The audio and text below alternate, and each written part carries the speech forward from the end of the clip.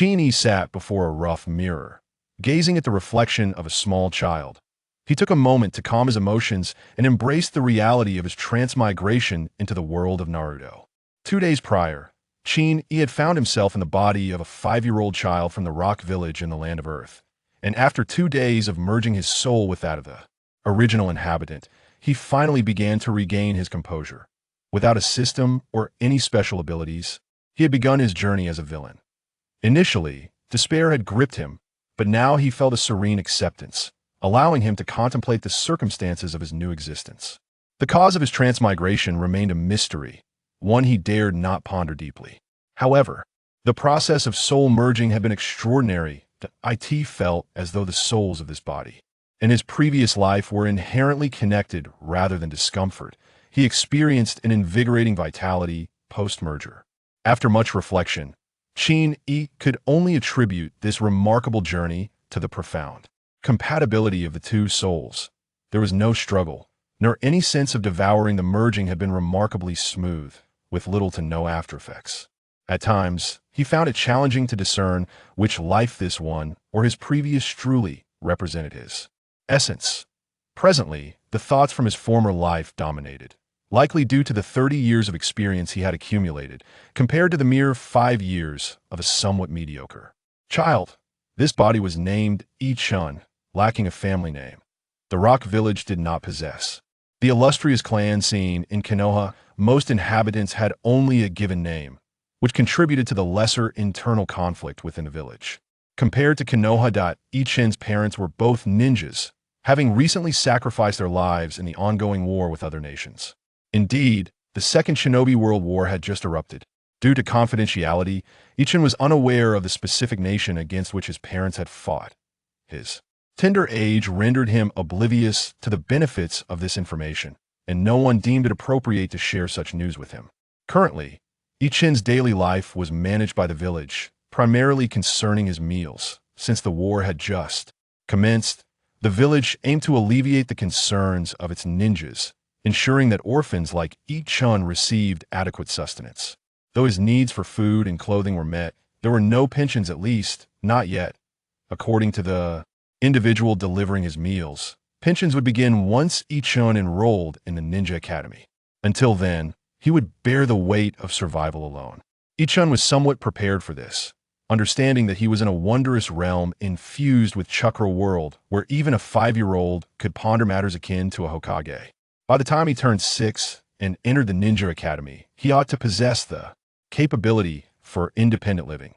Turning left as he exited his home, he walked for approximately 10 minutes until he arrived at the dining hall. He was quite familiar with this place, although his parents had perished only a few days prior. The original owner of this body had dined here for over a month. Since the first day of the pre-war mobilization, when his Chunin father and Jinin mother departed the village, he began his meals in this hall. Upon entering, I-chun expressed his gratitude to the middle-aged woman distributing food. "Thank you, Senior Hanyen, for your kindness these past few days." It was this female, Chunin, who had noticed his absence 2 days ago. Concerned after learning of his parents' tragic fate, she had sought out I-chun's home. Upon discovering him in a disoriented state, she had taken him to the medical department at that time. I-chun had not yet fully merged his souls and was bewildered, frightened by the gentle yet formidable woman who had effortlessly carried him across rooftops. Hanyen smiled gently at I-chun, assessing him and, finding no abnormalities, nodded in reassurance. "Little I-chun, do you feel any discomfort in your body?" she inquired, handing him a portion of breakfast. "Senior Hanyen, I am quite well now." "I have a request for you," I-chun replied. Curiosity sparked in Hongyan's eyes as she asked, "What is it, little I-chun?" Taking a deep breath, as if summoning great resolve, I-chun declared, "I would like to request your guidance in my ninja training." This matter had been on I-chun's mind for quite some time. First, his current connections were limited, with access primarily to ninjas like Hongyan, who were responsible for their welfare. Second, being still a child, he had little to fear from taboos, even if she declined. He doubted she would take offense. Third, given her demonstrated compassion toward him, he realized that as the war intensified and more orphans emerged, the likelihood of her agreeing would diminish significantly. Especially considering his lack of talent, A flicker of sympathy crossed Hongyan's gaze as she envisioned the narrative of an orphan striving for vengeance for their parents. Thus, she did not deter him, but instead patiently explained the process of learning to become a ninja. After breakfast, Ichin stood at the entrance of a place resembling an elementary school from his previous life. Before entering the ninja academy, all children were required to undergo basic literacy and preparatory education. In truth, even if Ichun had not expressed this desire, he would soon be entering school, as the ninja academy primarily functioned as a military institution, imparting knowledge relevant to ninjas, separate from ordinary citizens who had to attend school for their education. Ichin's early entry into the school quickly attracted the teacher's attention. Upon learning of Ichin's situation, the teacher initially considered dissuading him, but, after reflection, ultimately agreed. The fact that Ichin could articulate his thoughts independently indicated sufficient mental acuity, and learning should pose no significant challenges.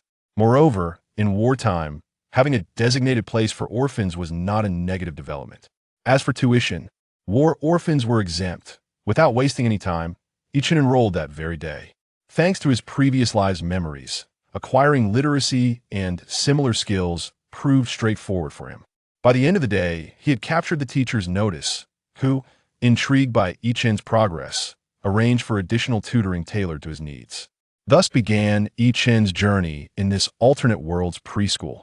Though the classroom was populated, Ichin was aware that most of the children would not pursue the path of a ninja, leading him to maintain a solitary existence. Being the youngest and of commoner origin, he found no peers eager to befriend him. They regarded him merely as a cultural prodigy, an anomaly. Perhaps due to Ichin's precedent, over a month later, the dining hall began receiving more war orphans and children left behind. However, this did not significantly affect Ichin, as he was unaware of the characters from his previous life in the Rock Village and thus could not seek out potential talents for investment. Cultural studies were simple for Ichin. Over the course of a month, he completed all aspects of his preparatory education. That he also perused numerous books related to ninjas, gaining a new, intuitive understanding of this world, finally transcending the confines of his previous anime-inspired worldview. One day, the classroom teacher approached Ichin, presenting him with an unexpected surprise. It turned out the teacher had noticed Ichin frequently practicing hand seals alone. Although not a ninja herself, she understood that training should not be conducted in isolation. Consequently, she contacted the Ninja Academy to relay this information. In response, they agreed to allow Ichin to participate in the entrance examination ahead of schedule. Upon receiving the news, the Ninja Academy reported to the higher-ups. After discussion, the leadership of the Rock Village decided to expedite enrollment, easing admission requirements to accommodate the ongoing war while simultaneously implementing foundational education and ninja training within the academy. Of course, the higher-ups did not expect these newly admitted students to impact the current war. By the time they grew, the conflict would likely have long concluded. Their primary concern lay in the anticipated post-war reduction in the number of ninjas, necessitating the recruitment of new talent. Each generation would serve as the reserve ninjas for this replenishment. With a heart full of trepidation, Ichin approached the Ninja Academy. The institution stood as one of the core facilities of a ninja village, sprawling across an extensive area. After all, the supplementary school capable of sustaining a battle, involving tens of thousands of ninjas, sees hundreds, if not thousands, of new ninjas emerge each year. Within the Ninja Academy, numerous high-ranking ninjas are stationed, and the area is under constant surveillance by patrolling ninjas, not to mention its proximity to the core of Iwagakure, Tsuchikage's building. Ichin was uncertain about his own talents. Although the early admissions had a slight connection to him, he lacked confidence in his ability to successfully enter the Ninja Academy. He could not even glean any information about the examination content from the Chunin Hongyan. When Ichin inquired, Hongyan simply remarked, "Little Ichin is already inquiring about intelligence like a ninja before he has even become one," leaving Ichin at a loss for words. Many others were also entering the academy alongside Ichin, with this year's intake seemingly combining the applicants from the previous 2 years. Furthermore, after the news of expanded recruitment spread, many individuals with seemingly average physiques sought to try their luck. After all, Even if one could not become a ninja, learning the ways of cultivation could still enhance their health. Most children were accompanied by their parents, while others, like Ichun, were escorted directly from the cafeteria by a ninja responsible for the dining hall. The leader of their group was not Hong Yin, and since Ichun was unfamiliar with this person, he paid them no mind. Instead, he waited anxiously yet eagerly to undergo the assessment.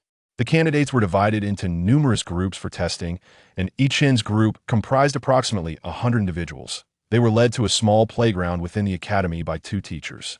On the playground, there were instructors overseeing the tests, as well as students who had already completed theirs. That it was evident that some students were being escorted away in disappointment, while others remained behind, animatedly discussing their experiences.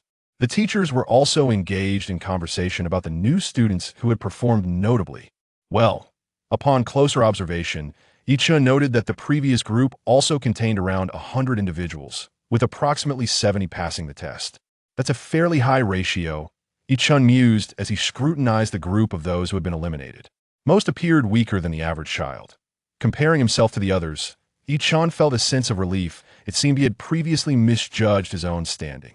While he lacked any formidable bloodline, both of his parents were ninjas, which made him a second-generation ninja of sorts. It appeared that passing the test should not pose a significant challenge. Before long, it was time for Ichin's group to undergo the assessment. Drawing upon his knowledge from past life, he quickly discerned that the entrance examination for ninjas included not only physical tests, but also assessments of mental acuity. Upon this realization, Ichin felt a surge of determination. He understood that if the evaluation focused solely on physical prowess, he would likely emerge as merely an average student. However, if they assessed mental capacity as well, he might just have a chance to strive for the elite class. Indeed, the ninja school offers an elite class. Yesterday, upon learning that the school was conducting early admissions, Ichin heard the news from a well-informed classmate. Graduates from the elite class are highly likely to be assigned as Jonin captains, while students from the general classes are typically only allocated 1 Chunin captain. The prospect of becoming a Jonin captain greatly excites Ichin. Having previously misjudged his own potential, he now possesses a clearer understanding of his aspirations, which naturally diverges from his former ambitions. The mental acuity test. After all, he has the advantage of 2 souls merging within him. Setting aside other factors, he can already discern that his concentration has markedly improved compared to his previous life. With merely 5 hours of sleep, he finds himself energized throughout the day, provided he does not engage in strenuous exercise. In the days following his transmigration, Ichin has committed to daily training, primarily focused on running and squats. The intensity is manageable, intended as preparation for the official admissions later this year. Although he may not meet the age requirements, he plans to muster the courage to participate in the test, confident that the instructors at the ninja school would not turn him away if he meets the standards. However, the early admissions have granted Ichin an opportunity, albeit without sufficient time to train adequately. Given that this body had previously engaged in little physical activity, it is only now beginning to adjust to prolonged exertion. This lack of confidence stems from his past memories, which instill a fear that everyone is as formidable as the 12 ninja warriors. In truth, many ninja clans begin their rigorous training at a younger age than Ichin. While they may not practice chakra refinement, their physical capabilities far surpass his own. Coupled with superior nutrition and guidance from esteemed mentors, they undeniably hold a significant advantage over him.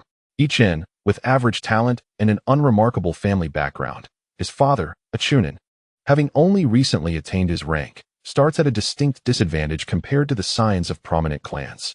Without extraordinary fortune, his life's trajectory would likely culminate in becoming merely a Chunin, and that would only be after adulthood, relying on experience to barely achieve such a rank. In times of conflict, he would serve as little more than a relatively advanced foot soldier. Yet now, with newfound opportunities, despite lacking a wise elder or a system, he at least possesses a mature soul, which may grant him some innate talent in illusions and other areas. As for concealing his abilities, that seems improbable. Ninja training cannot rely solely on talent. It demands countless resources throughout the process.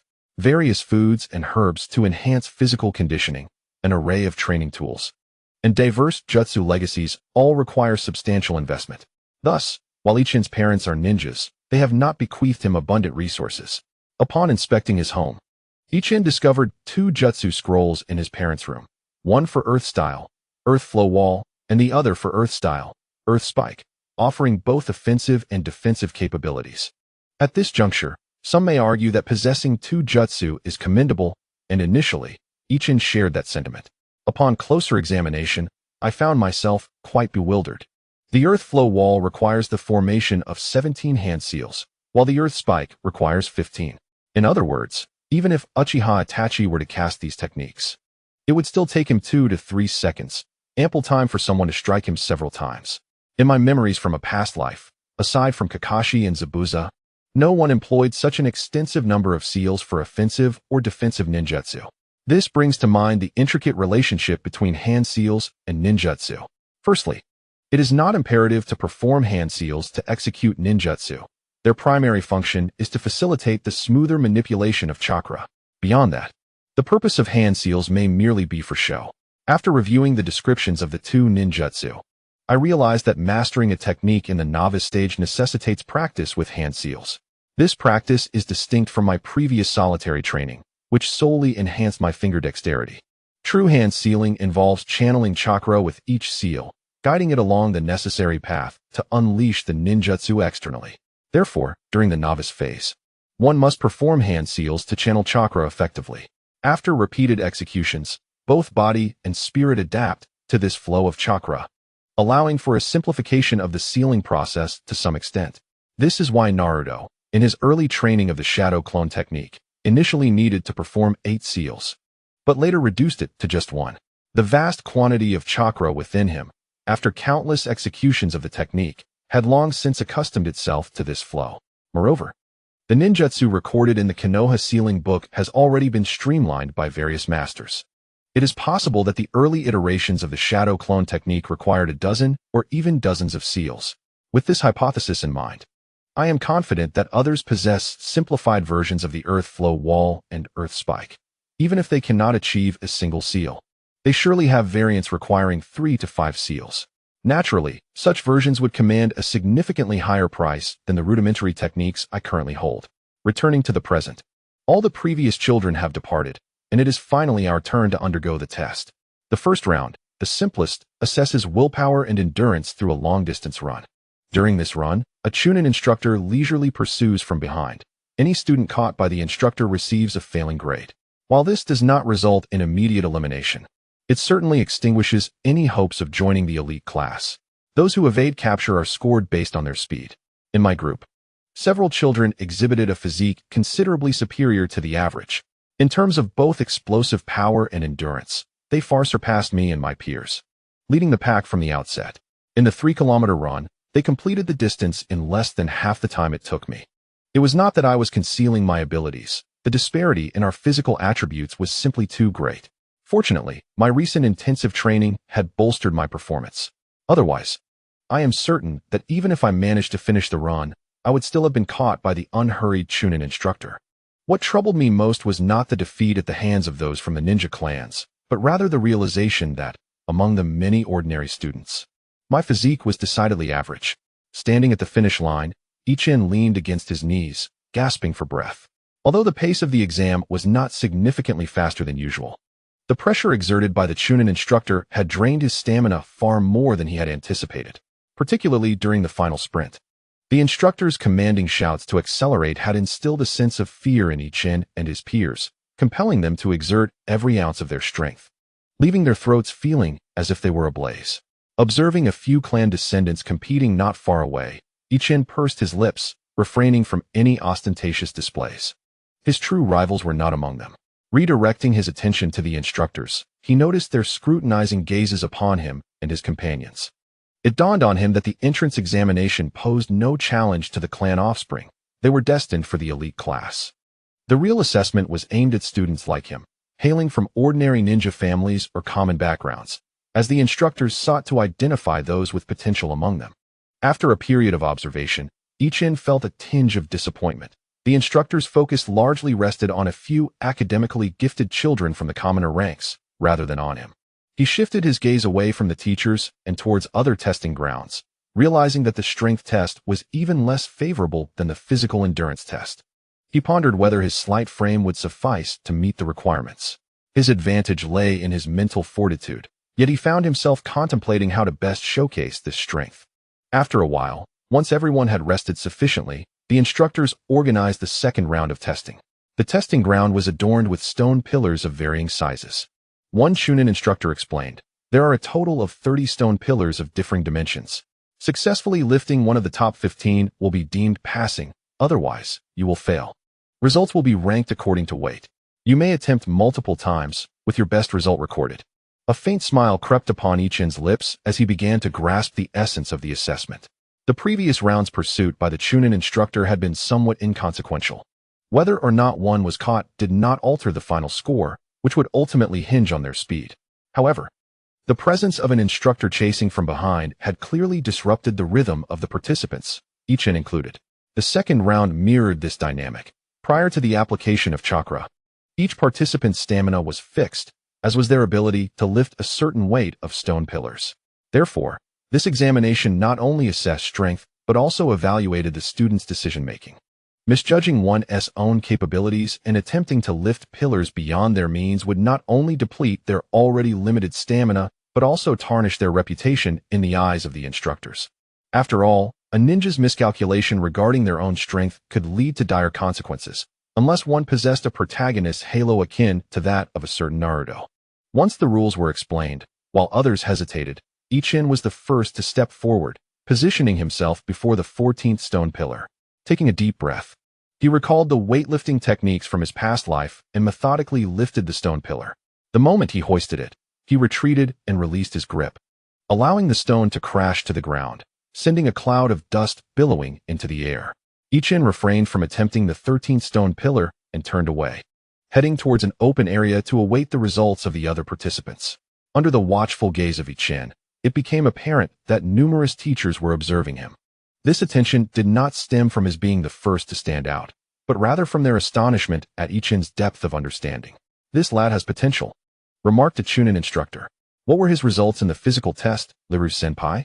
The Chunin responsible for recording, Liru, perused his notes and replied, "His performance was average, merely above the median among common ninjas. He likely has no hope of entering the elite class." As he continued to examine Ichin's file, he let out a sound of surprise. "What is it?" inquired another Chunin, curious. "Does this boy have some issue?" Liru chuckled. "Indeed, there is something noteworthy. This lad is the reason for the early admissions this year." His desire to enroll ahead of schedule prompted the matter to be reported to Lord Tsuchikage, who, along with the elder advisors, decided to initiate the early recruitment. Oh, the surrounding individuals expressed their astonishment. They had heard whispers of this situation but had not paid it much heed. Now, confronted with the subject himself, they couldn't help but scrutinize Ichin more intently. Ichin, aware of the teacher's scrutiny, felt a surge of joy, internally awarding himself a score of 90, while maintaining a composed exterior and redirecting his gaze towards the other students. Perhaps feeling overshadowed by Ichin's prominence, a taller individual approached the 10th stone pedestal and effortlessly lifted it. He then shot a challenging glance at Ichin, gritting his teeth as he attempted to raise the 9th pedestal.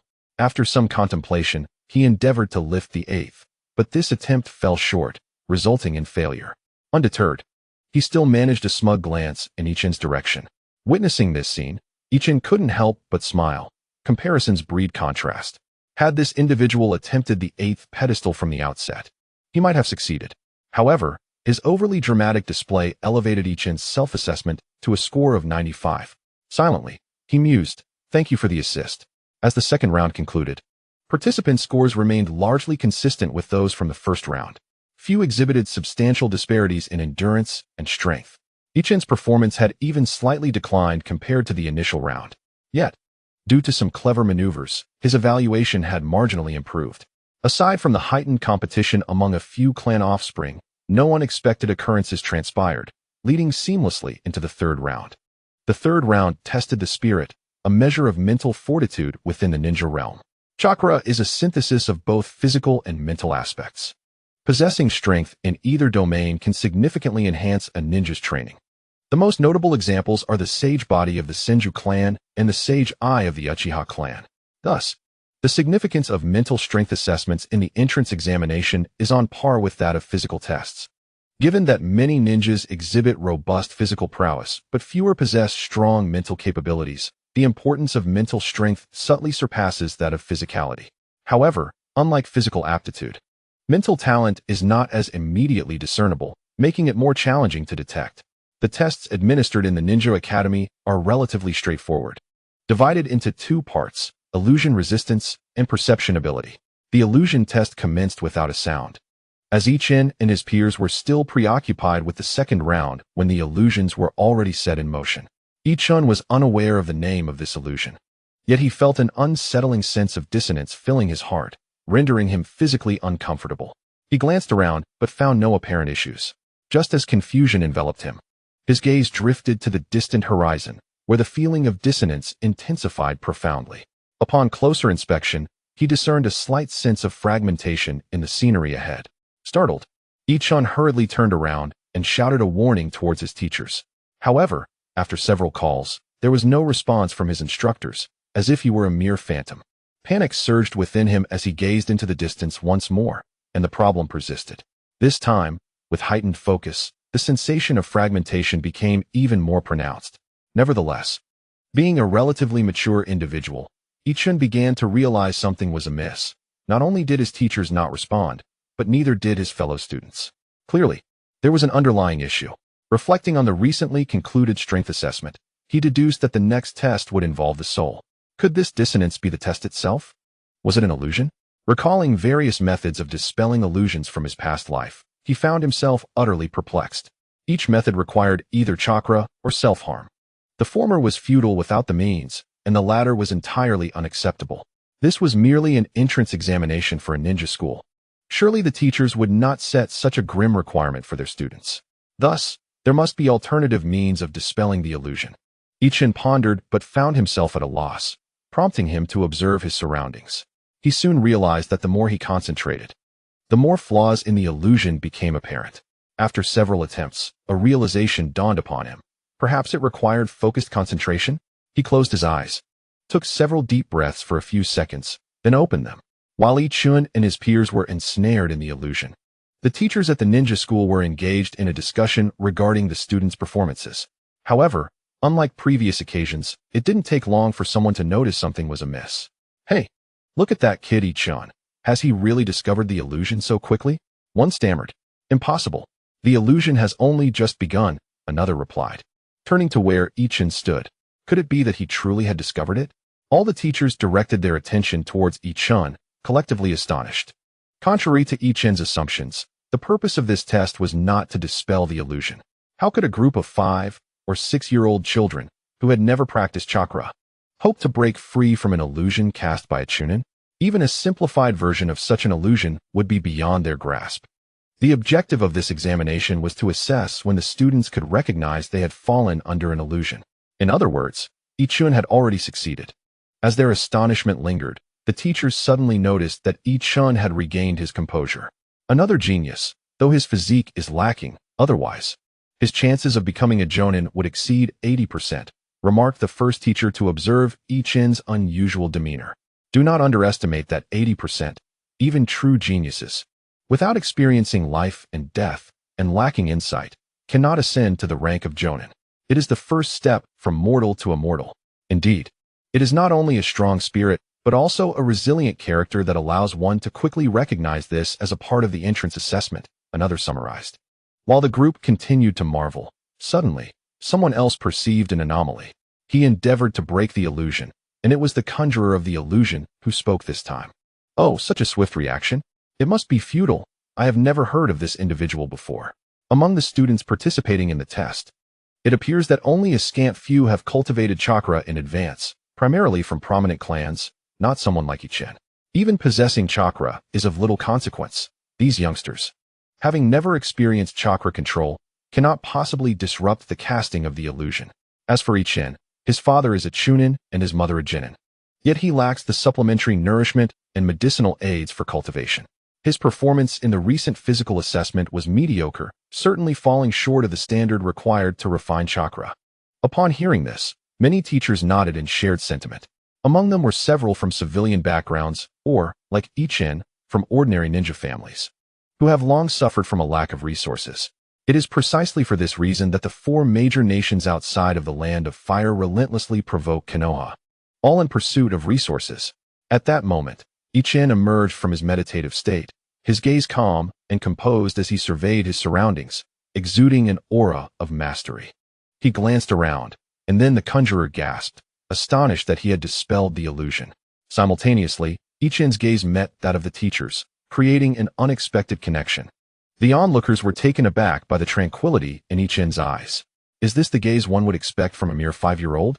Even in the ninja world, where prodigies abound. Ichin's demeanor startled everyone. We have indeed produced a genuine talent among our Iwagakure, one remarked with a sigh of relief. Yet, another mused. If only his physique were stronger. The village's ninjutsu resources were almost non-existent, and there was little in the way of illusion techniques to draw upon. Realizing the implication of these words, the crowd collectively sighed in disappointment. Indeed, his physical constitution was rather average. For common individuals, being slightly above average is a virtue. But for a genius, it becomes a hindrance, a flaw that is difficult to rectify. Do not be misled by the likes of Mike Guy and Rock Lee, who, through their taijutsu, continually shatter human limits. Their successes stem from their exceptional physical gifts. Ironically, Rock Lee, who vocally aspires to surpass geniuses, is himself an undeniable genius. His perseverance is not solely a product of effort and will, but also due to his body's capacity to withstand such exertion. If this training were to be placed upon others, it would yield not progress, but rather disability. Presently, in the eyes of these observers, Ichin is akin to Rock Lee in the estimation of Konoha's elite. They would not mock Lee for his lack of ninjutsu, for they understand that individuals with such physical prowess face little difficulty in becoming jonin, with a likelihood exceeding 90%. However, aspiring to reach the status of Hokage remains virtually impossible. In truth, without the forbidden technique of the 8 gates, Rock Lee is merely an ordinary jonin. Although the 8 gates can grant him the power of a Kage, such strength is fleeting and causes significant harm to the body, rendering it unstable and disadvantageous in the face of true Kage-level opponents. Yet, if he were to unleash the 8th gate, igniting his very life force's fuel, it would transcend the realm of forbidden techniques entirely. The force unleashed in that strike surpassed the level of shadows. Ichin, akin to Rock Lee, possesses the potential to reach the heights of Mike Guy and Rock Lee, provided he employs the appropriate training methods and dedicates himself to effort. However, the Hidden Stone Village is lacking in this regard. The current iteration of the Hidden Stone Village is not the same as it was during the 4th Great Ninja War. Aside from its abundant earth release techniques, it suffers from considerable shortcomings in other areas. At this moment, someone spoke up. I recommend him for the elite class. Even if the village lacks the resources to nurture him, he is still a prodigy. A prodigy may very well carve out his own path. Others paused, seemingly taken aback. But after a brief silence, they gradually echoed their agreement. I concur. I agree. So do I. Thus, unbeknownst to Ichin, he had secured a place in the most distinguished of the elite classes. At this juncture, Ichin also realized that he had successfully broken free from the illusion. He exhaled a sigh of relief, fortunate that the intensity of the Jinjutsu was relatively low. Earlier, he had concentrated his gaze on a distant point, observing the cracks in the illusion expand under his scrutiny. As his line of sight shifted, the fractures followed suit, and the rate of restoration at the previously damaged points could not keep pace with the destruction. Eventually, the extent of the damage became so overwhelming that the Jinjutsu could no longer maintain its facade in his eyes. It was as if a mirror had shattered. The illusory scenery vanished in an instant, revealing the true world once more. In that moment, Ichin instinctively glanced towards the direction of his teachers, only to find them gazing back at him. It dawned on him that he had succeeded, not due to his own formidable strength, but rather because the caster had expended minimal chakra. Furthermore, facing an illusion affecting over 100 individuals, the intensity was inherently low, thereby granting Ichin an opportunity. Nonetheless, even under these circumstances, it was a remarkable feat for a mere child devoid of chakra. Without wasting a moment, Ichin promptly seated himself to recuperate. The brief interval, seemingly simple, had drained a significant amount of mental energy under the pressure of the Jinjutsu, leaving him feeling fatigued. He needed to take advantage of the time, while others were still grappling with their own struggles, to restore his strength. It is essential to recognize that chakra is the amalgamation of physical and mental energy, a product of the fusion of yin and yang. Ichin's mental energy, however, was not integrated with physical energy. It was purely of the yin attribute, thus fundamentally incomparable to chakra. This disparity resulted in a substantial depletion of mental energy during the process of dispelling the illusion. Witnessing this scene, the teachers nodded in appreciation, acknowledging the importance of swiftly regaining strength, a fundamental survival instinct on the battlefield. The life of a ninja is characterized by the breaking of conventional thought. Danger can strike at any moment, necessitating that one be prepared in the best possible condition to face the unknown. While Ichin sat, resting to recover his mental energy, most students remained oblivious to their entrapment in the genjutsu. They assumed this was merely a normal interlude between two segments, perceiving the teachers as engaged in discussions regarding their performances in the previous rounds. Only a select few sensed something amiss. Their quick realization sparked by the astonishment of the caster when Ichin broke the illusion, causing ripples in the genjutsu. However, all of this was irrelevant to Ichin, who at that moment sat on the ground with his eyes closed, resting. He surmised that by the time everyone completed their assessments, a considerable amount of time would have passed, allowing him to regain some mental strength. Yet, Ichin was mistaken. Waiting for everyone to realize they had fallen under an illusion would indeed take a long while, but the reality was quite different. In the realm of ninjas, those who pursued the path of yin release were few, with the vast majority remaining conventional ninjas. Among the yin release practitioners, most focused on sensory techniques and other supportive ninjutsu, truly capable combatants, like the Nara clan, the Yamanaka clan, or the individual currently casting the illusion, were exceedingly rare. Thus, the purpose of this selection round was to identify the few endowed with yin release talent or resistance. To Ichin's astonishment, the instructor swiftly announced the conclusion of the third round. At that moment, aside from a handful of individuals cautiously surveying their surroundings, the majority wore expressions of utter bewilderment. Naturally, Ichin's astonished countenance was perceived as befuddlement by the others, leading the scions of various clans to categorize him among the mediocre. Those students who misjudged Ichin's performance ceased to view him as a rival. A few who had discerned the cracks in the illusion gathered to discuss and compare who had been the first to uncover it, leaving Ichin speechless, realizing he had overthought the situation. Nevertheless, this was likely a fortuitous turn of events, perhaps offsetting his physical shortcomings. Embracing this notion, Ichin shifted his focus to the final round, where a row of helmets connected by fine threads awaited. Although he had long deduced that this pertained to a mental strength test, the specifics of the assessment eluded him. At that moment, several instructors approached, selecting a group of students from Ichin and his peers to prepare for the final evaluation. Those not chosen were promptly informed that their participation in the last round was unnecessary. Ichin was the first to have his name called, advancing to the next stage. Soon, he realized that those selected alongside him were all students who had excelled in the previous rounds, including those who had identified the illusion in the third round. Others expressed disbelief at Ichin's selection, with some pondering whether he had been concealing his true abilities, now uncovered by the instructors. In contrast to the skepticism of his peers, Ichin felt a surge of confidence from the previous assessment, recognizing that he had underestimated the advantages brought about by the merging of two souls.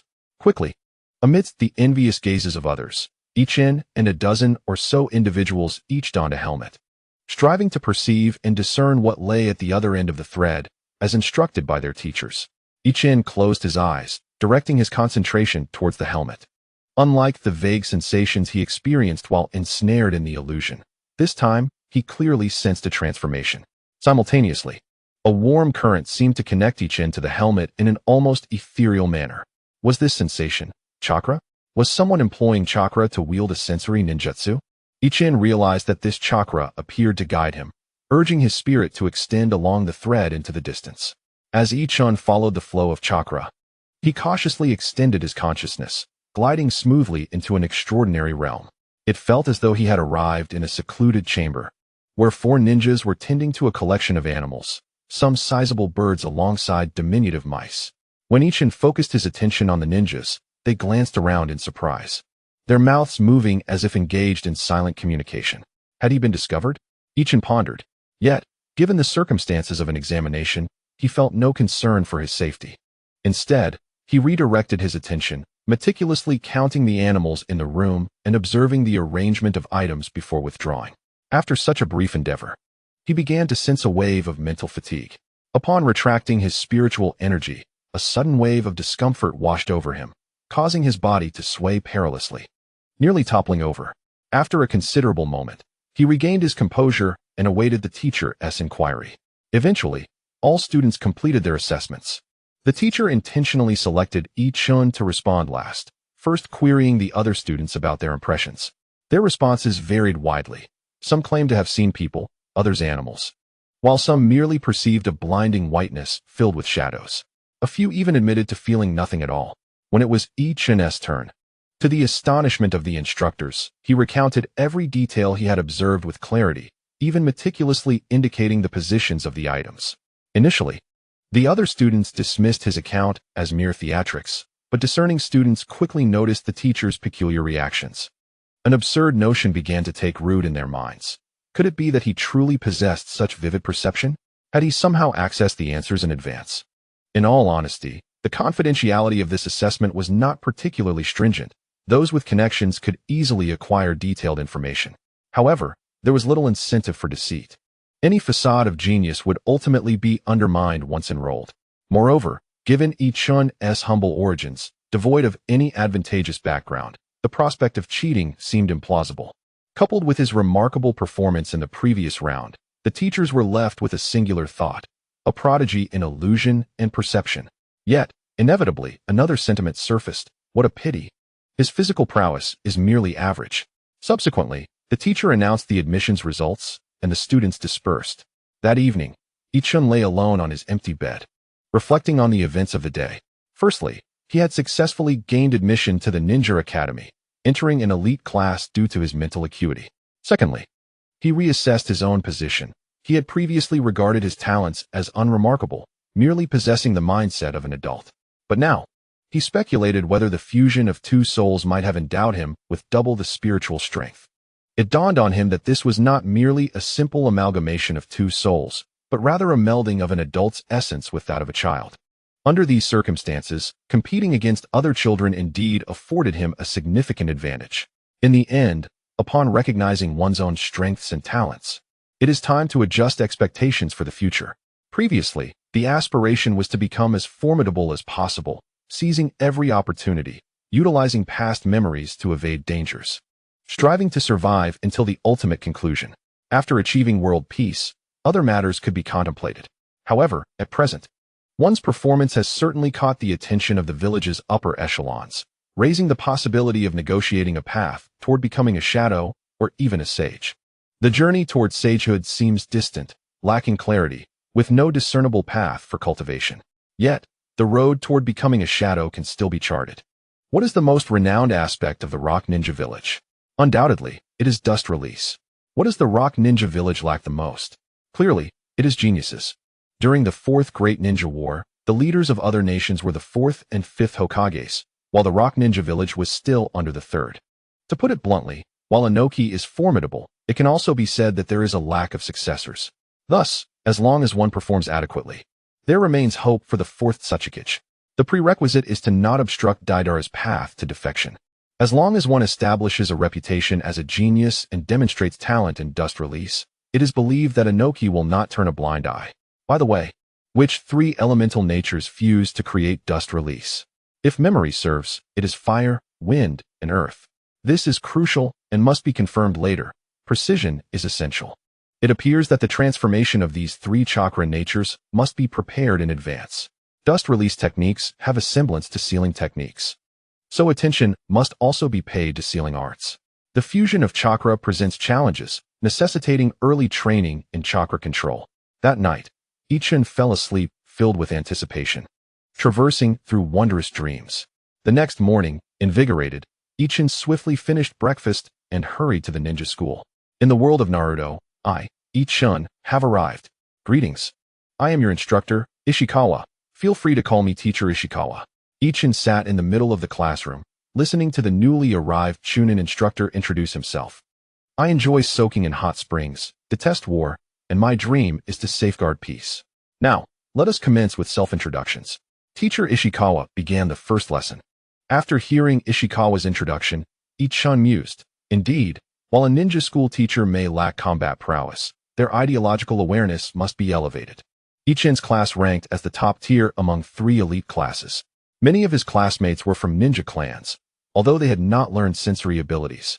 Ichin assessed that at least half had already refined their chakra, based on the speed displayed upon entering the classroom. There are indeed many geniuses, but that is beneficial. No matter how extraordinary one's performance may be, it is unlikely to lead to dissection for study. While Ichin was still contemplating the talents of his classmates, the self-introductions commenced. The first student stepped forward. My name is Muku. I enjoy barbecuing, despise the wait for the food to cook, and aspire to become the Tsuchikage. I am Takuya, and my dream is also to become the Tsuchikage. After the first student concluded, the second one dashed onto the stage with remarkable speed. As he spoke, he shot a glare at Muki, as though someone were encroaching upon his coveted position as Tsuchikage. However, Ichin felt he was overthinking. In such an elite class, it was only natural that at least half of the students harbored aspirations to become Tsuchikage. Indeed, the next student was even more forthright, calling out loudly before Gaia could descend, declaring that he had already reserved the position of Tsuchikage. You two rubbish dare to vie for my position as Tsuchikage, Fujino?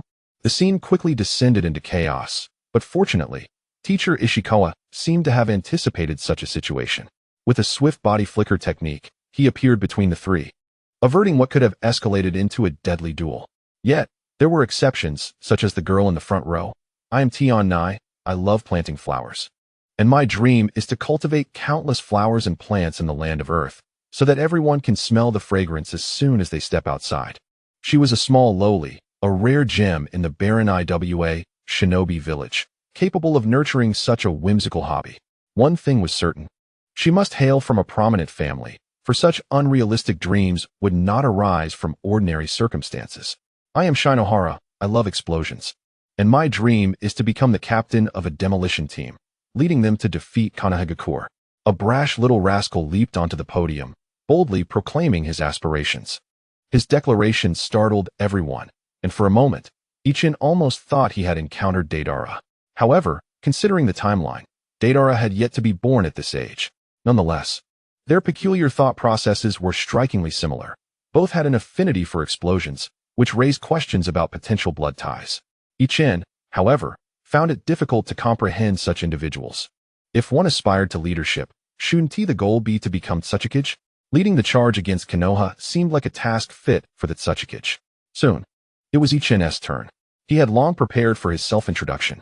Stepping onto the podium, he surveyed the entire class before speaking. My name is Ichin, and my ambition is to become an exceptional ninja, capable of protecting my comrades and safeguarding the village on the battlefield. Words reflect the heart, especially for children. Ichin, lacking any influential background, understood the necessity of maintaining political correctness. Protecting comrades and defending the village were not only politically correct, but also constituted a reasonable value system for someone of his origins. Only by aligning his values with those of the village could he earn their trust and potentially receive greater resources. Moreover, the dream of protection resonated harmoniously with teacher Ishikawa's vision of peace. After all, Ishikawa would be the ninja he would have the most contact with for a considerable time, and laying the groundwork for a beneficial relationship was essential. The ensuing days became routine and monotonous. The curriculum at the Ninja Academy originally encompassed both theory and practical training. However, due to the early enrollment of Ichin's cohort, cultural classes were added. These classes focused on literacy, and aside from a few prodigies, this subject proved to be the most challenging for Ichin's classmates. This was partly due to their young age and unstable dispositions, and partly because, in comparison to combat training, this subject felt exceedingly tedious, leading to internal resistance. In fact, practical lessons were also unpopular, as, being novices, they would not engage in actual combat. At their age, any confrontation would merely devolve into a childish tussle of hair-pulling and spitting, yielding no meaningful results. The practical classes consist of various physical training exercises aimed at building a solid foundation and enhancing one's physical fitness. The most popular course is, in fact, the Ninja Theory class, where teacher Ishikawa imparts a wealth of knowledge related to ninjas. He often shares intriguing anecdotes from his personal experiences in battles, making the lessons thoroughly engaging. Ichin also finds delight in the theory classes, with the only regret being that he has yet to grasp the chakra cultivation methods discussed therein. Not only Ichin, but many classmates have failed to channel even a trace of chakra. According to teacher Ishikawa, this is due to their insufficient physical strength, which prevents them from extracting energy. As a traveler from another world, Ichun understands that chakra is derived from the body's 130 trillion cells, generated through the combination of physical and mental energy. However, the specifics of the cultivation process elude him. During a class, teacher Ishikawa meticulously analyzed the chakra cultivation process and various theoretical principles. Essentially, it involves using a meditative approach to sense one's own body. During this process, focusing attention on the body fosters a resonance between the mind and body, thereby generating chakra. Ichun can barely manage to concentrate on his body using this method, yet he struggles to achieve the resonance. At such moments, he feels as though continuing further could overwhelm his body. This sensation is a protest from his body, a self-protective mechanism warning him that his physical strength is inadequate to form chakra. Privately, Ichun inquired with teacher Ishikawa about possible solutions. The teacher mentioned that there are indeed methods within the ninja realm that allow for chakra cultivation despite lacking physical strength. However, the side effects are severe and could inflict irreparable harm on the body. He advised Ichun to be patient and to diligently strengthen his physique. With no alternative routes and unwilling to take risks, Ichun could only silently increase the intensity of his training. However, this escalation necessitated additional energy. Although classes had commenced early, the village's compensation funds had yet to be dispersed, compelling Ichun to utilize the meager savings left by his parents for emergencies. Fortunately, as he was still in the initial stages of his training, Ichun only needed to follow the methods taught in the practical classes, requiring no specialized equipment. The only expense was for food. The cost of sustenance necessary for chakra cultivation was considerable, and Ichun estimated that his funds would sustain him for approximately 6 months. If he could not reach the level of chakra cultivation within that time frame, he would have to seek alternative solutions. Presently, Ichun was determined not to divert his focus towards earning money, for if he were to pursue that path, it would also require him to tread the path of a ninja. Thus, his life unfolded with the precision of a soulless machine, adhering strictly to a schedule. Each day began at 6 o'clock, with a morning meal followed by an hour of training at home, after which he would head to the cafeteria for a second meal. Subsequently, he would attend the ninja school, dedicating the time before classes to studying various theoretical concepts, utilizing books borrowed from the school. The morning comprised 2 classes. The first being a cultural course, which held no relevance for Ichun, as he consistently achieved perfect scores and opted to read on his own. The second class is a theoretical lesson, during which Ichun attentively absorbs the teachings. Particularly, he focuses on the intricate details shared by teacher Ishikawa regarding the execution of various ninja missions, details that could prove fatal should one falter in the future. In this theoretical class, teacher Ishikawa also allocates half of the time for chakra training. Indeed, even those like Ichun, who have yet to master chakra extraction, are required to engage in this practice. According to teacher Ishikawa, only by allowing both body and mind to fully acclimate to this process can one be capable of extracting chakra at any moment, even amidst combat. Only then may the students enjoy freedom of movement. Following the class, it is lunchtime, and as per usual, Ichun dines in the cafeteria. Uncharacteristically, however, he forces himself to consume additional quick energy-boosting foods post-meal. During the rest period, benefiting from his formidable mental fortitude, Ichun opts not to rest in the classroom, but instead practices hand seals on the training ground designated for practical lessons. The hand seals he is practicing have been previously taught by teacher Ishikawa. Thanks to his exceptional performance in cultural and theoretical subjects, teacher Ishikawa has taken the time to provide Ichun with additional guidance. Ichun scrambles the 12 seals into various sequences, prearranging them accordingly before commencing the practice of each one individually. This continues until the arrival of the teacher and classmates for the afternoon practical lesson. Initially, a few classmates join Ichun in training on the field before class, yet they soon succumb to fatigue, leaving Ichun to practice alone. In the practical class, after fulfilling the foundational training exercises as instructed by the teacher, Ichun focuses his time on equipment-intensive training, such as throwing shuriken and kunai. Although the props used are wooden, they remain beyond Ichun's financial reach. Thus, taking advantage of the school's resources proves to be a sensible choice. Although the practical class is longer than the morning sessions, it is still merely one class, and the ninja school dismisses students quite early. With some time before the usual dinner hour, Ichin returns to the classroom after others have dispersed, where he resumes chakra training to replenish his energy. Once mealtime arrives, he first eats in the cafeteria, followed by some additional energy-boosting foods from outside, conveniently packing 2 portions for the next day. After a leisurely stroll home, Ichin sits by the window, reflecting on the day's lessons. He reviews the theoretical class or borrowed books for any unclear concepts, meticulously taking notes to prepare questions for the next day. Once this is accomplished, he finds that he has digested his dinner adequately and begins his physical training anew. This session is more intense than during the day, and only after reaching a state of exhaustion does he wash up and retire for the night. Due to the prior exhaustion, Ichin falls asleep swiftly each night, having never experienced insomnia since entering the ninja school. Of course, each day is not devoid of enjoyment. Most of his classmates are encountering such a multitude of peers for the first time, leading to an abundance of jokes and conflicts. For instance, the trio of Miyuk, Gaia, and Fujino found themselves at odds with one another solely over who would vocalize their ambition to become the Tsuchikage first. Their mutual disdain was palpable, and they were notorious for their frequent altercations within the class. It is perplexing how, amidst the throngs of aspirants for the title, these 3 could harbor such animosity towards each other. Moreover, Ichin himself was not particularly at ease. The classmate Shinohara, who bore a striking resemblance to Deidara, seemed to have taken a dislike to him. Shinohara indeed possessed considerable talent and hailed from an illustrious background, having already cultivated chakra prior to enrollment. However, his academic performance in cultural subjects languished at the bottom of the class, often appearing restless during lessons and frequently drawing the ire of teacher Ishikawa. Seated directly in front of Ichin, he could not resist glancing back at Ichin, who enjoyed certain privileges. Ichin, having attained full marks consistently, was permitted to read independently rather than attend lectures, whereas Shinohara struggled to comprehend the material even when he tried. Perhaps, in Shinohara's eyes, they both seemed exempt from the rigors of class. He persistently attempted to disrupt Ichin's concentration, making it challenging for him to immerse himself in his reading. Initially, Ichin contemplated changing his seat, but he reasoned that if he couldn't maintain focus, how could he aspire to be a ninja? Furthermore, amid his exhausting and demanding routine, he needed some diversion.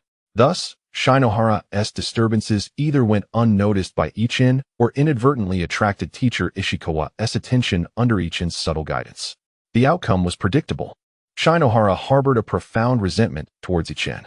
After each class, Shinohara would declare his intent to duel Ichin, only to be thwarted by Tian Na, who sat beside Shinohara and in front of Ichin, acting as a peacemaker. This little girl was well-behaved and possessed notable talent, originating from a prominent ninja clan. She empathized with Ichin, a commoner in their midst. Interestingly, Shinohara, despite his rough demeanor, surprisingly complied with Tian Na's requests. After being interrupted, he would vehemently challenge Ichin to a duel in practical classes, yet, ironically, there were no dueling sessions scheduled at that time. Ichin suspected that this might be a one-sided infatuation. Shinohara, the scheming lad, perhaps sought to engage with Tian Na through such antics. In Ichin's class, the male-to-female ratio was skewed, though not excessively so, standing at approximately 15-1. Most of the girls, reminiscent of Naruto's former classmates, were enamored with a particular young boy named Ikura, who, while possessing a somewhat cool demeanor, did not resemble Sasuke. Ikura was gentle in nature and came from a good family. Ichin recalled vividly that he and Ikura had been grouped together during selection, with Ikura achieving the highest scores in the first 2 rounds. Tian Na also harbored feelings for Ikura but, out of shyness, refrained from approaching him directly, though she inevitably kept an eye on him. To provoke Shinohara, Ichin would occasionally instruct Tian Na on subtle ways to engage Ikura in conversation, relishing the discomfort that would wash over Shinohara whenever he noticed Tian Na's budding interest. This provided Ichin with considerable amusement, alleviating the monotony and fatigue of his training. Listening to the 3 aspiring shinobi exchange banter, observing a group of young girls idolizing their stars, and occasionally teasing Shiwan, these moments have become rare instances of relaxation in Ichin's life. Initially, Ichin attended school solely to learn the ways of a ninja. However, unbeknownst to him, he has gradually forged a tenuous connection with this world, a faint bond that has developed over time. This routine persisted for an entire month. One day, during a theoretical lesson, as everyone was diligently practicing chakra extraction, Ichin experienced a novel sensation for the first time. In the past, he had always felt a sense of resistance before achieving resonance, which hindered its realization. Yet, through relentless daily practice, this resistance had significantly diminished. Today, to his surprise, Ichin discovered that this feeling of resistance had vanished. Consequently, the fusion of spiritual and physical energy occurred seamlessly, and the first trace of chakra was born. There was no euphoric sensation, no overwhelming excitement. Ichin merely felt a hint of fatigue as he emerged from his concentrated training. Upon raising his gaze, he caught sight of teacher Ishikawa, casting an appreciative glance in his direction. Ichin was among the last few in the class to successfully manifest chakra, largely due to his inferior physical constitution compared to his peers who qualified for the advanced class. Nonetheless, through unwavering effort and the advantage of his robust mental fortitude, which facilitated his acquaintance with meditative states, he ultimately achieved the first step of his training after a month. From casual conversations, Ichin learned that only 3 or 4 individuals in the class had yet to cultivate chakra, and their experiences mirrored his recent struggles, indicating they too were on the brink of success. Thus, in the early stages, when he could not yet leverage his mental prowess, Ichin found himself among the lowest ranks of his class. Although he had successfully cultivated chakra, it did little to alter his daily routine. The minuscule amount of chakra he had generated was hardly useful in practical combat, hardly surpassing the damage inflicted by a simple wooden shuriken. His physical constitution was too weak to yield sufficient chakra, rendering him incapable of enhancing his offensive capabilities. Ichin had not yet learned to control chakra, and such control necessitated continuous practice through consumption. The trace he had managed to cultivate was far too meager to sustain such efforts. Following teacher Ishikawa's instructions, Ichin coordinated his hands, formed the necessary seals, and attempted to manipulate his chakra. This sealing technique proved to be remarkably fascinating. Under the guidance of the seals, the trace of chakra visibly stirred, slowly shifting in one direction. Whether this direction aligned with Ichin's intended control remained uncertain, but the chakra was indeed in motion.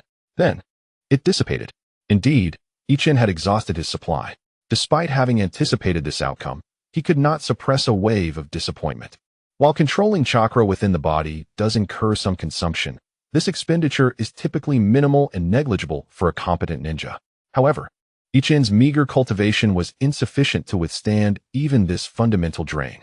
After calming his emotions, Ichin once again entered a meditative state to continue his cultivation. Through diligent efforts during this period, Ichin has laid a solid foundation and possesses sufficient mental fortitude, allowing him to swiftly refine his chakra. This time, however, Ichin refrains from hastily mobilizing it. Instead, he settles his mind and continues the refinement. It is uncertain how much time has passed, but he senses that the process is becoming increasingly effortless, and the chakra within him is multiplying until an uncomfortable sensation arises in his body. This discomfort serves as a natural warning. Further refinement would lead to overexertion. For a ninja, overexertion is a grave matter. Even minor repercussions may result in bodily harm that necessitates time for recovery, while severe consequences could adversely affect future potential and lead to deterioration of health. Ichin had speculated during his theoretical studies that the causes of bloodline diseases might be linked to such excess. However, the excess related to bloodline diseases is involuntary, as the body is exploited during the development of the bloodline limit without the protection of its self-defense mechanisms, resulting in irreparable damage. Ichin dares not tempt fate and promptly halts his refinement. He carefully examines the chakra within him, discovering that its quantity has increased more than 100-fold compared to before. He breathes a sigh of relief. Fortunately, it is not too little. This amount represents the current limit of his body, and any subsequent training must remain within this total. Once depleted, he would need to replenish his physical energy and allow for ample rest before resuming refinement. Taking a deep breath, Ichin forms hand seals and once again channels his chakra. With the assistance of these seals, the chakra begins to flow slowly. However, this flow is languid, and Ichin concentrates intently, attempting to control its speed. To his delight, the chakra begins to exhibit greater vivacity. It starts to dart about in response to his control. Though its speed remains modest, there is a noticeable improvement.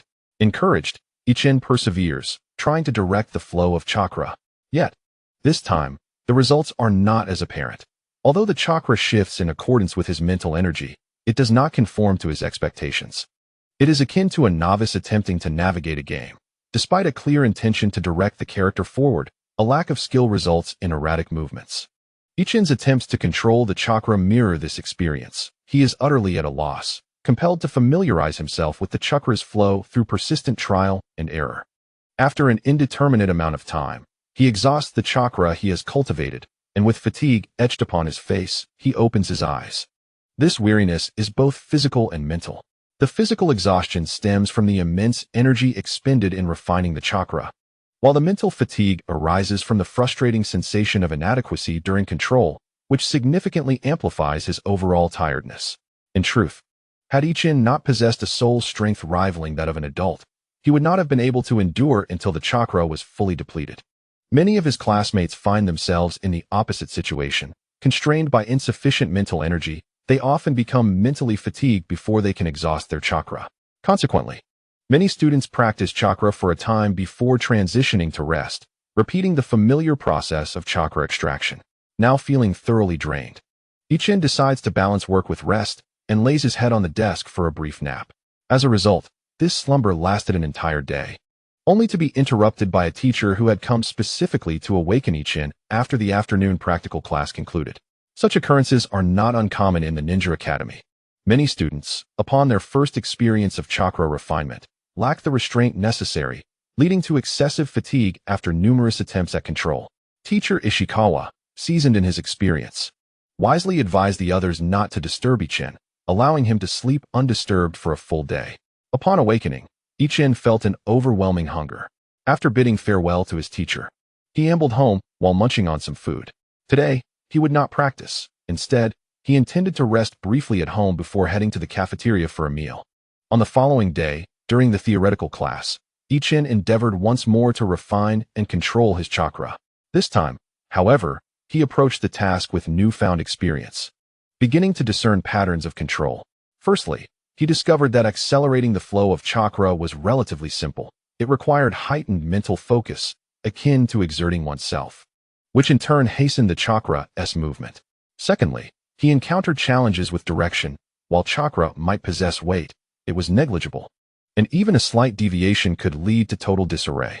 Thus, the emphasis of his future training would lie in this aspect. Finally, concerning endurance, Ichin recognized his unique advantage. Due to his mental fortitude, he could sustain control exercises for considerably longer than his peers, and his progress appeared to outpace theirs. A clear benefit of his strong mental capabilities. However, he acknowledged a considerable shortcoming.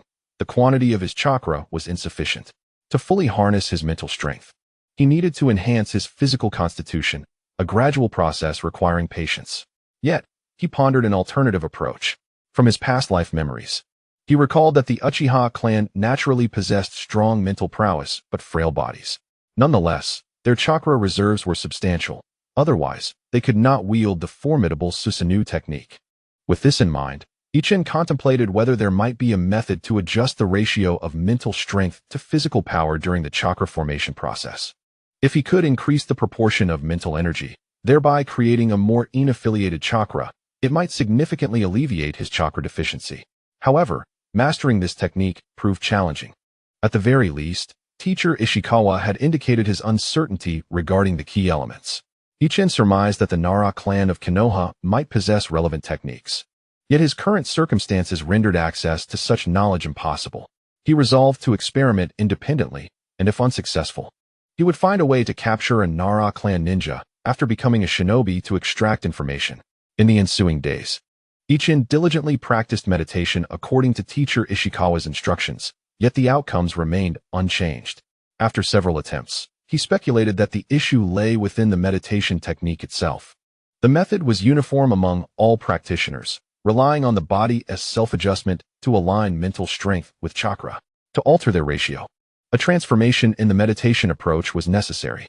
To augment the mental energy's proportion within the chakra, he could attempt to deepen his meditative engagement, pursuing a more profound state of meditation.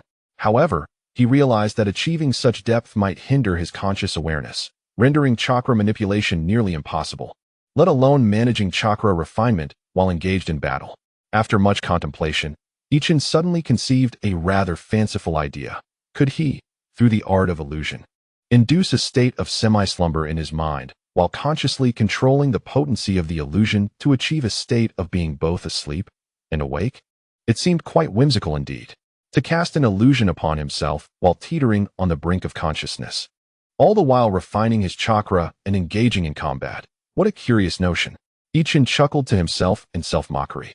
The Nara clan, as expected, was a venerable family with a legacy in Konoha that could not be unraveled by mere individuals. Disheartened, Ichin chose to abandon this train of thought.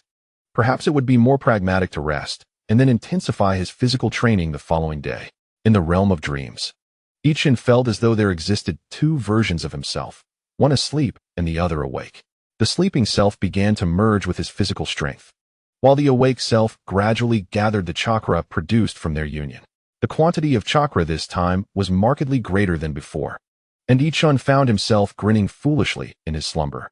Upon awakening the next day, as Ichin prepared for his morning routine, an unsettling realization struck him. Why was there such an abundance of chakra within him? Could it be that last night was not merely a dream? Had he encountered the old man? As he pondered over the dream, the more peculiar it seemed. Could the fusion of two souls be the reason for his newfound ability to multitask? With time still on his side, Ichin hastily consumed his breakfast and then attempted meditation. However, he found it impossible to attain the meditative state he had experienced the night prior. Resigned, he decided to focus on refining his chakra and would revisit meditation later during class. In the theoretical class, while his classmates engaged in chakra refinement, Ichin endeavored to recapture the state he had achieved the previous night. Yet, no matter how he tried, he found no semblance of success. In desperation, he sought out teacher Ishikawa to help him decipher his situation. After hearing Ichin's account, Teacher Ishikawa appeared perplexed. He promptly consulted the sensing ninja within the academy to examine Ichin's chakra. The sensing ninja confirmed that, indeed, the amount of chakra within Ichin was not typical of a novice. Furthermore, according to the sensing ninja, Ichin's chakra bore an unusual quality, leaning towards a darker essence, possibly indicative of an affinity for Yin chakra. Teacher Ishikawa refrained from drawing any conclusions and, upon returning to the classroom, promptly sought an audience with the third Tsuchikage, Inoki. At this juncture, the ninja world was embroiled in escalating conflict, with nearly all major ninja villages participating in the war, including the relatively sizable Rain Village. The hierarchy of nations was rife with suspicion and intrigue, each wary of potential allies and hidden betrayals. As the military leader of the Land of Earth, Inoki, though in the prime of his life, found himself overwhelmed with responsibilities. In this critical moment, had Ishikawa not belonged to the unique institution of the Ninja Academy, a mere Chunin would not have gained an audience with Inoki on the same day. When Ishikawa and his companion finally met with Inoki, they found him buried beneath a mountain of paperwork that was taller than himself. He gestured for them to wait while he finished his current task, and upon finally raising his weary gaze toward them, he signaled for them to speak. After listening to Ishikawa's account, Inoki expressed a measure of surprise, gazing at the perceptive ninja, and upon receiving a confirming nod from the other party, he solemnly spoke. It is still uncertain whether the chakra is of the Yin nature, Ishikawa-sensei. I must trouble you once more. Please bring that child here after school. I will personally arrange for an examination. After Ishikawa and his companion departed, Inoki's face revealed a trace of satisfaction. Are the prodigious talents of the Land of Earth beginning to emerge? Ishikawa's actions remained unbeknownst to Ichin, who was called away by Ishikawa after school from the classroom. Originally, he intended to practice in the classroom, but upon hearing he was to be received by the Tsuchikage, it was impossible not to feel nervous. He had seen Inoki before, during the opening ceremony of the Ninja Academy, when the latter made an appearance and delivered a somewhat indoctrinating speech. However, at that time, he was too far away to observe clearly. Being summoned for a private audience made Ichin, as a traveler from another world, feel a twinge of anxiety. Yet, considering the myriad of geniuses that abound in this extraordinary ninja world, it would be unlikely for anyone to conceive that he was a soul who had traversed realms. Following Ishikawa to the Tsuchikage's office, thanks to Ishikawa's prior notification, they did not wait long before encountering Inoki, who appeared to be awaiting their arrival rather than attending to any official matters. Standing beside him were two ninjas, who, upon seeing Ishikawa and Ichin enter, immediately fixed their gaze upon Ichin. Floating gracefully before Ichin, Inoki initiated the conversation, Young Ichin, Ishikawa-sensei has already briefed me on your situation. We now need to conduct an examination of your body. Rest assured, it will not harm you. Are you willing? Ichin nodded, expressing, "Thank you for your concern, Lord Tsuchikage. I will cooperate." He nodded while adorning a cute demeanor. "Ah, what a well-behaved child." Inoki praised Ichin, then gestured for the other two to commence the examination. These two were evidently far more proficient than the previous perceptive ninja. One began by examining Ichin's physique, and after completing that, the other placed a hand on Ichin's lower abdomen to commence sensing. After a brief moment, they began to report their findings. The first individual stated, "Lord Tsuchikage, this child's constitution is average, yet considerably better than his peers. However, the ability to refine chakra is indeed the limit. The amount of chakra he possesses is truly beyond what this body should be able to bear." Inoki nodded and turned to the second individual. The second pondered for a moment before stating, "Lord Tsuchikage, the chakra within this child is not of the Yin nature.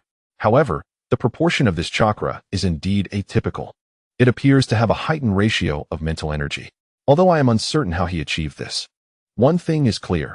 Training in chakra nature transformation based on this chakra will facilitate the conversion to Yin-type chakra far more easily than for others. I surmise this is related to his mental energy, which I estimated to be even stronger than that of an untrained adult." Upon hearing this, Inoki felt a tinge of disappointment. However, he acknowledged that the advantages of training in nature transformation, despite not possessing innate Yin-type chakra, were still quite evident. Also a rare genius. The only question now is whether Ichin can once again enter that state and cultivate chakra anew. Daimyo turned to Ichin and inquired, "Little Ichin, are you able to extract this chakra again?" Ichin shook his head and replied, "Lord Tsuchikage, I am uncertain. However, I attempted it during the day without success. Perhaps there is a chance it could work after I sleep tonight." Daimyo pondered for a moment, then turned back to retrieve a scroll from his desk and handed it to Ichin, advising, "This scroll contains knowledge pertaining to Yin release chakra. Normally, you would need to exchange it for your contributions to the village, but given the current circumstances, I am giving it to you first, hoping it will be of assistance. However, in return for the village, any insights you gain must also be contributed freely. Do you understand?" Ichin was overjoyed, nodding vigorously and exclaiming, "Thank you, Lord Tsuchikage." While Daimyo's approach appeared fair, it was, in fact, a significant opportunity for Ichin. The value of such a scroll would require years of accumulated ninja missions to exchange, and the notion of trading personal insights was merely performative. Consider the possibility, if Ichin truly attained insights but chose to write only trivial matters. Who would ever discern the truth? Moreover, even if Ichin meticulously documented everything, others lacking his talent might not be able to apply it effectively. Furthermore, the ability to offset the contribution value of this scroll with insights was a considerable advantage for Ichin. Most importantly, time was of the essence. Ichin's sole advantage lay in his innate talent, which remained unproven and therefore worthless in the short term. He could trade trivial matters regarding his future self for something desperately needed in the present. Ichin mused that such fortunate occurrences should happen daily. Daimyo was not surprised by Ichin's reaction. Having reviewed his information, he was already aware of Ichin's mature disposition, enabling them to converse as equals. Seizing the opportunity while holding the scroll, Ichin asked, "Lord Tsuchikage, if I have any questions, may I come to you for guidance?" He felt a twinge of nervousness. Relying on two factors, his privileged status as a genius and the innocence of a child.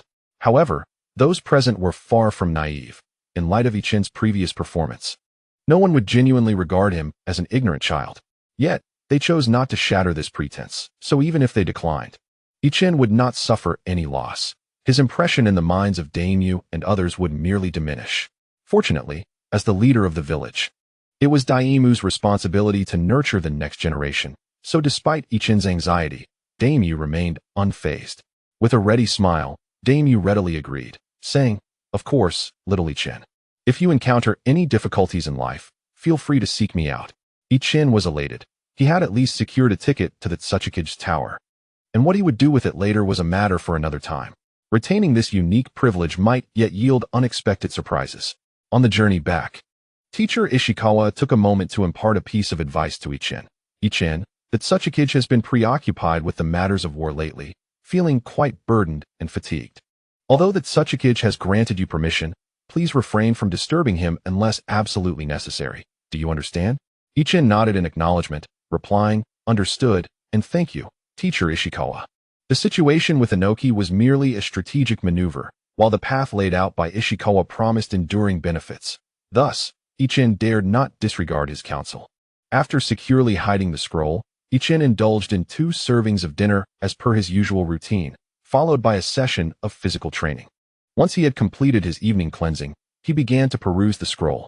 The scroll contained 2 sections, one detailing the Iwagakure's understanding of in release techniques, with a particular emphasis on the Nara and Yamanaka clans of Konoha. The other outlined the methods for cultivating in-type chakra.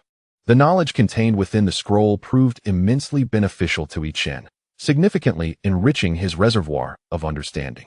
Many concepts that had previously eluded him suddenly became clear. Initially, the comprehension of in-release techniques, while lacking specific training methods from the Nara clan, nonetheless opened the door to truth for Ichin.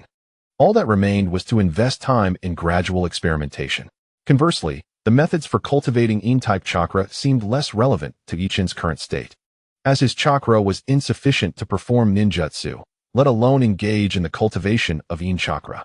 Following the scroll's guidance and considering his own circumstances, Ichin began to methodically adjust his meditation techniques in hopes of discovering a unique extraction method suited to him. This led to the emergence of a chakra with a ratio of spiritual to physical strength that was entirely unlike anything he had experienced before. Though he had yet to achieve success, the direction he had taken suggested that results would not be long in coming. Thus, he preemptively named this chakra Quasi-type chakra. In the days that followed, aside from maintaining his physical training, Ichin dedicated all his efforts towards developing this new extraction method. The process proved to be more intricate than anticipated. He had initially believed the door was open, only to find that the final step was elusive. It was not until 2 months later, one quiet night, that Ichin, having adopted a calm demeanor and relinquished his earlier excitement, finally succeeded in extracting Quasi-type chakra once more. Unlike his first attempt, this extraction was achieved in a fully conscious state, marking the opening of a new door and paving a pathway for his future. Not only that, but Ichin also formed a hypothesis. Typically, individuals begin their training in childhood, adhering to the same method throughout their growth, as their physical strength and mental prowess develop in tandem. While the rates of growth may differ, the body's self-regulation achieves a new equilibrium, rendering method alterations unnecessary. However, Ichin's experience diverged. He observed that, with the passage of time, although his physical abilities improved noticeably, his mental strength seemed to advance at an even faster pace. Moreover, this unprecedented rate of growth has begun to impact his chakra extraction ratio. He finds himself compelled to continuously adjust this ratio in pursuit of a new equilibrium. In this regard, Ichin speculates that, akin to an ordinary person, his body matures through rigorous training, yet his soul, being a fusion of a child and an adult, possesses an inherent strength far surpassing that of an average individual. Even more astonishingly, post-fusion, this already formidable soul continues to evolve, mirroring the growth of a child. To illustrate mathematically, if the soul strength of other children is quantified as 1, without training, it would evolve to 5 in adulthood. Conversely, Ichin's initial value stands at 6, and this strength of 6 will also gradually augment, not merely by an addition of 4, but by a multiplication of 5. In simpler terms, disregarding the enhancements from training, Ichin's soul strength in adulthood could potentially reach 30. One should not underestimate the significance of this 5-fold increase. Although it may not induce a qualitative transformation, the advantages it bestows are undoubtedly beyond imagination. When considering the enhancements derived from training, it becomes unfathomable to predict the extent of his development. Consequently, Ichin comprehends the terrifying potential of the Uzumaki clan. Naruto's chakra as a child was sufficient to instill fear in the likes of Chunin Mizuki. By calculating the chakra ratio from childhood to adulthood for ninjas, it becomes evident that Naruto's chakra volume as an adult would be astronomical. With the issue of external enhancements resolved, Ichin is filled with anticipation for his future. Previously, his sole advantage lay in his formidable mental fortitude, with little regard for his potential in illusion techniques and other areas. At this stage, his prowess in chakra control has shown significant improvement, albeit his average physique and limited chakra yield render him somewhat disadvantaged when compared to genuine prodigies. However, The situation has now shifted. Upon successfully extracting quasi-yin attributed chakra, the proportion of physical strength within his chakra is roughly 1/10 that of others, signifying a tenfold increase over his typical extraction capacity. With such a foundation, Ichon is unlikely to encounter the same predicaments as before in the near future. It is now time to commence the practice of control, for chakra control is the cornerstone of utilizing chakra, integral to both enhancing physical techniques and executing ninjutsu. Among the students in Ichen's class, the slowest have been practicing control for at least 2 months, while individuals like Shiera, who had already refined their chakra prior to enrollment, have long been able to apply it in combat scenarios. To speak of their practical lessons alone, their proficiency with shurikens and kunai reveals that they have begun to integrate chakra into their physical techniques. Furthermore, the speed and strength displayed by their bodies increasingly diverge from that of ordinary individuals. Ichun feels a sense of urgency, as he understands that while Shiera and others may excel within their cohort, they are merely average talents within the broader ninja world. Kakashi, at their age, would have likely already attained the rank of Genin. The journey ahead remains lengthy and arduous. Nonetheless, having successfully equipped himself with an advantageous capability, Ichun is filled with confidence, believing he will inevitably catch up to and surpass them. Without wasting any time, Ichun diligently recorded his insights and speculations regarding his training, as he had promised Daimyo that this would serve as compensation for the scroll he had previously acquired. The following day, upon arriving at school, Ichun submitted his notes to teacher Ishikawa and then commenced his chakra control exercises. Muchu, your performance yesterday was commendable. Once I ascend to the position of Tsuchikage, I shall appoint you and Fujino as the guardians of the village gate. I firmly believe that your combined strength will make you more than capable of fulfilling this role. Gaia proclaimed boastfully to Muchu, his pride palpable. Having triumphed over Muchu and Fujino in yesterday's shuriken practice, he had reveled in his victory throughout the day. According to Tanai, Gaia's family was renowned in Iwagakure for their expertise in taijutsu, particularly skilled in the art of swordsmanship. They possessed unique training methods for fundamental skills such as shuriken throwing. In contrast, Muchu and Fujino hailed from families proficient in ninjutsu, which gradually widened the gap in shuriken throwing prowess between them and Gaia.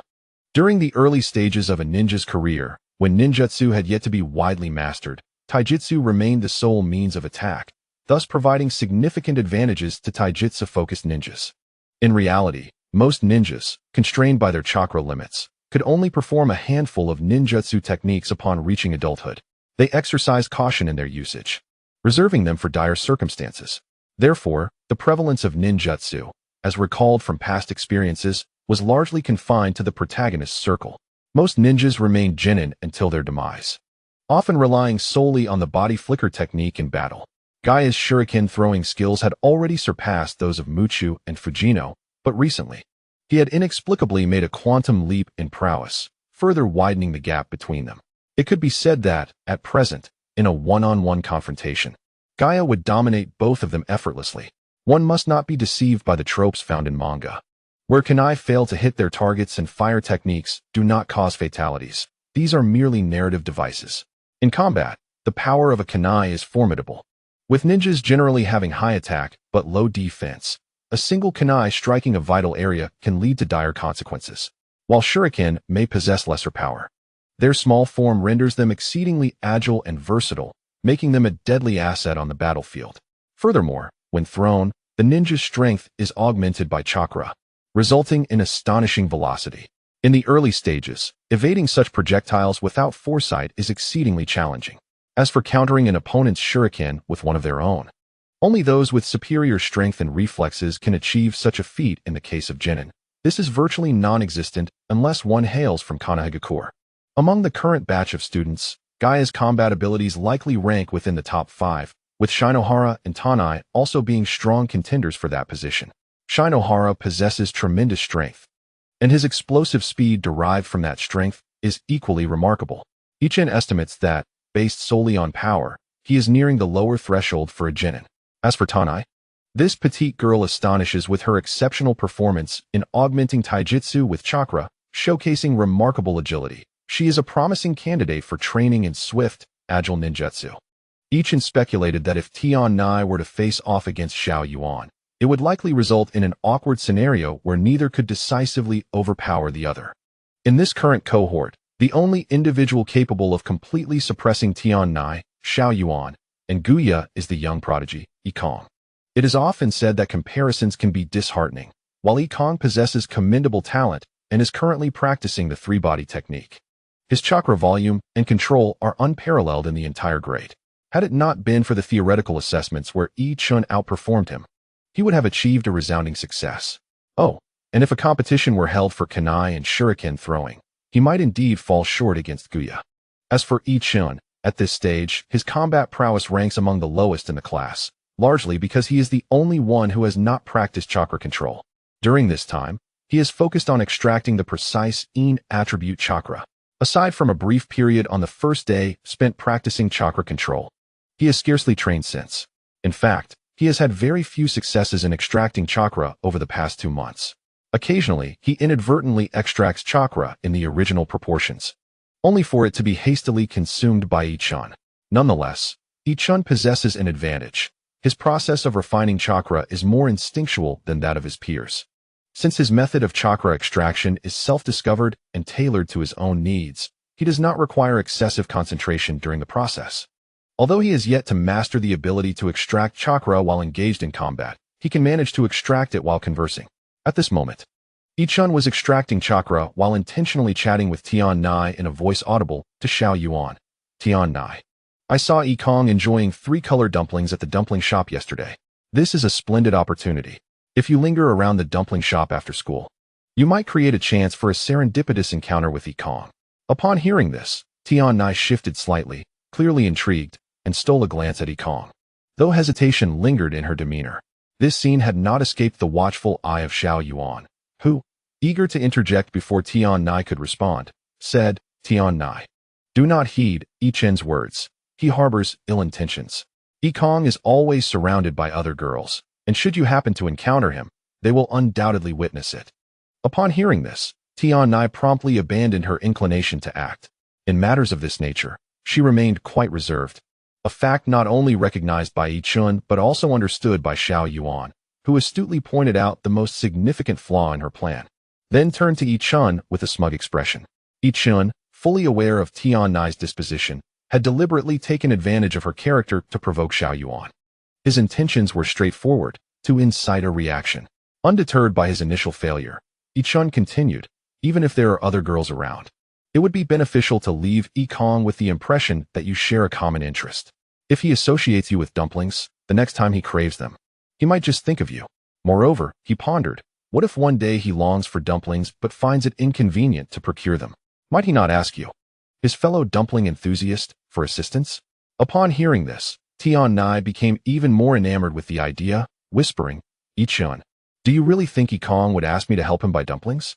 In recent days, Tian Nai has grown quite familiar with Yi Chun and his companion, and she is aware that they understand her feelings. Consequently, she no longer hides her thoughts as she once did, but instead seeks counsel from Yi Chun. As she speaks with a tremor in her voice, Yi Chun realizes that his objective has been achieved. He glances toward Xiao Yuan, who is visibly agitated, trembling with anger. Yi Chun adds, although it is not guaranteed, it serves as a form of preparation.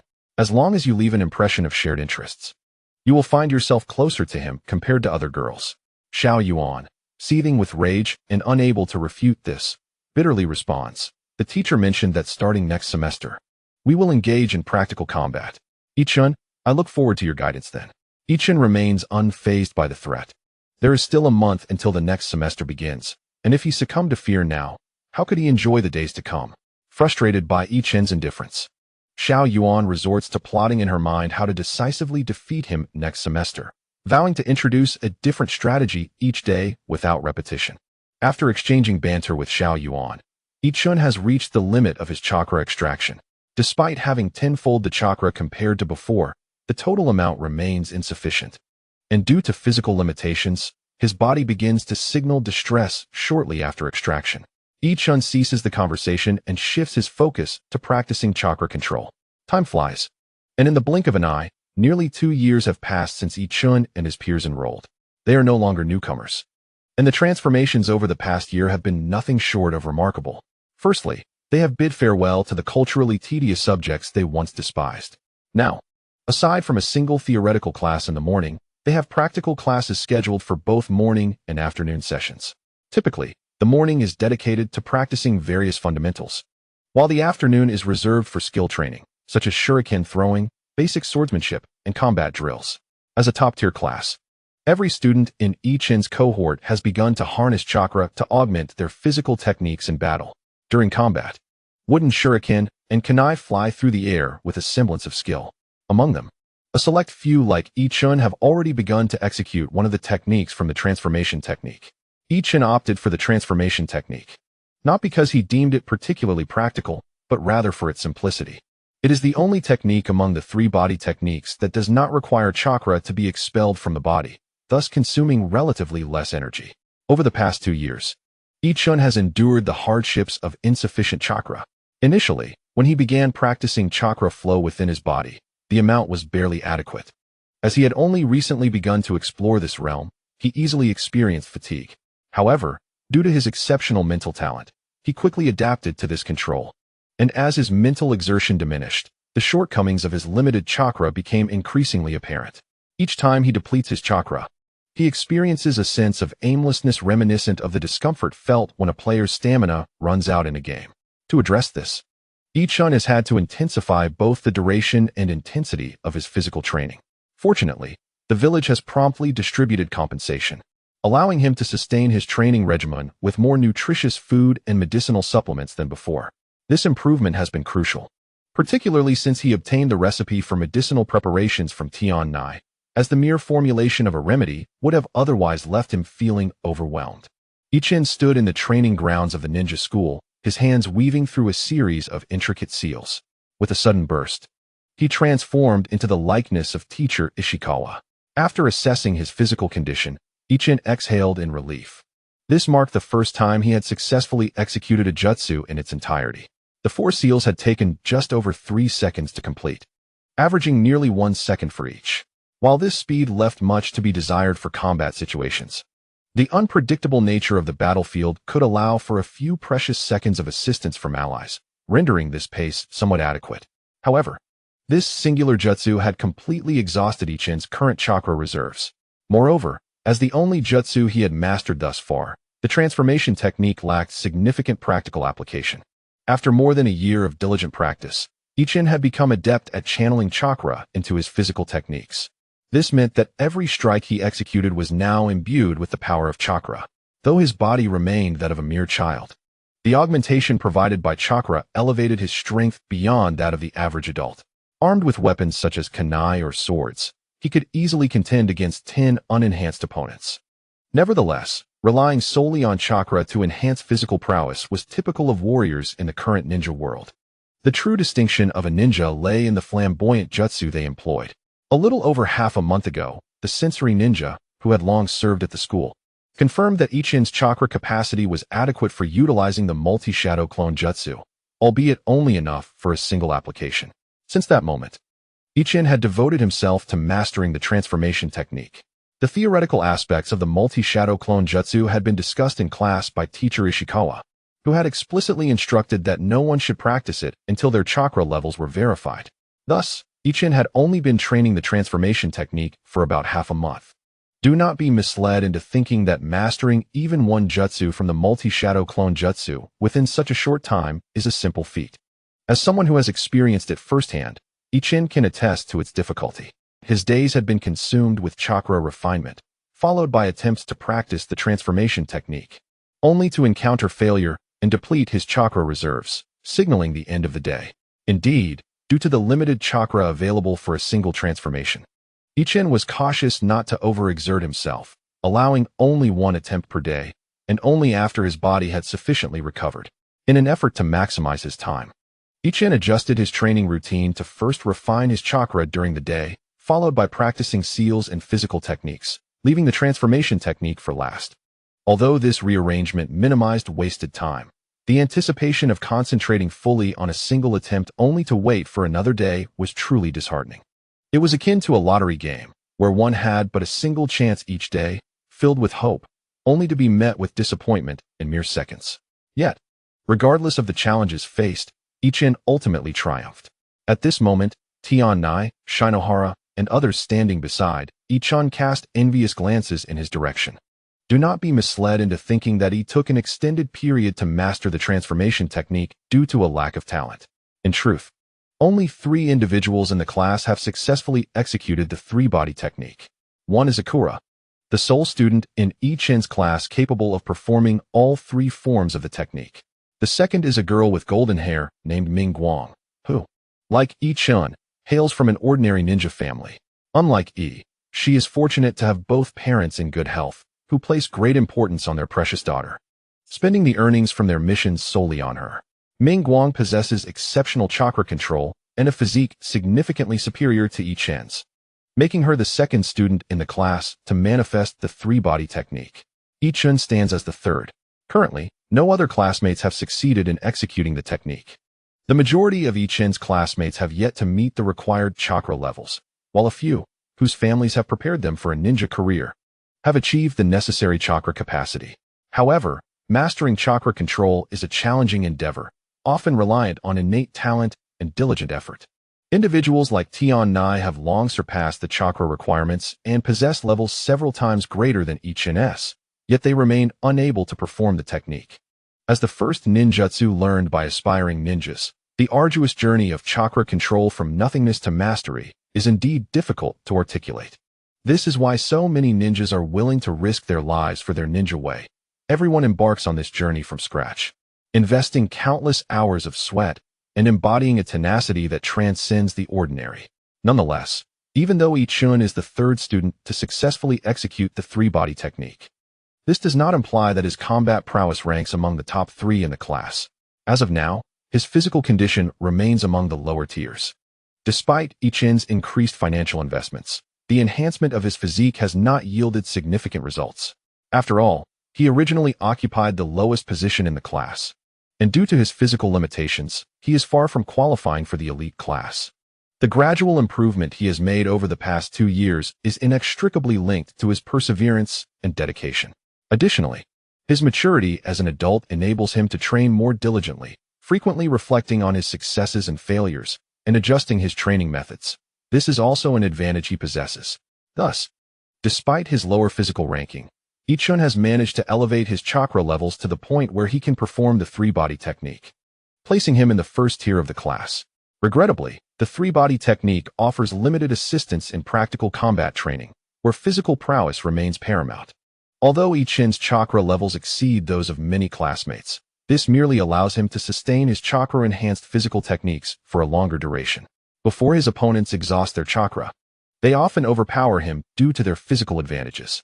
Over the past 2 years, Ichin has faced numerous defeats in combat, with his inferior physique hindering his use of shurikens and kunai compared to his more physically adept peers. Fortunately, Ichin is aware of his shortcomings. Over the past 2 years, his progress has been quite remarkable. From initially being at the bottom, he has now learned to leverage his enduring advantages and avoid direct confrontations, achieving a ranking in the lower middle tier of his class. I am confident that as his chakra increases and he applies his skills in actual combat, his advantages will gradually expand.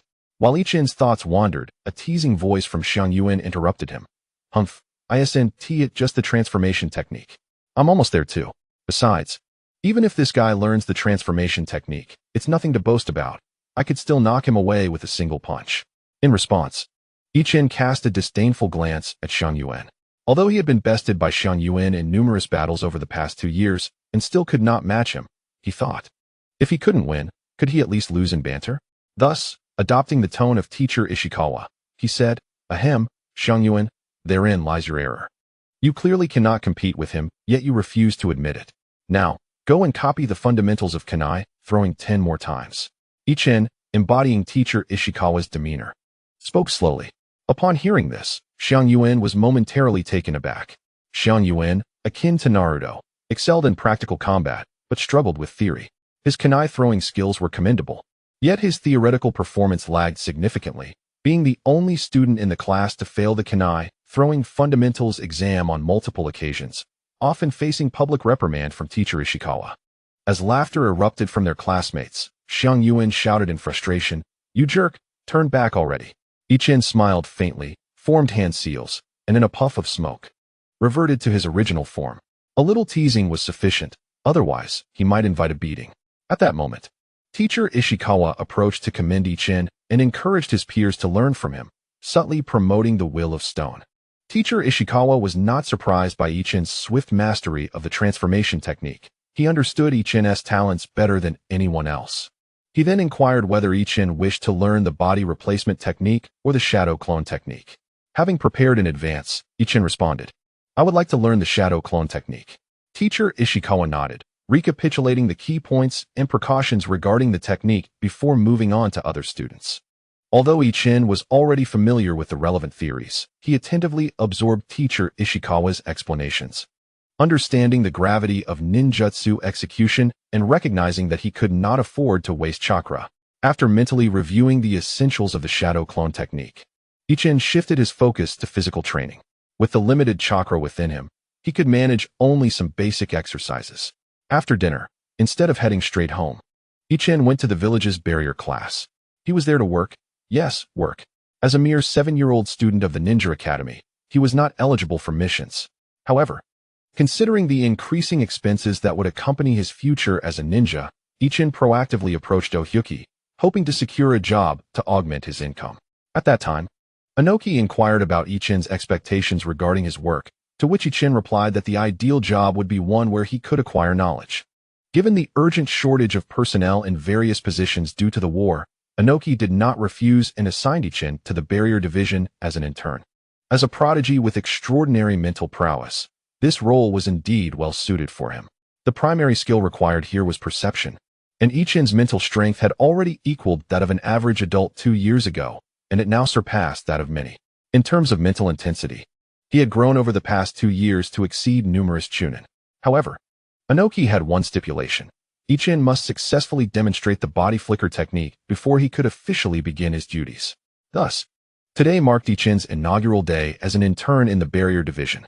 As previously arranged, Ichin approached the person in charge and presented the task verification written by Inoki. Eugene, a seasoned jonin skilled in sealing techniques, held a prominent position within Iwagakure. During wartime, with the front line under pressure, the division leader of the barrier division had been dispatched to the front lines, making Eugene the primary individual responsible for maintaining the village's barriers. The pressure on him had been immense, particularly during this tumultuous period when various malevolent entities frequently emerged to wreak havoc. Ironically, this was also the time when manpower was most scarce. Half a month prior, he had received notification that a student from a ninja academy would soon be arriving for an internship, prompting him to make arrangements. Although such a situation had no precedent, Eugene thought little of it. Assuming the student was nearing graduation and would eventually be assigned to the barrier division, merely needing to acclimatize to the work. He had frequently mentored newcomers. However, upon laying eyes on Ichin, his mind went blank. After repeatedly confirming the authenticity of the task document, Eugene finally managed to ask Ichin, "How old are you?" Ichin replied, "I am 7 years old." It was not that Ichin was unwilling to explain. After all, the Tsuchikage's task document was right before him, and there was no denying it. Moreover, his age was indisputable, and any explanation would be futile.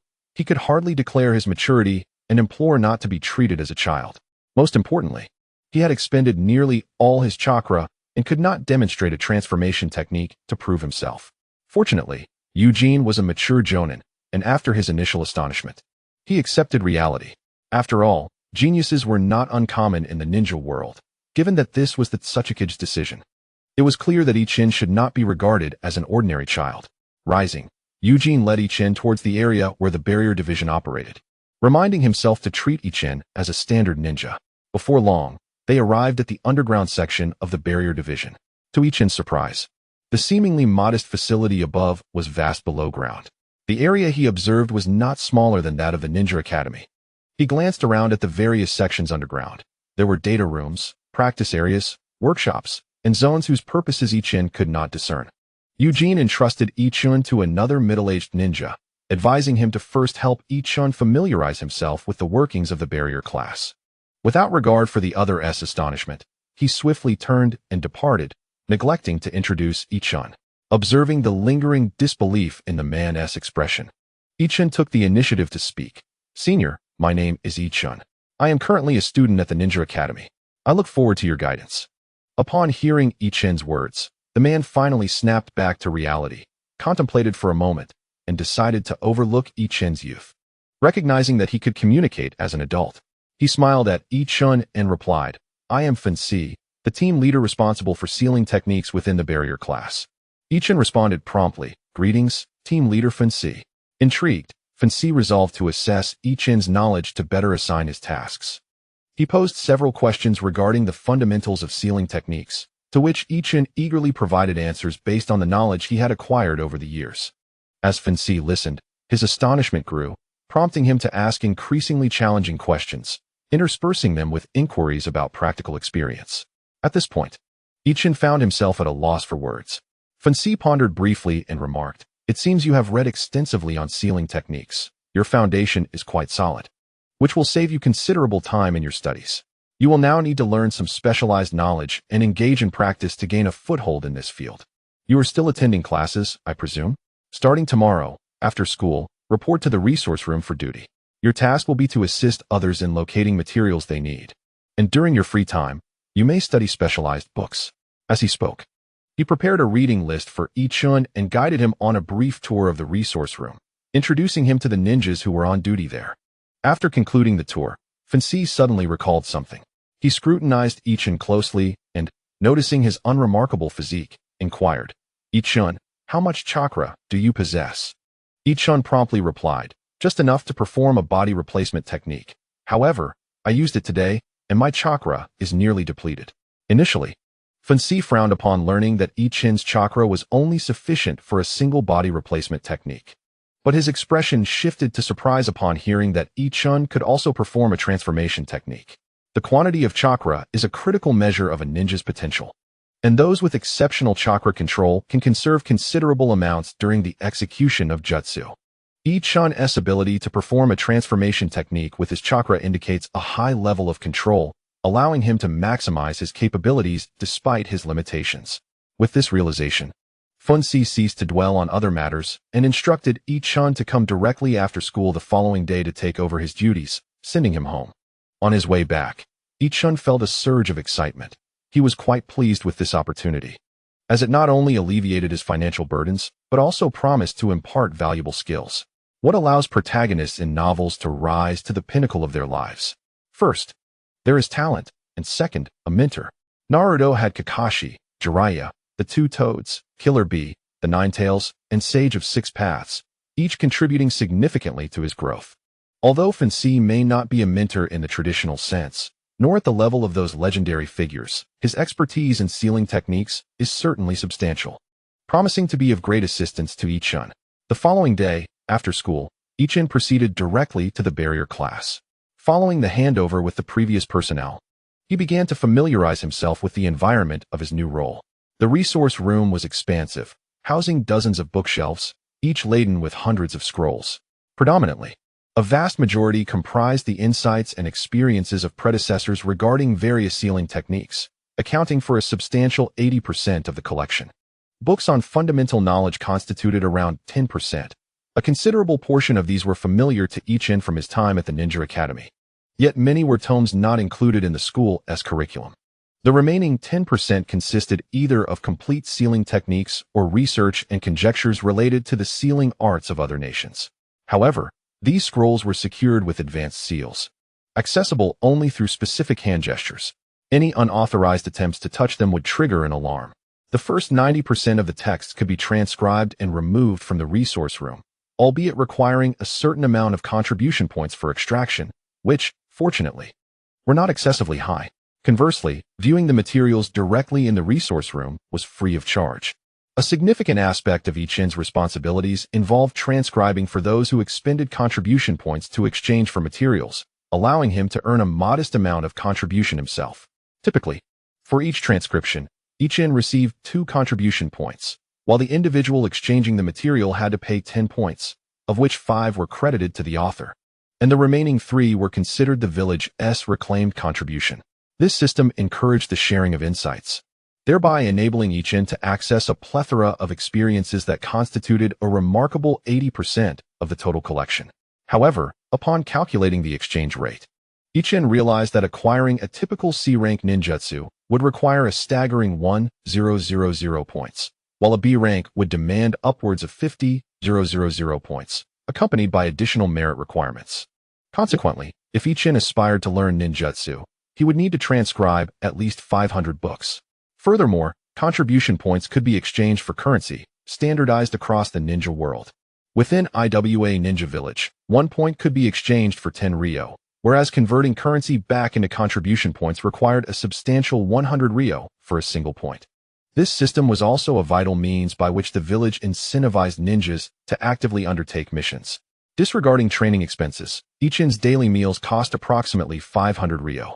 And considering other expenditures, he needed around 25,000 ryo monthly.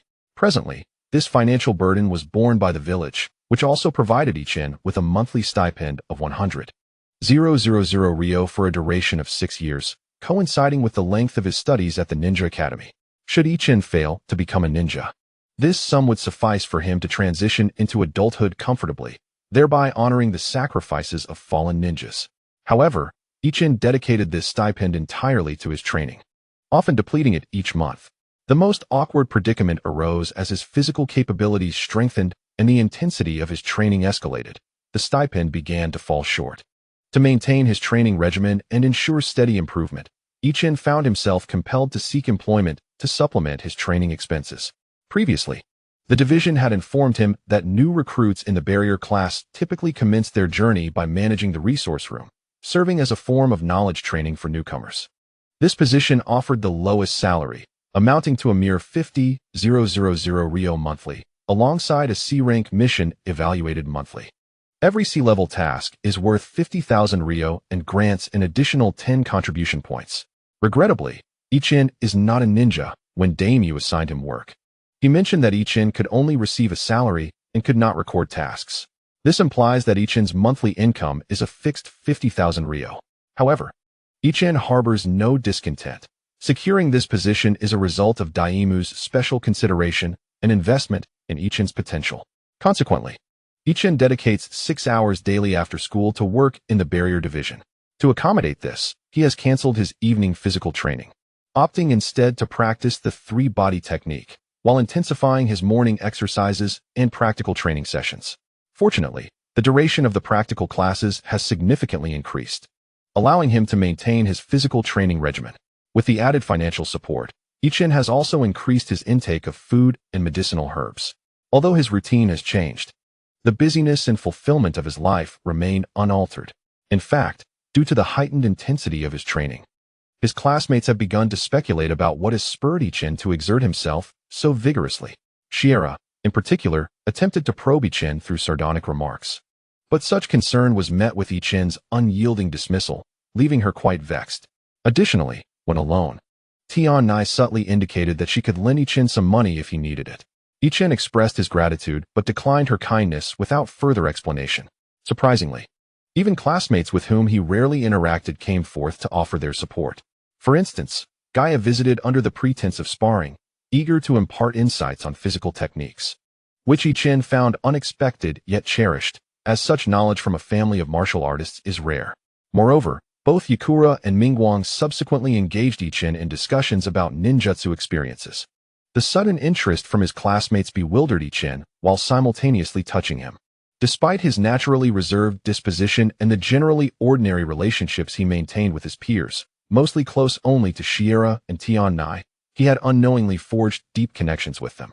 This left Ichin somewhat flustered. In the harsh world of ninjas, where mortality is ever present, he was uncertain if he could bear the loss of his classmates. He initially thought that reducing contact would lessen the pain, but he realized that bonds had formed invisibly. Although Ichin's peculiar behavior drew little attention at school, the tranquility he anticipated in the barrier division proved unexpectedly disrupted. It turned out that Ichin had piqued the curiosity of his colleagues, despite his busy schedule. Many sought various excuses to visit the resource room and observe him. Some even deliberately timed their visits to coincide with Ichin's shifts to exchange books. Thus, what Ichin had envisioned as quiet study time was largely occupied by transcription tasks. Nonetheless, This commotion afforded him a swift familiarity with the internal structure of the barrier division and its myriad task allocations.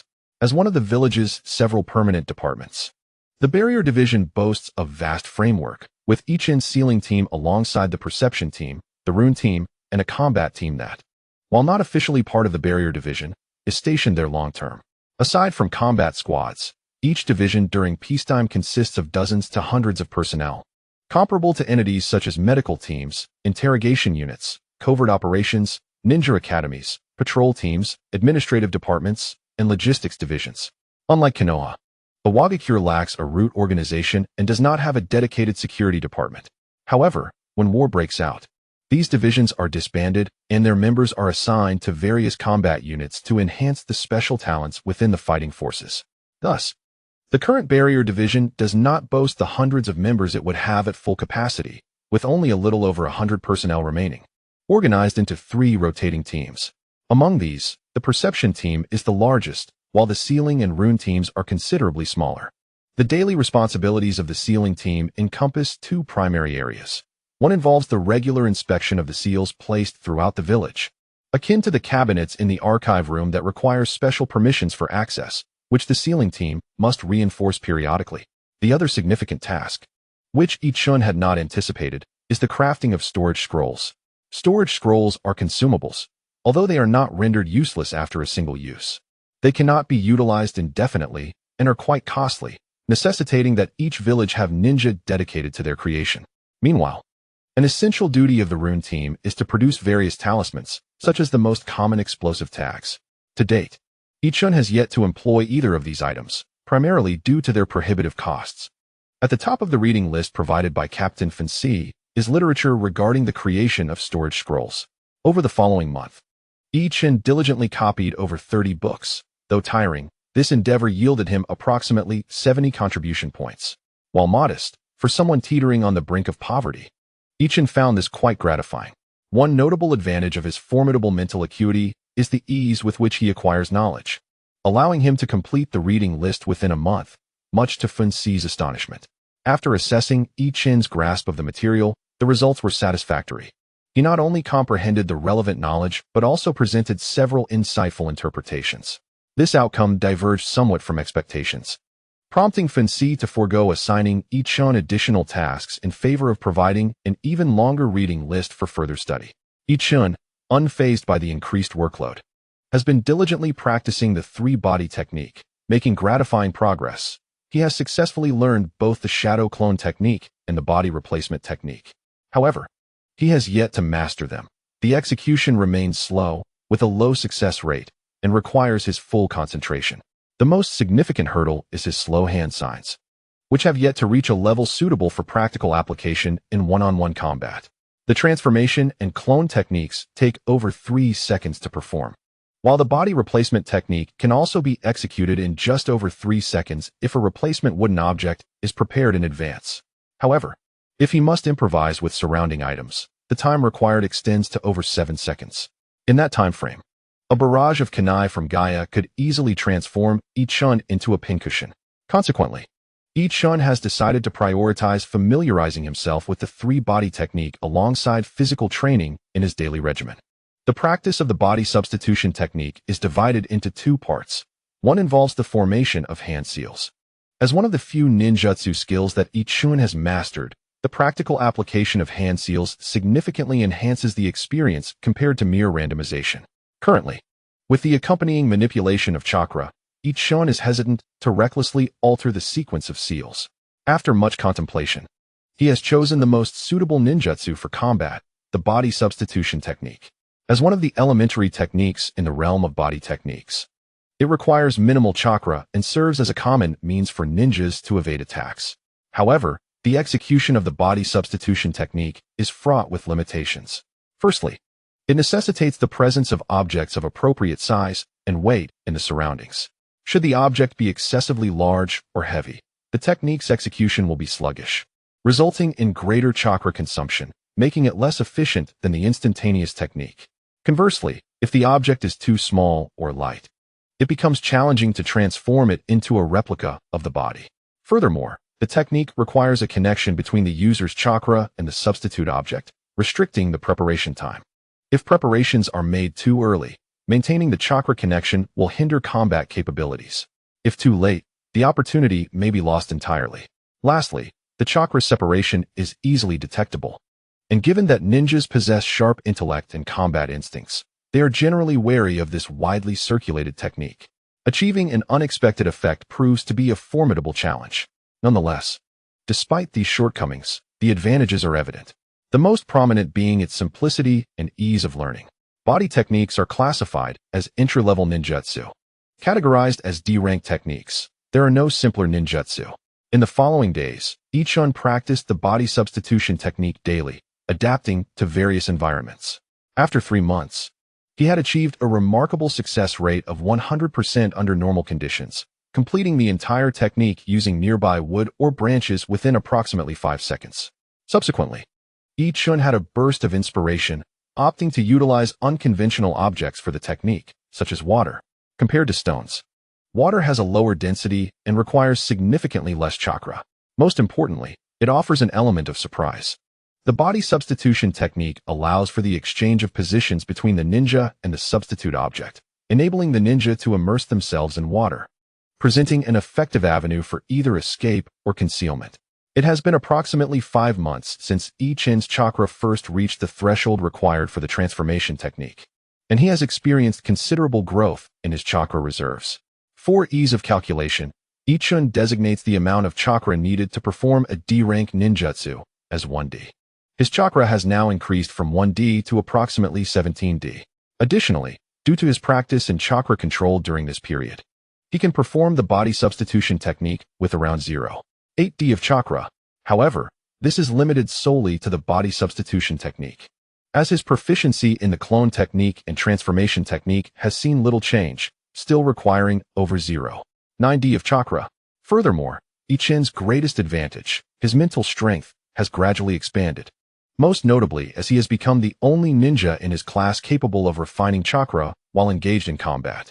At just over 7 years old, and not yet 8, Ichun has barely met the criteria for a genin selection in the peaceful era of Konoha. Recalling memories from a past life, where Kakashi graduated at the age of 5, Ichun muses that had he entered school 2 years earlier, he too would have succeeded. To encapsulate Ichun's mindset in a single phrase, as the saying goes, I too can achieve this. However, this is merely Ichun's self-indulgence, a means to bolster his confidence. Kakashi's early graduation was a forced achievement, with assessment challenges that far exceeded the basic 3-body techniques. Indeed, Ichun's ability to meet the standards of the 3-body techniques is primarily attributed to his control over chakra. His chakra volume and physical condition are significantly inferior to those of his peers. Take Shiera, for instance, a brawny individual with a simplistic mindset. His chakra volume exceeds 7D, and his physical capabilities dwarf Ichun's by several multiples. One should not be astonished, for the disparity in their physical attributes continues to widen, a gap that is disheartening. In a hypothetical confrontation between Ichun and Tiana, even after they complete their opposing hand seals, Ichun would find himself struck before he could even execute his technique. Although Shiera and Tiana possess formidable physical skills far surpassing Ichun's, Shiera is still in the practice phase of the 3-body techniques and has yet to successfully execute them. Tiana, on the other hand, has made some progress and can now perform the transformation technique. Currently, in Ichun's class, about 7 or 8 students have managed to master the 3-body techniques, but only 3, Ikura, Ichun, and Mingguang, have successfully learned all 3 ninjutsu, with Ichun having acquired these techniques before Mingguang. The current assessment of Ikura's strength remains elusive to their classmates. His physical prowess far exceeds that of others, complemented by an extraordinary chakra volume and control. During practice sessions, scarcely anyone can compel Ikura to exert his full strength, earning him a reputation as a renowned genius within the village. At times, Ichun contemplates that, based on Ikura's displayed talent, he is not significantly inferior to Kakashi. Yet, there are no memories of Ikura in his recollections. Did he perish prematurely? Or was he rendered ineffectual? Such matters are beyond Ichun's current understanding, and he chooses not to dwell on them, instead dedicating his time to mastering the substitution technique. The pressing question remains, how can water be utilized as a substitute object? Given water's lack of a fixed form and its remarkable fluidity, Both factors impose considerable limitations on the execution of the substitution technique. After much contemplation, Ichien resolves to tackle the issue of form first, opting to practice with water from a bucket, thereby eliminating the influence of its movement. If this approach proves viable, he will proceed to the next step. However, while the idea is promising, reality is often harsh. Ichien deliberately selects a bucket comparable in size to the substitute wood, fills it with water, and begins to establish a connection between his chakra and the water within. This initial step encounters no difficulties. However, problems arise during the phase of swapping positions. Although Ichien successfully transitions between the two, upon completion, he finds himself beside the bucket while the water occupies his previous location. Yet, the relocated water fails to take on Ichien's form. Can this be deemed a success? In terms of evading an attack, it aligns with the essence of the substitution technique. However, the true essence lies in momentarily confounding the enemy during an evasion, and from that perspective, it is a failure. One significant advantage of the substitution technique lies in the ability to launch a surprise attack while the enemy's attention is diverted to the substitute. To achieve this, one must resolve the issue of water's fixed form. At this juncture, Ichien's advantage as a time traveler becomes apparent. The boundless applications of chakra can easily address the challenge of solidifying water's form, contingent upon the nature of one's chakra attribute. Reflecting on this, Ichien could no longer contain his excitement and promptly ventured out to the contribution exchange at the mission hall in the village. He exchanged his hard-earned contribution points, derived from transcribing texts, for a piece of chakra test paper. Upon acquiring the test paper, Ichien felt a pang of regret on his way home. For the single piece cost him 50 contribution points, consuming a substantial portion of his earnings. The production of chakra test paper is not particularly complicated. Its high price stems from its necessity, as every ninja must possess one to ensure they can navigate their future paths. Upon returning home, Ichien eagerly infused chakra into the test paper, only to witness one half becoming saturated while the other half shattered. "Ah, water and earth," he murmured. The outcome was neither a cause for elation nor disappointment. His long-term goal of developing dust release would require fire and wind, elements that were absent from his innate attributes, rendering the pursuit significantly more challenging. However, the immediate concern regarding the earth attribute had potential for realization. With a sigh, Ichien steeled himself to contemplate how to solidify water's form using the earth attribute. Though this endeavor posed considerable difficulty, it remained within Ichien's capabilities. Despite his overall strength being inferior to that of an average genin, his progress in ninjutsu practice positioned him to advance to the next phase, nature transformation. Typically, individuals who can proficiently execute the substitution technique possess a chakra level sufficient to perform C-rank ninjutsu. By undertaking missions and adapting to practical chakra use, one can attain the spirit and essence of a ninja, thus allowing for the study of elemental ninjutsu. Consequently, he would simultaneously learn nature transformation while mastering ninjutsu, a task far more complex than the practice of substitution techniques. Coupled with the necessity to execute missions, the use of chakra for extensive ninjutsu application would result in a notably slow progression. Except for a few prodigies, most individuals must wait until they become chunin to receive specialized training from the village before they can learn a C-rank ninjutsu. Ichien's situation was unique. Although he had effectively mastered the substitution technique, this was solely due to his exceptional chakra control, as his chakra reserve had yet to reach the level required for C-rank ninjutsu. Logically, there was no pressing need for him to practice nature transformation at this stage, as it would yield little benefit. However, having discovered a new application for nature transformation, Ichien decided to prioritize chakra nature transformation in his forthcoming training. As for the practice of nature transformation, Ichien found himself without direction. He recalled that Naruto's approach to wine nature transformation was entirely instinctual, relying solely on muscle memory. This method was unsuitable for Ichien due to his unique physical condition. Nevertheless, in the Rock Ninja Village, while there may be limited options for training and other attributes, Master Ishikawa assured him that practicing the earth attribute posed no problem at all. Upon hearing that Ichien intended to cultivate the transformation of earth attributes, Teacher Shikawa merely furrowed his brow and promptly informed Ichien that the village possessed a dedicated training ground for this very purpose, which was open to all villagers free of charge. During the lunch hour, guided by Teacher Shikawa's directions, Ichien arrived at training ground number 9. This particular arena was distinct from others, as it lacked targets for practice with shurikens or various humanoid dummies for physical training. Instead, it was adorned solely with an array of uniquely shaped rocks. According to teacher Shikawa, these rocks were remnants from the establishment of the Land of Earth, each representing the diverse Earth-style ninjutsu performed by elite shinobi throughout history. The original Tsuchikage had chosen this location for the Iwagakure village due to its remarkable ability to significantly slow the dissipation of Earth chakra. It is not surprising, as the shinobi world is filled with peculiarities. For instance, the relentless winds of the Land of Wind defy conventional explanation, and the thunder of the Land of Lightning can even overturn scientific principles. The advantage of Iwagakure lies within this sacred ground for Earth-style training.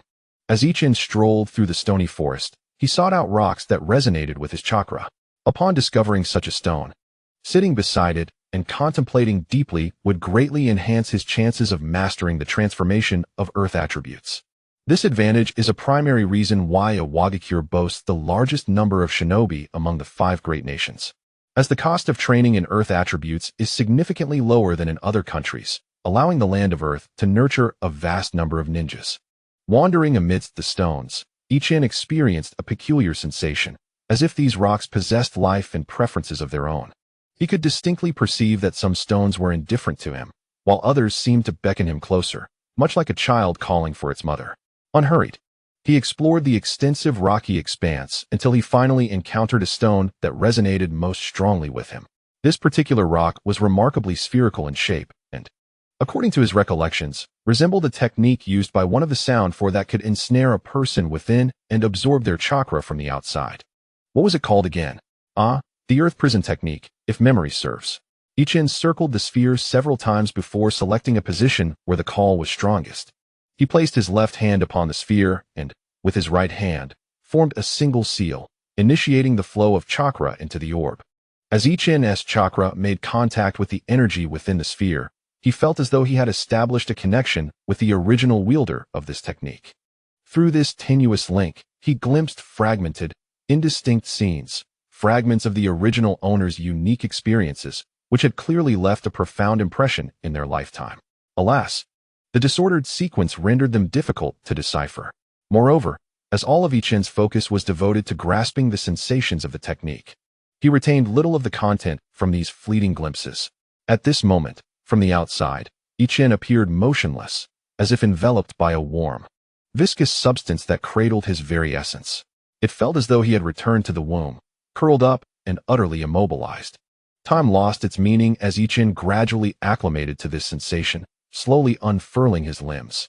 Eventually, he found himself standing within this fluid, taking tentative steps, careful not to venture beyond its confines, instead choosing to meander through its various corners. This extraordinary feeling was difficult to articulate. It was as if his mind had suddenly expanded with new insights, yet nothing had truly changed. If one were to draw a comparison, it resembled the experience of learning to ride a bicycle. Before mastering the skill, maintaining balance seemed impossible, but once learned, losing that balance became a formidable challenge. In time, Ichin discerned that the substance enveloping him was chakra, specifically, Earth-type chakra left behind by its original owner. Remarkably, he also understood how to transform the nature of this chakra. With newfound clarity, he opened his eyes, emerging from his previous state of inertia. However, he discovered that he was not outside the orb, but rather within it. During the preceding moments, he had gradually merged with the essence of the Earth prison. Upon regaining consciousness, Ichin sensed the chakra within him and let out a bitter laugh. It was entirely depleted.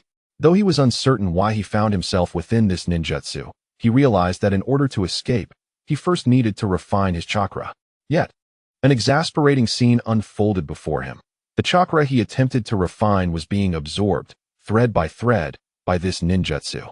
The absorption process was exceedingly slow, considering this technique had likely existed for an indeterminate period. However, Ichin's own chakra reserves were scant, and he was unaware of how much he would require to break free. Should he fall short, he would be left stranded, awaiting rescue. Fortuitously, having recently dined, he still possessed some chakra to draw upon. Ichin meticulously scanned his surroundings and identified the area where absorption occurred at the slowest rate. He settled into a meditative posture, focusing intently on refining his chakra. Although he could stand and refine simultaneously, doing so would impede his progress. Given his limited chakra, any delay would only result in further absorption. After an indeterminate passage of time, Ichin sensed he was nearing his limit. Drawing upon the peculiar sensation he had previously experienced, he released his chakra outward, maintaining it at the surface of his body, and gradually maneuvered through the earth prison's confines. Once free, he exhaled in relief. In that brief span of approximately a minute, his chakra reserves had dwindled once more.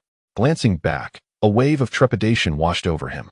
Had he exhausted his chakra midway, he would have found himself trapped within.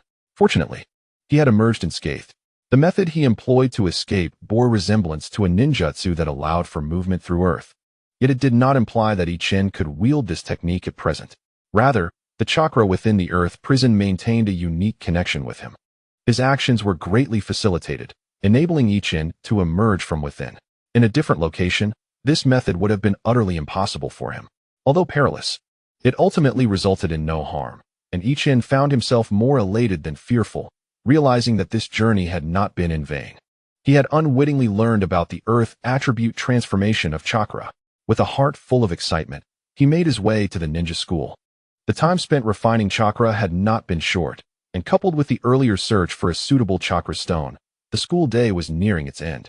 However, Ichin felt it necessary to inform teacher Ishikawa of his safety and share this good news. Upon Ichin's return, teacher Ishikawa sighed in relief, having been quite worried. He had even contemplated going to training ground number 9 to search for Ichin if he had not returned after school. Noticing that Ichin appeared significantly more fatigued than at noon, Ishikawa offered words of comfort. How was it? Did you witness the wonders of that place? Your chakra is relatively sparse, so your comprehension may be slower than others. A few more visits should yield results. Seeing Ishikawa's continued attempts to reassure him, Ichin quickly interjected. Teacher Ishikawa, that's not the case. I have successfully comprehended it. He then proceeded to recount his experiences in detail. Upon hearing this, Ishikawa was rendered speechless. Ichin's chakra was hardly even a fraction of what he himself had during his own journey of comprehension. How many times had he gone back and forth at that time? Best not to dwell on the count. Although Ishikawa felt a twinge of anxiety regarding Ichin's recklessness, he considered that Ichin had only ventured into the rock forest this once. So he refrained from admonishing him further, allowing Ichin to escape the bombardment of the Will of Stone. After the ordeal at training ground number 9, Ichin was thoroughly exhausted. Fortunately, there were no significant events in the barrier class, and upon returning home, he promptly retired to bed, deciding to leave all matters for the following day. The next morning, feeling rejuvenated, Ichin did not engage in morning exercises immediately, but instead refined his chakra first. He then began practicing the body replacement technique using a water bucket. Following the designated procedure, Ichin transformed his chakra into the earth attribute within his body, then filled every corner of the water bucket with earth attribute chakra. At that moment, he distinctly felt the sturdy characteristics of the earth attribute chakra playing a significant role. Receiving this feedback, Ichin hesitated no longer and swiftly executed the body replacement technique. In an instant, Ichin found himself beside the water bucket, which had now been emptied. The water had transformed into an image of Ichin, appearing in his original spot. However, the substitute created by the body replacement technique, unlike transformation techniques, could not perform intricate movements. It merely displayed a few expressions of fear, which Ichin had prepared in advance, knowing that the more panicked the substitute appeared, the more it would confuse opponents. Positioned by the water bucket, Ichin raised his hand and threw a small stone that he had readied earlier, striking the substitute squarely in the abdomen. Unlike other substitutes that would revert to wood upon being attacked with a loud bang, Ichin's substitute began to collapse from the abdomen, crumbling outward and transforming back into water. Upon witnessing this scene, Ichin fell into contemplation. It appeared that this was a distinctive characteristic of the substitution technique, utilizing earth-type chakra in conjunction with water to create a substitute object. With this thought in mind, Ichin pondered on a fitting name for this technique. Should it be called water substitute? Would that not confuse it with the water clone technique? Nevertheless, as it would be his own nomenclature, it should be acceptable. Thus, he decided to name it water substitute. After successfully executing the technique once, Ichin refrained from further attempts, as the chakra within him was only sufficient for one more use, and he would need it for training during the day. Having completed his morning routines, Ichin hastened towards the cafeteria, realizing he had spent considerable time refining his chakra and was now running late. The water substitute had merely been a minor interlude in his training process, and thanks to the remarkable effects of Training Ground 9, it had not consumed much of his time. Ichin's life had taken on a more structured rhythm, practicing the three-body technique daily, with a particular emphasis on the wood and water substitutes, as these were crucial for survival. The monotonous physical training and martial arts practice continued, alongside his work in the barrier class, which was often filled with reading to pass the time. Ichin believed that this orderly lifestyle would persist for quite some time, until he could perform C-rank ninjutsu. Little did he know, merely 2 months later, the captain, Fincy, sought him out once again. After assessing his grasp of the theoretical knowledge and inquiring about the growth of his chakra, it seemed that he had barely met the standards in both aspects. Consequently, Fincy entrusted the task of guarding the materials room to another individual and took Ichin to the practice room. The practice room of the barrier class lacked physical training equipment such as wooden stakes, dummies, or targets. Instead, it was filled with various materials for crafting scrolls and talismans. Ichin had not previously engaged with these materials, but he had thoroughly studied them in books. Although he was curious to see them in person for the first time, he maintained his composure and awaited Fincy's instructions. The practice room was sparsely populated, hosting only 4 individuals. 2 were practicing independently, while the other 2 consisted of a teacher and a student. Fincy led Ichin to the pair engaged in instruction, pointing to the middle-aged ninja teaching the scroll-making technique, and said, "This esteemed senior is called Mingshi, one of the finest scroll-making experts in our village. He has been with the sealing class for many years, and nearly all of us in the sealing class have learned scroll-making under his guidance. You will begin your studies with Senior Mingshi." Ichin promptly greeted the middle-aged ninja, "Good day, Senior Mingshi." He recognized Mingshi, a seasoned chunin, as one of the individuals who had previously asked him to copy texts. At that moment, Mingshi concluded his teaching session, nodded at Fincy, and remarked, "Leave it to me." After receiving confirmation, Fincy did not linger and departed immediately. Once Fincy left, Mingshi turned to Ichin and said, "So, you are Ichin. I did not expect you to progress through the theoretical learning process so swiftly. Indeed, as Fincy mentioned, you are a diligent and promising young lad." After a brief pause, Mingshi continued, "From observing your writing, I can tell your chakra control is quite commendable. Now, take this knife and cut this material along the designated line." It was only then that Ichin realized the old man had requested him to transcribe texts for this very purpose. It appears that ninjas cannot be judged by conventional reasoning. One must not underestimate these seniors. Even a seemingly trivial gesture can yield the desired intelligence. Recollecting his thoughts, Ichin grasped the small knife and was astonished to discover that it was fashioned from a rare metal capable of channeling chakra. His immediate reaction was a rather impractical one. If he were to sell this knife and exchange it for medicinal herbs, how many days could he sustain himself? Truly, he was tormented by thoughts of wealth. Casting aside these unrealistic notions, Ichin firmly held the knife's handle and began to channel chakra into it. Despite this being his first encounter with chakra-infused metal, he adeptly managed to imbue the blade with chakra. With the knife in hand, he effortlessly drew a line across a sheet of paper, cleaving it into 2 perfectly equal halves. Mingshi observed Ichin's fluid motions, then collected the severed paper, scrutinizing the incision with growing astonishment. The cut was remarkably smooth and even, so much so that not a single undulation could be discerned by the naked eye. This was indeed impressive. Typically, even a meticulous observer using a ruler would notice imperfections. This proficiency was one of the advantages conferred by Ichin's formidable spirit. His control over his body was exceptionally refined, as had been evident during previous physical training. Such abilities were not unique to Ichin. Many ninjas from powerful shadow-affiliated clans possessed similar talents. Take, for instance, the Uchiha clan, whose formidable mental acuity enables them to master intricate kunai throwing techniques. The Hyuga clan, originally inheritors of the sage's eye and the art of evasion, developed the gentle fist martial arts. Although Ming-Shi had some familiarity with Ichin's background, he had not anticipated such a high level of control. Ichin exhibited not only remarkable physical control, but also exceptional mastery over chakra.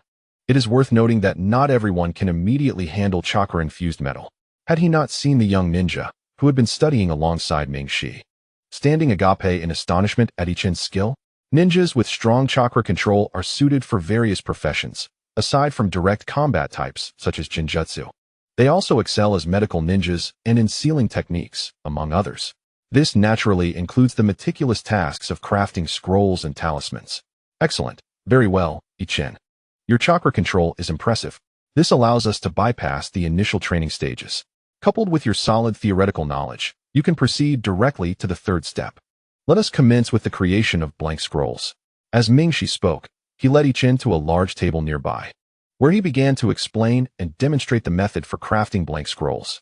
There are various lengths of scrolls. Theoretically, each type should have its own unique dimensions.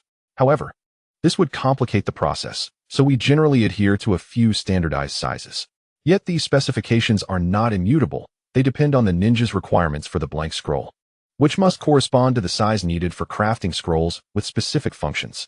If the other party possesses superior skills, then the blank scrolls with identical functions can be crafted smaller for ease of transport.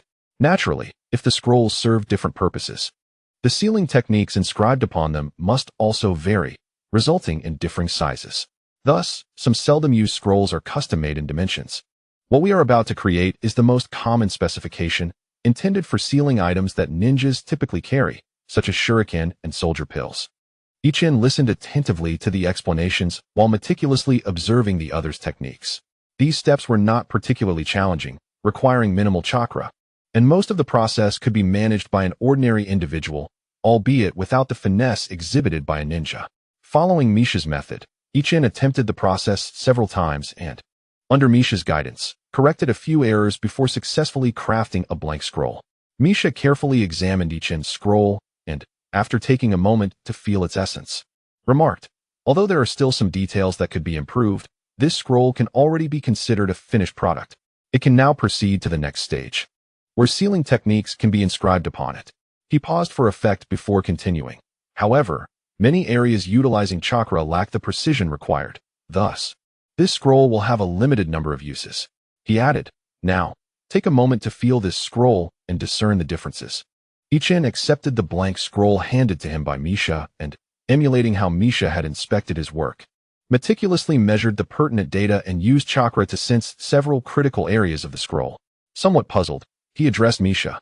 Senior Misha, it seems there are some discrepancies in these locations. The connection between the paper and the wooden handle of the scroll you provided appears more cohesive. However, I do not understand why this is so. Misha was taken aback by Ichin's observation and exclaimed, truly remarkable. If it weren't for your age, I would hardly believe you to be a novice.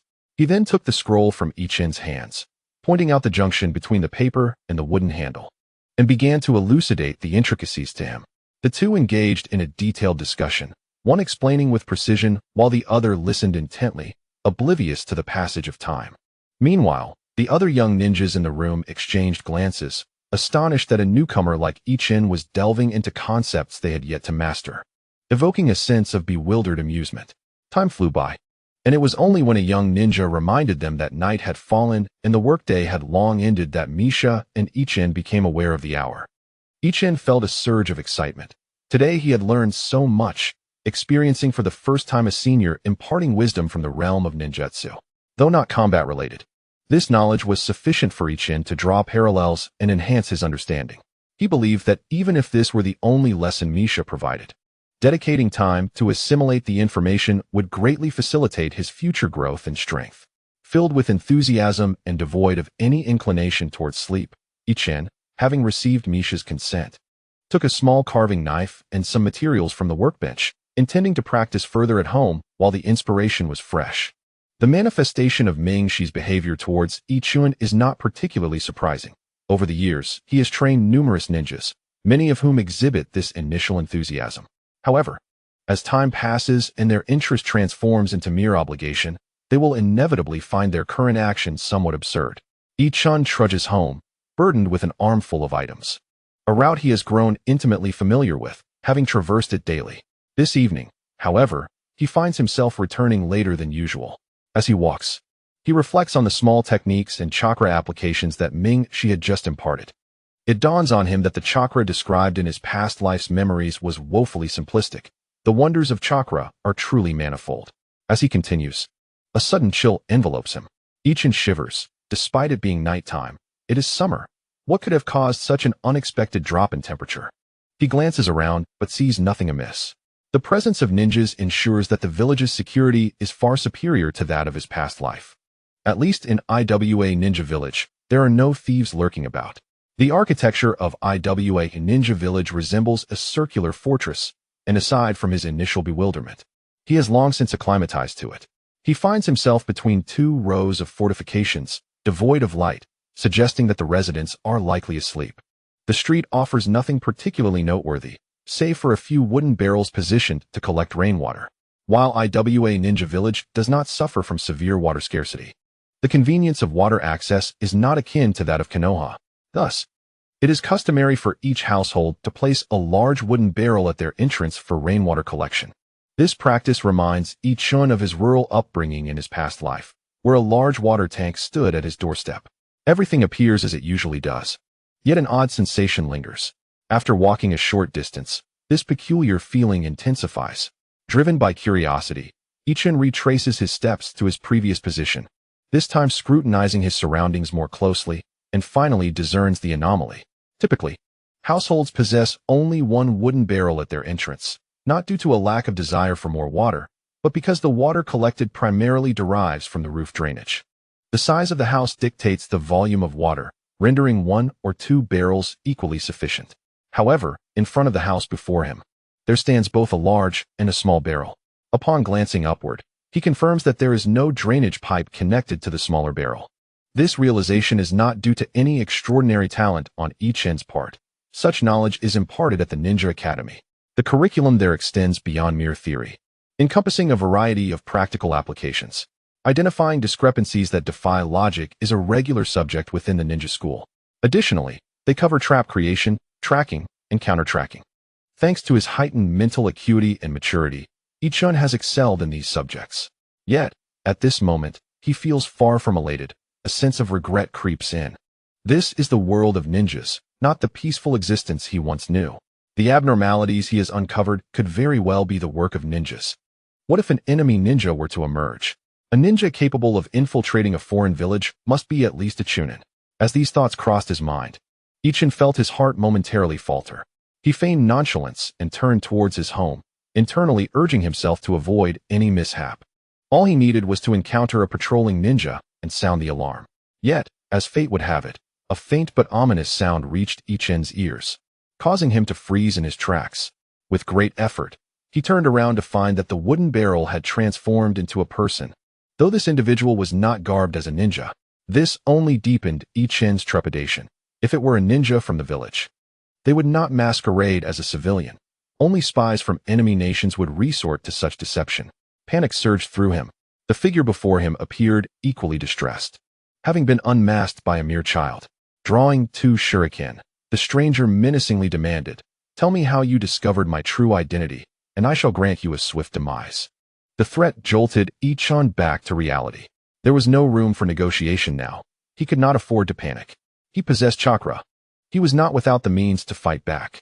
Maintaining his facade of fear, he channeled his chakra while keeping his posture rigid, locking eyes with the adversary. Stammering deliberately, he said, I am a student from the Ninja Academy, and I have learned about this in class. You have a flaw." Upon hearing the first part of Ichun's statement, the assailant's murderous intent intensified. A student from the Ninja Academy would inevitably become an enemy of his own nation and must be eliminated. However, upon hearing the latter part, he decided to withhold his malice and inquired, "Very well, tell me what flaw you speak of. If I find your answer satisfactory, I may let you go." Feeling relieved that his ruse was bearing fruit, Ichun, clutching a large stack of papers with his hands crossed within, ensured that the enemy could not see his hands. He feigned trembling, causing the papers to rustle, while simultaneously forming hand seals. He continued speaking. "The wooden barrels at the entrance of our land of Earth are used to collect water from the roof. Given the size of the roof, it makes no difference whether one or two barrels are placed beneath. Thus, no one would position two barrels at the entrance." Every word Ichun uttered was true. He wished to avoid raising suspicion that could provoke an immediate attack. Indeed, the assailant momentarily lost focus, seemingly pondering the logic behind Ichun's words. At that very moment, Ichun completed his final hand seal. As he had anticipated, just as the enemy finished contemplating, he lunged at Ichun. aiming to slice his throat with one of the shuriken. However, the unexpected transpired.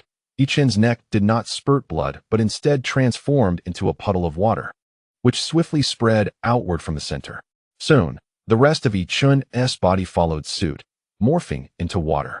The assailant stood in shock. The location of the attack had turned to liquid. Wasn't this a technique exclusive to the village's Hozuki clan? Could this child be a spy sent by the village? But how could the village send a child who mastered the Hozuki clan's secret arts as a spy? Indeed, this ninja was a spy from the Mist Village, tasked with gathering intelligence. However, he soon realized that something was amiss. The transformation of the Ghost Lantern clan into water was not as he had imagined. Although the opponent's thoughts took many convoluted turns, in reality, only a fleeting moment had passed. When the adversary sliced the neck of the water clone, Ichin happened to appear beside the large water tank at the entrance. Seizing the opportunity while the opponent was engaged in conversation, Ichin formed the hand seals for the clone technique, using the water within the tank as the medium to perform the water clone. At this moment, the two had essentially exchanged positions, both facing away from one another. Without a moment's hesitation after the shift, Ichin executed a throwing technique for kunai that Gaia had previously taught him, hurling the small knife he had brought from the practice room of the barrier class. This particular knife was not the initial one capable of channeling chakra, yet it was still a tool specifically designed for crafting scrolls, and its sharpness was commendable. The opponent, clad in civilian attire rather than protective gear, had no substantial defense. Ichin was confident that if he struck true, he would inflict significant damage. However, being a chunin, Ichin could not assume the opponent lacked any reactive ability, so he aimed not for a vital area, but rather the center of the opponent's body. Indeed, although the adversary had made several mistakes and momentarily lost focus, upon sensing the imminent danger, he exhibited the qualities of a chunin and swiftly began to sidestep. Under normal circumstances, the opponent would have been able to react and evade, but Ichin's series of deceptions had granted him a considerable advantage. The opponent only managed to shift slightly before the kunai struck him directly. The Mist Ninja was not particularly adept at defense, and Ichin's kunai embedded itself into the lower left side of the opponent's back, nearly penetrating through to the front. Consequently, due to the chakra flowing within the opponent's body as he turned, the kunai became lodged inside, with only a small tip protruding from the front. While this blow was not fatal, it nonetheless resulted in severe injury to the opponent. However, Ichin did not turn to launch a follow-up attack. Instead, he leaped onto the roof of the nearby building. The injured Mist Ninja refrained from counterattacking immediately, instinctively performing a series of evasive maneuvers to avoid any potential subsequent strikes. Unfortunately, nothing transpired. When the Mist Ninja steadied himself, he only caught a glimpse of Ichin leaping down from the rooftop to the other side. Gritting his teeth and lacking time to tend to his wound, the Mist Ninja circled around the house, pursuing Ichin directly. As he rounded the building, he spotted a distant figure sprinting frantically and immediately hurled 2 shurikens from his hand. Unsurprisingly, the shurikens struck true. The child, facing away, had no chance to evade. Yet, the Mist Ninja did not rejoice. Instead, he wore a grimace of dismay, for Ichin had suddenly transformed into a cloud of smoke. It was a substitution technique. How infuriating! Gritting his teeth, the Mist Ninja steeled himself and began to search for Ichin's whereabouts, realizing he could no longer regard Ichin as an insignificant child devoid of threat. Before long, his senses detected movement on the street they had just vacated, prompting him to retrace his steps. Indeed, in the distance, a figure was desperately fleeing. Ichin was sprinting towards the direction of the barrier class, a path leading to the heart of the village, where patrolling ninjas frequently roamed. After running for a while, he realized that his pursuers had caught on and were closing in on him. Without hesitation, Ichin shouted at the top of his lungs, "Help! There's a spy!" The pursuing Mist Ninja suddenly halted, recalling that this was the enemy's ninja village, momentarily hesitating between hiding and continuing the chase. However, he soon reached a decision. As an exposed and injured chunin, surviving in enemy territory was impossible. Thus, he thought it better to take down a genius as a means of escape. Yet, this delay allowed Ichin to distance himself further, and soon the sounds of activity began to emerge from both sides of the street. As a spy, the Mist Ninja carried minimal weaponry. The 2 shurikens he had thrown earlier were his only armaments, and they were now gone.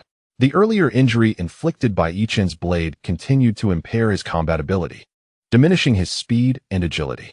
Considering the distance between them, the Mist Ninja was uncertain whether he could catch up to Ichin before being intercepted by others. He swiftly formed hand seals and called out, "Water release, water arrow technique." Initially, Ichin had been running wildly, but upon realizing he had been discovered, he became cautious. Acutely aware of the long-range lethality of a ninja's kunai or shuriken. When he noticed the Mist Ninja pausing to perform a jutsu, Ichin's heart raced, and he dared not continue sprinting straight ahead. However, there was still some distance to the alley between the houses, and not wanting to gamble on the speed of his opponent's jutsu, he swiftly sidestepped behind a nearby water barrel. Indeed, mere seconds after Ichin concealed himself behind the barrel, the sound of water arrows striking it echoed through the air. The barrel exploded under the assault of several water arrows, and the remaining projectiles continued to rain down upon Ichin. Seeing the area where Ichin had been struck by the water arrows, the Mist Ninja pressed forward, intent on delivering a finishing blow. However, when he reached the barrel, clutching his wound, he found it devoid of any trace of Ichin. The Mist Ninja's expression darkened, compounded by his injuries and the psychological toll of consecutive failures. He scanned the surroundings meticulously, yet found no signs of Ichin, and his urgency grew. Not daring to delay any longer and disregarding his wound, he maintained one hand in the hand seals while pressing the other against the ground to initiate a sensory technique. But at that moment, as his focus shifted to the sensory jutsu, an object shot from the water barrel on the opposite side, aimed directly at his head. Had he not been injured, had he not exacerbated his wounds through strenuous actions, had he not depleted his chakra with 2 consecutive jutsu, and had he been in a more advantageous position instead of half-squatting, perhaps he could have evaded the attack. Unfortunately, there were no such alternatives. He could only slightly tilt his head, resulting in a direct hit to the right side of his skull, causing him to lose sight in one eye. Fortunately, the object was not particularly sharp, and he did not perish on the spot. However, he was gravely wounded. Injured further, the Mist Ninja refrained from attempting to evade, instead retracting his hand from the seals to extract the hidden weapon embedded in his face. As soon as the hand of the Fog Ninja grazed the concealed weapon, the remaining eye caught sight of a figure charging towards him. Without a moment's hesitation, Ichin brandished a sharp splinter of wood, lunging at the Fog Ninja with the same fervor he had practiced countless times on the training grounds. With a horizontal slash, he severed the exposed neck of the Fog Ninja, who had unwittingly revealed his vulnerability while attempting to defend himself. Blood gushed forth rapidly, drenching Ichin completely. Although he was aware that his adversary was doomed, Ichin drove the wooden shard deep into the Fog Ninja's chest with a single, forceful thrust. After executing this series of lethal strikes, Ichin dared not linger near the fallen enemy. He retreated swiftly to the wall of the opposite house, where he collapsed in exhaustion, gasping for breath.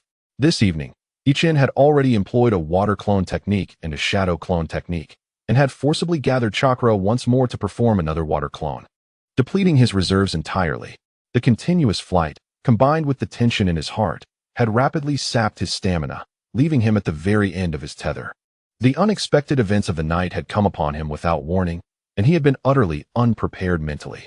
Although he had often fantasized about honing his chakra, mastering ninjutsu, and dominating the ninja world, striking down the Otsutsuki, Ichin's mindset had remained that of an ordinary youth living in peaceful times. He felt a sense of crisis, yet had not faced true desperation.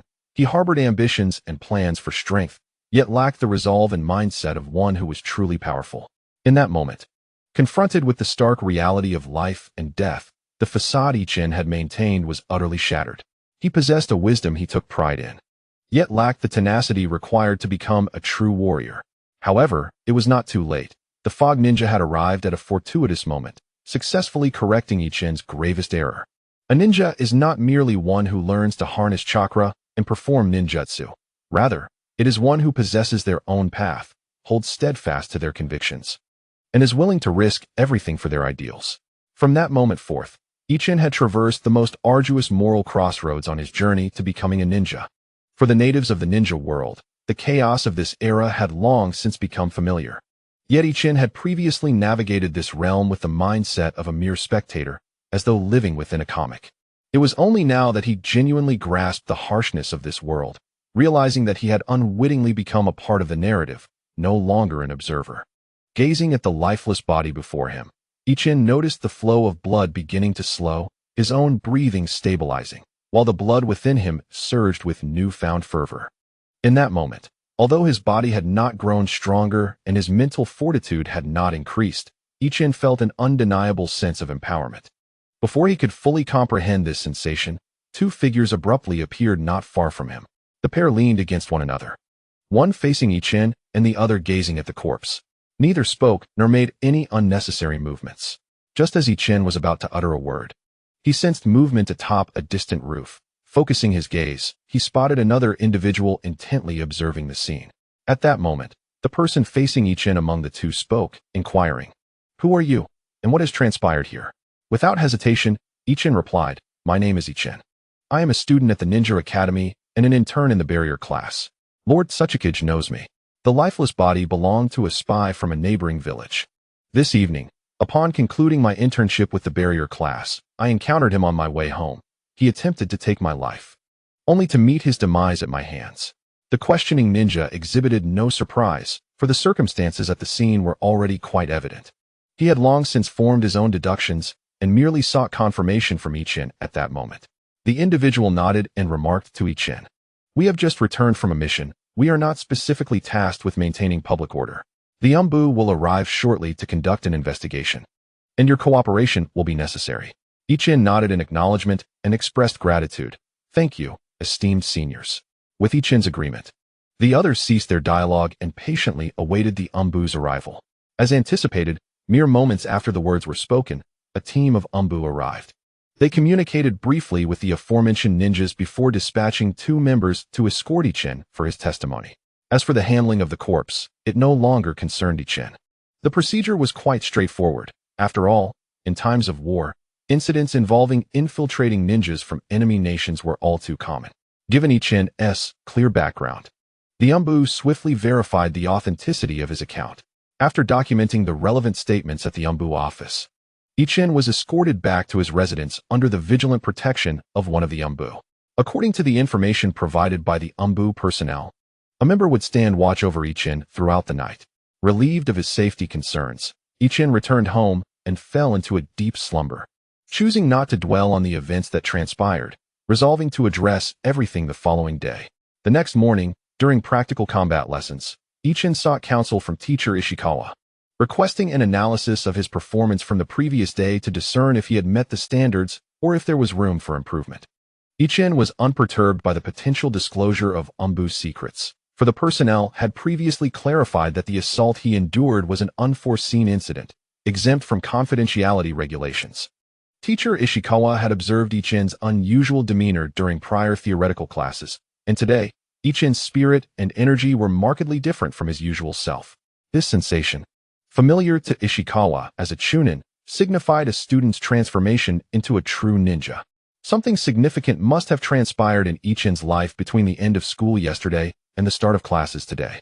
Out of concern for his student, Ishikawa contemplated inquiring about Ichin's circumstances. Yet, upon noting that Ichin appeared physically untroubled, he decided to withhold his questions for the time being.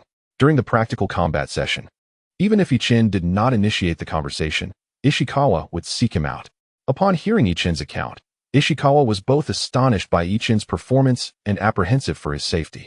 He first examined the wounds treated by the Umbu the previous evening, relieved to find that they had not worsened. He then proceeded to analyze Ichin's gains and losses.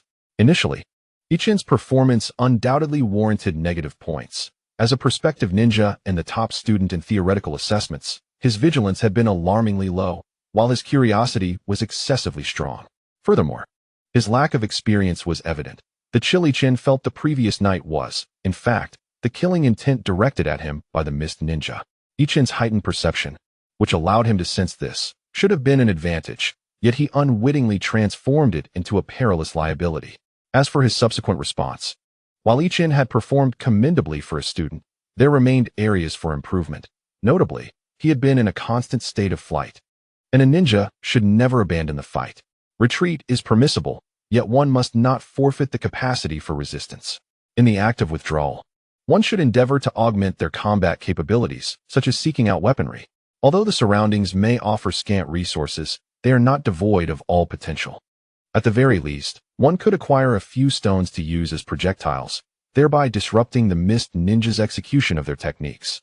However, Ichun did nothing until, in the end, the wooden barrel he was hiding in was destroyed and fragments lodged into his body, which he then extracted to serve as makeshift weapons. Furthermore, while Ichun initially managed to escape using clever tactics to deceive the enemy, he subsequently ceased to attempt hiding his presence. It is crucial to note that at that moment, the Mist Ninja had been injured, and being in the Rock Ninja village, patrolling ninjas could appear at any moment. Thus time was evidently on Ichun's side. Yet, Ichun's actions transformed the encounter into a swift resolution. Nonetheless, teacher Ishikawa commended Ichun in various aspects, particularly for his self-improved water substitution technique, and subsequently suggested that Ichun document his insights and experiences regarding ninjutsu to submit to the village in exchange for contributions. Ichun was elated. Could the water substitution technique indeed earn contributions? Teacher Ishikawa smiled and remarked, "Of course." Previously, no one in the village had contemplated such a method of execution. The greatest advantage of your ninjutsu is its ability to perplex the opponent for an extended duration. In the theater of battle, even a fleeting moment can be decisive. After a moment's contemplation, teacher Ishikawa added, "However, this method is merely a technique, a thought process, not an entirely new ninjutsu, so the contribution value will not be exceedingly high." Upon hearing this, Ichun felt a surge of happiness. Ever since redeeming the chakra test paper, his contribution points had dwindled to a mere trickle. After the events of last night, he resolved to equip himself with essential weaponry. And with contributions, he could directly proceed to the contribution center for redemption. Finally, with a smile, teacher Ishikawa conveyed to Ichun the reason behind his sense of newfound strength, despite no physical changes or increase in chakra. The most significant gain from the battle was Ichun's shift in mindset and enhancement of willpower. Although his spiritual energy had not increased, it had become more refined. The chakra he could now extract remained quantitatively unchanged, yet qualitatively it had undergone a substantial transformation. Indeed, while the chakra may be the same, the potency of an equivalent amount of chakra varies. The chakra of the Nine Tails is inherently more formidable than that of an ordinary ninja, and Sage Chakra far surpasses the typical chakra. Ichun's battle last night could be regarded as the first evolution of a ninja's chakra in the ninja world. Aside from the chakra of high-ranking ninjas, which may further condense, the chakra of lower and middle ninjas no longer holds a qualitative advantage compared to Ichun. They possess merely experience, reduced consumption of ninjutsu, and sufficient chakra reserves.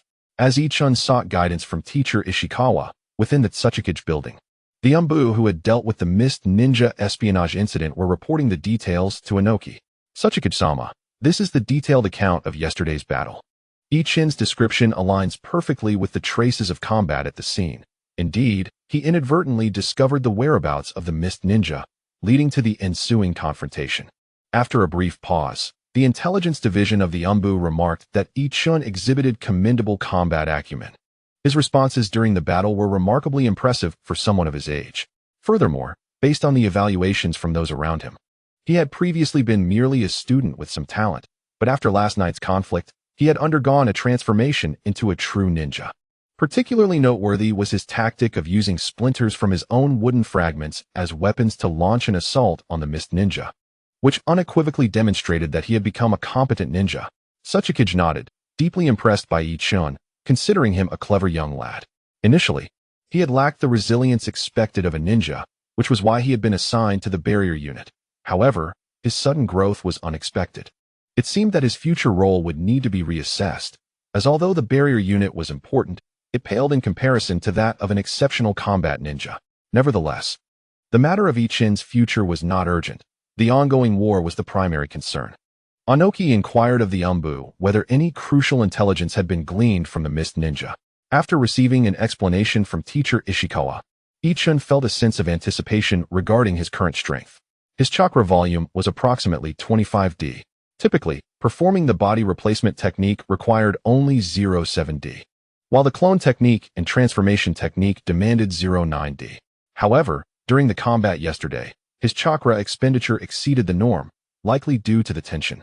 Had he not been actively drawing chakra during the fight, he would not have been able to execute 3 ninjutsu techniques.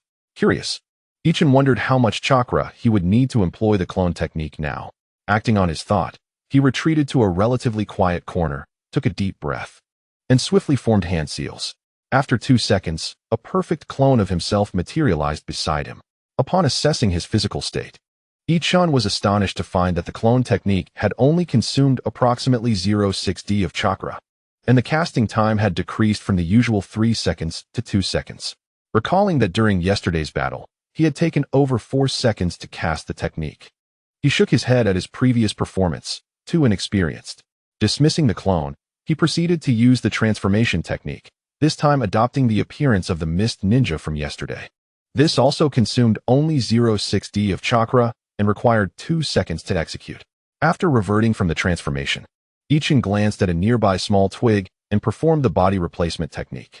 This took just under 4 seconds, expending between 0.4d to 0.5d of chakra. Not yet finished. Ichon picked up a twig, preparing to utilize it for the body replacement technique. At the last moment, he threw the twig, achieving a seamless exchange of positions between his body and the twig.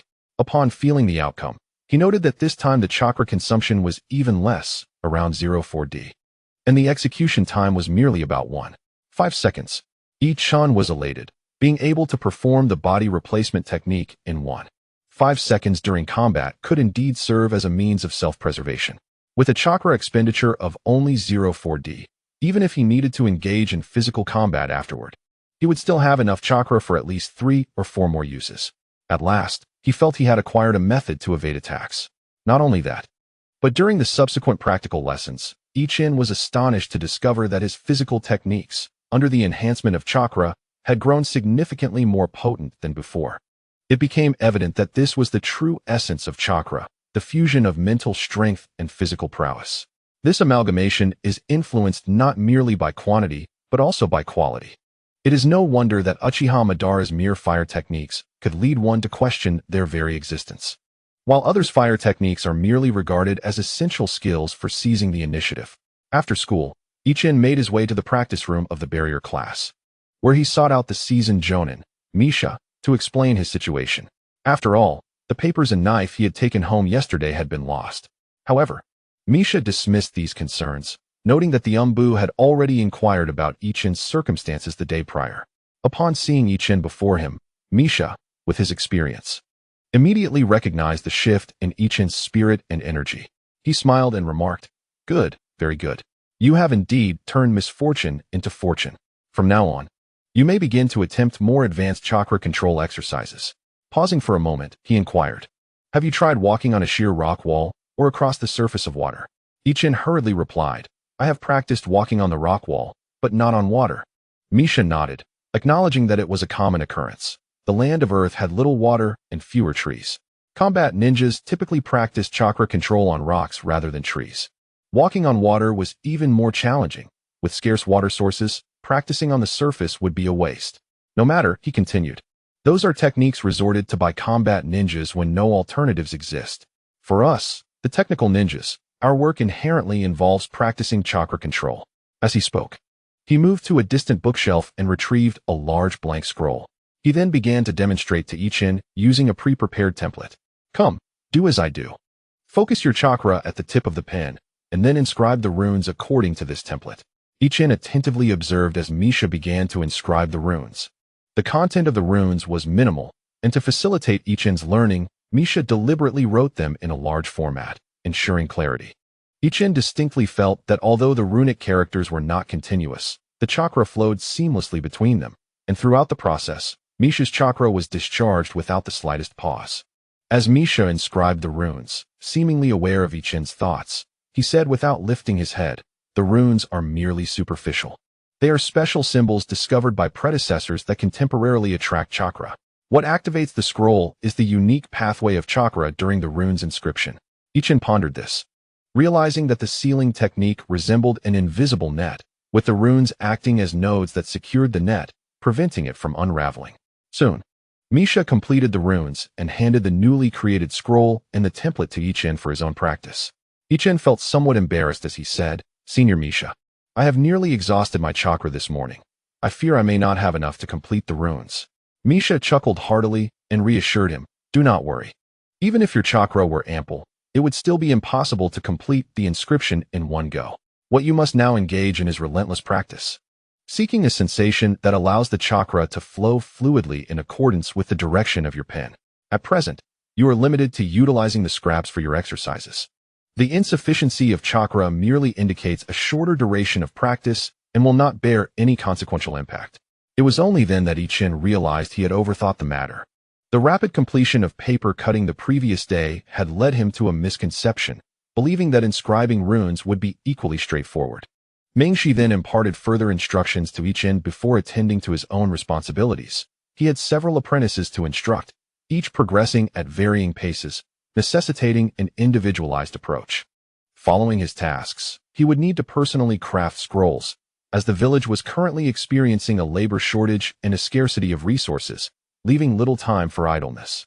I-Chin gathered some of the aforementioned scraps and commenced his drawing exercises according to the template. As anticipated by Mingxi, it became evident that I-Chin could not master this skill instantaneously. Not only was he unable to grasp the technique, but he also struggled to control the chakra to flow along the path indicated by his pen. He could only attempt repeatedly, striving to discover that elusive sensation. Observing I-Chin become engrossed in the process of rune drawing from a distance, Mingxi smiled faintly and refrained from further interference, continuing with his own endeavors. From the moment he witnessed I-Chin's initiation, he understood that I-Chin would not remain in the barrier class indefinitely. A ninja endowed with combat potential would not be left idle for long within the village. Mingxi hoped that I-Chin could absorb as much knowledge as possible during his time in the barrier class, benefiting him in future battlefield encounters. 3 days later, I-Chin received a notification that the insights he had submitted to the village concerning the water substitution technique had been officially accepted. The village had assessed his contributions according to their significance. When I-Chin approached the contribution office and inquired about his contribution value, he was taken aback. What he had initially deemed of little worth, the water substitution technique, was evaluated at a remarkable 1,000 points. Astonishingly, the conceptualization and insights of a D-rank ninjutsu had garnered the equivalent value of a C-rank ninjutsu. Eagerly, I-Chin sought clarification, and the staff provided a singular response. This water substitution technique, upon trial, had been found to be practicable by the majority of ninjas in Iwa Ninja Village who had comprehended the Earth attribute. And there were particularly numerous Earth attribute ninjas in Iwa Ninja Village. I-Chin acknowledged this, even though assisting a single ninja in mastering this technique may yield minimal utility. The cumulative effect of many individuals mastering it rendered its value immeasurable. It appeared that the personnel at the contribution office were indeed quite objective, which brought I-Chin a sense of delight. Additionally, there was further good news. Due to I-Chin's solo elimination of a middle-ranking enemy ninja, he was recorded for a C-rank mission. It was initially expected to be classified as a B rank, but since the ninja did not possess any significant intelligence, the mission office decided to assign a C rank instead. As a supplementary reward for the task, I-Chin received 100,000 Ryo and 100 contribution points. The monetary compensation for combat missions was comparable to that of administrative tasks, though the contribution points tended to be higher. Typically, the minimum standard for a C-rank administrative task is 10 contribution points and 50,000 Ryo, while for combat missions, it is a minimum of 20 contribution points and 50,000 Ryo. The task assigned to I-Chin is rated higher than the standard C level, thus he is rewarded accordingly. I-Chin not only received a commendable contribution value of 100 points, but also a monetary reward of 100,000 Ryo. Furthermore, the contribution office acknowledges that I-Chin's performance has reached the level of a competent ninja, considering that many lower-ranked ninjas may never have the opportunity to slay a chunin. Henceforth, I-Chin will enjoy treatment in the barrier class that exceeds the typical standards for lower ninjas. In addition to his monthly salary, his tasks will be formally recorded. This official recognition not only allows him to earn additional funds, but also contributes to his overall contribution value, which will aid in his future advancement in ninja ranks. Upon departing from the contribution office, I-Chin eagerly made his way to the exchange center. He had visited the exchange center previously, where he purchased a chakra testing paper, only to find himself financially depleted thereafter. However, with 100 points to his name now, he was determined to explore the offerings thoroughly this time. The staff at the exchange center was relatively sparse, likely due to wartime shortages, yet the selection was abundant. Initially, Ichin had worried that wartime conditions might limit the availability of ninja tools, but upon entering, he realized his concerns were unfounded. The center featured a myriad of ninja tools, both familiar and unfamiliar to him. The prices were slightly elevated compared to peacetime, but the supply of ninja tools during wartime was assured. Otherwise, the war effort would have faltered long ago. Moreover, the contribution office operated specifically for the benefit of ninjas who have served the village, so stock shortages were implausible. While purchasing ninja tools with currency might encounter shortages, exchanging contributions guaranteed availability. Ichin was not in haste to select his ninja tools. Instead, he opted to survey the entire inventory first, enriching his knowledge before making choices. After a thorough exploration, he discovered that his options were somewhat limited due to his young age. The items at the contribution office were intended for official ninjas, and many were not suited for him. For instance, when examining the wind magic shuriken, he realized that its overall size was not significantly smaller than his own, and it might even outweigh him. After much deliberation, the only items fitting for Ichin were a selection of small blades. He chose several kunai and shuriken, foregoing the heavier throwing knives. It became apparent that the wooden kunai used in ninja school practices differed considerably in size from authentic kunai, being much smaller and specifically designed for children. Conversely, shuriken were inherently smaller than kunai, making them more manageable for him.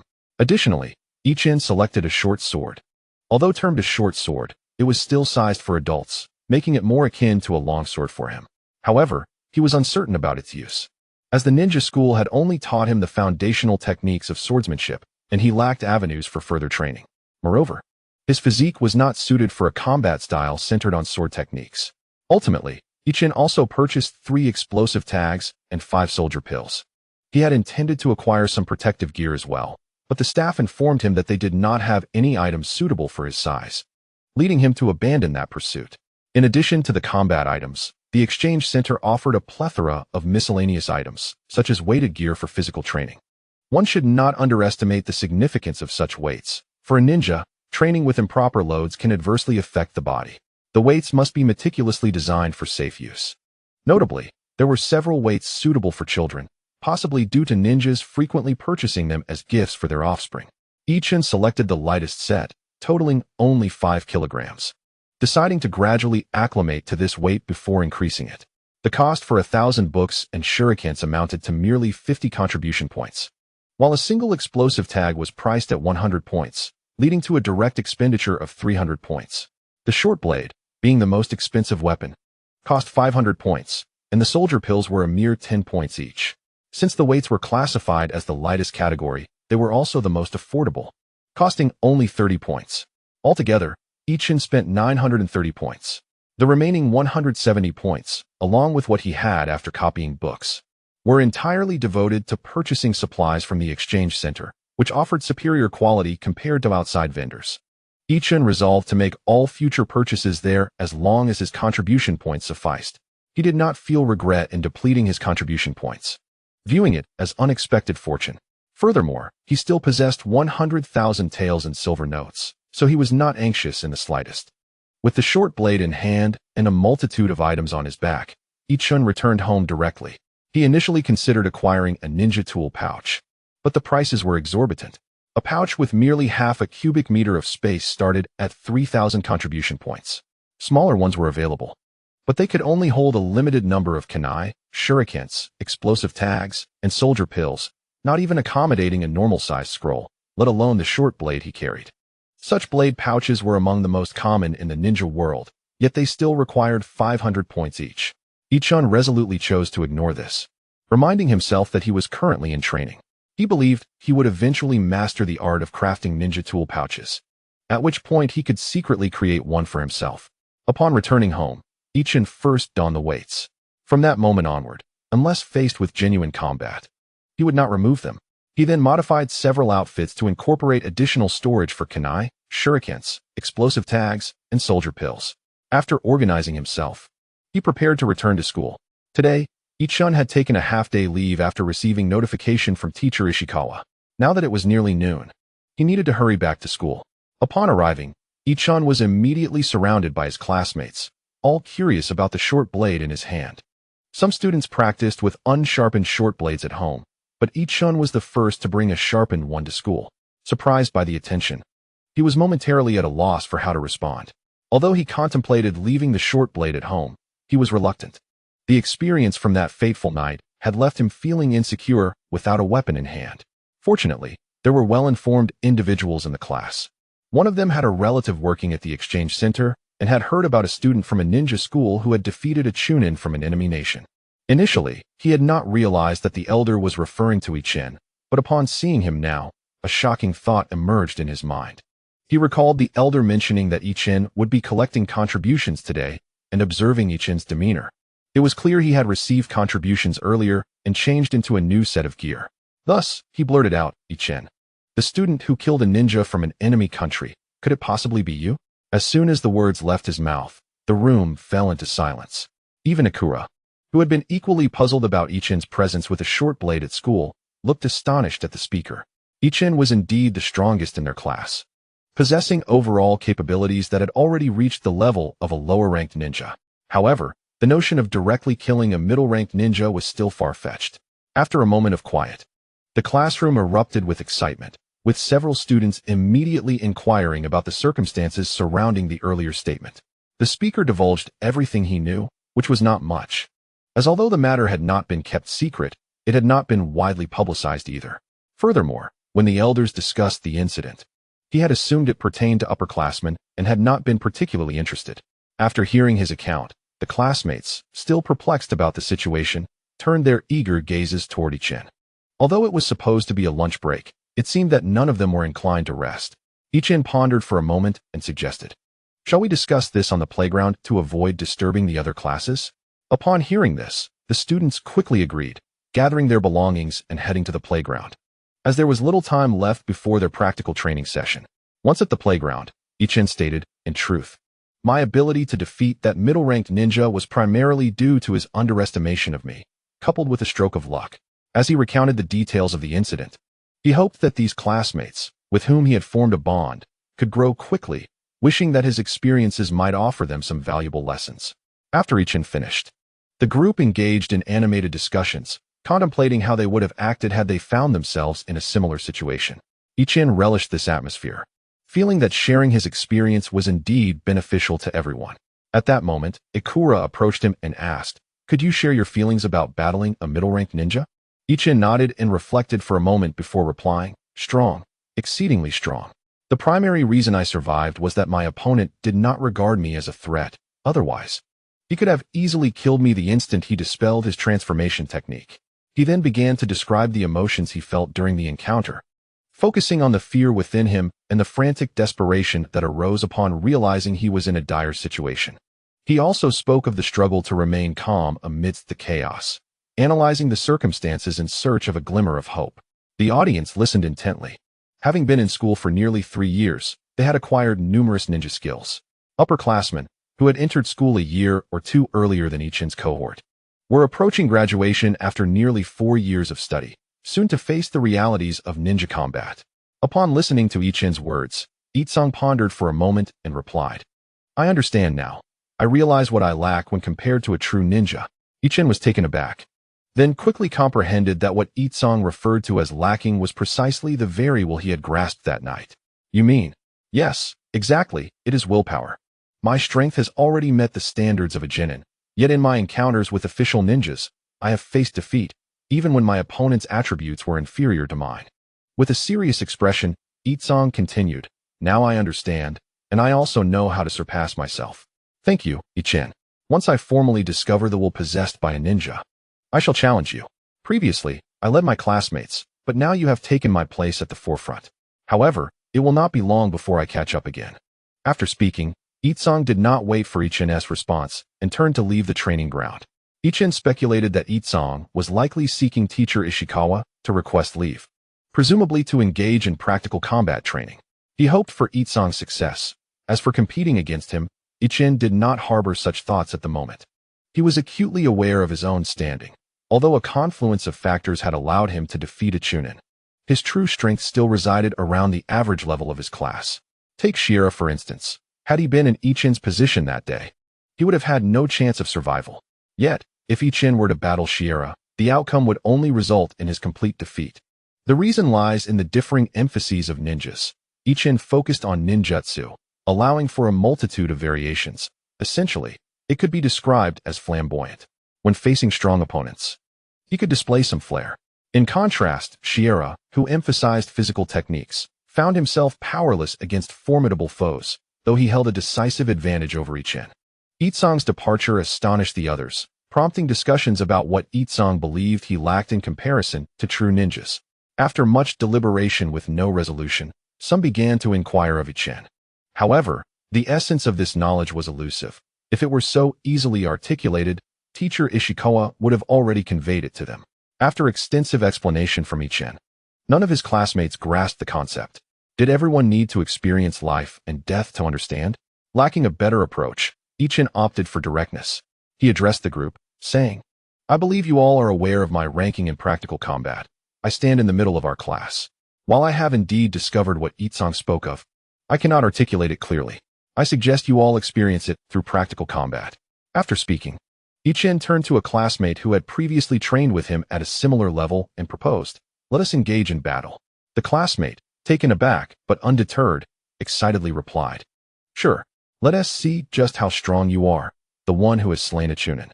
Upon hearing this, everyone quickly dispersed, clearing an area for the two.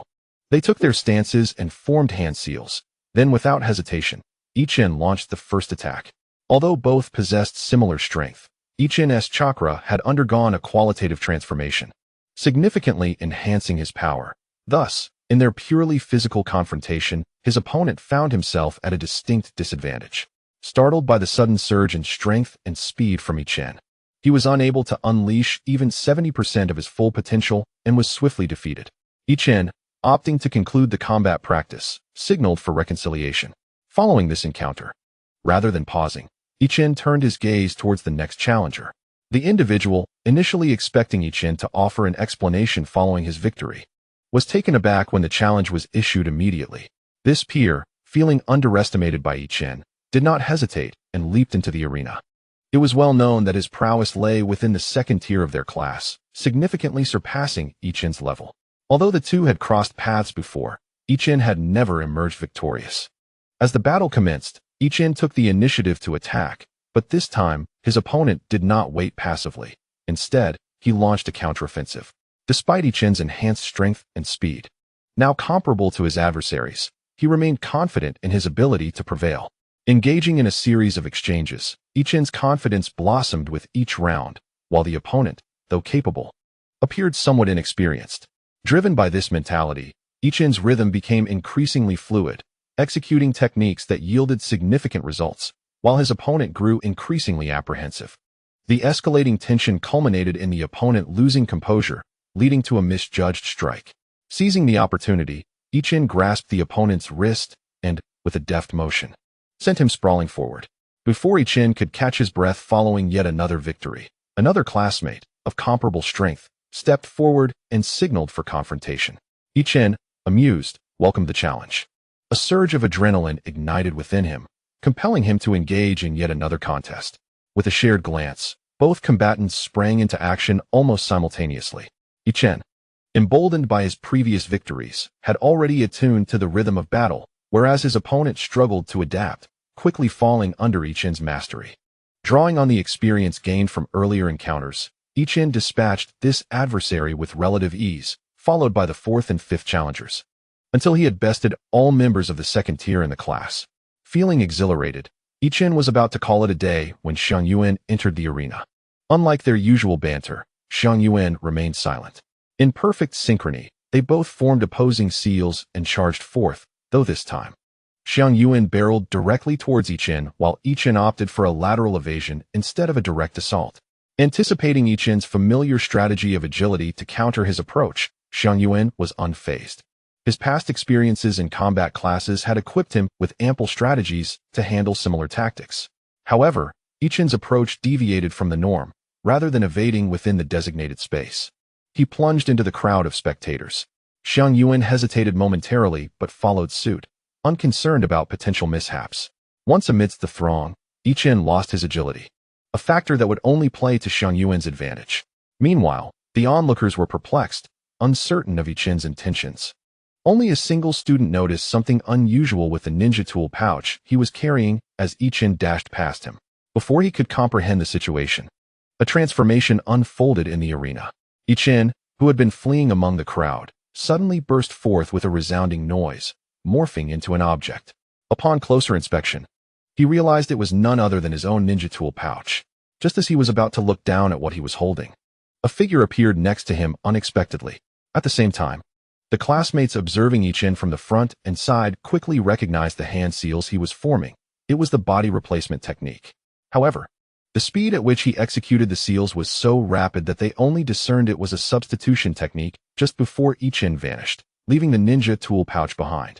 At that moment, after completing the substitution, Ichin found himself positioned directly behind Xiaoyuan. Coincidentally, Xiaoyuan, startled by the body replacement technique, unconsciously slowed his pace. Seizing the opportunity, Ichin advanced swiftly and tapped Xiaoyuan on the neck before retreating, just as Xiaoyuan instinctively countered. This seamless maneuver was executed with such fluidity that the entire exchange from initiation to conclusion was even swifter than previous encounters. The audience, still grappling with the astonishment of witnessing Ichin's practical application of the body replacement technique, found themselves further astonished by his swift victory. A profound silence enveloped the arena. From the beginning of the first battle to his triumph over Xiaoyuan, Ichin had consumed less than half of his chakra, achieving victory in every encounter.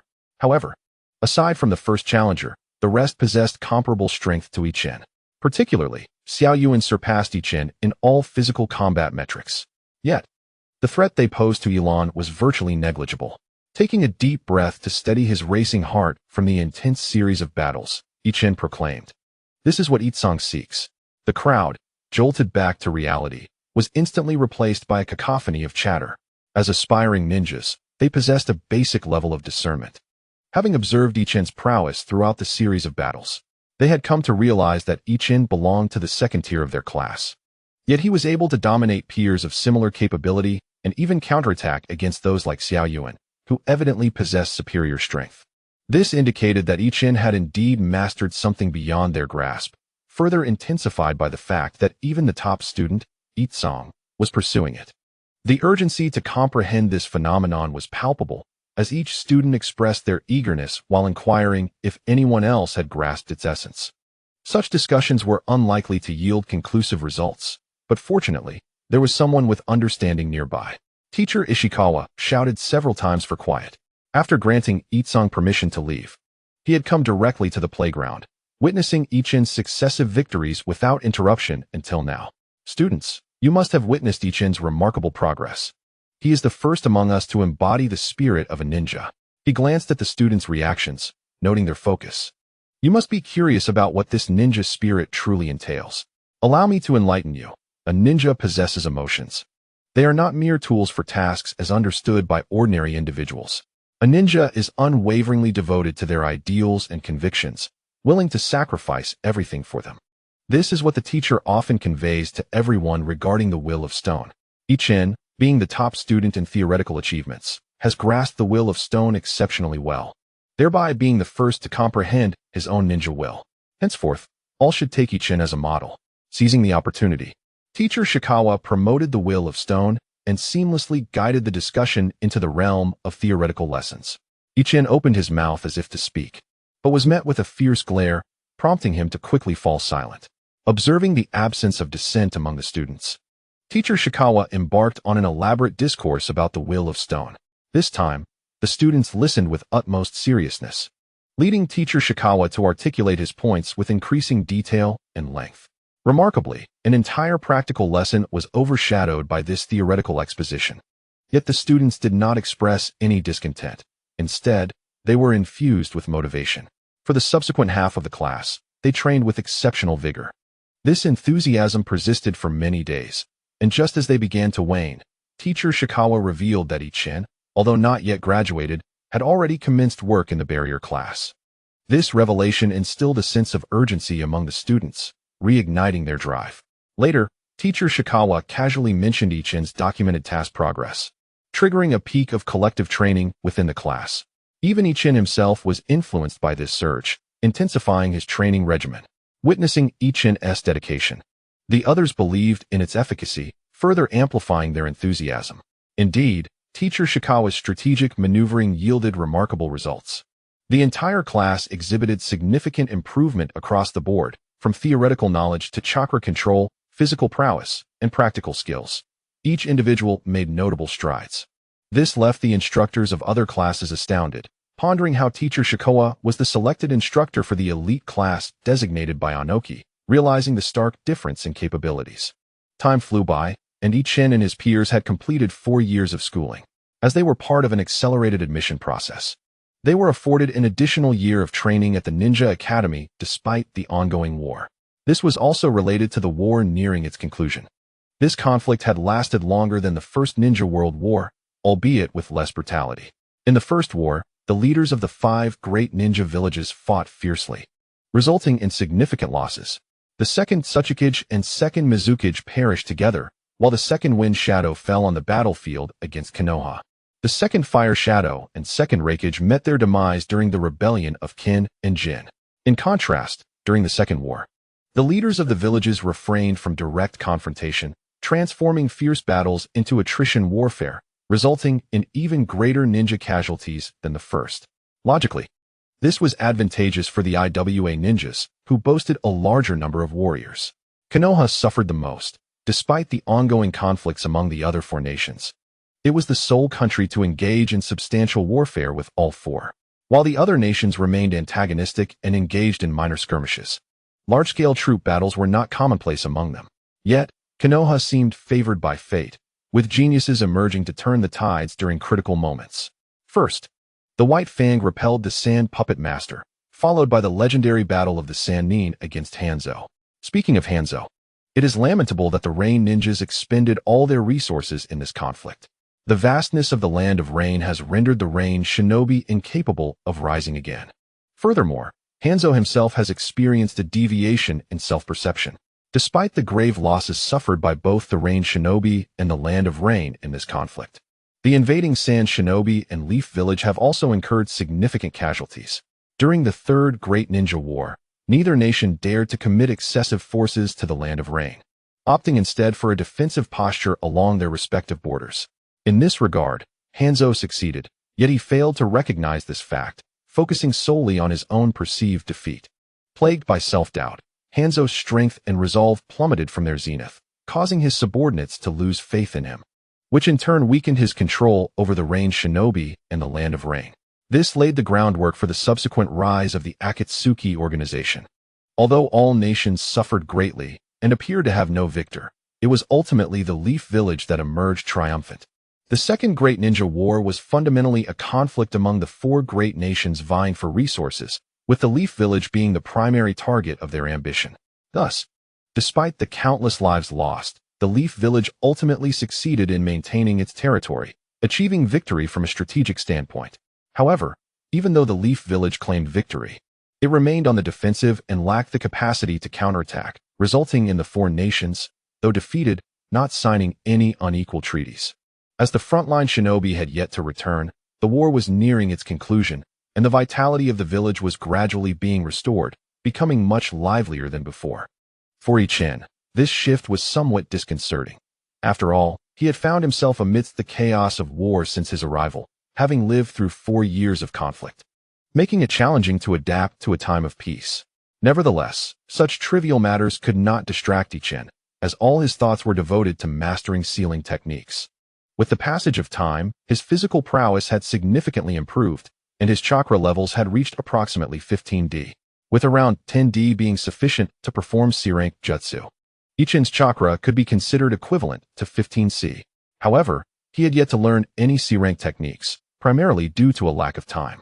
His training in physical techniques and stamina occupied half of his schedule, with the remainder dedicated to practicing sealing arts. Consequently, Ichin found himself unable to practice C-rank techniques, as his chakra was expended in the process of learning sealing strategies. Throughout this period of study, Ichin had mastered about half of the sealing techniques available in the barrier class resource room. This does not imply that Ichin's sealing skills were exceptional. Rather, it highlights the limited and rudimentary nature of the sealing techniques in IWA Shinobi Village. Due to his high aptitude for chakra control, Ichen received considerable privileges within the barrier class, the most significant of which was the opportunity to study sealing techniques. Among the numerous bookshelves in the resource room, several contained sealing techniques that required special permissions for access. The majority of these shelves held speculations and theories regarding sealing techniques against enemy nations, followed by insights on the sealing techniques possessed by his own country, with the remaining shelves containing detailed content and various data records on sealing arts. Ichen counted a total of 17 C-rank sealing techniques and 6 B-rank techniques. As for A-rank techniques, none were available. It was said that the Iwa Shinobi village possessed only 2 A-rank sealing techniques, both housed within the Tsuchikage building. Ichen has mastered and can proficiently perform the majority of C-rank sealing techniques. Although he has not yet learned the remaining techniques, he comprehends their principles, with his inability stemming from incompatible attributes. As for B-rank sealing techniques, Ichen has meticulously studied 2 of them. Due to insufficient chakra, he is unable to perform them directly. However, he has innovatively deconstructed the sealing techniques into 3 distinct components for individual practice. While he cannot combine these components to execute the B-rank techniques, some ninjas have successfully learned the sealing techniques by following Ichen's method of breaking them into 3 steps and later amalgamating them. Consequently, Ichen has been granted special permission to learn all B-rank sealing techniques, as his methodology has resulted in the emergence of 7 or 8 new masters of B-rank sealing techniques in the Iwagakure. While this may not seem significant in Konoha, it is indeed a remarkable achievement for Iwagakure, which only boasts 3 A-rank sealing masters, one of whom is Inoki himself. Therefore, Ichen's efforts have been recorded as an A-rank mission, and he has been allowed access to all sealing techniques in the library. This is nothing short of extraordinary. Ichen had previously mastered all C-rank sealing techniques, but had been unable to access the B-rank techniques. Eventually, he had to muster the courage to seek an audience with Inoki, who granted him special permission to learn a B-rank sealing technique, which cost him all of his contribution points accumulated over the past year. During this time, he had produced numerous storage scrolls and occasionally served as a sensory ninja, earning an average of 600 contribution points monthly. After expenses, he had managed to save over 6,000 contribution points. Thankfully, the rewards were substantial, with non-combat tasks yielding over 10 points, B-rank tasks over 100 points, and A-rank tasks over 1,000 points. The rewards for combat tasks often double those of non-combat tasks. Since Ichen has acquired the qualification to learn the remaining 5 B-rank sealing techniques, his contribution points will be calculated at the minimum tier, which is 1,000 points. In essence, Ichen has exchanged over 5,000 contribution points for 6 B-rank sealing techniques, along with additional rewards from the A-rank mission, including a monetary reward of 1 million Ryo. The remuneration for D-rank tasks ranges from 5,000 to 50,000 Ryo, C-rank tasks from 50,000 to 200,000 Ryo, B-rank tasks from 200,000 to 1,000 Ryo, and A-rank tasks from 1,000 to 3,000 Ryo. Thus, Ichen has received the minimum reward for an A-rank mission, amounting to 1 million Ryo, which is quite advantageous. Over the past year, the majority of Ichen's expenditures have been devoted to training, with monthly investments of several hundred contribution points and tens of thousands of Ryo. Due to the prolonged war, the village's finances have become strained, leading to a significant reduction in monetary rewards for non-combat tasks. Recognizing the importance of contribution points early on, Ichen has utilized Ryo for purchases wherever possible, resulting in a substantial accumulation of contribution points, albeit with minimal leftover Ryo. Thus, receiving a sudden deposit of 1 million Ryo feels somewhat overwhelming for him. It is noteworthy that Ichen's parents' pension has been suspended for over a year, not solely due to him, but rather as a consequence of the war's relentless escalation. The pensions for all children with the potential to become ninjas have been suspended for a year. The village has pledged that when these children meet the necessary criteria in the future, they will be granted complimentary instruction in a C-rank ninjutsu. Furthermore, the village will arrange for a chunin to mentor them for an hour. This arrangement is advantageous for Ichen, as he has entered the barrier class early, securing a stable income, which, owing to his exceptional performance, is actually higher than that of an average genin. Although the monetary rewards have diminished, his contribution points remain intact, rendering the exchange of pension for future opportunities feasible at this juncture. However, for many children, the situation is grim. Their current living pressures have surged significantly, thereby hindering their progression along the path of becoming ninjas. Recently, Ichin has acquired knowledge of 5 sealing techniques that he is unable to execute due to the requisite standards. Consequently, he has refrained from direct practice and instead begun to compile a summary of the sealing techniques he has studied. Drawing from fragments of sealing technique information retained in his previous life's memories, Ichin seeks to amalgamate both sources for innovative breakthroughs. While the positive knowledge of sealing techniques from his past life is scarce, the distinct perspective it affords him brings forth numerous insights. For instance, although there is information on the 4-symbol sealing technique, there is no mention of the 5-element sealing, which he recalls being utilized by both Orochimaru and Jiraiya. Moreover, there are no relevant records concerning the fire sealing technique. These gaps provide Ichin with clear research directions. In contrast to others constrained by the village's library, Ichin's thought process is significantly more liberated. During this period, the senior captain of the sealing division at the barrier class has consistently engaged in discussions with Ichin regarding the 5-element sealing. This technique demands a high level of proficiency from ninjas, as one must simultaneously master 5 distinct chakra nature transformations. Typically, only those of shadow-level capability can achieve this, leading to the captain's initial disappointment. However, Ichin proposed that 5 upper ninjas could simultaneously perform a partial sealing technique of a single attribute, subsequently converging to form a comprehensive 5-element sealing. Setting aside the challenge of assembling 5 upper ninjas who meet the criteria, the primary obstacle lies in maintaining stability among the sealing techniques executed by 5 different individuals, preventing internal repulsion, which perplexed both Ichin and the captain. Ultimately, it was a suggestion from Misha, who had devoted his life to crafting scrolls, that illuminated the path forward, to prepare 5 scrolls in advance, reinforcing the necessary connection points through the etching of symbols, thereby minimizing repulsion. With the war's pace slowing, the sealing class allocated considerable manpower to the study of the 5 elements sealing symbols. Under Misha's guidance, and with the incorporation of various new materials, they theoretically succeeded in creating such scrolls. Initially, the matter seemed to conclude there, as the scrolls had yet to see practical application. However, no one anticipated that the opportunity for their first use would arise so swiftly and unexpectedly. It was revealed that the ninjas returning from the front lines had encountered an unforeseen development, instigated by a unique ninja named Keiki. As a seasoned upper ninja from Iwa Ninja Village, his distinctiveness stems from the fact that he harbors within him a sealed-tailed beast, the 5 Tails, Mu King. As a Jinchuriki, Goemon, like others of his kind in this era, is not a flawless host. He has not established a harmonious rapport with the tailed beasts, but rather remains ever vigilant and suppressive of them. Given Goemu's prowess and the power of the seals, he typically faces no issues. However, during wartime, at the behest of the village, he resorted to utilizing the power of the 5 Tails on 2 occasions. This led to a loosening of the already fragile seal. Goemu was among the earliest ninjas to return to the village, motivated by the urgency to resolve the sealing issue. Just as he approached the village, the tailed beast erupted in a violent frenzy. Perhaps the 5 Tails recognized this as a rare opportunity and exerted all its strength to assault the seal. When Ichin received the notification, he was at home practicing. It was the holiday from ninja school, with several days remaining before the new term, and he intended to further refine his mastery of water-style chakra.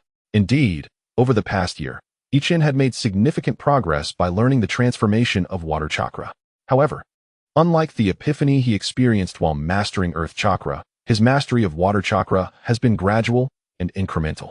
Although Ichin has now grasped the transformation of water chakra, his proficiency remains underdeveloped. To put it simply, while he possesses sufficient chakra to learn earth release at any moment, he cannot yet master water release due to his lack of skill. When the Umbu encountered Ichin, he was lost in thought, staring at a cup of water. Upon being informed that he must immediately accompany them out of the village on a mission, he was momentarily taken aback. Once he was carried by the Umbu to the scene of the incident, he was astounded by the sight before him. Although the 5 Tails had not completely broken free, Goemu, in his half-tailed beast form, was quite imposing.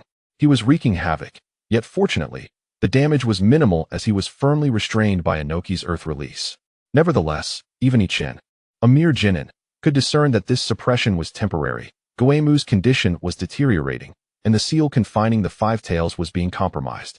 It was only a matter of time before the Five Tails would escape. Upon Ichin's arrival, Finchi promptly approached him and provided a brief explanation of the situation's context.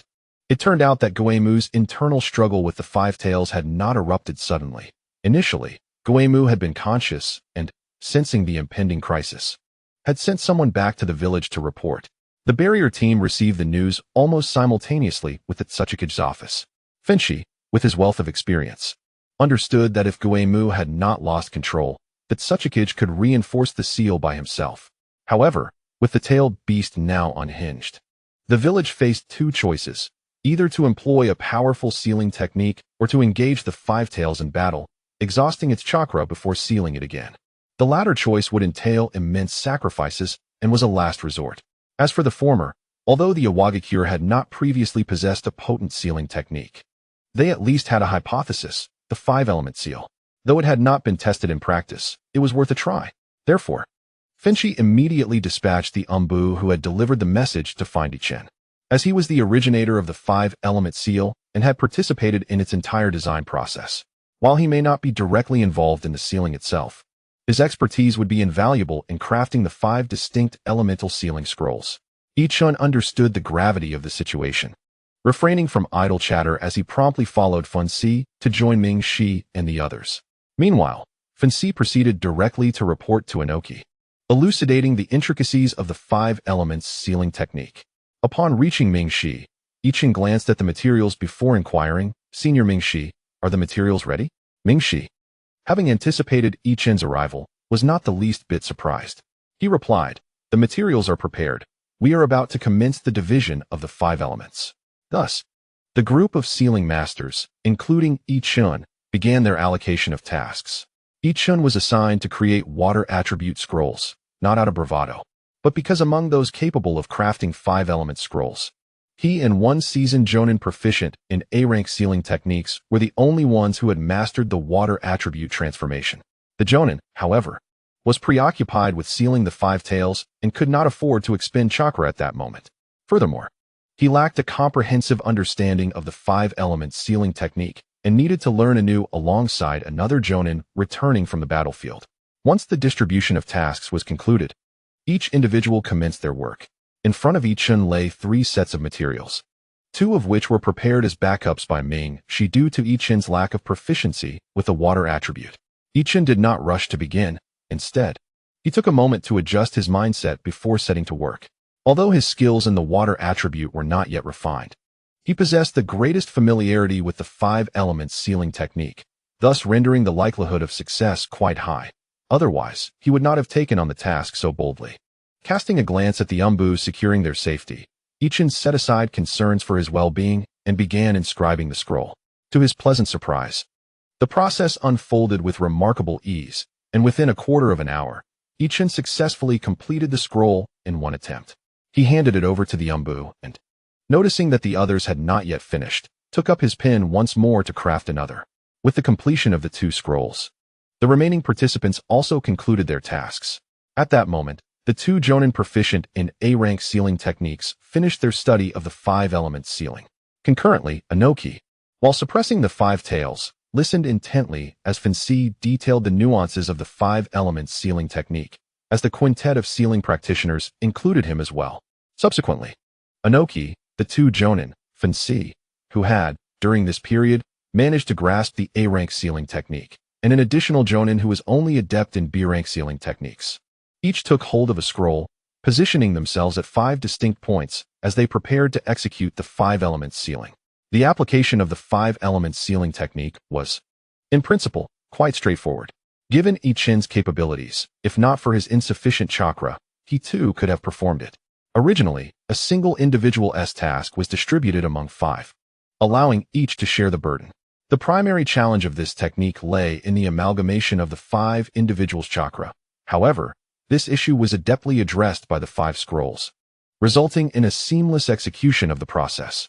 The Five Tails, which had yet to completely break free from its original seal, was effortlessly recontained within the body of the Gyuki. A collective sigh of relief swept through the group, followed by a wave of excitement. After all, while tailed beasts serve as formidable strategic weapons in battle, they can also pose a threat to their own allies. Unlike Konoha, Iwagakure lacked the Vortex clan's sealing techniques and primarily relied on the formidable strength of the practitioners of A-rank sealing techniques. First, the tailed beasts must be subdued, followed by the sealing of the weakened creatures, which has never solely depended on the sealing techniques. However, the circumstances have changed. With the introduction of this 5-element sealing technique, it has effectively remedied a significant shortcoming within the village. Most importantly, it has rendered the Jinchuriki, this formidable weapon, somewhat controllable. Although it is challenging to find 5 sealing masters with the strength of Jonin, the village is certain to invest greater resources in cultivating sealing specialists. Given the prerequisite ability to seal tailed beasts, Ichin felt elated. He was no longer the outsider who had just traversed into this world. He now cherished companions and mentors within this village, gradually resembling a true citizen of Iwagakure. Moreover, with the successful sealing of the tailed beast, the village would undoubtedly offer rewards. The greatest advantage of traversing Iwagakure rather than Konoha is that one can achieve fame without the lurking dangers of betrayal from the shadows of the ninja world. At this moment, the 5 tails had vanished completely, leaving behind only a battle-weary ninja sprawled on the ground. Inoki promptly summoned medical ninjas to the scene. The chief contributor to this sealing of the 5 tails was indeed Katsuragi, who had been tirelessly suppressing the beast to prevent it from fully rampaging.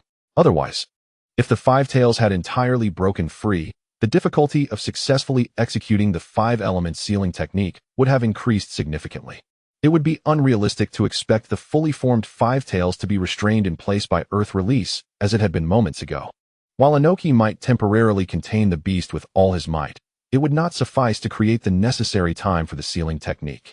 Additionally, should Inoki exert his full strength, there would be insufficient Jonin left to perform the sealing techniques. Thus, Inoki remained deeply concerned for Katsuragi's safety. Regardless, after this unforeseen incident, it would be impossible for Katsuragi to return to the battlefield as a weapon. He had lost the strength to suppress the 5 tails. After all, having become a Jinchuriki since the era of the first Hokage, Katsuragi was no longer young. It was time to prepare a new Jinchuriki.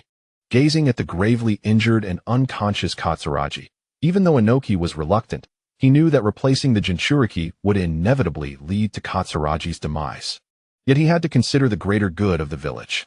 Fortunately, the war had concluded, and the 5 tails would not be needed for the time being, allowing matters to be postponed.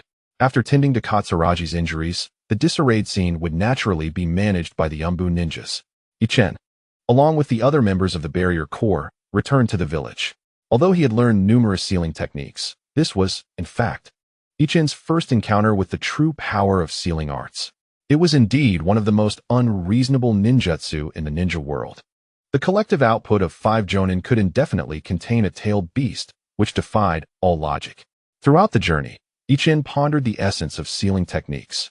Firstly, it was undoubtedly related to chakra. Secondly, sealing techniques represented a completely distinct application of chakra compared to other ninjutsu. They must be based on a specific principle that utilizes chakra with remarkable efficiency, perhaps akin to bloodline limits.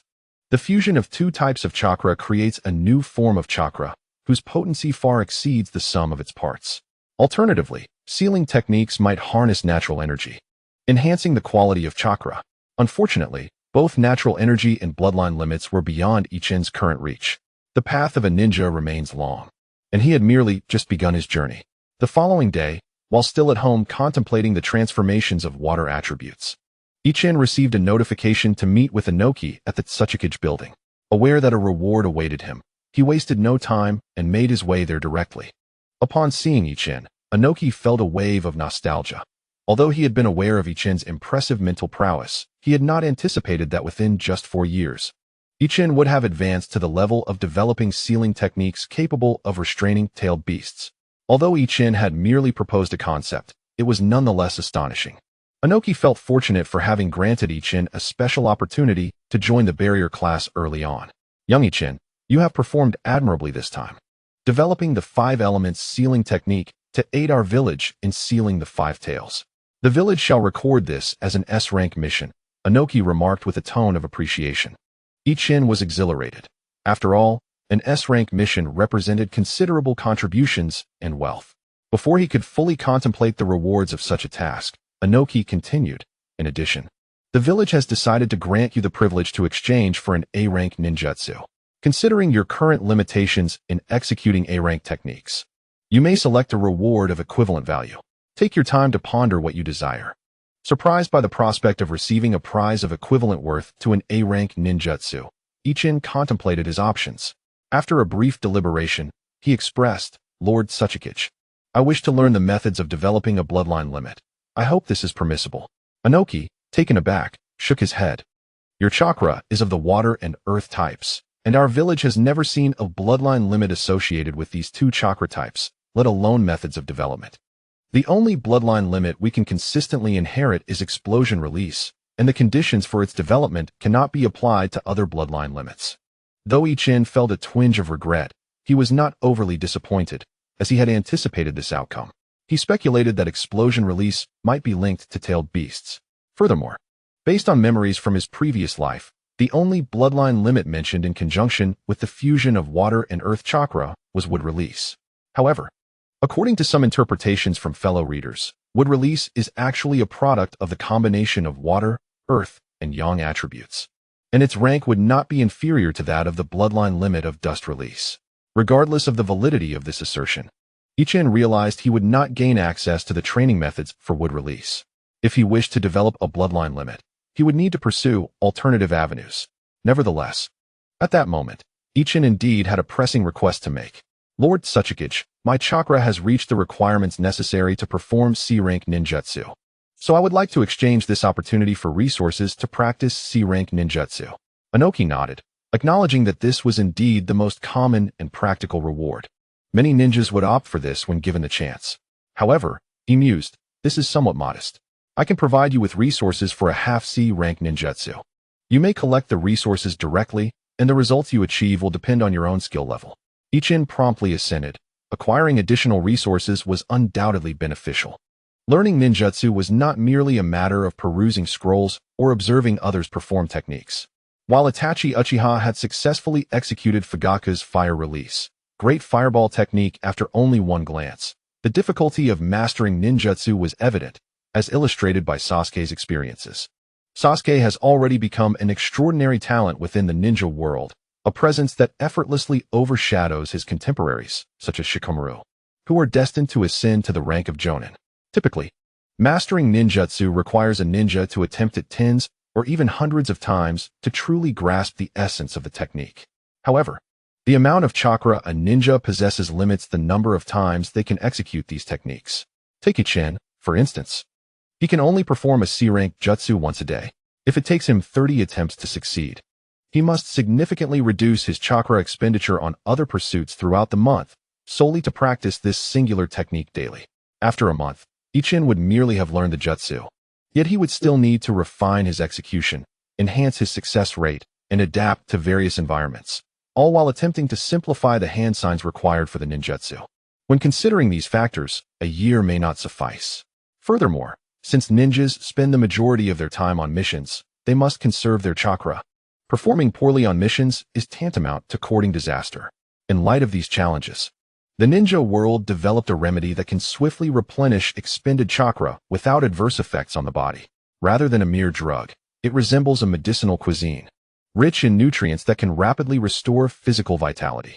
A person consuming this medicinal meal can refine their chakra multiple times within a single day. If consumed for 3 meals a day, one could potentially increase their chakra refinement by approximately 50 C-rank levels daily, allowing a ninja to perform dozens of C-rank jutsu each day. Such continuous practice facilitates a deeper understanding and mastery of the techniques.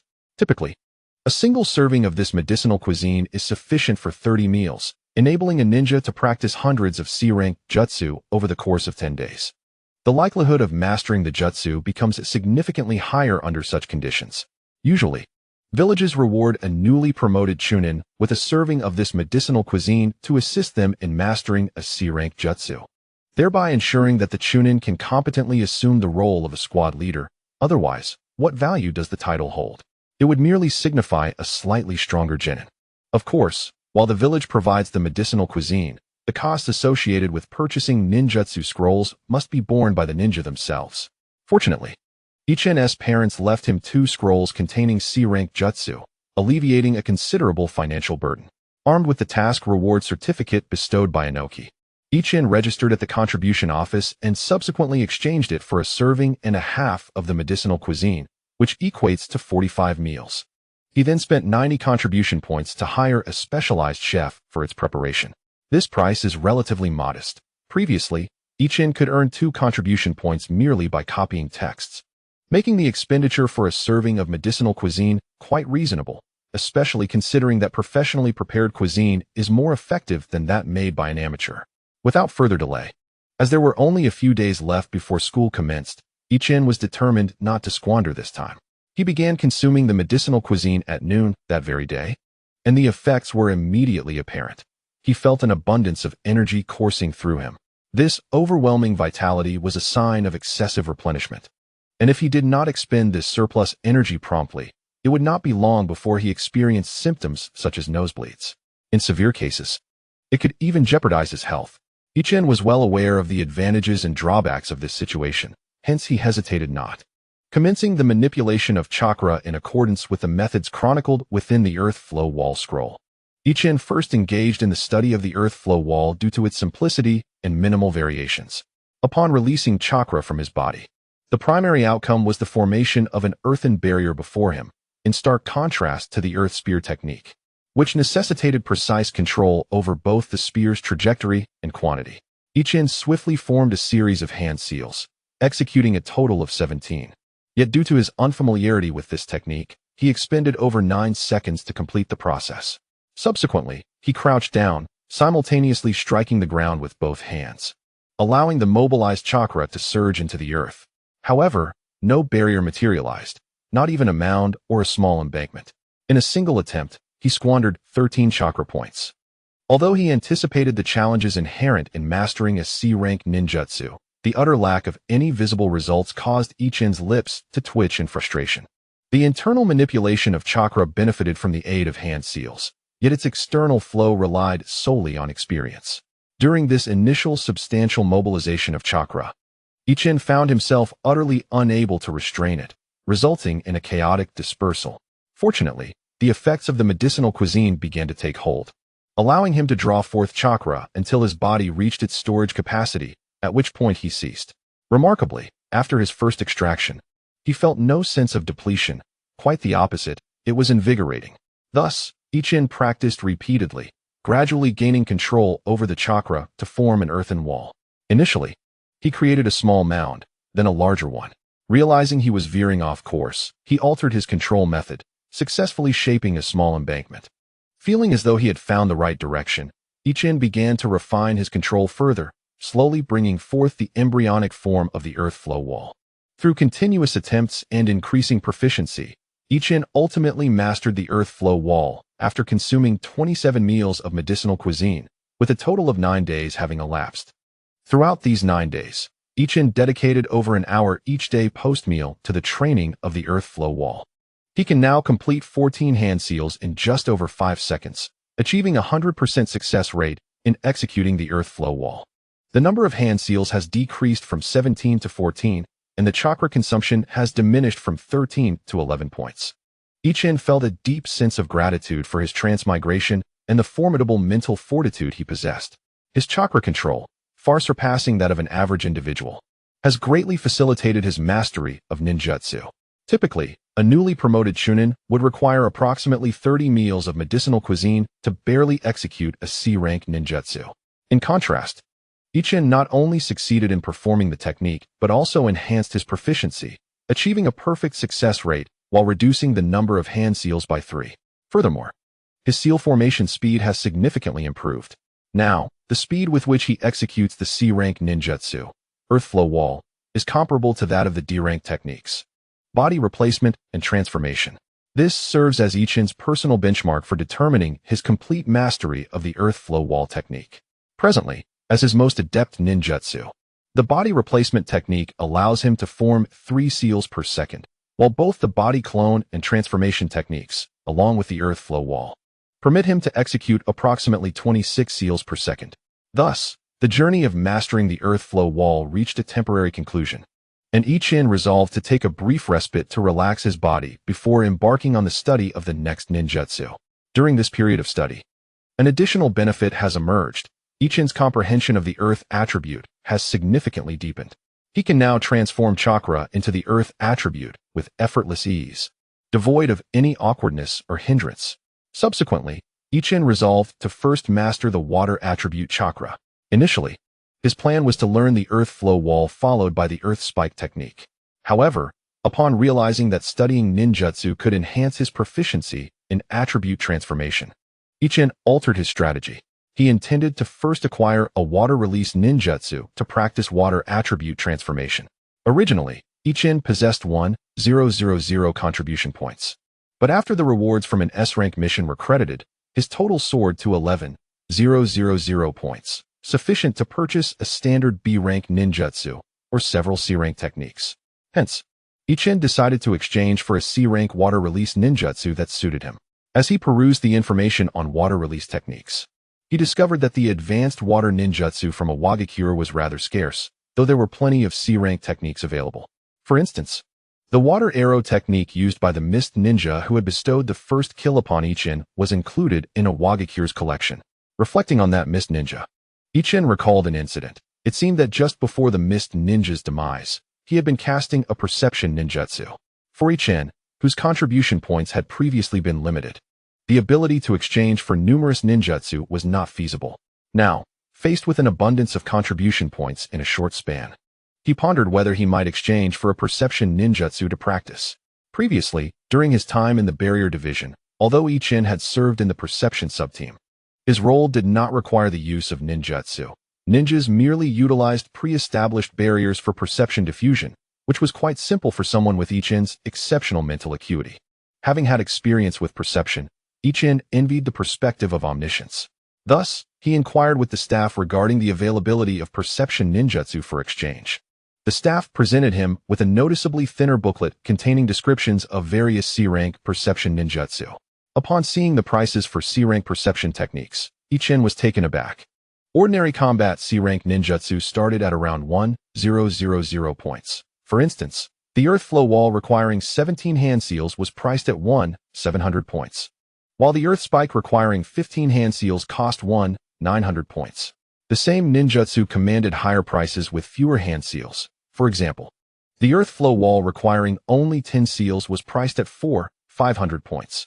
The most expensive C-rank earth ninjutsu, the earth submersion requiring 6 seals, surpassed some B-rank techniques, reaching 13,000 points, while the one requiring 19 seals cost only 3,500 points. Regardless, disregarding the simplified ninjutsu with fewer hand seals, typical C-rank combat ninjutsu range between 1,000 and 4,000 points. However, perception ninjutsu evidently occupied a higher tier. The least expensive C-rank perception technique on the list was still priced at 3,200 points, and this was a rather ineffective technique with a high number of hand seals, substantial chakra consumption, and limited perception range. Truly practical and cost-effective perception ninjutsu were priced at no less than 7,000 points. Ichin had set his sights on a sensory ninjutsu employed by the ninjas of Konoha in his past life. After forming the necessary hand seals, he could simply touch the ground with a finger to gradually perceive the surrounding chakra. The range of perception would increase with the amount of chakra, mastery of chakra control, and mental strength. It could be said that once acquired, it could serve a lifetime. The benefits were numerous, albeit the price was somewhat steep at 13,000 points. Unable to afford it, Ichin noted the price and resolved to save money after exchanging for the water release techniques. Next, he began to search for suitable water release ninjutsu. He first eliminated those that required a substantial amount of chakra, recognizing this as his shortcoming, and then focused on techniques that emphasized chakra control, which would be more cost-effective for him.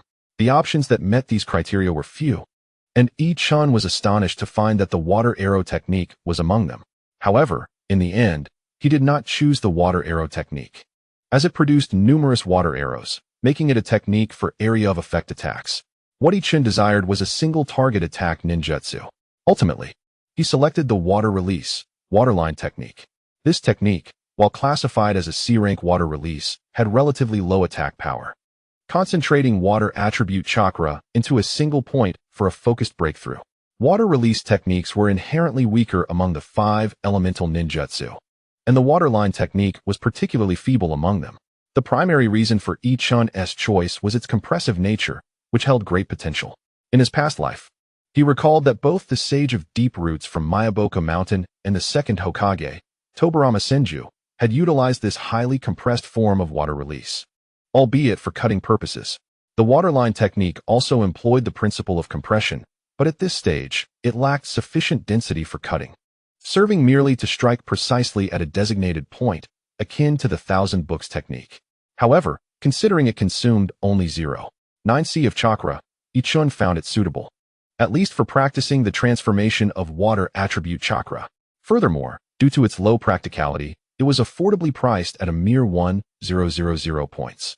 After exchanging for the waterline technique, Ichun cast a lingering glance at the manual for the sensory ninjutsu before departing the exchange area.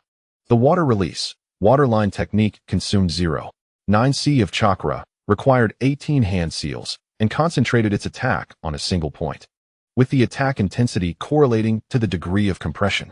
The degree of compression was not only linked to chakra control, but also to one's understanding of the water attribute. Previously, through repeated practice of the water body technique, Ichun had gradually gleaned some insights into the nuances of water attribute transformation. However, he was still inexperienced, having yet to form his own understanding of the water attribute. Moreover, his prior mastery of earth attribute transformation was not derived from personal insight, but rather from accepting the results of others, thus failing to yield experiential knowledge. Fortunately, as a transmigrator, he was well versed in the principles of the 5 elements mutual generation and restraint, and his solid theoretical foundation provided him with a basic understanding of various attributes. When he previously utilized earth attribute chakra to perform the water body technique, he had to overcome the fluidity of water, leading Ichun to contemplate that his breakthrough in understanding the water attribute should revolve around harnessing this very fluidity. It is precisely through the utilization of this fluidity that Ichun has managed to barely achieve the transformation of his water-based chakra. However, after numerous attempts, he found himself at an impasse, with no further insights gained. Although he could reluctantly manifest the water attribute transformation, mastering it proved to be quite challenging.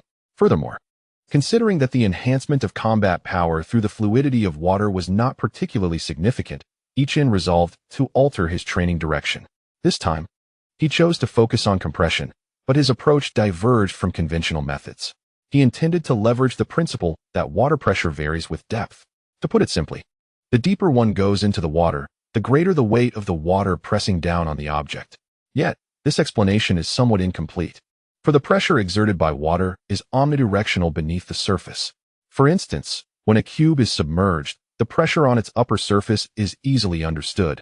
However, intriguingly, its lower and lateral surfaces are also subjected to pressure. Ichun aimed to harness this very pressure. The water release, waterline technique can produce a slender stream of water. If he could apply a forward pressure at every point along this stream, the pressure would transmit to the forefront of the water line, thereby generating a formidable force. If this force were concentrated at a single point, the result would be terrifying.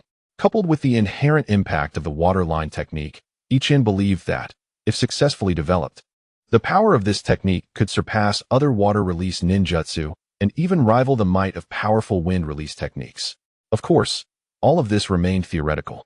The challenge lay in how to form a continuous pressure with chakra that could persistently propagate forward, which would require future development.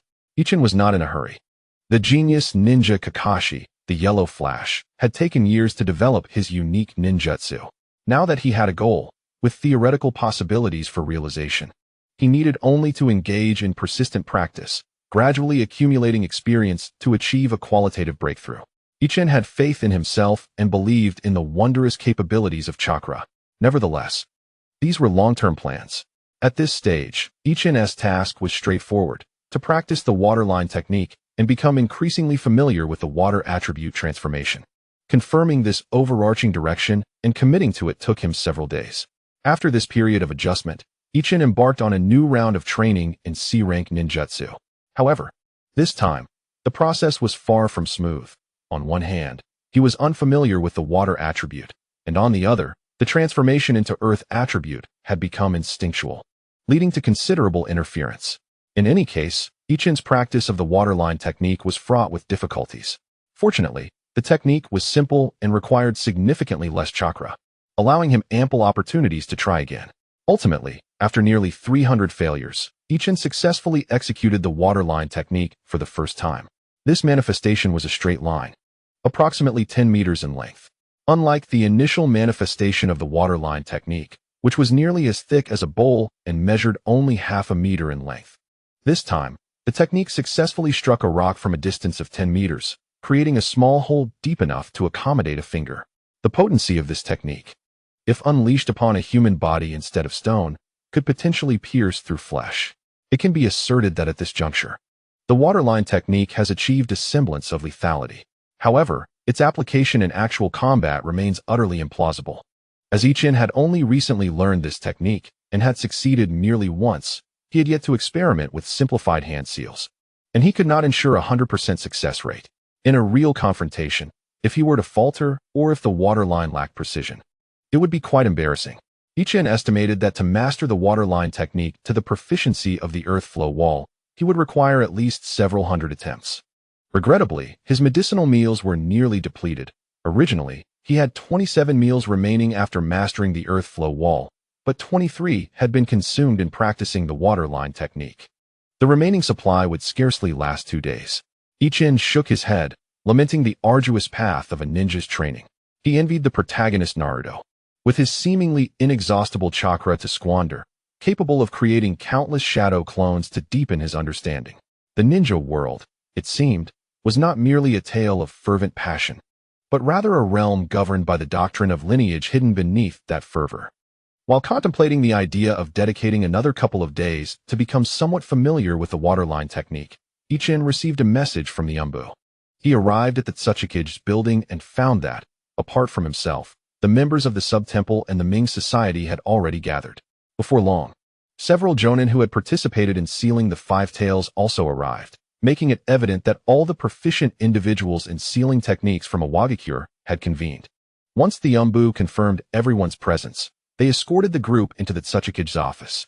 Within the office, aside from the Tsuchikage Inoki seated at his desk, additional chairs had been arranged for 2 elder ninjas, each older than Inoki, as well as 2 middle-aged ninjas, roughly the same age as him. Ichin recognized this formation as the village's 4 advisors.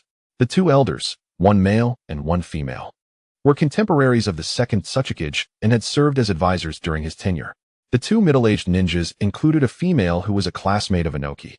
Although she was not his direct disciple, she distinguished herself in administrative matters. The other middle-aged ninja, of a similar age as Inoki, was also an elite from that era. Together with Inoki, these 5 constituted the current leadership of Iwagakure. With all 5 gathered and all notable experts in sealing techniques summoned, it was evident that a significant matter was at hand. Could it be that something had happened to the Jinchuriki? Yet, their demeanor did not suggest such urgency. If the Jinchuriki were in peril, the higher-ups would not appear so composed. Ichin was uncertain about the reasons for the high-ranking officials convening them. In such circumstances, it was not his place to speak first, and he could only listen in silence. As everyone gathered, a middle-aged elder among the men took the initiative to address the assembly. Today, Lord Tsuchikage has summoned you all for 2 primary matters. Firstly, your recent success in employing the 5 elements sealing technique to control the half-tailed beast, the 5 tails Jinchuriki, has underscored the technique's significance. Thus, we must discuss how to expand the sealing division and cultivate more sealing masters. The elder cast a glance at Ichin, his expression one of approval.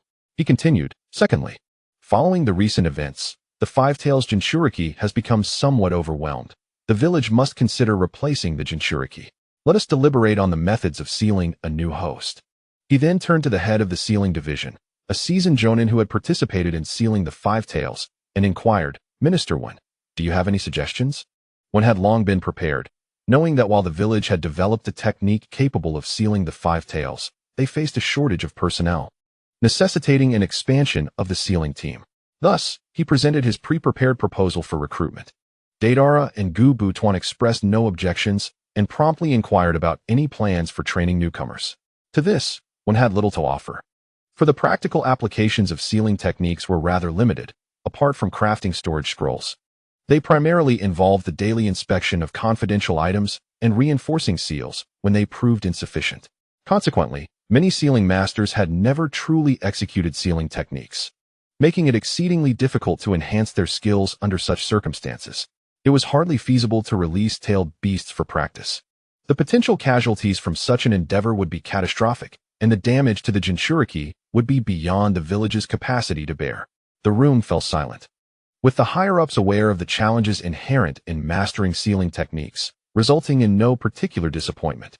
Instead, Deidara turned his gaze to Ichen and asked, "Ichen, the recent 5 elements sealing technique was your idea.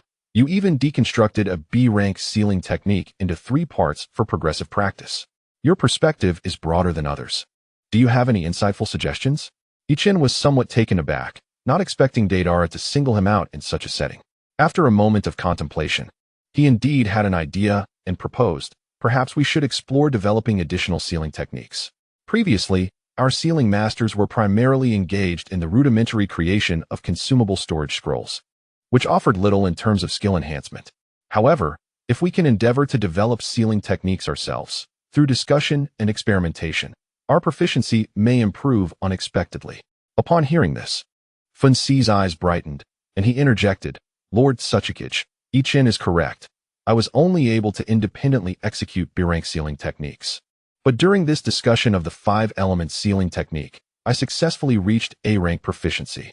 Besides myself, several others involved have also experienced significant improvements in their sealing abilities." The individuals present, upon hearing the words of the monk, nodded in agreement. They were all significant contributors during the development of the 5-element sealing technique and had acquired considerable knowledge. De Yi Mu's eyes brightened. Indeed, it was a commendable approach.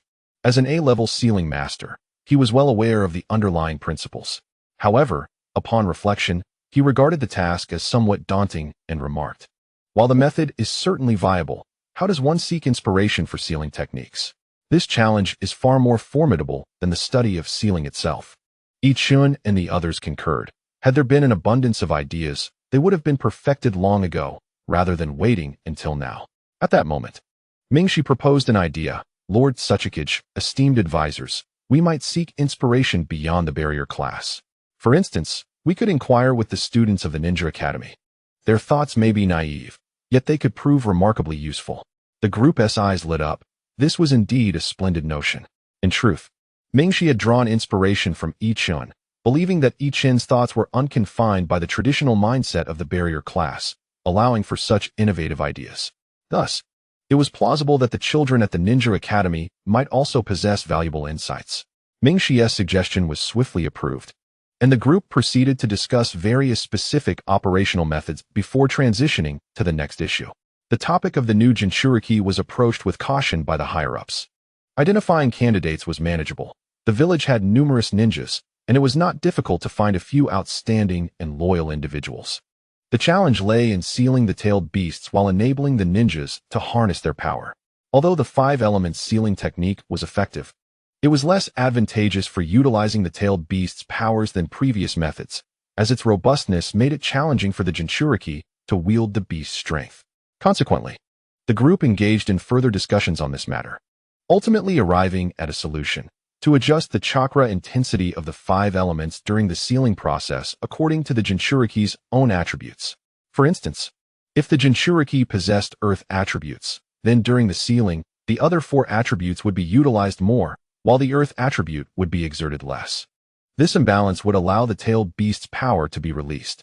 However, should the Jinchuriki be of the earth attribute, they could amplify the earth attribute's power in times of danger, achieving balance in the 5 elements sealing and preventing the tailed beast from going berserk. Further discussions ensued regarding how to adjust the ratios and how to leave compensatory openings, leading to a consensus. The meeting was fruitful, effectively addressing the most pressing issues, and the advisors appeared considerably more relaxed than at the beginning. Just as the discussion was nearing its conclusion and De Yi Mu was about to announce the adjournment, Ichen suddenly proposed an intriguing concept. "Lord Tsuchikage, is there a possibility of segmenting the tailed beast into 2 parts, each sealed within 2 separate Jinchuriki?" This would alleviate the pressure during sealing and significantly diminish the destruction caused by the tailed beast's rampage. The assembly was momentarily taken aback, as this was a notion they had never contemplated. Upon further reflection, it indeed seemed quite plausible. Jinchuriki, as weapons, exercised great caution and would never dare to fully unleash the tailed beasts. Typically, the chakra of the tailed beasts is utilized to elevate the strength of the Jinchuriki to levels that can rival or even surpass that of a Kage. With an abundance of chakra that can evoke a sense of despair, the chakra possessed by the tailed beasts is, in comparison to that of ordinary ninjas, virtually boundless. Thus, whether one possesses half or a full-tailed beast makes little difference in the manner of combat for the Jinchuriki who harness this energy. However, the destructive capability of merely a half-tailed beast is significantly less. If such a division could be realized, it may indeed enhance the village's elite combat power further. It is worth noting that Iwagakure is home to two-tailed beasts, and currently, both Jinchuriki are uncontrollable, necessitating the deployment of personnel dedicated to their safety.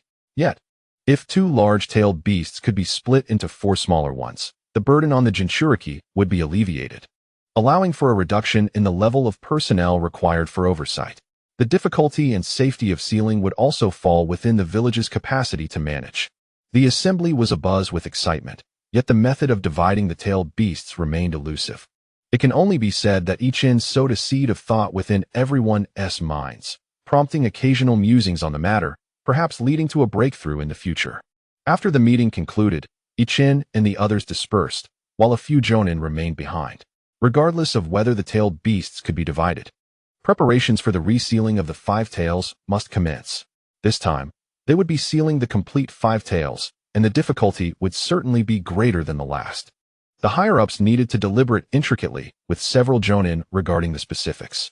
In the days that followed, Ichin consumed the remaining medicinal meals and then shifted his focus to the work of the barrier team. Needing to accumulate a substantial number of contribution points to exchange for sensory ninjutsu, the leftover medicinal meals allowed Ichin to practice the waterline technique dozens of times, enhancing his proficiency somewhat, yet he remained far from fully mastering the standard he had set for himself. Currently, his success rate with the waterline technique hovers around 50%, with his hand seals executed at a pace of just under 2 seals per second, making any simplification of the sealing process a distant prospect. Nonetheless, his understanding of water affinity has undeniably improved, elevating it by more than 1 tier. Now, converting to water chakra is merely a matter of thought, no longer requiring the deliberate effort he previously exerted, thus conserving considerable mental energy during the execution of the waterline technique. Additionally, an unexpected benefit may have arisen from the medicinal meals, as they seemingly enhanced his physical constitution, noticeably increasing Ichin's body strength during the recent practice of 2 ninjutsu. His chakra volume has now reached 21C. However, Ichin remains uncertain whether this increase is temporary or permanent. In the days immediately following the completion of the medicinal meals, his total chakra even peaked at around 3C, but has since gradually decreased, stabilizing around 21C. Feeling a significant enhancement in his strength, Ichin wishes to seek a sparring partner to test his abilities. His first choice is Ikura. Ikura, having taken a leave for training, returned with an aura of sharpness, as if transformed, though his tone remains as gentle as before. He exudes the palpable intensity of someone ready to unleash fury at a moment's notice. Teacher Ishikawa remarked that the recent experiences of Ikahara had been exceedingly harsh, accumulating a notable amount of killing intent, rendering him temporarily unable to adapt. Indeed, after a while, the gentle Ikahara returned. Subsequently, Ikahara, as previously mentioned, challenged Ichin. The outcome was a decisive defeat for Ichin, to the extent that it could be described as being utterly annihilated. Ichin suspected that the transformed Ikahara had already reached the level of a chunin, as the sensation he exuded was not significantly different from that of the mist ninja encountered that night. Confronted closely by a chunin exerting full effort, Ichin found himself utterly powerless, overshadowed in taijutsu. During his training in ninjutsu, Ichin had inquired of Ikahara whether he had also mastered C-rank ninjutsu. The response was straightforward. Ikahara had learned C-rank ninjutsu long ago, but had only recently mastered it during this period of external training. At that time, Ichin expressed his intent to challenge Ikahara once he too had acquired C-rank ninjutsu. However, Even after mastering the earth flow wall, a mere defensive technique, it seemed unseemly for him to initiate with it and then let Ikehara attempt to break through. Yet, the circumstances had changed. He had also acquired the half-formed waterline technique, allowing for a mutual spar. However, in the following days, Ikehara did not attend class. As students in their final year, many had unique projects to train for, many of which were unsuitable for school practice. Ichen's previous ninjutsu training had not taken place at school, but rather in a specialized training ground within the village designated for newly promoted chunin. This arrangement also facilitated Ichen's access to medicinal meals, as the training facility was adjacent to the workplace of his benefactor. Unfortunately, Ichen lacked the equipment for training with shuriken.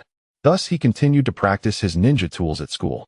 Ikehara, being the top student of their cohort and hailing from a well-off family, naturally had his own training methods.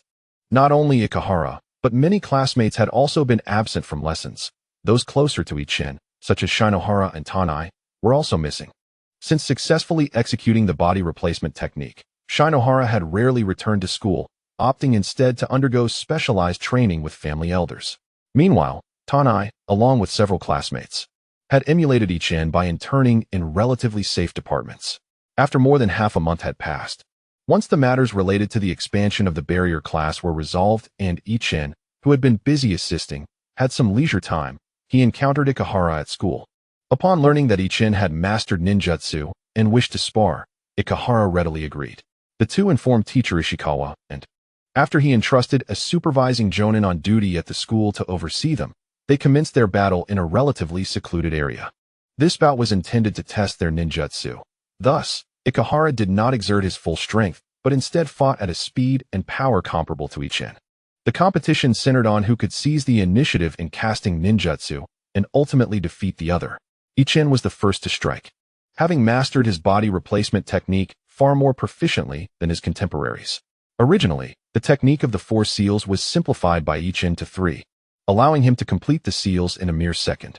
After deftly evading Ikura's attack with the substitution technique, Ichen began to execute the water arrow technique. However, it is well known that this technique requires 18 seals, and Ichen struggled to form even 2 seals per second, ultimately taking 10 seconds to successfully cast the technique. Fortunately, Ikura, startled by Ichen's substitution, did not attempt to interrupt or launch a counterattack, but instead took a second to begin forming seals for his defensive technique, which happened to be the earth release. Earth barrier, a technique Ichen was also familiar with. As Ichen cast his waterline technique, he observed Ikura's process, noting that he completed 9 seals at an impressive rate of 25 seals per second. Indeed, Ikura was significantly faster. In less than 4 seconds, Ikura completed the earth barrier, while Ichen, having begun his seals earlier, still took 10 seconds. Consequently, it was a full 5 seconds after Ikura had completed his earth barrier that Ichen's attack was finally unleashed. Luckily, the speed of the waterline technique was swift, reaching Ikura's earth barrier almost instantly, resulting in a small indentation on the barrier's surface. In that moment, everything came to a halt. Ikura, having circumvented the earth barrier, gazed at the small pit Ichen had created, momentarily uncertain whether to continue the competition. In 2 words, Ikura's sentiment could be summed up as, "Is that it?" After a moment of contemplation, Ikura managed to voice, "The disparity between your performance is quite stark. You executed 3 seals per second for the substitution technique. Yet when it came to an average C-rank technique, you barely managed 2 seals per second, and this is the power it yields?" The jonin supervising the two also found himself at a loss for words. When Ichen seized the opportunity to employ the substitution technique, he had been taken aback, eagerly anticipating Ichen's offensive move so he could intervene and assist. However, the moment was fleeting when Ichen attempted to cast the waterline technique again. He seemed like a different person altogether, the fluidity he previously displayed evaporating, replaced by an awkwardness. Embarrassed, Ichen refrained from further insisting on a match, realizing that Ikura had already afforded him the chance to showcase his technique, only for him to falter spectacularly. Reflecting on his thoughts at the time, he wondered why he hadn't considered this aspect. All he could weakly respond was, "I didn't intend for this to happen. The first technique I learned was a defensive one. I couldn't very well shield myself after seizing an opportunity. This predicament is a common one for ninjas." Ichen, having mastered 2 C-rank techniques, was already quite exceptional. Many ninjas only acquire C-rank techniques upon reaching the Chunin level. Even the prodigious Sasuke, upon graduation, had only mastered the fireball technique, which surprised Kakashi. Thus, the early battles for ninjas tend to be rather monotonous and straightforward, primarily consisting of physical confrontations. Now feeling too embarrassed to show his face, Ichin ceased attending ninja school, aside from essential practice with ninja tools. With just 1 year left before graduation, and the novice protection period nearing its end, Ichin was filled with trepidation about the world beyond the Hidden Leaf Village. Though the outside world was vibrant, it was fraught with peril. The ninja world is never short of rogue ninjas, some of whom are defectors from various countries, while others do not belong to any nation at all, having learned to harness chakra through unorthodox means. The wandering ninjas lack a fixed stronghold, aimlessly roaming and taking on tasks at underground bounty boards to sustain their livelihoods. Generally, the great nations refrain from excessively hunting these wandering ninjas, as the cost does not justify the benefit. Not to mention that among the wandering ninjas, there exist formidable individuals, and even the major ninja villages exercise caution. Even the ordinary wandering ninjas, when pushed to their limits, can launch devastating ambushes against the lower-ranked ninjas of these villages. Furthermore, the existence of wandering ninjas can assist the ninja villages in addressing matters that are inconvenient for them to handle directly. For instance, in the case of highly perilous missions, the cost of training ninjas is exorbitant, rendering the villages incapable of enduring frequent losses. Thus, they resort to issuing tasks at underground bounty boards, where, provided the price is right, there will always be reckless wandering ninjas willing to take on the challenge. The price differences in underground bounty tasks are generally lower than those of the ninja villages, making them quite popular, though the quality of the ninjas is not guaranteed. Therefore, most individuals still prefer to trust the positively regarded ninja villages when posting missions. In my recollection, Inoki once hired the Akatsuki organization for war-related tasks in the later stages. Hence, the life of wandering ninja bounty hunters exists in a delicate balance with the major ninja villages. Naturally, most wandering ninjas harbor a fear of the ninja villages. In the era before Hashirama and Madara's time, when Nagato had not yet emerged, individuals faced a formidable power. While ninja villages may be wary of the vast number of wandering ninjas, they do not fear any particular one. Should a wandering ninja provoke a ninja village, the intelligence analysis departments would thoroughly investigate and formulate targeted strategies for extermination. In such confrontations, most wandering ninjas find themselves unable to withstand the pressure. Therefore, they typically avoid provoking the ninja villages. However, there is one exception: the rogue ninjas. The proportion of rogue ninjas among the wandering ninjas is notably high, and their strength is remarkable. Yet, they are the sworn enemies of the village ninjas. Having fled, they often harbor resentment towards their villages and seek revenge. Furthermore, these individuals possess a wealth of intelligence, prompting the villages to assign dedicated personnel for their eradication. Thus, for novice lower-ranked ninjas freshly emerged from their villages, the greatest danger in the ninja world is not the mission targets, but rather the unpredictable appearance of rogue ninjas. Although Ichin has yet to graduate, his years of work have imparted to him the harsh realities of the ninja world through the stories of his colleagues. It can be said that, aside from in times of war, the number of ninjas who perish at the hands of rogue ninjas from their own country is the highest. While the Iwagakure village, in my memory, did not see as many rogue ninjas as Konoha, apart from Deidara, it does not imply their absence. Rather, it simply lacks detailed descriptions. Being a ninja can be regarded as a high-risk profession, one that lacks an introspective threshold akin to those found in fantasy novels. In light of the prevailing circumstances, most ninjas can steadfastly resolve to sacrifice for their villages. However, a minority may find themselves torn between their village and personal safety, ultimately choosing self-preservation. Such ninjas are not recognized by the mainstream and may opt to retreat when faced with perilous tasks. For a ninja, retreat is not entirely unfeasible. However, if one withdraws solely out of fear of sacrifice, then their career as a ninja reaches a definitive end, often culminating in execution by their village, or at the very least, imprisonment for lesser offenses. Many ninjas who falter at critical moments, unwilling to face the village's penalties, frequently opt for defection. Ichin does not aspire to achieve remarkable growth within the coming year. He merely hopes to attain a degree of self-preservation against the onslaught of rogue ninjas. Initially, Ichien had numerous aspirations, including medical ninjutsu, sensory ninjutsu, defensive ninjutsu, offensive ninjutsu, body techniques, and illusion techniques. Unfortunately, his physical aptitude is exceedingly lacking. Through exceptional mental fortitude, he has significantly narrowed the gap between himself and the prodigies. Although he appeared to be utterly overwhelmed in the presence of Ikura, within the context of his class and among his peers, Ichien is indeed a remarkable genius. Moreover, his greatest asset at present does not lie in combat, but rather in his proficiency in sealing techniques. In comparative terms, Ichien has thoroughly dissected several B-rank sealing techniques and has taken the lead in developing an A-rank sealing technique.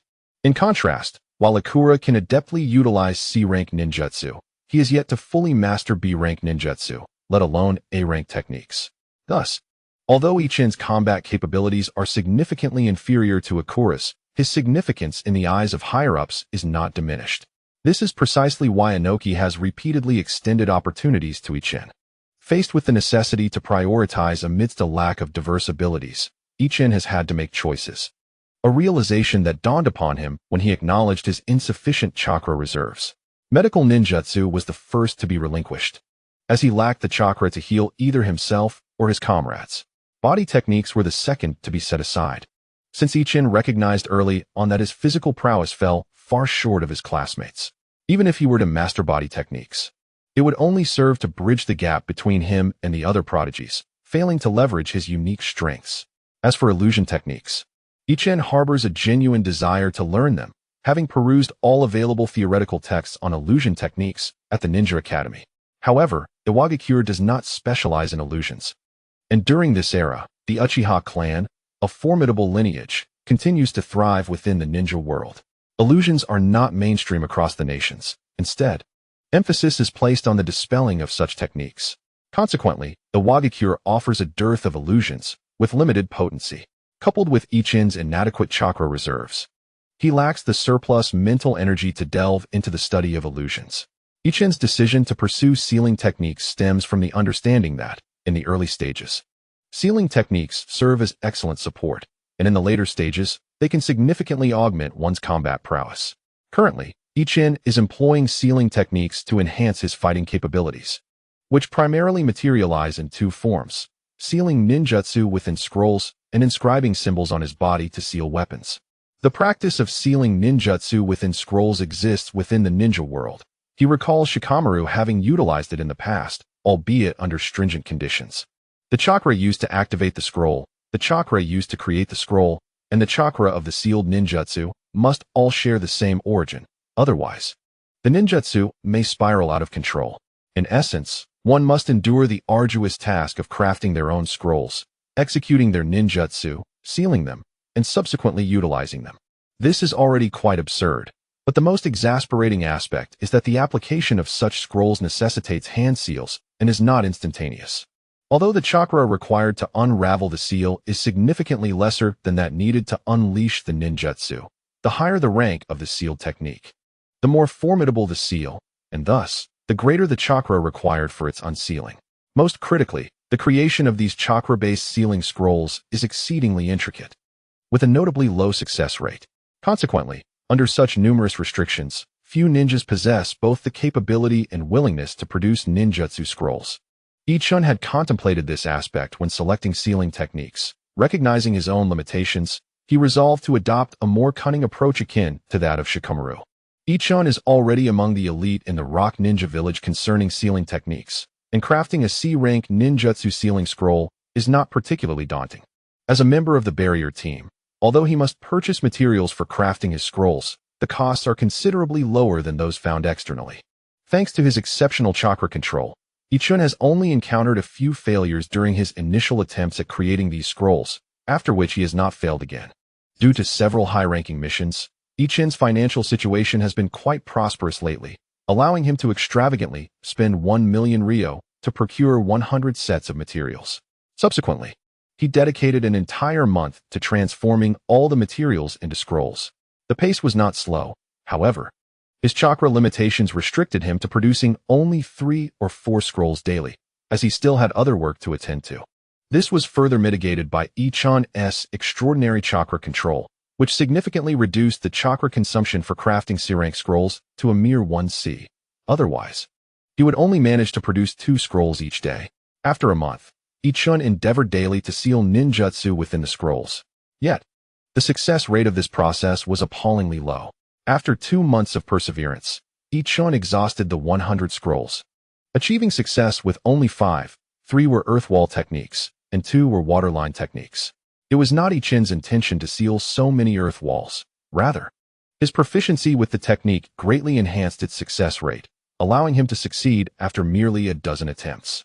In contrast, he attempted the waterline technique numerous times, yielding success only twice.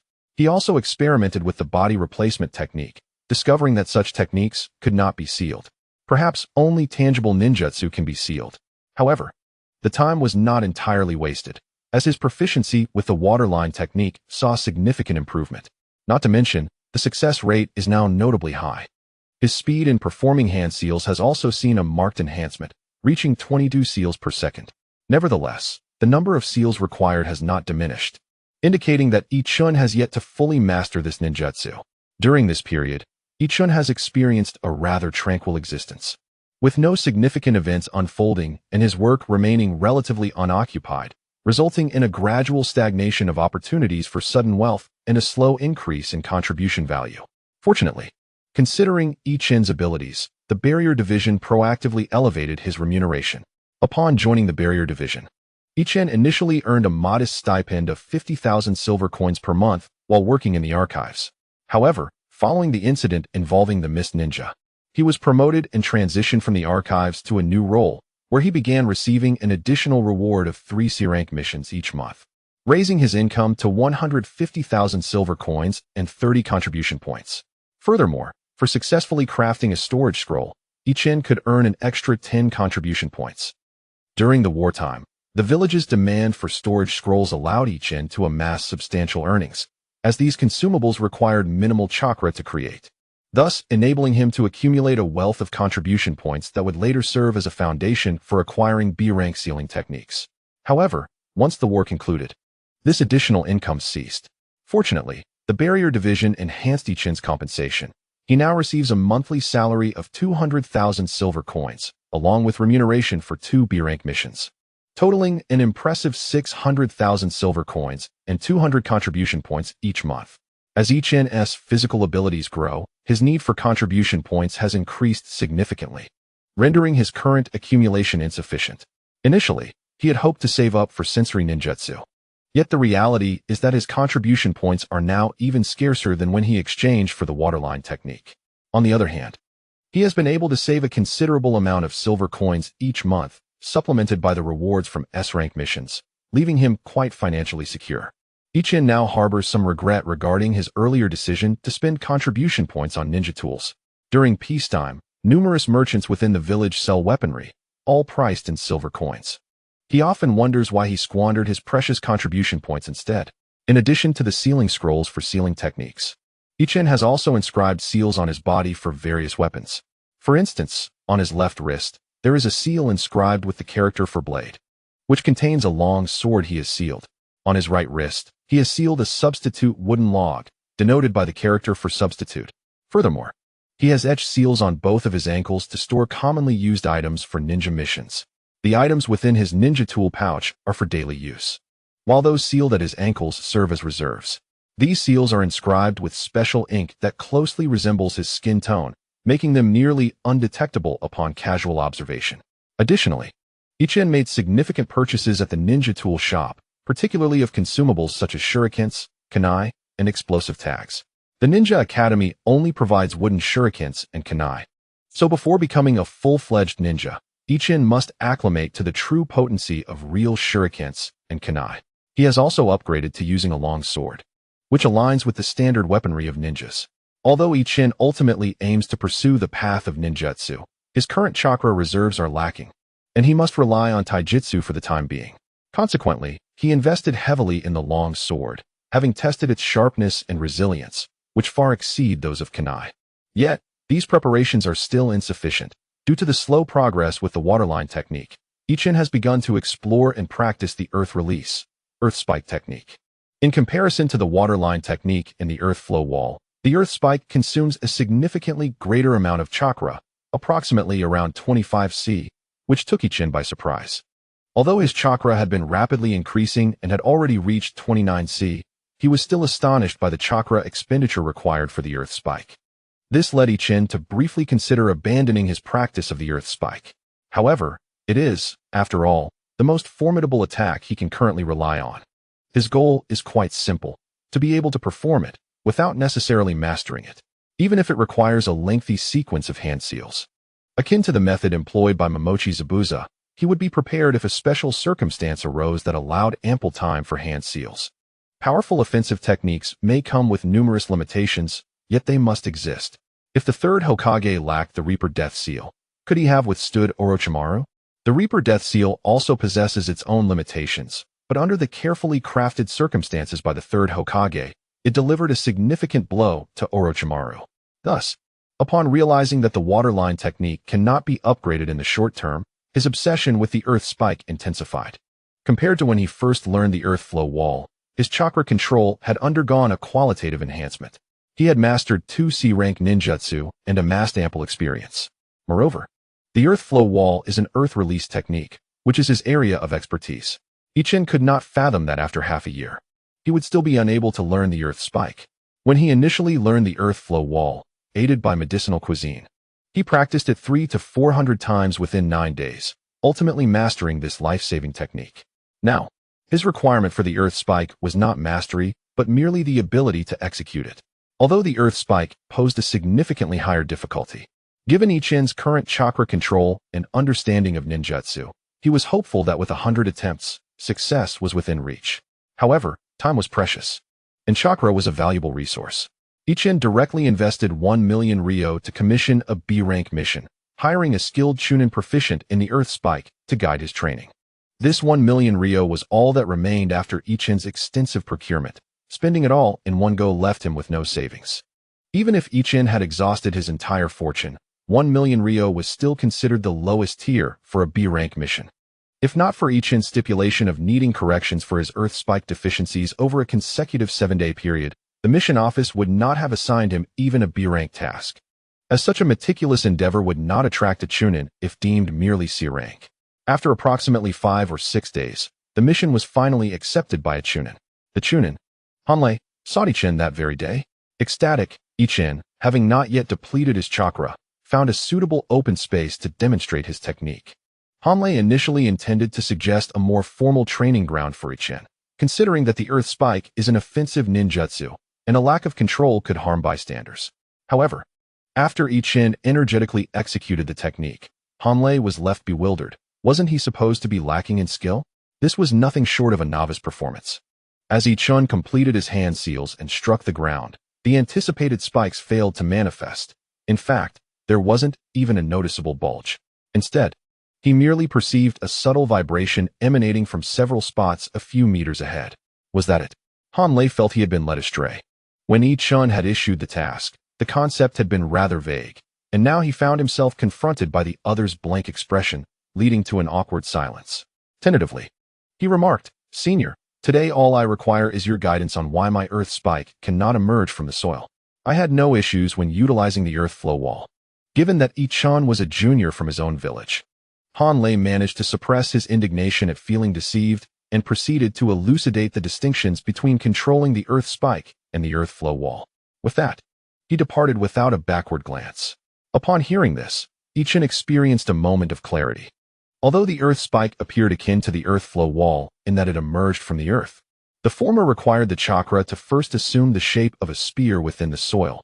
The instant it broke the surface, it initiated an attack. In contrast, the earth flow wall involved the chakra transforming into the form of a wall while simultaneously extending upwards. Thus, it was impossible to execute the earth spike utilizing the method of the earth flow wall. Ichin felt exhilarated, as he believed he had uncovered the secret. Despite practicing the earth spike daily for the past 5 or 6 days without any progress, this subtle distinction had eluded him, reminiscent of his initial attempts with the earth flow wall. Now that he grasped the critical aspect, Ichin was confident that mastering the earth spike was within reach. The following day, upon Hanlei's arrival, Ichishun made the necessary adjustments as instructed and once more performed the hand seals to execute the earth spike. This time, a noticeable change occurred in the ground, with a series of small protrusions emerging in the distance. Although still far from the true earth spike, the results were markedly improved compared to the previous day. Hanlei, taken aback, no longer underestimated Ichishun. After all, achieving such progress in merely one day was indeed remarkable. He was aware that Ichishun's chakra allowed for only a single execution each day, indicating that this was Ichishun's first attempt following his explanation. Such significant advancement implied that Ichishun possessed a natural talent, and talent deserves respect wherever it is found. Suppressing his impatience, Hanlei further instructed Ichishun on how to control the earth spike to emerge from the desired locations before taking his leave. Curious to see if Ichishun would make further strides the next day. On the third day, Ichishun marked out 20 circles on the ground and, under Hanlei's watchful gaze, began to perform the earth spike, aiming to control it to emerge from the first circle.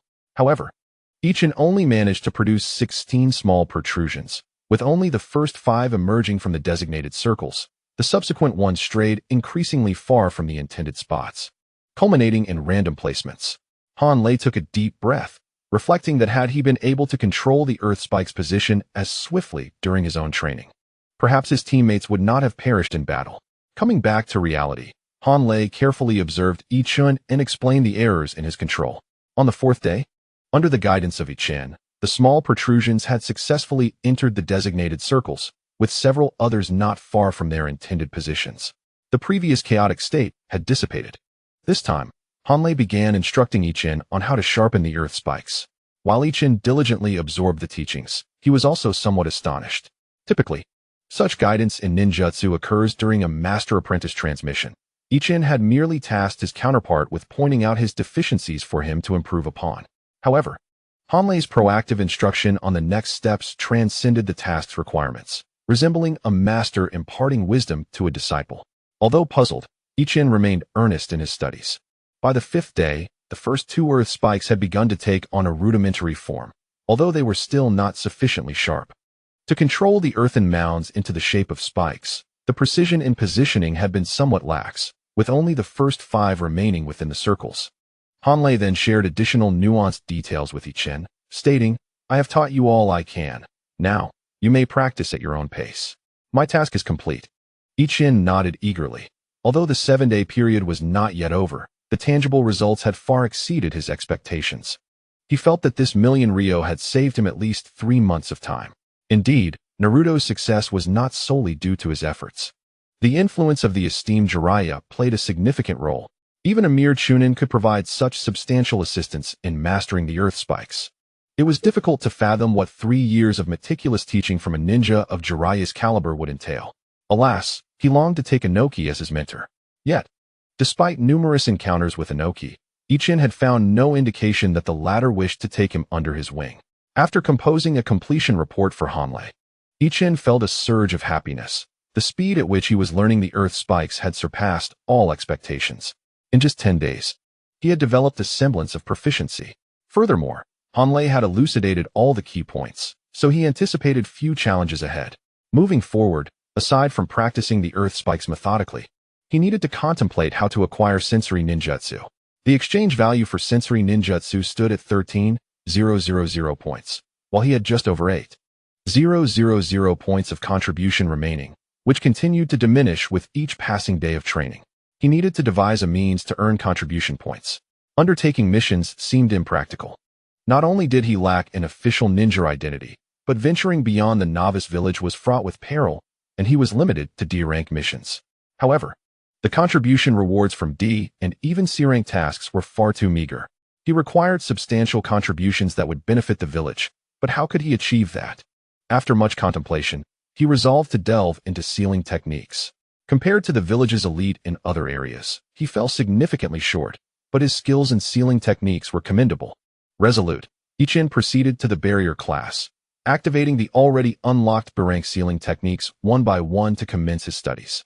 Previously, Ichishun had refrained from mastering the remaining B-rank sealing techniques due to his insufficient chakra, rendering him incapable of utilizing them. Moreover, their applications were either highly limited or too similar to the few sealing techniques he had diligently studied.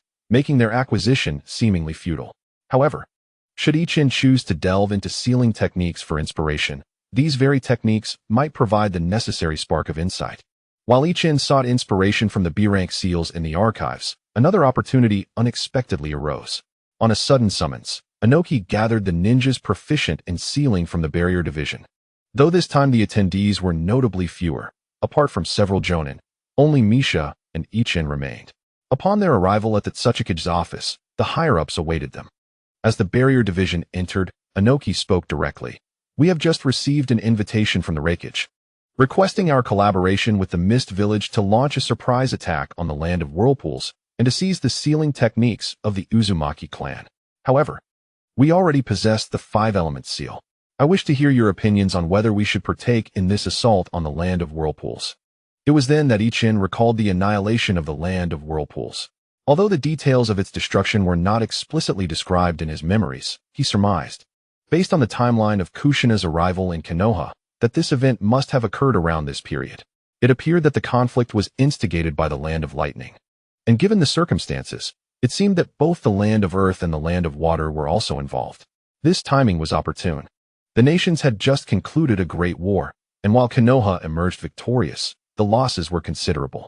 The villagers and ninjas of Konoha might not be inclined to stand up for the Land of Whirlpools, especially against the 3 great nations simultaneously.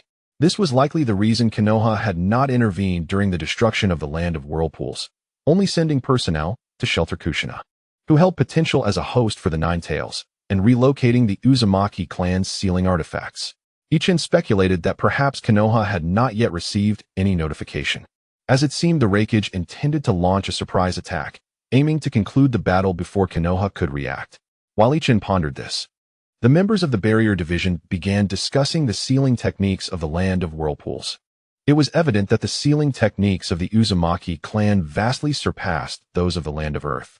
Should they succeed in obliterating the Land of Whirlpools and acquire the legacy of the Uzumaki clan, the sealing arts of Iwagakure would experience a significant transformation. However, with the existence of the 5-element seal, Iwagakure did not feel an urgent need for further sealing techniques. During the recent Shinobi World War, although the leaders of the 4 nations did not engage directly, the tailed beasts had been summoned, and the hosts had exchanged insights regarding their respective states. Thus, the Reikage believed that the Land of Earth was similarly grappling with the threat of tailed beasts rampaging. This could be leveraged to their advantage. While the discussion continued regarding the necessity of agreeing to the Reikage's proposal to raid the Land of Whirlpools for the sake of the Uzumaki sealing techniques, Ichin interjected with a suggestion. "Lord Tsuchikage, we need not limit ourselves to seizing sealing techniques. Perhaps we could pursue something else, children from the Uzumaki clan. If we could bring some of their offspring to Iwagakure, might it be possible to cultivate a new lineage of the Uzumaki clan within our village?" Several advisors were suddenly enlightened, and even Inoki felt a stir of interest. Indeed, their thoughts had been confined to conventional patterns, especially since the Land of Waves was on the brink of collapse. If they could identify a few children possessing the bloodline of the Uzumaki clan and bring them to the village, they could cultivate them into their own ninjas. At that moment, an elderly male advisor, who had scarcely spoken during the previous meeting, interjected. "This is indeed a commendable idea. Moreover, we need not limit ourselves to children. We could also seek out young adults capable of bearing offspring, even if this generation is reluctant to join us, by arranging suitable partners for them. Their descendants will undoubtedly identify as members of our IWA ninja village." Ichin was momentarily taken aback. What an audacious notion! To directly recruit breeding stock to enhance the genetic pool of the Land of Earth. The subsequent discussions among the elders and Inoki quickly culminated in a decision. They must partake in this battle. Their objectives were twofold. The first was to acquire individuals, and the second was to obtain sealing techniques. Ichin had underestimated the significance this world placed on hereditary bloodlines. Although the Uzumaki clan lacked the peculiar abilities associated with other bloodline families, their vast reserves of chakra presented an irresistible allure. Not only was Ichin troubled by insufficient chakra, but virtually everyone in the ninja world faced similar dilemmas. No one ever felt they had enough chakra. Seeing Inoki and the others resolute in their decision, Ichin resolved to stoke the flames further. "Lord Tsuchikage, what if we publicly agree to the Reikage's terms while discreetly relaying information to Konoha? instigating a conflict between them and the Cloud and Mist ninjas. Subsequently, we could clandestinely seize both personnel and sealing techniques. By not directly participating in the War of Annihilation, those we acquire would harbor little resentment towards us. The advisor's eyes sparkled with intrigue as they scrutinized Ichen. They had not anticipated such comprehensive thinking from someone so young. Inoki also recognized the vast potential in this approach, being an expert in the matter himself. Prompted by Ichen's suggestion, he immediately devised several strategies that could facilitate their acquisition of resources while ensuring mutual devastation between Konoha and the Cloud Ninjas. Exchanging glances with the elders, Inoki addressed the members of the Barrier Division. "Very well, you may all return. This matter is to be classified as the village's highest secret. No one is permitted to speak of it beyond this door." The group responded in unison and exited the Tsuchikage's office. Shortly thereafter, only the high-ranking officials remained. Inoki had intended to discuss the specifics of the expedition to the Land of Waves, but unexpectedly, the elderly female advisor remarked, "Inoki, what are your thoughts on Ichen?" Inoki was somewhat perplexed. "What do you mean?" "I am suggesting we consider nurturing him to become an advisor or even a future Tsuchikage." The others were taken aback, feeling that such a decision was premature. Observing their expressions, the advisor huffed. "In our IW ninja village, most ninjas possess straightforward personalities, and we have always been unified. We sorely lack individuals adept at subterfuge. This Ichen not only exhibits remarkable talents in ninjutsu and sealing arts, but also transcends the limitations of conventional ninja thought, bearing a hint of that enigmatic essence akin to the shadow of Konoha. Even if he is not considered for the position of Tsuchikage, it may be worthwhile to contemplate appointing him as an advisor." After deep reflection, Inoki remarked, "Understood. I shall take this matter into consideration. There is no urgency at present. Let us first deliberate on the plans for this operation." Upon hearing Inoki's words, the advisors fell silent. Ichen could never have anticipated that his suggestion would yield such unintended consequences. His mind was no longer focused on developing the sealing techniques. Once the sealing arts of the Uzumaki clan were seized, he was uncertain whether his painstakingly devised creations would retain any utility. Rather than squander time, he thought it prudent to contemplate alternative strategies. A little over a month later, a shocking piece of news swiftly spread throughout the entire shinobi world. The land of the whirlpools had been annihilated. This was such a monumental event that it could not be concealed, nor did anyone wish to hide it. Accompanying the news of the country's destruction were various details of the calamity. As Ichen practiced the earth spike technique, he overheard others discussing this matter. He had now gained the ability to accurately control the positioning of the earth spikes. However, a flaw remained. The proximity between each spike was somewhat too close. Additionally, the spikes he created were significantly sharper than before, having begun to exhibit lethal potential. As someone privy to the information, Ichen initially regarded the fate of the land of the whirlpools with indifference, but upon hearing the details, he was taken aback. Inoki proved to be a master strategist. While he assured the Raikage, he discreetly leaked information to Konoha through spies in the Land of Lightning. Surprisingly, the recipients of this information were not the regular Konoha spies, but those from the Root organization. Subsequently, Danzo, manipulated by Inoki, altered the narrative, transforming the Raikage's intent to obliterate the land of the whirlpools into a tale of Cloud shinobi intending to steal their sealing techniques. Through a series of maneuvers, the newly renowned Sannin, along with the illustrious White Fang, were dispatched with elite Umbu to assist the land of the whirlpools. The outcome was dire. White Fang clashed with the third Mizukage, and the Sannin were nearly annihilated by the Raikage and his elite guards. Jiraiya sustained severe injuries while covering for Orochimaru and Tsunade, but was fortuitously rescued by the reverse summoning of Myobokuzen. After narrowly escaping from the Mizukage, Orochimaru and Tsunade were saved by White Fang. However, the ordeal did not end there. The retreating White Fang and his group sought to regroup and reclaim their standing, only to be ambushed by the Sand Shinobi. The third Tsuchikage, renowned as the strongest of his kind, personally led a vengeful Chiyo to obliterate Konoha's Umbu. White Fang, Orochimaru, and Tsunade scattered in an effort to flee back to the Land of Fire. Had the third Tsuchikage not been intent on seizing the sealing techniques from the Land of the Whirlpools, it is possible that one or two of them might have survived. It turned out that Inoki had not only clandestinely informed Konoha, but also alerted the Sand Shinobi. He utilized the already exposed Sand Shinobi infiltrator within Iwagakure to convey a message to the Tsuchikage. the Reikage and Mizukage intended to annihilate the land of the whirlpools and seize their sealing arts, while Iwagakure, having developed new sealing techniques, did not intend to participate. Inoki even provided some secrets pertaining to the sealing of the Eight Tails. The elite forces of the fire, wind, water, and lightning countries engaged in fierce combat, while Inoki himself, amidst the chaos, infiltrated the heart of the land of the whirlpools with but a handful of elite guards. This time, Inoki refrained from taking extreme measures. He did not take a single life, instead opting to seize a wave of sealing techniques before making his swift escape. Meanwhile, two advisors, who did not penetrate the confines of the whirlpool village, led a contingent of Umbu to scour the outskirts, successfully locating a number of individuals bearing the bloodline of the Uzumaki clan, whom they subsequently transported back to Iwagakure, all without resorting to violence. In this instance, aside from the devastated land of Whirlpool, the greatest losses were suffered by Konoha. The esteemed Hokage did not disappoint Inoki, as the Umbu lost in this encounter were among the most battle-hardened. The casualties among the Umbu could easily be said to rival those of the Second Great Ninja War. The sudden depletion of elite forces, combined with the grave injuries inflicted upon his three disciples, especially Jiraiya, who remained recuperating in Myobokuzen, significantly diminished Sarutobi Hiruzen's prestige gained during the war. Danzo even went so far as to propose the removal of the Hokage. Fortunately, several other advisors, at that time numbering more than 3, continued to support Sarutobi. Ultimately, when Uzumaki Mido stepped in to lend her support, Danzo begrudgingly relented. However, he then shifted his focus to proposing sanctions against White Fang and the legendary Sannin, a move which left even some advisors hesitant to counter Danzo. Despite Danzo having disseminated erroneous intelligence, the discrepancy from the truth was not substantial, and as Hokage, Sarutobi's information network had failed to acquire timely updates. Thus, it was impossible to lay blame on Danzo.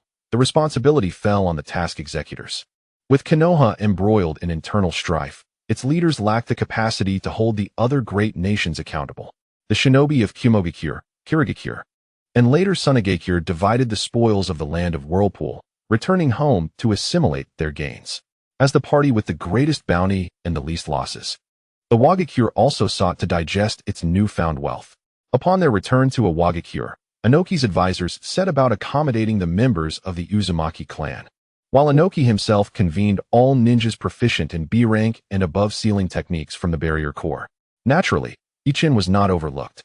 In a conference room within the Tsuchikage tower, upon witnessing the plethora of A rank and B rank sealing techniques haphazardly strewn across the table, Ichin was utterly astonished. It dawned on him that even one who fancied themselves a seer could be limited by the constraints of poverty. Beyond the several hundred varieties of A and B rank sealing techniques, there were also neatly arranged over 10 S rank sealing techniques at the far end of the table. It truly felt like an overnight fortune. In disbelief, Ichin turned to Inoki and inquired, "Lord Tsuchikage, you haven't stripped the Uzumaki clan of all their sealing techniques, have you?" The others, too, turned their gaze toward Inoki, sharing the same concern. However, Inoki shook his head in response. The Uzumaki clan possesses far more sealing techniques than we can fathom. In this joint plunder among the 4 great nations, we must exercise restraint, otherwise we risk provoking a counterattack. Thus, we only appropriated a fraction. Furthermore, the Uzumaki clan likely retains numerous unrecorded sealing techniques, which exist solely in the memories of their kin. Since we did not resort to murder or desecrate the dead, those techniques should have been divided among the other 3 nations. The group of simple folk, upon hearing Inoki's explanation, could only nod in a daze, utterly at a loss for how to articulate their inner feelings. Unlike the original narrative, where the land of water, the land of lightning, and the land of earth besieged the land of whirlpools, knowing their imminent demise, the latter preemptively destroyed most of their sealing techniques. The shinobi from the 3 nations could only glean the memories of these techniques from the corpses of the Uzumaki clan. Although this yielded a wealth of knowledge, it was still incomplete. However, now, as Inoki penetrated the heart of the Whirlpool village, the Uzumaki clan members and the Leaf Village shinobi were resisting the incursions of the land of water and the land of lightning, and had not yet had the opportunity to destroy their sealing techniques. Thus, Inoki benefited from their oversight. After the initial excitement, the group began to organize the pile of sealing scrolls, first categorizing them. Following Inoki's instructions, They divided them into two main categories: combat sealing techniques and non-combat sealing techniques. The Uzumaki clan truly excelled. Among the several hundred scrolls, over 70% were combat-oriented sealing techniques. Once categorized, they proceeded to further filter the scrolls, selecting those that required relatively lower chakra amounts. This revelation was astonishing.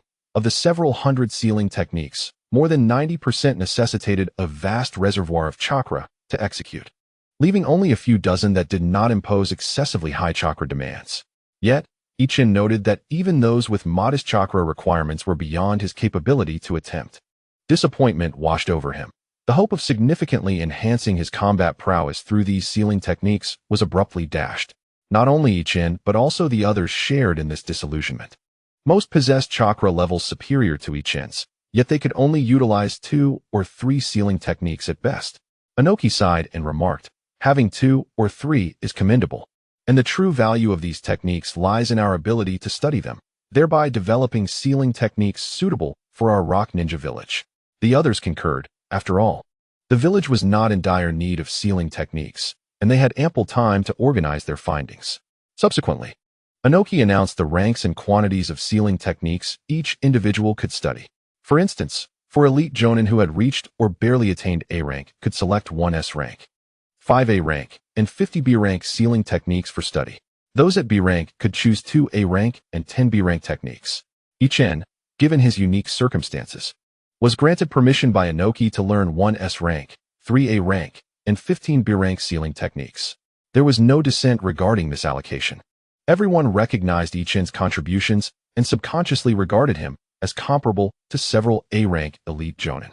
Ichin himself felt quite satisfied, despite having developed the 5-element sealing technique. He had yet to encounter a complete A-rank sealing technique. What thrilled him most was that this privilege was freely bestowed by the village, requiring no contributions.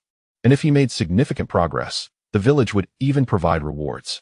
Suddenly, Ichin felt as though the realm of sensory ninjutsu was beckoning to him. For the next 6 months, he devoted himself wholeheartedly to the study of sealing techniques. In addition to practicing the Tulong gun daily and adhering to a fixed regimen of physical training, even the training with kunai and shuriken has diminished. The sealing techniques of the Uzumaki clan form a distinct system, markedly different from those of the Rock Village, rendering initial attempts rather challenging. However, the rewards have been substantial, as this has undoubtedly opened a new realm of understanding for Ichin. Over the span of 6 months, Ichin has thoroughly analyzed 15 B-rank sealing techniques and 3 A-rank sealing techniques. Among these 3 A-rank techniques, one is the 5-element seal. Ichin meticulously compared the 5-element seal of the Uzumaki clan with the version developed in collaboration with Ming Shi and others. The mutual validation between the two has yielded insights that surpass those gained from studying the other 2 A-rank sealing techniques. During this half-year period, Ichin's prowess in sealing techniques has advanced by leaps and bounds. He can distinctly sense that, as long as his chakra reserves are sufficient, executing A-rank sealing techniques is well within his capabilities. As for the B-rank sealing techniques, Ichin's chakra has now reached 62C. With the continuous assistance of Hyoganmaru in providing chakra, Ichin has successfully performed a relatively low-consumption B-rank sealing technique, Chakra Shield. The role of Hyoganmaru will be elaborated upon in later practical applications. However, this sealing technique holds little significance in combat. It serves primarily to obscure chakra fluctuations, evading sensory ninjutsu. When positioned behind enemy lines, it proves quite effective in concealing 1S presence, functioning as a supportive tactic. While delving into sealing techniques, Ichin believes his greatest revelation lies in his conjecture regarding the essence of sealing techniques. Previously, he was unaware of the principles underlying these techniques. But now he harbors a vague intuition that the mechanism at play involves the mobilization of natural energy, culminating in a new form of chakra akin to sage chakra. This enhancement in the chakra levels within sealing techniques is what enables the confinement of tailed beasts, entities with vast amounts of chakra. This conclusion emerged during Ichin's exploration of the 3 A-rank sealing techniques. It would be more accurate to say he perceived this notion rather than discovered it, as he lacks definitive proof. Rather, it was his rapidly advancing mental acuity that afforded him a perception far exceeding the ordinary. To fully comprehend this, Ichin feels that the breakthrough must lie within S-rank sealing techniques. Consequently, he has utilized the privilege to study S-rank sealing techniques. This privilege allows Ichin to learn only one S-rank sealing technique, and regardless of which S-rank technique he acquires, he will be unable to execute it. Thus, his objective in studying is not to perform, but to seek inspiration. Unlike his previous studies, which focused on techniques that could provide design ideas, he now seeks those that can illuminate the connection between sealing techniques and natural energy. Hence, Ichin selected a sealing technique with elemental attributes from among several S-rank techniques. This particular sealing technique possesses a peculiar function, appearing to offer little to no advantage in combat, neither direct nor indirect assistance. This sealing technique is known as the Fire Domain Seal.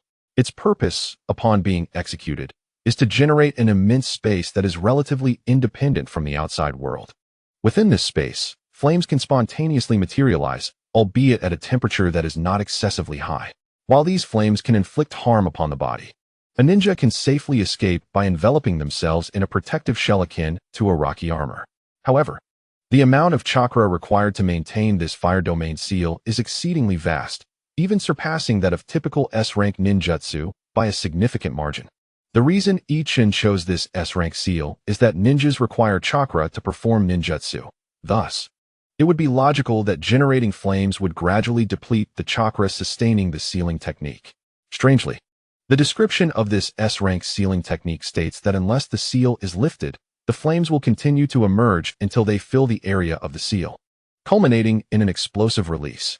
Ichin, without needing to calculate, understood that the chakra necessary to produce such an overwhelming quantity of flames would far exceed the amount utilized when performing the sealing technique. This is remarkable. It is the only one among the numerous S-rank sealing techniques that can evidently generate chakra out of thin air. Without hesitation, Ichin selected this seal, which cannot be transferred or copied. He could only observe it, but fortunately, there was no limit on the number of times he could view it. The contents of the fire domain sealing technique are extensive, and the knowledge of sealing techniques it encompasses is of a level far surpassing that of A-rank techniques. Ichin sensed that if A-rank sealing techniques represent a certain tier of skill, then S-rank techniques approach a more profound, almost philosophical level. There are countless obscure concepts within it. Perhaps the individual who recorded this sealing technique believed that no one would seek to learn it, which is why the documentation lacks detailed explanations of the relevant terminology. Of course, this is also due to Ichin not being a ninja trained in the sealing arts of the Uzumaki clan. Nevertheless, this did not daunt Ichin. During his previous studies of A-rank sealing techniques, he encountered similar challenges, grappling with the meanings of unfamiliar terms through a process of conjecture and deduction. However, such instances were infrequent then, and he could generally resolve them on his own. Now faced with a dilemma, what should he do? Naturally, he would seek assistance from his organization. Thus, after perusing the material, Ichin returned to the barrier class and convened his colleagues, who, like him, had immersed themselves in the study of sealing techniques over the past 6 months. Although some murmured in discontent at being interrupted, Ichin's influence in the barrier class ensured that everyone gathered. Without delay, Ichin articulated the purpose of the assembly. I apologize for the interruption. However, after 6 months of study, I have some insights I wish to discuss with you all, which should be beneficial for everyone. He then handed out sheets detailing his translations of the terminology he had deciphered over the past half-year. Curiosity sparked among the group as they accepted the papers, and their expressions transformed dramatically. Some displayed looks of sudden realization, while others fell into contemplation, as if previously unsolvable questions had suddenly found their direction. Ichin did not disturb those who were immersed in their own thoughts, but addressed those who were still alert. The sealing techniques of the Vortex clan form a distinct system. There are many terms with which we are unfamiliar. Let us write down the words we understand. This will save us considerable time. Thus, the group commenced to inscribe their translated terms. Before long, those lost in contemplation also awakened and began to jot down their own translations. Once everyone had completed their contributions, they exchanged their writings. Some found discrepancies, while others felt they had gained significant insights. Consequently, Ichin suggested they first return to digest the translations of others and reconvene in 2 days to discuss their findings. The group unanimously agreed to this approach and dispersed. With the compiled translations in hand, Ichin returned to the Earth Shadow building to revisit the S-class sealing technique. The fire domain. Armed with this dictionary-like resource, the experience was markedly smoother, although many terms remained elusive. Nonetheless, he could at least grasp the general direction of the scroll's content. After reading through it again, Ichun meticulously examined some unfamiliar terms. Through this iterative process, he gleaned considerable insights and felt optimistic that others would also have new discoveries. He believed that, upon reconvening, they would collectively comprehend the essence of this S-class sealing technique. Indeed, when the barrier class reconvened, they exchanged their newly translated terms once more. The group engaged in lengthy discussions about which terms had been misinterpreted and which had multiple interpretations.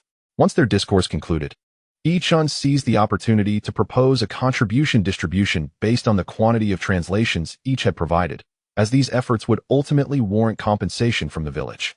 The group had no objections and proportionally allocated contributions based on the compiled dictionary. They then returned to their individual tasks, but henceforth, they resolved to gather every 10 days to share insights. Thus, after several meetings, Ichun finally began to comprehend the contents of the fire domain sealing. Due to the limitations of his chakra, he could not perform the fire domain sealing technique. However, without experimentation, he could not discern the relationship between the sealing techniques and natural energy. Therefore, Ichun, according to his understanding, deconstructed the fire domain sealing into dozens of components. Given his insufficient comprehension, this deconstruction was rather vague, with significant gaps between certain segments, as Ichun judged that these gaps were irrelevant to his quest. Some details, however, he categorized into several sections, marking them as areas of particular suspicion for further exploration. The deconstructed segments were not final. Ichun intended to further subdivide them. Fortunately, his prior experience with the B-class sealing technique instilled him with confidence. Ichun felt that although he had fragmented the technique, the crucial components of the sealing art remained intact. It was merely the interconnections that had been arbitrarily severed. Thus, a complete S-class sealing technique was transformed into hundreds of small fragments by Ichun's efforts. These fragments vary in content. Some are minimal, leaving Ichun uncertain of their purpose, while others are more substantial, yet Ichun is entirely at a loss as to how to dissect them without compromising their integrity. Subsequently, Ichun embarks on a journey of experimentation based on the insights he has gleaned. This endeavor is not merely a matter of sketching the fragments. Rather, it necessitates that Ichun employs his own sealing techniques to restore them to wholeness. Once completed, he assesses the fragments' functions through practical application. Fortunately, Ichun possesses an abundance of patience, commencing with the simpler fragments and gradually advancing through trial and error. Initially, many of his experiments end in failure, as his hypotheses often diverge significantly from their actual functions, resulting in a high probability of setbacks. Over the course of a month, he succeeded only 5 or 6 times, implying that he attempted hundreds of times to comprehend the essence of these fragments, with those few successes representing the simplest of the myriad fragments he encountered. Yet, Ichun remains undeterred. He understands that the beginning of any experimental endeavor is fraught with challenges, and once the methodology is established, progress will be gratifyingly swift. Therefore, although the remaining sealing fragments are more intricate, Ichun's pace of deciphering them accelerates.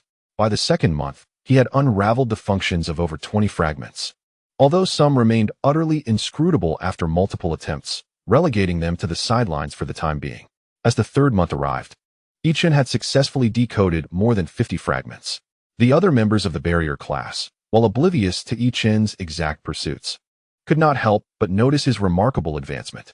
In truth, everyone was making strides, but Ichun's rapid progress left others struggling to keep pace. At the outset, Ichun's contributions constituted less than 1/10 of the collective lexicon. However, as his experiments gained momentum, his translations accelerated, and now nearly half of the lexicon comprises Ichun's translations. If this trend continues, it is conceivable that within the next month or two, Ichun could completely decipher the fragments of the fire domain sealing technique. Yet, a significant event looms on the horizon to interrupt Ichun's experiments: his impending graduation. After 4 years of traversing this world, Ichun has matured from a 5-year-old child into a 9-year-old youth, and his relentless efforts have wrought considerable transformation. Were there a system or a tribute panel, its contents would undoubtedly read as follows: Name, Ichun age, 9 years level, 4th year student at Ninja Academy, chakra amount, 11C, note, 10D1C, 100C1B. Thus, Ichin's chakra capacity falls short of executing B-rank ninjutsu. Mastered D-rank ninjutsu, body replacement technique, with a wooden substitute, requiring 3 hand seals, executed within 3 seconds. Consuming 0. 4D chakra, body replacement technique, unprepared, 3 seals, 3 seconds, 1, 0. 4D, shadow clone technique, for seals, 26 seconds, 0. 6D, transformation technique, for seals, 26 seconds, 0. 6D, C-rank ninjutsu, earth flow wall, 14 seals, 26 seconds, 1, 1C, waterline technique, 16 seals, 24 seconds, 0. 8C, earth spike, 15 seals, 19 seconds, 2, 5C. Sealing technique, B-rank chakra shield technique. During this period before graduation, as Ichin devoted most of his energy to the art of sealing, he ceased extensive practice of the earth spike technique after successfully executing it, each spike being sharp and sufficiently lethal. Instead, he honed his waterline technique, reducing the number of hand seals by 2, thereby enhancing his speed and conserving some chakra. His proficiency in throwing weapons, such as shurikens, could only be described as mediocre, with little worth noting. Seated in the classroom, Ichin and his classmates awaited teacher Ishikawa to announce the class divisions. The impending separation stirred a bittersweet sentiment among the students. Yet, being children, they often expressed their complex emotions through quarrels rather than articulate discourse. Thus, the classroom resonated with a cacophony of bickering and insults directed at one another. Gradually, Ichin found himself growing fond of this vibrant atmosphere, filled with vitality and a carefree essence. Due to the ravages of war, many students in Ichin's class had lost their parents. However, with the passage of time, the sorrow had dulled, and they were more inclined to look forward to the future, eagerly anticipating their journey to becoming ninjas. Shinohara continued his timid glances at Tiana, but this time, Ichin refrained from intervening. Should they not be assigned to the same team, their fates would likely diverge here. Shinohara, the bashful boy who had not mustered the courage to confess his feelings over 4 years, would find it even more improbable to pursue Tiana after parting ways. As for Tiana, the young girl harbored her own secrets and clearly remained oblivious to Shinohara's furtive glances. The trio of Gaia continued their spirited debate over who would ascend to the position of Tsuchikage, perhaps using this argument to reminisce about their 4 years of camaraderie. Ikura remained the idol of the girls in the class, while the boys feigned a boisterous demeanor in their bickering. In contrast, the girls expressed their emotions more unabashedly. Gazing at Ikura with starry-eyed admiration, Ichin surveyed his surroundings, reminiscing in his own manner. Overall, Ichin's 4 years at the Ninja Academy had been relatively uneventful. Interactions with others lacked any intense confrontations. Upon reflection, the experiences in the barrier class were far more exhilarating. Perhaps from the moment of his arrival in this world, he had regarded himself as a ninja, which might explain his greater identification with the responsibilities of a ninja rather than his role as a student. Nevertheless, the subtle bonds he shared with his classmates were undeniably present. It seemed as if there was an unwillingness to part ways. Thus, teacher Ishikawa arrived later than usual. As he entered the classroom with a gait that appeared steady yet was somewhat disordered, an immediate silence enveloped the room. All conversation ceased as the students turned their attention to teacher Ishikawa. He meticulously scrutinized each of them, recalling their appearances upon first entering the school. Everything seemed vivid yet strangely distant, as if the impressions had faded over time. Rubbing his eyes, teacher Ishikawa unusually dispensed with small talk and directly began reading the class allocation list. The first group comprised of Guyu, Muchue, and Tung Yi left the crowd somewhat astonished. These 3 were notorious for their discord in the class, so how had they ended up together? Furthermore, all 3 were among the elite tier in terms of strength, making this grouping seem rather inequitable for the others. Observing the peculiar expressions on their faces, the onlookers speculated whether they were dissatisfied. Yet, even if they were, such expressions seemed ill-suited for that emotion. Ichin could not contain himself and remarked, "You 3, if you wish to laugh, just go ahead, there's no need to pretend." At that moment, the crowd realized that their expressions were, in fact, a struggle to suppress laughter while feigning indignation. It turned out that despite their usual bickering, they were quite pleased to be placed in the same group. Laughter erupted among the spectators, dispelling the previously somber atmosphere. Teacher Ishikawa also chuckled, fully aware of the dynamics among Guyu and his companions. Seeing them exposed by Ichun, he anticipated their potential embarrassment and quickly signaled for silence, proceeding to announce the second group. By this time, the atmosphere in the classroom had significantly improved, alleviating concerns about separations as everyone whispered among themselves, eagerly awaiting the class assignments. As Ishikawa announced the name Ikahara, the classroom fell into an immediate hush. All the girls' eyes were fixated on the teacher. Tan-na lowered her head deeply, and Ichin sensed that from that moment. Her body was tense with apprehension. Any sound made by the boys was met with fierce glares from numerous pairs of eyes, silencing them instantly. The immense pressure startled Ishikawa, who, after a brief moment to steady his heartbeat, continued with the announcements. Mingguang, Xianwei Yume. Upon hearing these names, the classroom experienced a fleeting moment of silence, quickly replaced by a cacophony of high-pitched, yet dissatisfied voices. The situation escalated out of control. Simultaneously, Ichin noticed that Tan-na seemed to momentarily lose her spirit, appearing diminished, while Shinohara seemed to exhale in relief. Ichin's gaze shifted from the two to a red-haired girl in the front row. Indeed, she belonged to the Uzumaki clan. Over half a year ago, members of the Uzumaki clan, rescued by Iwa Shinobi Village, had joined after learning of the demise of their clan in the land of whirlpools. The process had been surprisingly smooth. These individuals were marginalized within their clan, but upon arriving at Iwa Shinobi Village, they received high regard. With their homeland gone and Iwa Shinobi Village not being their enemy, their psychological barriers diminished. Among this group of Uzumaki members, many were children, including several of Ichin's age. This particular Xianwei Yume exhibited the greatest talent, directly allocated to Ichin's class. With the inclusion of Ikahara and Mingguang as teammates, it was evident that the village held them in high esteem. The fifth group consisted of Ichun, Shinohara, and Tan-na. Ichin was not surprised that the village had grouped him with Shinohara and Tan-na. Upon hearing the names of the trio, Guyu, Muku, and Fujino, he realized that the village also advocated for bonds of kinship as a means of forming teams. The camaraderie among the three of them was evident to all their classmates. However, watching Shinohara, who clearly wished to laugh, yet was making a valiant effort to maintain a facade of indifference, Ichin felt a mischievous urge to tease him. He poked Tana with his finger and said, "Do not be disheartened. I am well acquainted with Akura, and we can frequently gather as a team. Moreover, you are aware of Maiku's demeanor. He rarely speaks, and it seems he does not harbor any affection for Akura. As for that girl named Uzumaki Yumi, this is indeed Akura's first encounter with her. You still have your chance." Sure enough, just a moment ago, Shinohara had been daydreaming about the future upon being placed in the same class as Tana, but he immediately cast an indignant glare. After the class assignments concluded, everyone awaited their respective captains within their classrooms. It is worth noting that the assignment of a Jonin captain does not inherently establish a master-disciple relationship between the captain and the team members. Rather, it is merely a hierarchical one.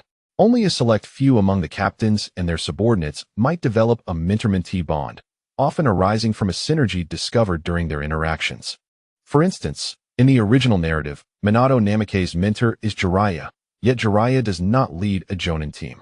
In a similar vein, Kakashi's relationship with Sasuke carries some elements of mentorship, whereas he shares no such bond with Sakura. Kakashi's rapport with Naruto resembles that of a mentor only during their later training sessions focusing on wind chakra manipulation and the Rasengan. Ichin found himself eagerly anticipating the type of Jonin captain he would be assigned. Ideally, he hoped to encounter a captain of a similar ilk, which would present an opportunity for mentorship. However, the reality was that there were no Jonin in Iwagakure who matched his unique skill set. The village no longer had anyone to teach him sealing techniques in a mentor capacity. Consequently, Ichin's foremost desire was to have a powerful Jonin captain who could ensure his safe growth, rather than a teacher capable of guiding him. Before long, the first Jonin entered, announcing, "First group, Guyu, Muku, Fujino, follow me." Without waiting for a response, he executed a body flicker technique and vanished. This was evidently a test for the three, who, without hesitation, exchanged knowing glances and reached a silent consensus to engage in a contest, promptly leaping out of the window together. The second Jonin entered, his gaze sweeping over the class before pausing momentarily on Ichin and the red-haired Uzumaki Yumi. Second group, Ikura, Maiku, Uzumaki Yumi, follow me, he instructed, then exited the classroom, prompting Akura and his companions to immediately follow. Ichin felt a surge of surprise. He recognized this individual well, as he was the leader of the barrier division. In terms of sealing techniques, he was among the most formidable in all of Iwagakure. In terms of status, he ranked among the upper echelon of the village, second only to the Tsuchikage and the advisors. The village's decision to assign such a prominent figure as the leader of the second group underscored its significance. To Ichin's surprise, the second group's jonin was a specialist in sealing techniques. Could it be that in the village's eyes, Uzumaki Yum's potential surpassed that of Akura? Before long, a young man with a square face, clad in a standard red jonin uniform, entered the room. He wore a somewhat naive smile. Observing this youthful visage, which had only recently shed its boyishness, Ichin felt a sense of foreboding. Surely he was far too young, appearing to be merely 16 or 17 years old. Indeed. The next moment, he spoke. Fifth group, Ichin, Shinohara, Tiana, follow me. With that, the young ninja exited the classroom. Although Ichin and the others were astonished, they had no choice but to follow swiftly. In the blink of an eye, they arrived at a training ground. The young ninja took the lead, coming to a halt and turning to face Ichin and his companions. The trio stopped as well, with Tiana positioned in the center, Shinohara to the left, and Ichin to the right, all facing the young jonin, awaiting his words. He appeared to be contemplating something, and after a moment of hesitation, he finally spoke. Let us begin with introductions. I am your future leading jonin, and my name is Inoki. Upon hearing this name, Ichin's thoughts were momentarily swept away in astonishment. No wonder he found the face somewhat familiar. It was indeed Inoki's son, Inoki. Young as he was, he had already attained the rank of jonin. It was no surprise that during the Fourth Great Ninja War, he could momentarily contain the Gedo Mazo. This was a significant ally to have. As Inoki continued speaking, Ichin was lost in thought, and by the time he regained his focus, Tiana and Shinohara had already introduced themselves. Noticing Ichin's distraction, Tiana gently nudged him. It's your turn to introduce yourself. Huh. Ichin, still bewildered, stared blankly at Tiana. Huh. Inoki, also experiencing his first time as a leading jonin, felt a wave of nervousness dissipate thanks to Ichin's interruption. Without waiting for Ichin to introduce himself, Inoki stated directly, Ichin, right? I've heard of you. Your proficiency in sealing techniques is remarkable. Although you've just become a ninja, you've already contributed significantly to the village. Both Shinohara and Tiana looked on in astonishment, with Shinohara turning from surprise to indignation. How infuriating. This guy Ichin has gained such a reputation without me even noticing. Ichin scratched his head and chuckled. Captain, you flatter me. Tiana appeared somewhat speechless, while Shinohara boldly exposed. You claim it's flattery, yet your proud expression says otherwise. Ichin shot a disapproving glance at Shinohara, thinking, has this fellow not been schooled in verbal sparring for too long, and now feels the itch? Inoki, unfazed by such trivial matters, continued, as graduates of the elite class, you bypass the usual assessments to become ninjas. Now, I need to gauge your abilities to determine what kind of missions you can undertake. Satisfied with Ichin and his companions, Inoki noted that their records were commendable. Now that he saw them in person, he could sense that they possessed the true resolve required of a ninja. Given this, as long as Ichin and his friends performed well, Inoki would be able to lead them to undertake tasks of relatively greater difficulty. As the dust settled, Huangta beckoned to the three, inviting them to attack and reveal their prowess. Without hesitation, Ichin, who was well prepared, swiftly drew 3 shurikens and launched them towards the opponent. Simultaneously, he retreated while instructing Tian Nai and Xiao Yuan, engage directly. Tian Nai, feign an attack. If necessary, we can interchange our offensive roles. The two, having undergone life and death trials under the guidance of their clan elders, did not contest his orders, unlike the inexperienced trio in the original narrative featuring Naruto. Aware of the importance of cooperation when facing a jonin, they moved in unison. Tian Nai quickly slid to the side and maneuvered behind Huangtu, while Xiao Yuan charged directly at Huangtu, deliberately obstructing his line of sight to provide cover for Ichin's hand seals. Observing their coordinated assault, Huangtu smiled faintly but did not underestimate them. Instead, he sidestepped in the direction Tian Nai was attempting to flank, forcing him to maintain distance. At the same time, Huangtu glanced towards Ichin, eager to discern his hand signs. However, Ichin had inexplicably procured a piece of cloth to cover his hands. Such a ruse. if scrutinized closely by Huang Tu, would reveal Ichin's intentions, yet Xiao Yuan did not afford Huang Tu prolonged observation. As one of the strongest ninjas in their class, Xiao Yuan executed a sweeping kick aimed at Huang Tu's waist upon nearing him. Concurrently, Tian Nai, forced away from Huang Tu, hurled two shurikens, one targeting Huang Tu directly and the other aimed behind him to block his retreat. Yet, Huang Tu did not withdraw. Instead, he advanced a step forward. Before Xiao Yuan could fully unleash his attack, Huang Tu seized his kicking leg and surged forward, causing Xiao Yuan to lose his balance and tumble sideways. With his leg firmly grasped by Huang Tu, Xiao Yuan was rendered incapable of resistance. Tian Nai, caught off guard by the sudden turn of events, realized that their previous cooperation had proven ineffective against a Jonin. Although aware that Huang Tu's brute force had disrupted their strategy, he attempted to remedy the situation from afar by throwing several shurikens, hoping to achieve a diversionary effect. Huang Tu had anticipated Tian Nai's shuriken throw and, holding onto Xiao Yuan's leg, deftly sidestepped the projectiles. Then, he yanked Xiao Yuan's arm upward, preparing to slam him to the ground. At that moment, however, Huang Tu seemed to sense something amiss. His expression shifted, and he released Xiao Yuan, leaping away just as a spike of earth erupted from beneath. The spike arrived too late to inflict any harm on Huang Tu, but it did save Xiao Yuan. Released, Xiao Yuan quickly stabilized himself, pushing off the ground with one hand to regain his balance before twisting his body to stand upright. Without pausing, he retreated to Ichin's side. Meanwhile, Tian Nai, realizing his earlier shuriken had been ineffective, circled back to join the two. At this moment, Ichin's earth spike technique had yet to conclude, as spikes continued to emerge from the ground, extending towards the yellow earth. However, the previous leap made by the yellow earth had been far too great, and a notable flaw of Ichin's technique was that the distance between two adjacent earth spikes could not be too extensive. Thus, it could only gradually advance towards the yellow earth, unable to reach him in one swift motion. As the earth spikes approached, the yellow earth swiftly formed hand seals, struck the ground, and bellowed, "Earth release," cracking earth palm. Instantly, fissures began to erupt from the ground beneath the yellow earth's palm, spreading rapidly in an irregular pattern towards Ichin and his two companions. Alarmed, Ichin realized that as their techniques collided, he could no longer sense the chakra of his earth spike technique.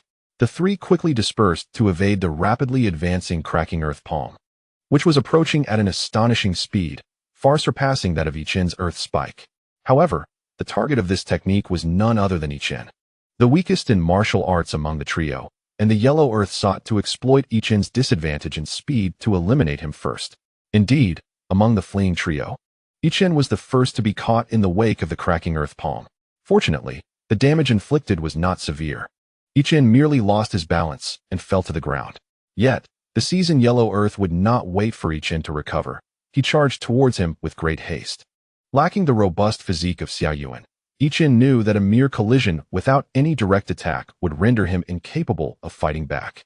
In a moment of peril, Ichin swiftly formed hand seals with a speed far exceeding that of before. Just as the yellow earth closed in, Ichin utilized the body replacement technique, shifting a few meters to his side. This maneuver had been executed while the yellow earth was preoccupied with Tian Nai and Xiao Yuan during their close-quarters struggle. Nevertheless, as a formidable ninja with battlefield experience, the yellow earth was acutely aware of his surroundings and had already noted the inconspicuous replacement log positioned at a distance. Thus, as Ichin's form materialized in the new location, he found the yellow earth redirecting his charge towards him. Truly impressive, Ichin thought to himself. However, he remained composed, forming hand seals once more just as the yellow earth was about to seize him, successfully completing the seals and reappearing at his previous position. It turned out that Ichin had left a double portion of chakra on the replacement log, allowing for a twofold shift. With a resounding clap, as the yellow earth grasped what he thought was Ichin, he was instead met with a piece of wood that was sent flying. The yellow earth, taken aback, had failed to anticipate Ichin's maneuver, losing the initiative and granting Ichin the opportunity to escape the area of the cracking earth palm. Sure enough, as the yellow earth struck the replacement log and charged towards Ichin once more, Tian Nai and Xiao Yuan, now safely distanced, acted first. Tian Nai's 1,000 needles and Xiao Yuan's kunai effectively sealed off the yellow earth's path of pursuit, forcing him to sidestep to avoid the onslaught. After reuniting with Xiao Yuan, Ichin exhaled in relief, The situation had been perilously close, but he was grateful for his foresight. He immediately took refuge behind Xiaoyuan, his hands once again commencing the formation of seals. Unexpectedly, at the moment when Yi-chan relaxed, a hand emerged from the earth and grasped his ankle. In the blink of an eye, Yi-chan felt a dizzying sensation, and when he regained his composure, he realized he was immobilized, buried in the soil with only his head protruding. Aware that he had been eliminated by the earth escape technique, he understood that this technique was intended to entomb the enemy entirely, leaving only the head exposed as a courtesy during sparring. Once his body was restrained, Yi-chan's field of vision was severely limited, obscuring the events unfolding around him. He could only hear the sounds of collisions, and before he could assess the situation, the thud of heavy objects hitting the ground reached his ears. Soon after, Yi-chan felt a surge of chakra enveloping him, lifting him from the ground. Once he regained his mobility, he turned to observe his surroundings and saw Tian Nai and Xiao Yuan looking dejectedly at him. Currently, Yi-chan was considered a non-combat ninja, specializing in sealing techniques. Hence, his defeat did not deeply affect him. In contrast, Tian Nai and Xiao Yuan felt entirely different. One was the strongest in terms of strength in their grade, while the other excelled in speed among their peers. Discovering that their most formidable attributes had been easily vanquished by the earth, and in such an overwhelming manner that the disparity was imperceptible, naturally shook their confidence. After all, the two had previously positioned their strengths as surpassing that of an average chunin, knowing they could not compete with jonin, yet they had not anticipated such a significant gap. At that moment, the earth ninja, Huang Tu, patted their heads and said, "Do not be disheartened, you are still very young. Your teacher was not as accomplished at your age." His words were clearly intended as comfort, but Yi-chun remained skeptical.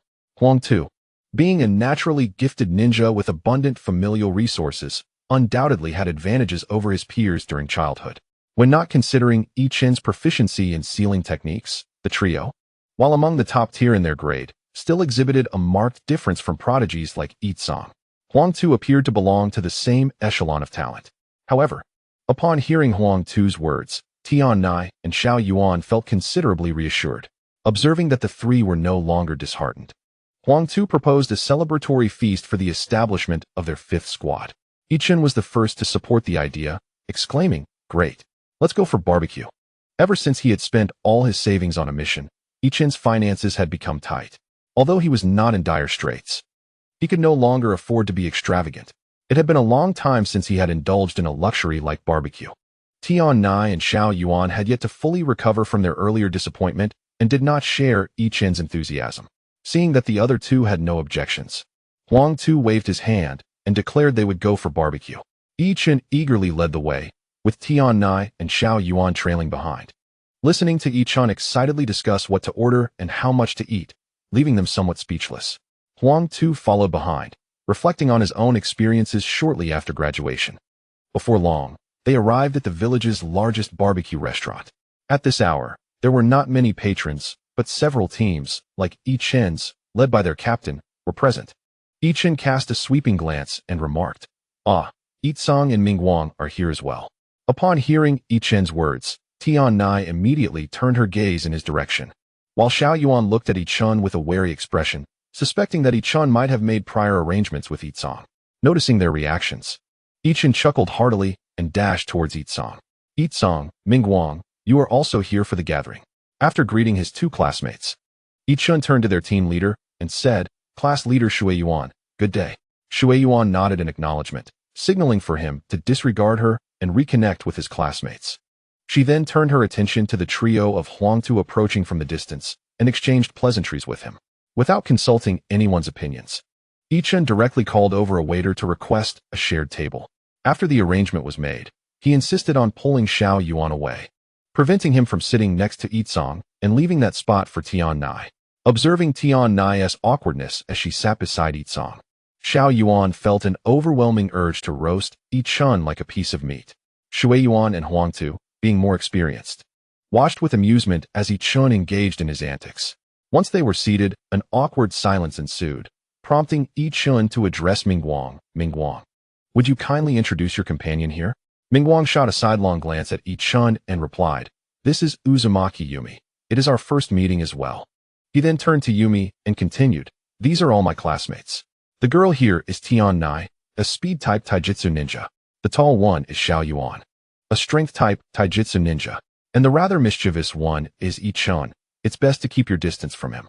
Yi-chun felt somewhat speechless, wondering why he was labeled as mischievous. In truth, his specialty was quite similar to Mingguang's, as both were ninjutsu-type ninjas. Apart from Yi-song, they were the top two in their class regarding ninjutsu proficiency. Originally, Mingguang was the first to master the body replacement technique after Yi-song, with Yi-chun following as the third. However, as Yi-chun's learning pace accelerated, he surpassed Mingguang to become the second in the class. This development left Mingguang rather disgruntled, while Yi-chun felt a sense of joy, which gave Mingguang the impression of a petty rival relishing his success. Since that moment, their relationship soured, leading to frequent competitions in ninjutsu practice speed. Although Mingguang had the support of his parents and maintained a similar pace of practice as Yi-chun, they were essentially tied for second place. However, after Yi-chun received a substantial reward from an S-rank mission, his training speed surged dramatically, widening the gap between them. Currently, Yi-chun had learned nearly 3 C-rank ninjutsu, while Mingguang had only mastered 1, which required teamwork to be effective in battle, akin to Yi-chun's Doton, Dungun. Fortunately, Yi-chun had gained a fair understanding of Mingguang, knowing that he was merely boasting like himself. Ignoring Mingguang, Yi-chun directly addressed Uzumaki Yumi, saying, "Hello, Yumi. We are from Class 5, and this is our instructor, Senior Huang Tu." Before engaging in conversation with Yumi, Yi-chun made sure to introduce his class's instructor. He then began chatting with Yumi. "Yumi, do you know any sealing techniques?" Yumi shook her head and replied, "Although I am a member of the Uzumaki clan, I have not studied sealing techniques before. However, today, Captain Shueiyuan mentioned that he would guide me in the art of sealing techniques." Yi-chun nodded in understanding and remarked, "I see. I had originally hoped to exchange insights on sealing knowledge. No matter. Teacher Shueiyuan is the village's most formidable master of sealing techniques and has previously offered me guidance. I am confident that under his tutelage, you will surely master the art of sealing, and then we can engage in friendly sparring." A disgruntled sound emanated from Mingguang, who huffed in annoyance. What vexed her most was that even though Yi-chun had progressed in ninjutsu faster than her, his proficiency in sealing techniques was still remarkably high. At times, Mingguang felt that competing against Yi-chun was akin to comparing her strengths to his weaknesses. Winning would be expected, but losing would be humiliating. Frustratingly, she had indeed lost. Speaking of talent, if you are truly gifted, why not emulate Yi-song, who distanced himself from everyone right from the start? Instead, you choose to emerge when you have adapted to the status of a second-rate, and then surge ahead, leaving everyone behind. Yi-chun made a playful face at Mingguang, who was simply too competitive. Noticing that Mingguang was once again at odds with Yi-chun, Uzumaki Yumi felt somewhat awkward and was unsure how to interject. Fortunately, Yi-chun did not allow the moment to languish in silence.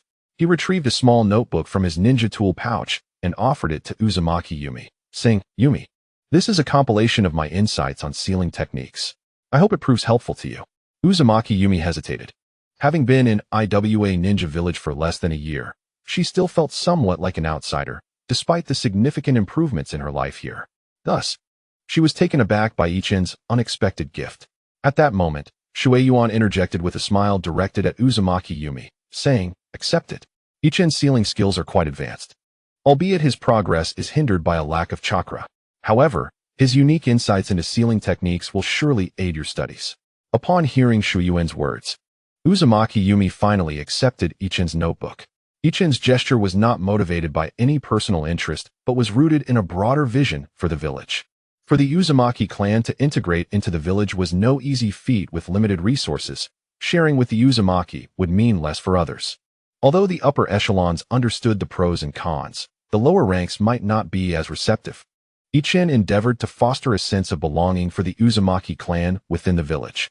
Despite being a mere novice genin, he had been raised to think like a Tsuchikage. A valuable perspective for nurturing a ninja's character and a swift route to gaining recognition from the higher-ups. Did one not see Shueiyuan gazing at Yi-chun with an expression of hopeful approval? The warmth of a peer's small kindness was far more significant than any amount of concern from the upper ranks for Uzumaki Yumi. Seeing her accept the notebook, Yi-chun added, "There's no need to thank me. We are all part of the same village. The will of stone emphasizes unity." "She hasn't even thanked you yet, you fool." Mingguang interjected at the opportune moment. Ichin scratched his head awkwardly. Uzumaki Yumi chuckled softly, as she had intended to express her gratitude, but was momentarily silenced by Ichin's rapid words. Finally, she found the opportunity to say, "Thank you, Ichin." Ha ha ha. Ichin erupted into laughter, dispelling the awkwardness. In the realm of intermittent oddities, Ichin's peculiar brain circuits had long ceased to astonish his four-year classmates, who merely rolled their eyes at his eccentric behavior and chose to ignore him. Shui Yuan, familiar with Ichin's unconventional nature since his innovative ideas on sealing techniques, recognized that he was no ordinary individual. Conversely, Huang Tu's impression of Ichun had evolved into a more comprehensive and profound understanding. Aitsong wished to discuss the progress of his ninjutsu training with Ichun, yet Ichun deliberately ignored him, opting instead to engage in conversation with two girls, leaving Aitsong feeling somewhat awkward. At this moment, Xiao Yuan was sulking alone, devoid of any desire for conversation. Tian Nai, on the other hand, harbored the intention to chat with Aitsong, but remained too anxious to speak up, which made Ichun quite exasperated. After some contemplation, Ichun addressed Aitsong. "Aitsong, has Captain Shui Yuan conducted any tests on your team?" "Indeed, the three of us battled against Captain Shui Yuan, but we were defeated." "What about you?" Aitsong replied. "We faced the same fate. My ninjutsu pales in comparison to yours, which hindered Tian Nai's performance," Ichun admitted. "If you two teamed up, with your ninjutsu prowess alongside Tian Nai's agility, you might have a chance to contend with the captain, provided the tank performs adequately. Victory could be within reach." Aitsong pondered this seriously but shook his head, stating, "The odds have certainly improved, yet they remain insufficient. The Jonin's speed is exceedingly rapid, making it challenging for us to mount a full assault, and we are particularly vulnerable to being picked off one by one." Ichun, at a loss for words, thought to himself, "Is this truly what I wish to discuss?" He glanced at Tian Nai, who still hesitated to interject, feeling somewhat disheartened. Aitsong, oblivious to the nuances, continued, while his two teammates seemed to grasp an underlying dynamic, their gaze flitting between Aitsong and Tian Nai, which only heightened Tian Nai's anxiety. As Ming Guang, a fellow student of 4 years, had come to know Ichun and his companions well, he quickly deduced Xiao Yuan's intentions, especially when considering the frequent bickering between Ichun and Xiao Yuan. He instantly recognized a mischievous inclination and shot Ichun a sharp glare, leaving him perplexed. Ichun mused inwardly, "What have I done now?" When Aitsong initiated an inquiry regarding the progress of his earth spike technique, Ichun could only respond listlessly, "There hasn't been much advancement. This year, I have been preoccupied with sealing techniques, and I haven't had the inclination to practice the earth spike." By the time the meal concluded, Tian Nai had yet to exchange more than a couple of words with Aitsong, returning home feeling quite disheartened. His head bowed in silence. Ichun too felt somewhat deflated, choosing not to speak, while Xiao Yuan was exuberant, feeling as though she had triumphed over Ichun, and continued to provoke him throughout the journey. At the back of the group, Huang Tu approached and affectionately ruffled the hair of both Ichun and Xiao Yuan. Addressing the trio, "All right, let us return home to rest for now. Tomorrow morning, we shall convene at the mission hall to accept our tasks." Upon hearing this, the attention of the three shifted, and both Tian Nai and Ichun's spirits lifted slightly. Ichun directly inquired, "Captain Huang Tu, what level of task shall we undertake?" Huang Tu replied with a smile, "You all have performed admirably. Starting tomorrow, we will directly take on C-rank missions." "Oh," Ichun exclaimed, a surge of excitement coursing through him. Finally, they were poised to accept tasks, though the past 4 years had been fulfilling and filled with effort. It had all ultimately been a preparation for venturing beyond the village. Despite Ichun's previously reclusive nature, it was solely for the sake of safety when venturing beyond the village. As a time traveler privy to the unfolding narrative, it was impossible for him to suppress the restless spirit within, regardless of his former disposition. Having endured 4 years of restraint, primarily due to the limitations of his identity and the palpable fear of this perilous world, Ichun's sense of urgency was reignited with the arrival of the Tsuchikage son as their captain, thereby easing his apprehensions and igniting an insatiable yearning for the outside world. At dawn the following day, Ichun arrived at the mission hall fully equipped. Given the vast number of ninjas, it was impractical for all assignments to be arranged by the village leader. In truth, the majority of D and C rank missions were dispensed by the staff of the mission hall, and even most routine B rank tasks fell under their jurisdiction. Tasks such as standard patrols, defenses, and many high-difficulty, yet low-risk non-combat missions were also allocated by the mission hall. Were all missions to be overseen by the village leader? The leaders of the 5 great ninja villages would undoubtedly be overwhelmed. In reality, considering that ninja villages function as wartime organizations, various departments within the village are authorized to issue tasks of certain ranks to ensure timely responses to unforeseen circumstances. Moreover, during wartime, frontline commanders possess the authority to determine the issuance of S-rank missions. Ichin speculated that the reason Kakashi's team received direct oversight from the Hokage was due to the unique status of its members, a privilege not extended to others. Thus, the missions undertaken by Ichin and his companions were selected by their leading jonin from the mission hall. As the 5th squad had just been formed and the trio had recently been promoted to genin, they were limited to C-rank missions. Ichin perused the mission hall's directory in search of a suitable task, with Huang-Tu observing without hurrying them.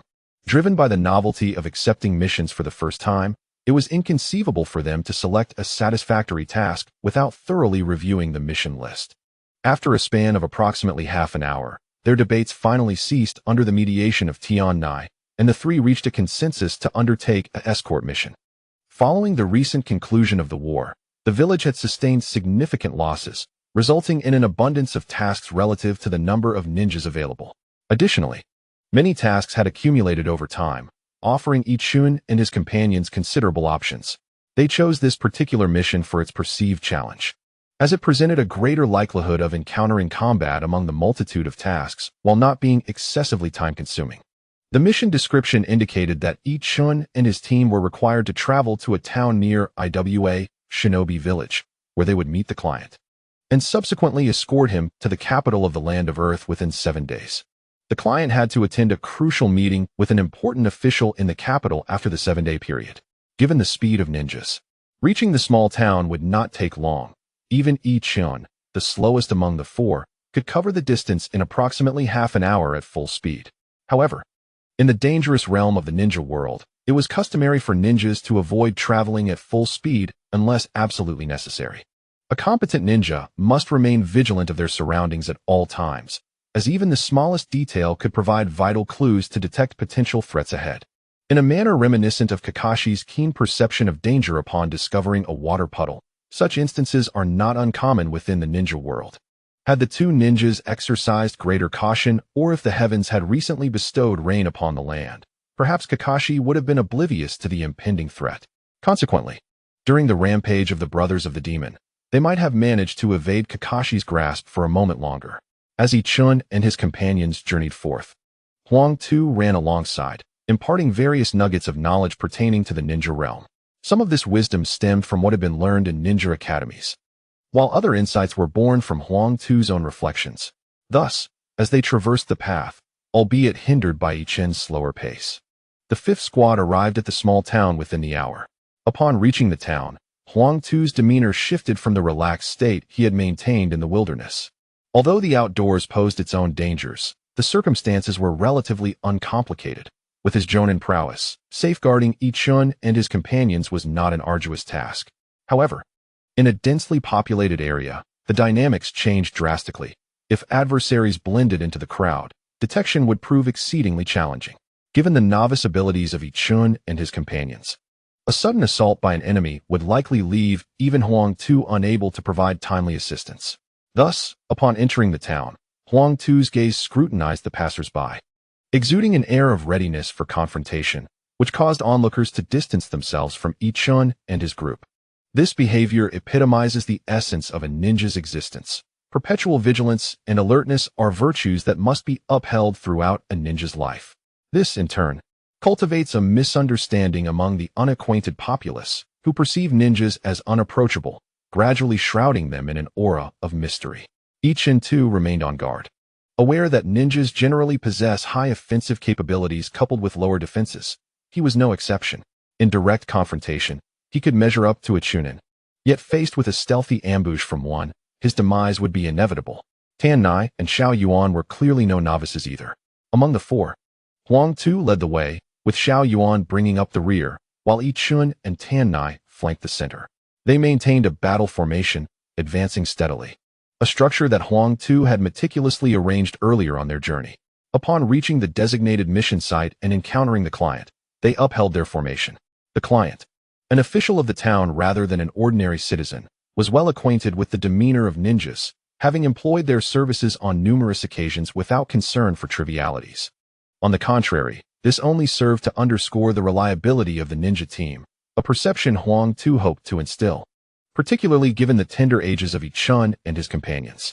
3 children, each merely 9 years of age, Ichun and Tan Nai stood below 1.5 meters, while Xiao Yuan fared slightly better, though his youthful visage was unmistakable. Upon the arrival of the escorting ninjas, the client, having reviewed the mission documents, began to gather his belongings in preparation for the journey to the capital. During their travels, Ichin gleaned from a fellow traveler that this client was an official responsible for political affairs within the town, and the hiring of ninjas was not prompted by any foreseen assassination attempts, but rather was a precautionary measure in the aftermath of a recently concluded war, as peace had yet to be fully restored in the ninja realm. The forthcoming 6 months to a year will mark the most tumultuous period in the ninja world. The number of ninjas across the major nations has sharply dwindled, rendering what was once a robust defensive force woefully inadequate. In various locales, rogue ninjas have become increasingly restless, and the ravages of war have transformed many into renegades. These defectors, having only recently fled, are riddled with trepidation, perceiving threats at every turn.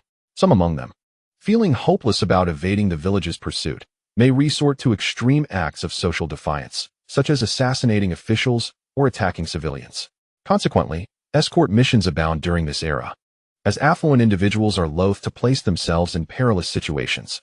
Unlike the patrons who anticipate a safe journey, the trio of novices, Ichun and his companions, secretly yearn for some form of disruption to acclimatize themselves to this harsh reality and validate their acquired skills. Regrettably, fate did not favor them. 5 days later, the party arrived safely at the capital without incident, leaving Ichun devoid of any opportunity to showcase his abilities. On the return journey, the trio of newly minted ninjas felt a tinge of disappointment after having completed their mission.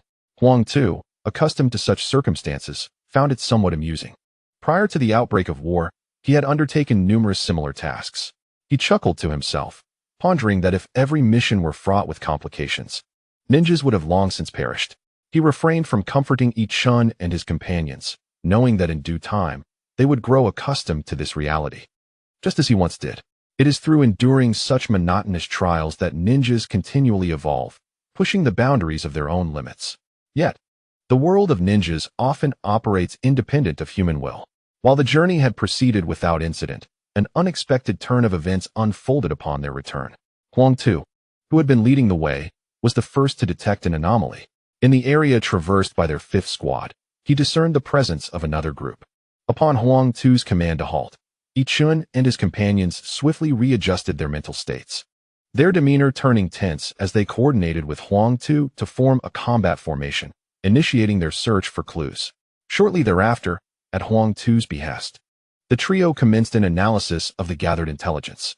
Xiao Yuan spoke first, observing, based on the traces at the scene, it appears that 2 groups have passed through here, one following the other, heading eastward. Preliminary assessment suggests a pursuit and an escape. Tian Nai nodded in agreement, adding, indeed, both groups are not numerous. The first consists of 4 individuals, 3 of whom are children, likely akin to our own squad. The second group comprises 3 adults, presumably seasoned ninjas. Huang Tu remained silent, directing his gaze towards Ichun. Ichun remarked, from the size and weight of the footprints, it appears that among the first group mentioned by Tian Nai, the adult leader is likely injured, as his steps are unsteady and inconsistent. Conversely, the 3 individuals from the pursuing group have left a uniform trail, indicating their role as the aggressors. Moreover, among the pursuers, 2 move with agility, suggesting they excel in physical techniques, while the other, akin to myself, leaves the heaviest footprints, indicating he is a ninjutsu specialist. Ichin surveyed the surroundings and remarked, we are in the heart of the land of Earth. The presence of a seasoned ninja accompanying 3 children likely indicates that they are companions from our village.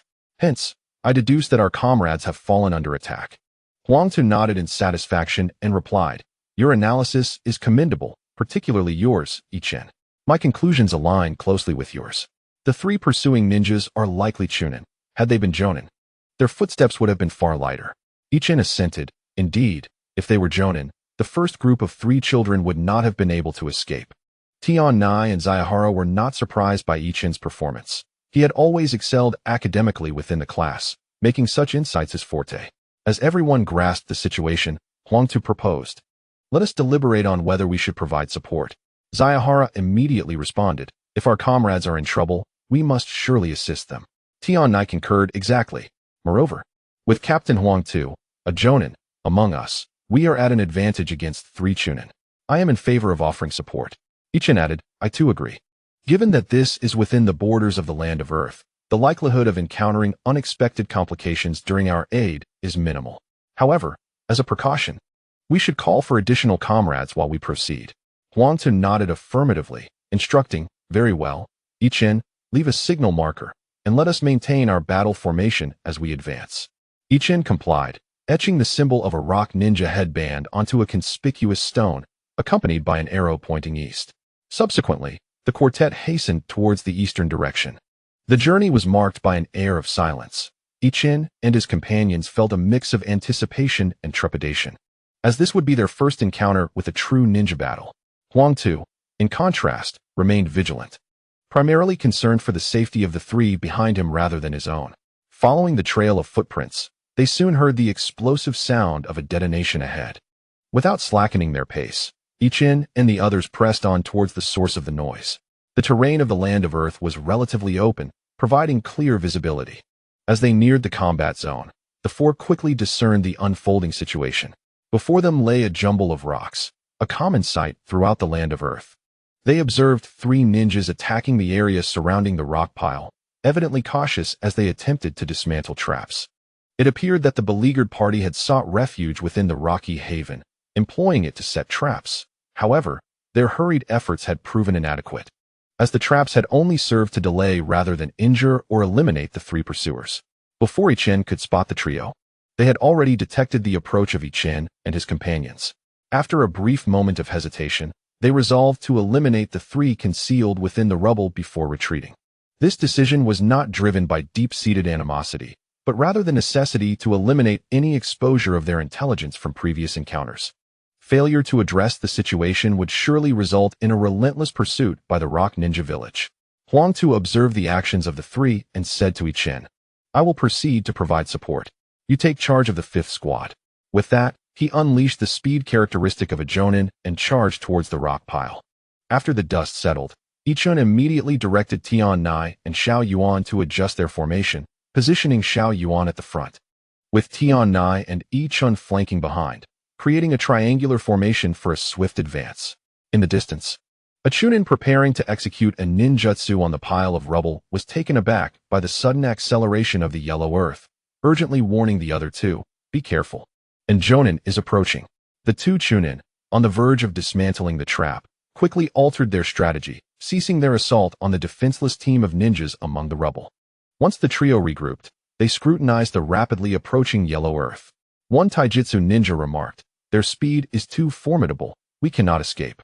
He then called out to the Chunin preparing his ninjutsu, "Majima, blast apart the rubble and lure them to rescue." As he began to unleash his ninjutsu, he instructed another taijutsu ninja, Wu Nan, "Deal with the 3 behind us. We will hold off this Jonin." Without a moment's hesitation, the other taijutsu ninja darted past the yellow earth towards Ichin's trio. As Ichin and the others charged towards the pile of rubble, their speed disparity quickly widened the distance between them. Noticing an enemy diverging towards them, Ichin understood that their first genuine confrontation after traversing to this world was imminent. With both sides still at a considerable distance, Ichin commanded Tian-Nai and Xiao Yuan, "Reduce your speed and adjust your direction. Prepare for battle." Without hesitation, Xiao Yuan complied. Despite their usual disagreements, she had never doubted Ichin's intellect. As they gradually closed in, Ichin began to analyze their adversary's intelligence. Earlier, he had discerned from the depth of their footprints that their strength was at the Chunin level. Subsequently, he had meticulously observed the footprints of the 3 pursuers. Ichin noted that their formation closely resembled theirs, with 1 individual at the front and 2 behind. The taijutsu ninja at the forefront evidently possessed superior strength. Among the 2 trailing behind, one was a ninjutsu user, making it impossible for Ichun to gauge his capabilities from mere footprints. However, the last one was much easier to analyze. In his own team, there were two taijutsu ninjas with entirely contrasting styles. The taijutsu ninja at the rear of the enemy formation bore a striking resemblance to Tian Nai. Observing the approaching ninja's movements and strides, Ichin concluded that this individual was indeed the agile taijutsu user. Realizing this, Ichin cautioned, "Be wary, their style mirrors Tian Nai's," suggesting they are a Chunin adept in speed. During the forthcoming engagement, do not stray too far from me, and refrain from revealing your speed advantage. Wait for them to expose a flaw before delivering a decisive strike. After a pause, he added, "We can feign hand seals together to provoke an attack. Then act as if we were interrupted." Tian Nai responded softly in acknowledgement. Ichun continued, "The enemy's objective is likely to capture us to leverage against Captain Huang too, hoping to spare their lives. His companions will not be able to hold out against Captain Huang too for long, so they will undoubtedly opt for a swift resolution. This presents us with an opportunity. In the initial clash, we recklessly hurled shurikens, feigning weakness to induce underestimation from our adversaries. Before long, the distance between both parties diminished, and upon realizing the opponents had entered the effective range of our shurikens, Ichun and his two companions synchronously launched a barrage of shurikens and kunai. However, the opposing side was evidently well prepared, evading our attacks with remarkable agility. Indeed, they were freshly graduated genin. Wu Nen mused. These genin had likely taken many lives since their defection. If they could withstand this initial onslaught, they would inevitably reveal vulnerabilities amidst the chaos. As if validating his thoughts, the opponent's formation faltered upon missing their targets. The two in the rear even slowed their pace to begin hand seals. Wu Nen was initially startled. Could they truly execute C-rank ninjutsu at this level? Perhaps they were prodigies. Yet, in the next moment, he dismissed the notion, realizing that Ichun and Tian Nai's speed of hand seals was merely a sluggish 1 seal per second, posing no immediate threat to him. Continuing to sidestep a few paces, Wu Nen positioned himself to obstruct the cover provided by Zayahara between him and Ichun. He then raised his hands and flung several kunai towards the two. Ichun and Tian Nai were taken aback, hastily dodging, but during their evasive maneuvers, Tian Nai's hand seals were interrupted, leaving only Ichun still engaged in the process.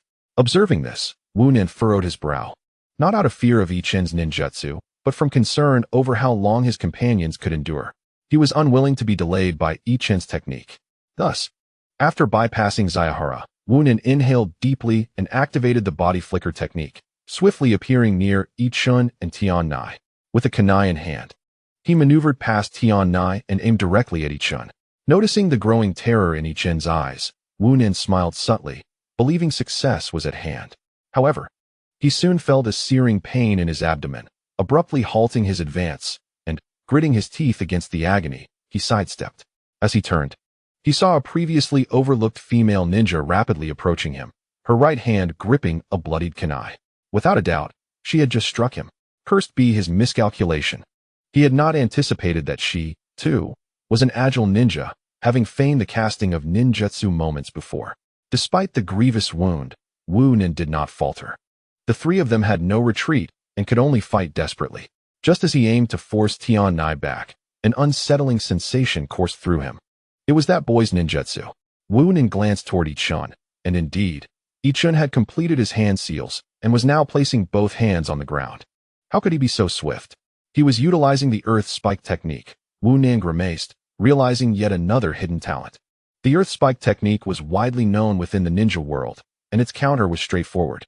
Sensing the impending emergence of Ichun's spikes, Wu Nen leaped to evade the first two earth spikes, simultaneously launching shurikens in midair to repel the advancing Tian Nai. In midair, Wu Nen observed Tian Nai sidestepping the shuriken, preparing to adjust his stance to control his descent. He had meticulously devised a strategy to counter Ichun's Julong gun. Yet he overlooked the presence of a third individual from Class 5. Shinohara, who had initially distanced himself according to Ichun's tactical plan, had stealthily approached. Seizing the opportune moment when Wu Nen was vulnerable in the air, and swiftly launched two shuriken. Hearing the piercing sound of the shuriken slicing through the air, an icy chill enveloped Wu Nen's heart. In such a precarious state, evasion was no longer an option. He could only forcibly twist his body mid-flight. With two sharp thuds, the The shuriken struck true, one of them penetrating his body with such force that it pierced through entirely. The wound inflicted by Tian Nai reopened due to his forced movement, causing a fresh spray of blood to erupt. Yet, this was not the worst of it. After enduring successive blows, Wu Nin could no longer maintain control over his body, plummeting directly toward the ground. As fate would have it, 2 earth spikes erupted from below, impaling Wu Nin completely. Upon witnessing Wu Nin's demise, the 3 combatants did not ease their vigilance. They remained on guard for several moments, and after confirming the corpse showed no signs of life, Shinohara stepped forward, drew his blade, and severed Wu Nin's head without hesitation. Ichin then approached, retrieving a cloth bag to encase Wu Nin's head, and the trio swiftly resumed their battle formation. Advancing toward Huang Tu's battle did not require reinforcement from Ichin and his companions. As a seasoned jonin from a major ninja village, he could easily dispatch 2 chunin. However, the adversaries were leveraging their comrade hidden among the rubble as a bargaining chip, attacking Huang Tu while simultaneously targeting the debris, preventing him from focusing entirely on the confrontation. Thus, when Ichin and his companions arrived, Huang Tu had yet to eliminate the 2 chunin. Upon realizing that the approaching figures were not Wu Nan, but rather 3 young ninjas, the 2 chunin, their hopes of survival extinguished, became frenzied. The taijutsu ninja produced an explosive tag, igniting it before charging toward the rubble. Meanwhile, the ninjutsu user took advantage of Huang Tu's distraction from rescuing the debris, rapidly forming hand seals to unleash a jutsu upon Ichin and his companions. Ichin swiftly sensed the impending danger, calling out for a halt while simultaneously performing hand seals at remarkable speed, and hastily pressed his hands to the ground. Just as the barrage of Julong bullets descended upon him, he managed to summon the earth flow wall in the nick of time. A pair of thunderous explosions echoed. The first, the detonation of the distant explosive tag, and the second, the sound of numerous Julong bullets colliding with the earth flow wall. Once the explosions subsided, Ichin and his companions discovered that although the earth flow wall was battered, it had withstood the enemy's jutsu, allowing them to breathe a sigh of relief. They maintained heightened vigilance as they maneuvered around the wall, charging toward the enemy's position. However, as they rounded the earth flow wall, they spotted Huang Tu standing in the very spot where the chunin had executed their jutsu, now reduced to a lifeless body. Huang Tu wasted no time, urgently summoning Ichin and his companions to assist in rescuing their comrades. At this point, the rubble had been thrown into disarray due to the earlier explosions, yet Huang Tu had safeguarded several teammates in a critical moment using earth release, preventing a complete collapse of the debris. Ichin promptly stepped forward to clear the stones, rescuing several individuals trapped within the debris. The small team, consisting of 4 members, was led by a male chunin, with the 3 other members being 2 years senior to Ichin and his companions. Such teams are typically formed from newly graduated genin of the village, often characterized by average talent. Despite having graduated 2 years prior, their combat prowess remained at the lower end of the genin spectrum. Their leader, a chunin of mediocre strength, had attained his rank through experience and perseverance. Ichin mused whether, had it not been for the recent war, this captain could have even qualified for the chunin rank. However, Ichin and his companions held great respect for their fellow comrades and did not look down upon them due to their lack of exceptional talent. After carefully extricating the 4 from the rubble, Huang Tu tended to their injuries with rudimentary first aid. None of Ichin's group were medical ninjas, lacking experience in treating wounds. Although they had covered such topics in their ninja academy, in this urgent situation, Huang Tu hesitated to let the inexperienced novices take charge. The chunin leader among the 4 was severely injured. He had expended a considerable amount of chakra, risking further harm to buy time for his team's retreat, only to worsen his condition while fleeing, exacerbating his wounds as he fought valiantly against 3 enemy chunin. Now, utterly spent, Huang Tu's knowledge of first aid was insufficient, particularly given the leader's grave injuries, which rendered him immobile. Thus, they could only await reinforcements. The team comprised 2 males and 1 female, all possessing average talent, and they were exclusively skilled in taijutsu, with their ninjutsu repertoire limited to the body flicker technique. Ichin reflected on his own situation, pondering that without his innate mental fortitude, he might have shared a similar fate. He envisioned a slow progression through missions, gradually accumulating contribution points to exchange for C-rank ninjutsu. Should he fail to attain the chunin rank and miss out on the village's medicinal rewards, he would be left to diligently train C-rank techniques, ultimately becoming little more than cannon fodder in the impending ninja war. While they awaited assistance, Huangtu inquired about the events that had transpired. Ichin and his companions listened intently. The small team had initially executed their mission successfully, but the unexpected encounter with 3 rogue ninjas had turned the tide. The conflict arose suddenly, catching both parties off guard. Fortunately, the experienced captain made swift decisions that afforded his team a glimmer of hope. After the skirmish, Ichin replayed the earlier battle in his mind, particularly the moments when he had taken on the role of a temporary captain, seeking to identify any shortcomings. Before long, a group of masked ninjas approached rapidly. Upon noticing Huangtu's attire, several Umbu drew closer, one of them quickly forming a series of hand seals. Huangtu, maintaining a battle formation with his companions, awaited their approach and responded appropriately upon observing the hand signs. Ichin distinctly sensed that the 3 Umbu relaxed slightly upon witnessing Huangtu's gestures. Nevertheless, the trio did not alter their formation. Upon nearing, they remained vigilant towards Ichin and the others. After a brief inquiry into the situation, one of the Umbu commenced treatment for the gravely injured Chunin. Ichin was somewhat astonished, not expecting that this covert team would include a medical ninja. The Ichin of now was no longer the naive newcomer who had just traversed into this world. He held a prominent position within the barrier class, granting him access to a wealth of information, such as the current distribution of ninjas in the village. Among the 5 great nations, the Land of Fire, being the most powerful and resource-rich, had yet to popularize the presence of medical ninjas within its ranks. It was only after this recent conflict that Konoha began to heed the suggestions of Tsunade and Kato Dan, actively nurturing medical ninjas. As for Iwagakure, even the most skilled in medical ninjutsu were still at the level of basic healing techniques. The cultivation of medical ninjas lacked a systematic approach and was severely under-resourced, leading to a scarcity of talent in this field. Thus, Ichin was taken aback to encounter a medical ninja within this covert team. This was Ichin's first experience witnessing medical ninjutsu, and he found himself intrigued, observing alongside 5 other children as the operative gradually administered treatment. After witnessing the operative utilize the healing technique multiple times over extended periods, Ichin reaffirmed his decision to avoid medical ninjutsu. His chakra was simply insufficient for such endeavors. Once the injuries of the Chunin were addressed, the operative then examined the wounds of several genin, but this time refrained from further treatment, evidently satisfied with the earlier care provided by Kodo. The other 2 operatives maintained a vigilant posture throughout the process.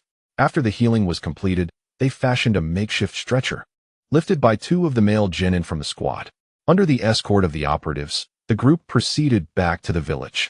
The events of this mission left a significant impression on Ichin, reminding him that the life of a ninja was fraught with peril and danger lurked at every corner.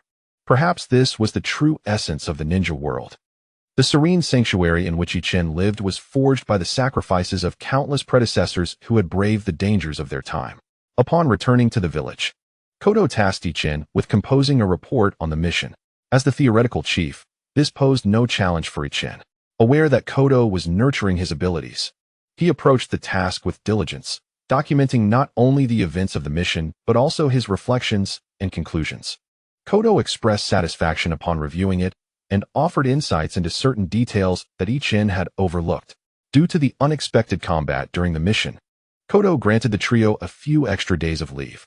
Ichin seized the opportunity, feeling a heightened sense of urgency as a result of the recent incident. He dedicated the following days to studying the fire domain sealing technique, sensing that unlocking its secrets would yield unforeseen rewards. 3 days later, the 5th squad reconvened at the mission hall to embark on their second C-rank mission. This time, however, the mission proceeded without incident, under Kodo's supervision. Ichin and his companions successfully subdued a band of mountain thieves, none of whom were formal ninjas, only a few possessing rudimentary chakra manipulation skills. The trio coordinated effortlessly, completing the task with ease. For the subsequent year, the 5th squad undertook a C-rank mission every few days, with varying degrees of difficulty, some of which could be accomplished within a day or 2. It is akin to the patrolling tasks near the village. Merely a single night suffices. However, such assignments are highly coveted, occurring only once a year. Ichin speculates that this is a deliberate arrangement by the village to familiarize the lower-ranking ninjas with the village's operations. Some tasks require 7 or 8 days, like the recent mission assigned to the 5th Squad, which involved searching for a spy. The pursuit of clues consumed several days, and coupled with subsequent tracking and combat, the entire endeavor stretched nearly 10 days. Naturally, if a task extends excessively, Captain Huangta grants Yi Chun and his companions a longer respite. This time, Yi Chun enjoys 5 days of freedom. During this period, Yi Chun has meticulously devised a plan. After a year of intermittent experimentation, he has nearly exhausted his trials with the fragments of the fire domain sealing technique. Out of hundreds of fragments, he has discerned the functions of the vast majority through relentless experimentation. A portion remains untested due to incomplete structures or functions that cannot be fully realized. Based on the overall structure and layout of the seals, Yi Chun has surmised the purpose of most fragments. Only 2 fragments remain unsolved. These 2 are among the larger pieces and present the greatest mystery for Yi Chun. Nevertheless, his growth in sealing techniques over the past year has been remarkable. Through numerous attempts and analyses of the sealing arts, Yi Chun hypothesizes that the first fragment pertains to the generation of flames within the fire domain, while the second relates to the transformation of natural energy. He has also developed a general direction for his research, though this next step necessitates the assistance of others in the barrier class. With a 5-day holiday at hand, Yi Chun arrived at the barrier class early, summoning all the sealing experts within the village. Unlike the last occasion, this time, upon hearing Yi Chun had matters to discuss, everyone promptly gathered without hesitation. Once assembled, Yi Chun devoted a full hour to elucidating his thoughts on the disassembly of the fire domain sealing technique, his research methodology, and the general results of his experiments. Of course, these results pertained only to directional insights, for true knowledge cannot be casually imparted, as the village has regulations regarding confidentiality. The assembly was left astounded, particularly as most were still engaged in studying B-level sealing techniques. Experts such as Shui Yuan and Finci, who have attained A-level mastery, are still contemplating A-level seals. As for S-level techniques, while they have perused them, they remain entirely bewildered, unlike Yi Chun, who boldly disassembled S-level seals and actually derived some insights. Currently, Yi Chun's primary role is that of a member of the 5th Squad, yet intriguingly, his involvement with the barrier class remains intact. In fact, he continues to receive a monthly salary from the barrier class, and the materials he utilizes for his sealing studies are provided by them. This decision was unanimously made by the upper echelons of the barrier class. They believe that Yi Chun's sealing prowess will inevitably surpass theirs, and fostering a favorable impression of the barrier class in Yi Chun is deemed beneficial. Indeed, without delving into other matters, the research approach that Yi Chun meticulously elaborated upon for an entire hour is worth every penny of his monthly remuneration. Ultimately, when Yi Chun mentioned that only 2 fragments of the sealing technique remained to be deciphered and speculated on their potential functions, the entire barrier class erupted in excitement. Everyone possessed enough intelligence to envision the monumental impact that the elucidation of these 2 fragments would have on the entire shinobi world. Naturally, fully comprehending their principles would not be an easy feat. As a member of the Uzumaki clan, who pioneered this sealing technique, it is likely that they themselves had not completely unraveled the principles of converting natural energy. Otherwise, the Uzumaki clan would have long since developed methods for sage art training. However, even without fully grasping the principles, successfully experimenting with the conversion of natural energy would suffice, potentially leading to the discovery of some forbidden techniques. Consequently, everyone set aside their tasks and collectively engaged in discussions regarding the 2 fragments.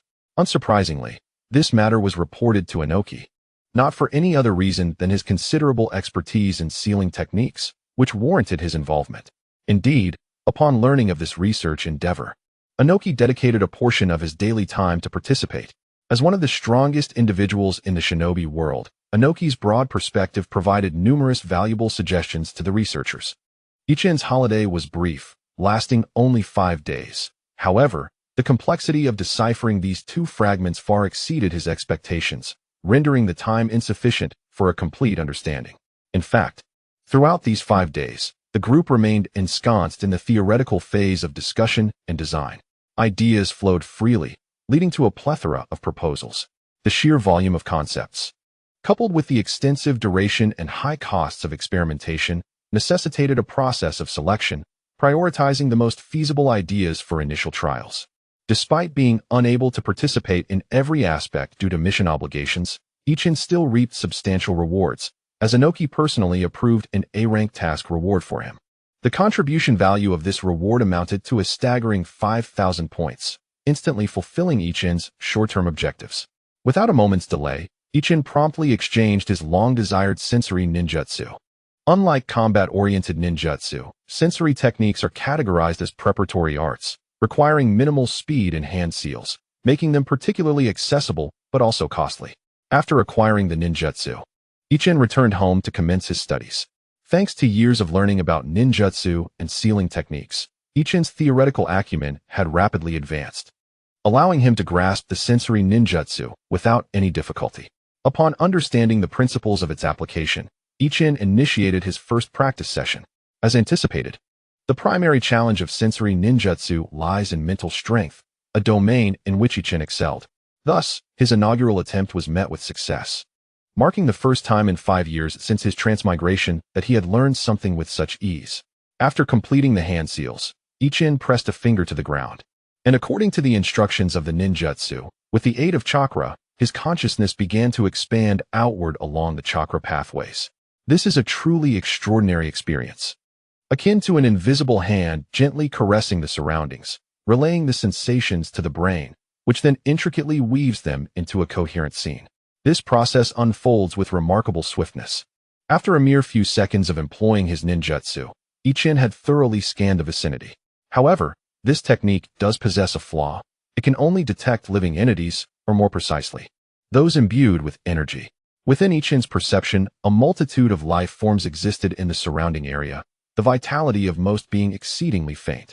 It resembled a delicate hue painted onto paper, nearly imperceptible without careful scrutiny. A handful of life forms were vastly more substantial, akin to miniature suns, causing the images Ichin perceived to tremble. He recognized these as ninjas, with the sun-like entities representing the chakra within them. After experimenting with the methods outlined in the ninjutsu, Ichin ceased to focus on these larger light sources, deliberately steering clear of them. After practicing for a considerable duration, he observed the movement of these light sources, feeling a sense of novelty as some would occasionally encroach upon his perceptual range while others would retreat. Notably, these light sources seemed indifferent to his awareness. This technique was truly remarkable. The investment of over 10,000 contribution points was well worth it.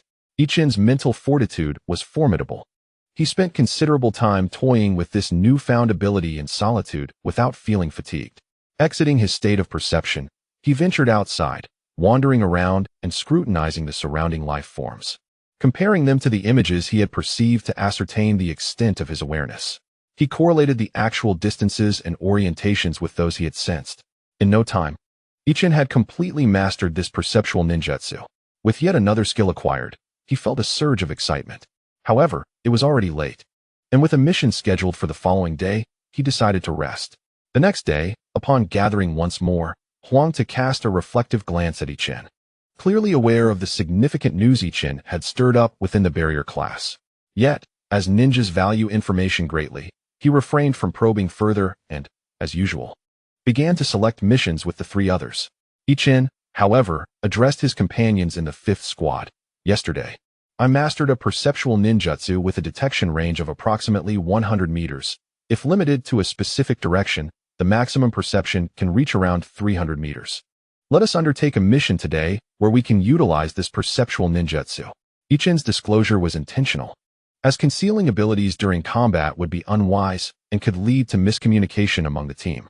Zayahara, upon hearing this, felt exasperated, even as a taijutsu-oriented ninja. Ichin's words stirred frustration within him. How could one so effortlessly learn a new ninjutsu? Was the acquisition of such skills truly so simple? Moreover, it was a perceptual ninjutsu. He pondered the origins of Ichin's contribution points and where he had acquired this knowledge.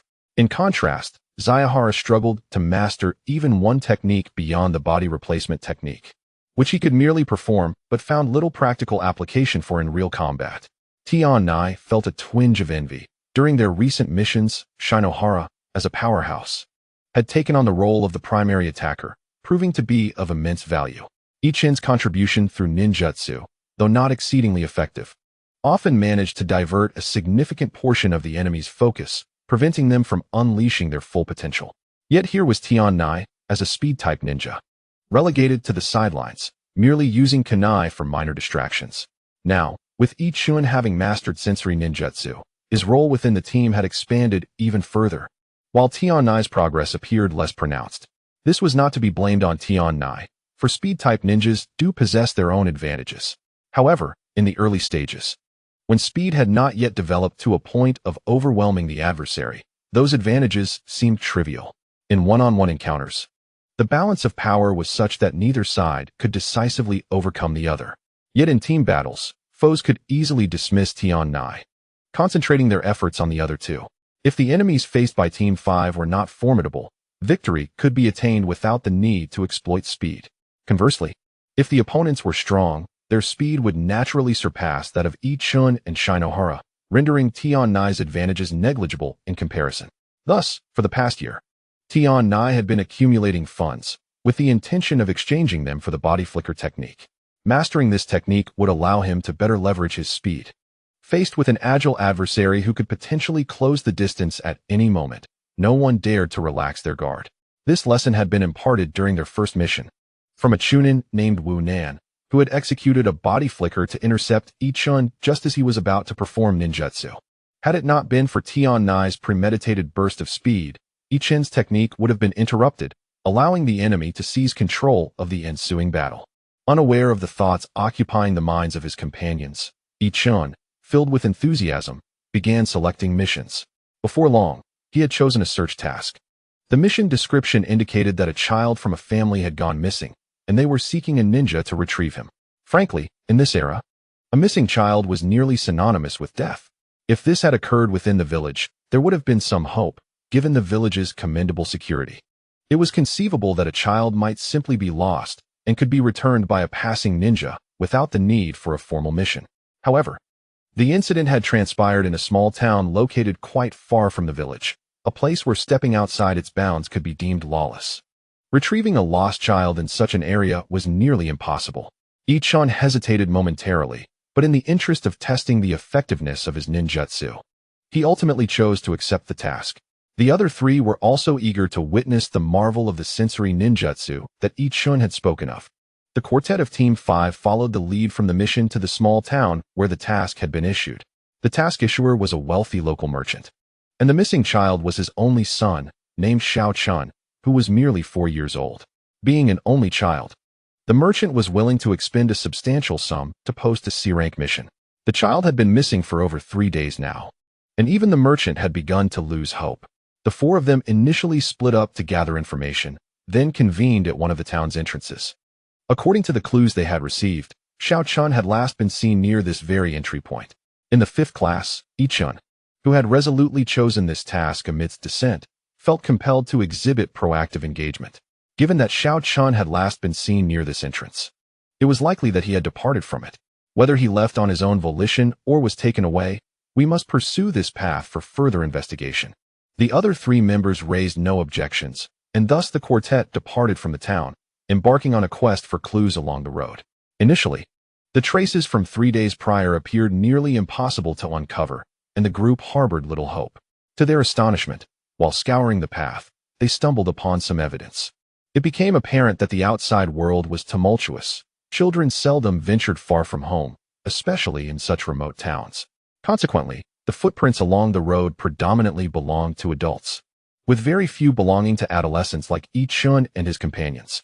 The footprints of a 4-year-old child were even rarer. However, the 5th class discovered a series of these footprints several miles from the town, which invigorated their spirits. The absence of children's footprints on their way there, and the lack of them further ahead suggested that the child had likely been carried. These footprints were presumably left during a rest. Ichun took the initiative to analyze the situation. He then circled the vicinity and remarked, "The footprints here belong to an adult who was resting with Xiao Chun." Observing the depth of the prints, they are somewhat deeper on the way here and ahead, but notably shallower in this segment. I surmise that this individual was holding a child throughout. Thus, he proposed that they follow these particular footprints. Tian and Xiao Yuan concurred with Ichun's assessment, and Huang Tu raised no objections. Consequently, the 5th class began to pursue the footprints with renewed determination and clarity of purpose, enabling them to move with greater speed. They would sprint ahead, pausing only to verify the presence of the prince. After a prolonged pursuit filled with stops and starts, the group finally arrived at a village far from the town. To avert any unforeseen complications, Ichun and his companions refrained from rashly entering the village. Instead, at Huang Tu's suggestion, Ichun was to first sense the village's circumstances. Ichun paused, realizing he too had a similar ability. Due to the limitations of his sensing range, the group stealthily approached the village, where Ichun concealed himself outside a house and began to employ his sensory ninjutsu. His sensing was swift, and he reported, "There are no ninjas on this side of the village. My sensing range extends to 300 meters, and I must check the other side as well." The three nodded in agreement, and the fourth members of Class 5 circled to the opposite side to conduct another round of sensing. The entire village housed only a few hundred people, and the absence of ninjas indicated that the child was likely within the village. After relaying this information, Ichun turned to Huang Tu and asked, "Captain Huang Tu, what should we do in this situation?" Huang Tu smiled and replied, "We are ninjas, not officials solving a case. We can take more direct measures." With that, he and the other three proceeded to enter the village openly. Although ninjas were not particularly favored by the common populace, the members of Class 5 adorned the village's forehead protectors, which prevented the villagers from exhibiting hostility. On the contrary, they were guided to the home of the village chief. Huang Tu straightforwardly explained their intentions to the chief. The village chief, a man seasoned by experience, did not dare to conceal the truth when confronted by the ninjas. He candidly revealed what he knew. It transpired that 2 days prior, a man had indeed abducted a child and brought him to the village, falsely claiming that he could no longer sustain his livelihood and wished to sell the child. Coincidentally, there was a family in the village eager to adopt a son, and they promptly purchased the child. The village chief was present at the scene and, with his discerning eye, immediately recognized the abductor's deceit. The child was clad in finer garments and was plump and fair, unmistakably the offspring of affluent parents. It seemed likely that the abductor had meticulously planned this scheme beforehand. Nevertheless, the chief chose not to expose him, reasoning that an increase in boys in the village was not necessarily a misfortune.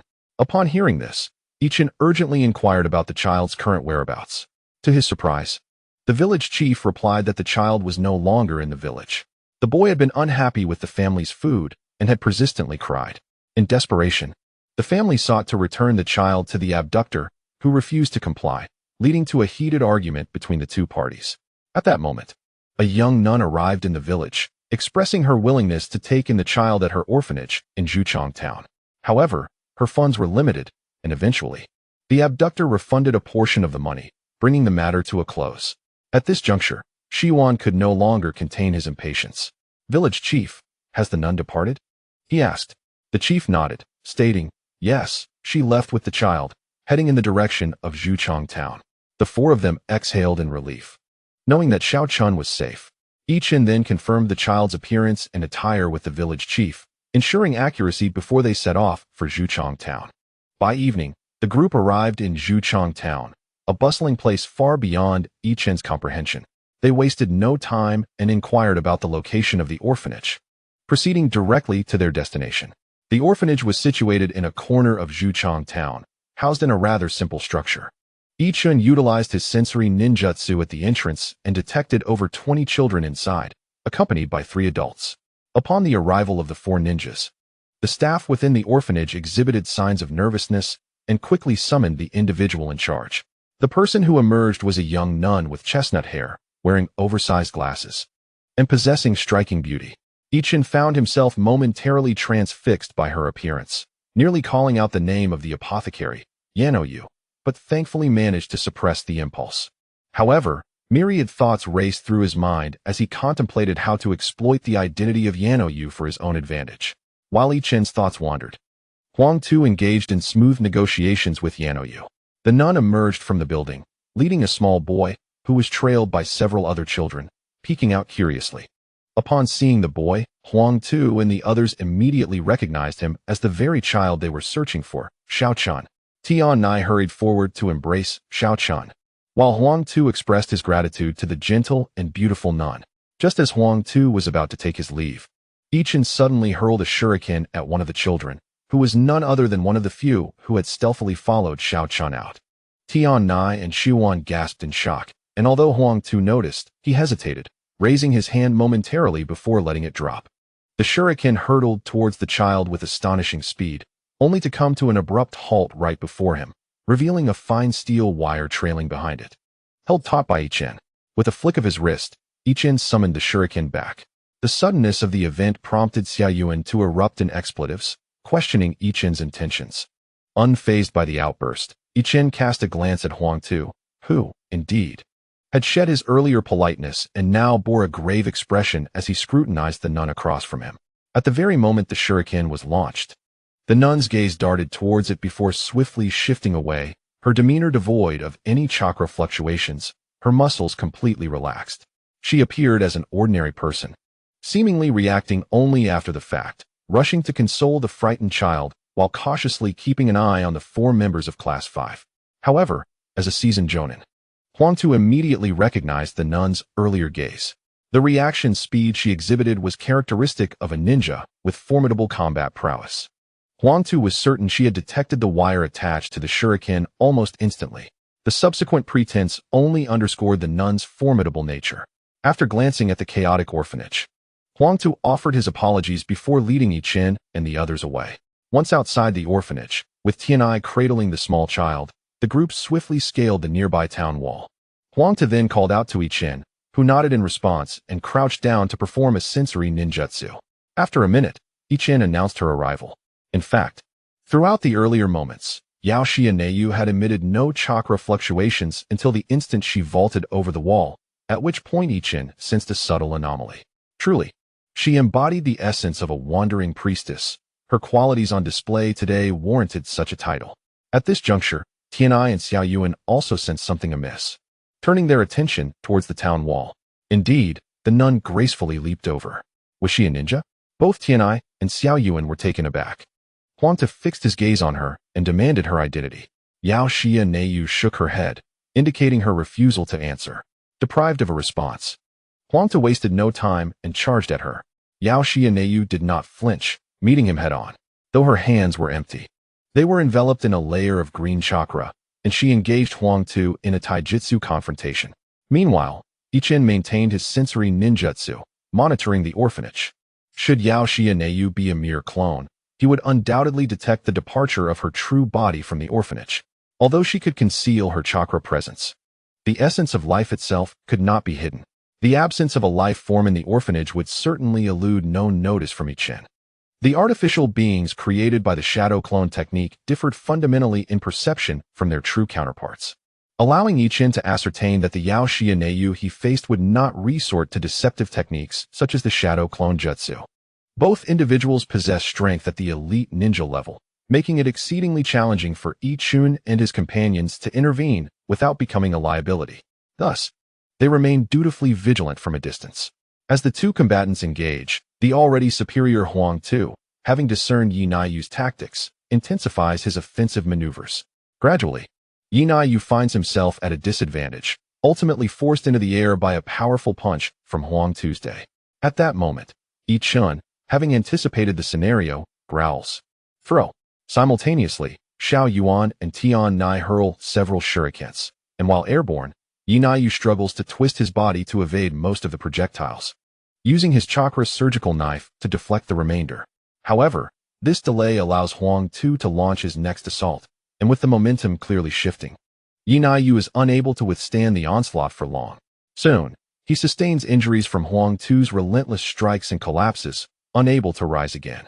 Seeing Yi Naiyu rendered incapable of fighting, Huang Tu promptly withdraws, positioning himself before Yi Chun and his companions. A cornered elite ninja, in a desperate bid to counterattack, could potentially drag Yi Chun and his allies down with him, a risk Huang Tu is unwilling to take.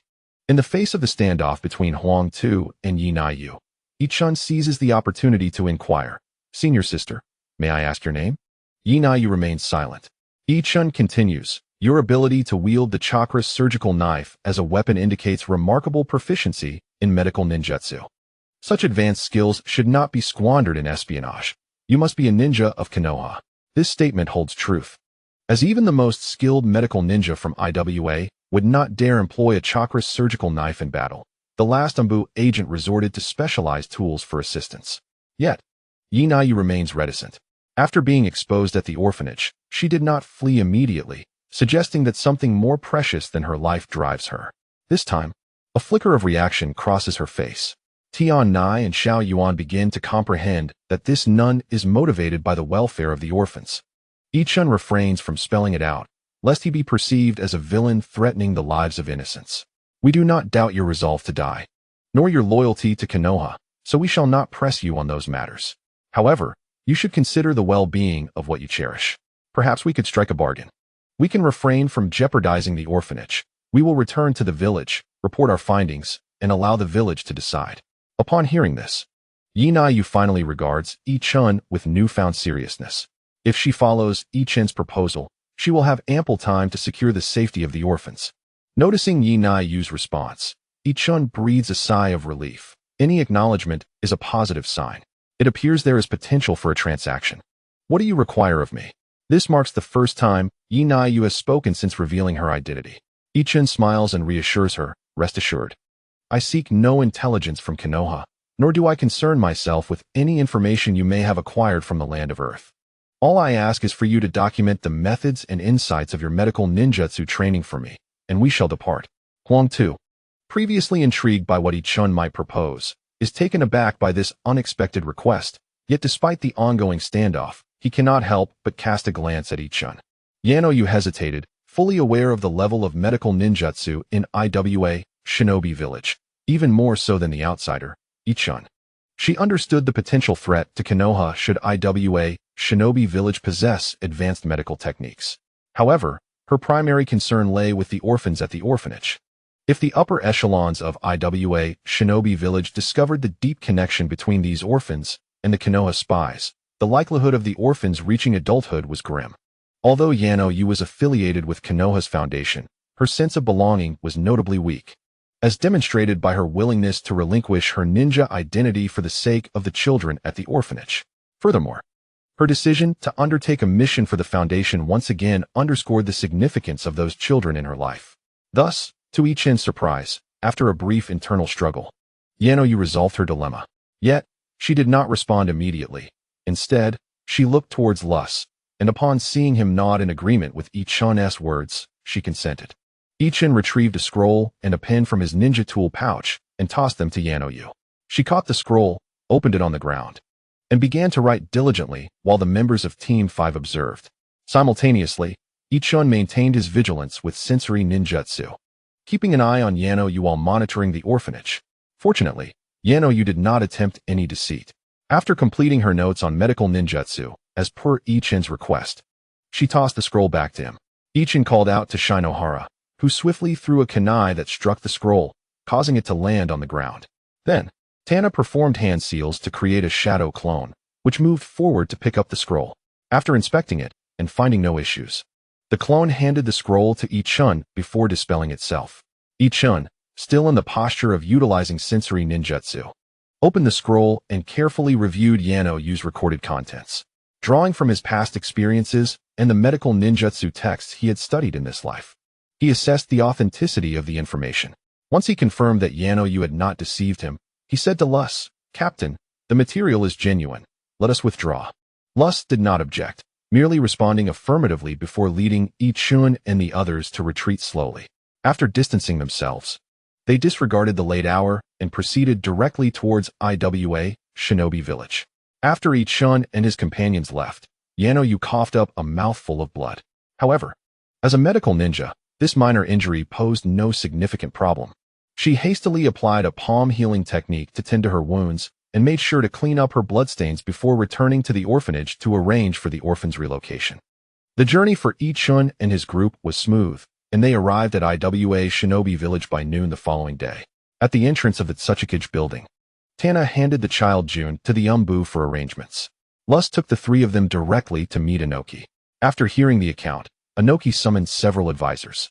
The advisors, upon grasping the situation, reacted differently. The elderly male advisor did not support Yichun's decision to let the spy go. In contrast, the elderly female advisor, after reviewing Yanoyu's notes on medical ninjutsu, refuted the former's conclusion. She asserted that Ichun had acted wisely, as the value of this insight was immeasurable, capable of elevating the village's medical ninjutsu to a higher level. After listening to the consultant's explanation, the senior management reached a consensus, believing that Ichin and his team had contributed more than they faltered, thus recording an A-level task once. Furthermore, the reward for this A-level task amounted to 3,000 contribution points. The rewards for team tasks differ from those for individual tasks. If an individual were to receive such a reward, it would simply be 3,000 contribution points. In contrast, to encourage Jonin to assume leadership roles and mentor newcomers, team rewards are doubled, with the captain receiving half. Therefore, in this task, Huang Tu could earn 3,000 contribution points alone, while Ichin and his two companions would share the same sum. All three were elated, with Zayahara delighted purely for the record of the A-level task. Tian Nai was pleased because with the 1,000 contribution points she would receive, she would have enough to exchange for body flicker technique. Ichin was overjoyed, having endured a year of financial strain while saving contributions to exchange for sensory ninjutsu. He had only reached his goal thanks to the 5,000 contribution points rewarded by Anoki last time. However, after the exchange, he found himself back at square one. This new income of 1,000 points would allow him to live a more comfortable life in the days to come. After Anoki spoke, he turned to Ichin and said, "Ichin, you have performed admirably, uncovering a spy and obtaining the urgently needed medical ninjutsu training methods from them." Pausing for emphasis, he continued sternly, "Ichin, you now have 1 A-level task record, 45 C-level task records, and 1 S-level, along with 2 A-level and multiple B-level or lower non-combat task records.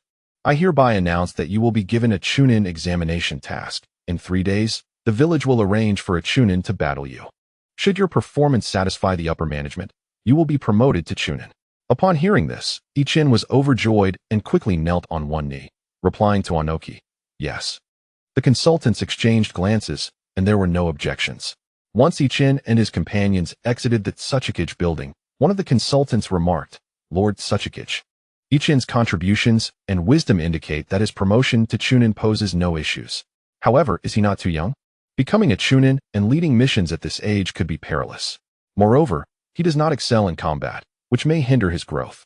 Anoki responded, "Given his contributions in sealing techniques, he could have already become a Chunin had he not pursued the path of a combat ninja. If his chakra were sufficient, even the rank of Jonin would be within reach. Thus, promoting him to Chunin is not problematic, though his age is indeed a concern. This generation has been recruited early, and having him lead a team at such a young age is not advisable. Therefore, even after he becomes a Chunin, he will not need to lead a team. The 5th squad will remain intact for now, and a few years later, we will disband the 5th squad and assign him teammates then." The other consultants nodded in agreement with Anoki's plan. After Ichin and his 3 companions left the Tsuchikage building, Huang Tu, Zayahara, and Ichin headed directly to the training ground, while Tian Nai went to exchange for body flicker technique. Upon arriving at the training ground, Huang Tu spoke, "Ichin, you are to participate in the Chunin examination in 3 days. However, combat remains your Achilles heel. Thus, for the next 3 days, I shall conduct intensive training with you." Ichin nodded, reflecting on his previous battles which had primarily relied on teamwork. Under Huang Tu's deliberate tutelage, his leadership skills had greatly improved. Yet his practical combat abilities had seen little advancement. Previously, during battles, he had worked in tandem with 2 companions, where his main role was to unleash ninjutsu. In collaboration with his teammates, his techniques had yielded satisfactory results, but alone, he struggled immensely. Without the protective cover of his allies, successfully executing ninjutsu proved to be quite a challenge. Over the past year, although opportunities for practical combat had been scarce, his strength had visibly increased, primarily due to the natural growth that comes with age, enhancing both his physical attributes and mental fortitude. Apart from his missions, he had consistently engaged in physical training, always donning weights during assignments. Over the years, the burden he carried had never been removed and had only increased. Starting at 5 kilograms, it now weighed 15. The boost in his physical condition had resulted in a remarkable increase in his chakra, which had surged from 11C to 42C. More importantly, his control over chakra had significantly improved, as his enhanced mental power facilitated greater mastery over it. This increase in control translated into a much swifter execution of ninjutsu, as he found himself requiring fewer hand seals to perform his techniques, and his seal formation speed had also accelerated. Presently, Ichin's status was as follows. Name, Ichin. Age, 10 years. Rank, Jinin Chakra, 42C. Note, 10D1C. 100C1B. Mastered D-rank ninjutsu. Substitution technique. With prepared substitute with 2 seals, for seconds, chakra consumption 0, 3D. Substitution technique. Unprepared 2 seals, for seconds, chakra consumption 0, 3D. Clone technique. 3 seals, 31 seconds, chakra consumption 0, 5D. Transformation technique. 3 seals, 31 seconds, chakra consumption 0, 5D. C-rank ninjutsu. Earth flow rampart. 10 seals, 31 seconds, chakra consumption 10C. Waterline technique.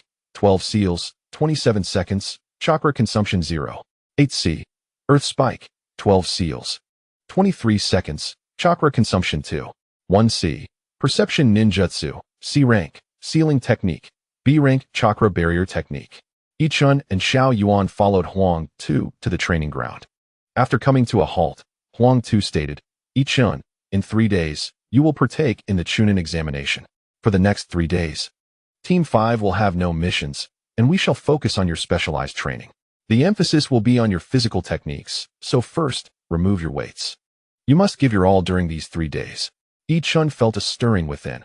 Although Huang Tu had been the captain of Team 5 for a year, he had not imparted substantial knowledge to the trio. Instead, he had been diligently nurturing Ichun into a competent leader. Thanks to the upcoming Chunin examination, Ichun would finally receive Huang Tu's guidance in combat. Initially, you are to engage in combat with Xiwan. However, this encounter should not be characterized by mere evasion, but rather by a judicious approach to direct confrontation. Ichin nodded, shedding his burdens, and faced Xiwan, whose eagerness was palpable, despite their perpetual bickering. It had been quite some time since they had engaged in a formal match since that fateful encounter at the Ninja Academy, and both were somewhat eager to witness their respective growth. After forming the opposing seals, Ichin and Xiwan charged towards one another simultaneously. Xiwan brandished a kunai while Ichin drew his short dagger. Ichin's blade was slightly longer than Xiwan's, and with the removal of his burden, Ichin's speed surpassed that of Xiwan by a slight margin. Xiwan, as a martial arts ninja, was also encumbered, albeit with weights on his wrists. Since today was merely a test for Ichin, Xiwan chose not to remove his weights, thus granting Ichin a slight advantage in speed. However, the disparity in their martial prowess was significant, with Xiwan's skills far exceeding those of Ichin. Initially, the two exchanged blows evenly, but it was not long before Ichin found himself on the defensive. In their close-quarters battle, Ichin had no opportunity to employ ninjutsu, and he was swiftly defeated. Huang Tu nodded and remarked, very well. Firstly, Ichin, with your foundational martial arts skills, when facing a Chunin, once they close the distance, you will find yourself without any means of resistance. Thus, it is imperative that you dedicate a significant portion of your training to countering the approaches of martial arts ninjas. Secondly, you lack a set of offensive tactics. As a ninjutsu practitioner, you must devise a method to create opportunities for the application of your techniques during combat. Otherwise, acquiring ninjutsu without the means to utilize it is akin to learning nothing at all. Furthermore, you have already amassed a considerable repertoire of ninjutsu. You must conceptualize a strategy to integrate your various techniques into practical scenarios. I will provide targeted guidance on the first 2 issues, while the remaining challenges must be contemplated by you alone. Upon listening to Huang Tu, Ichin nodded in understanding. Subsequently, Huang Tu began to elucidate some countermeasures for close combat. And after his explanation, he instructed Xiwan to serve as a sparring partner for Ichin to practice. While Ichin underwent this specialized training, an individual who had just returned from a mission received notification regarding participation in the Chunin examination. This individual was Ikura, a peer of Ichin. In terms of strength, Ikura undoubtedly ranked first among Ichin's cohort, even surpassing the leaders of previous generations. Ichin was regarded highly by the village for 2 reasons, one being his potential.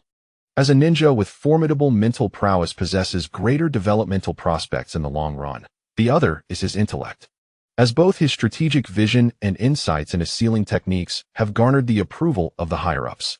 Ikura's recognition was straightforward. he was simply a genius, excelling in both martial arts and ninjutsu. Upon receiving the notification from the Umbu, Ikura was taken aback.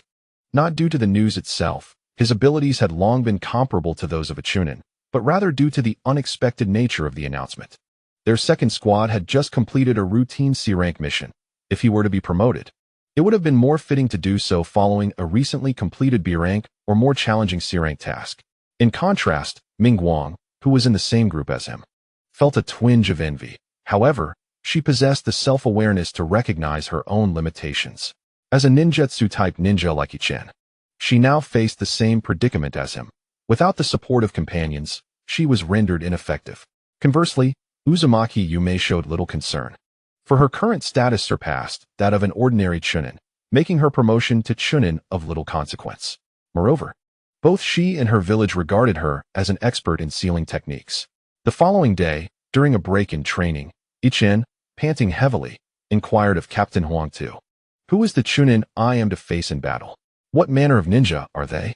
Nearby, Tian Nai, practicing the body flicker technique, and Shinohara, who was also resting, cast disdainful glances at him, clearly perceiving his blatant attempt to cheat. Huang Tu chuckled softly and replied, "I thought you would refrain from asking. I did inquire on your behalf, intending to withhold the information should you choose to remain silent."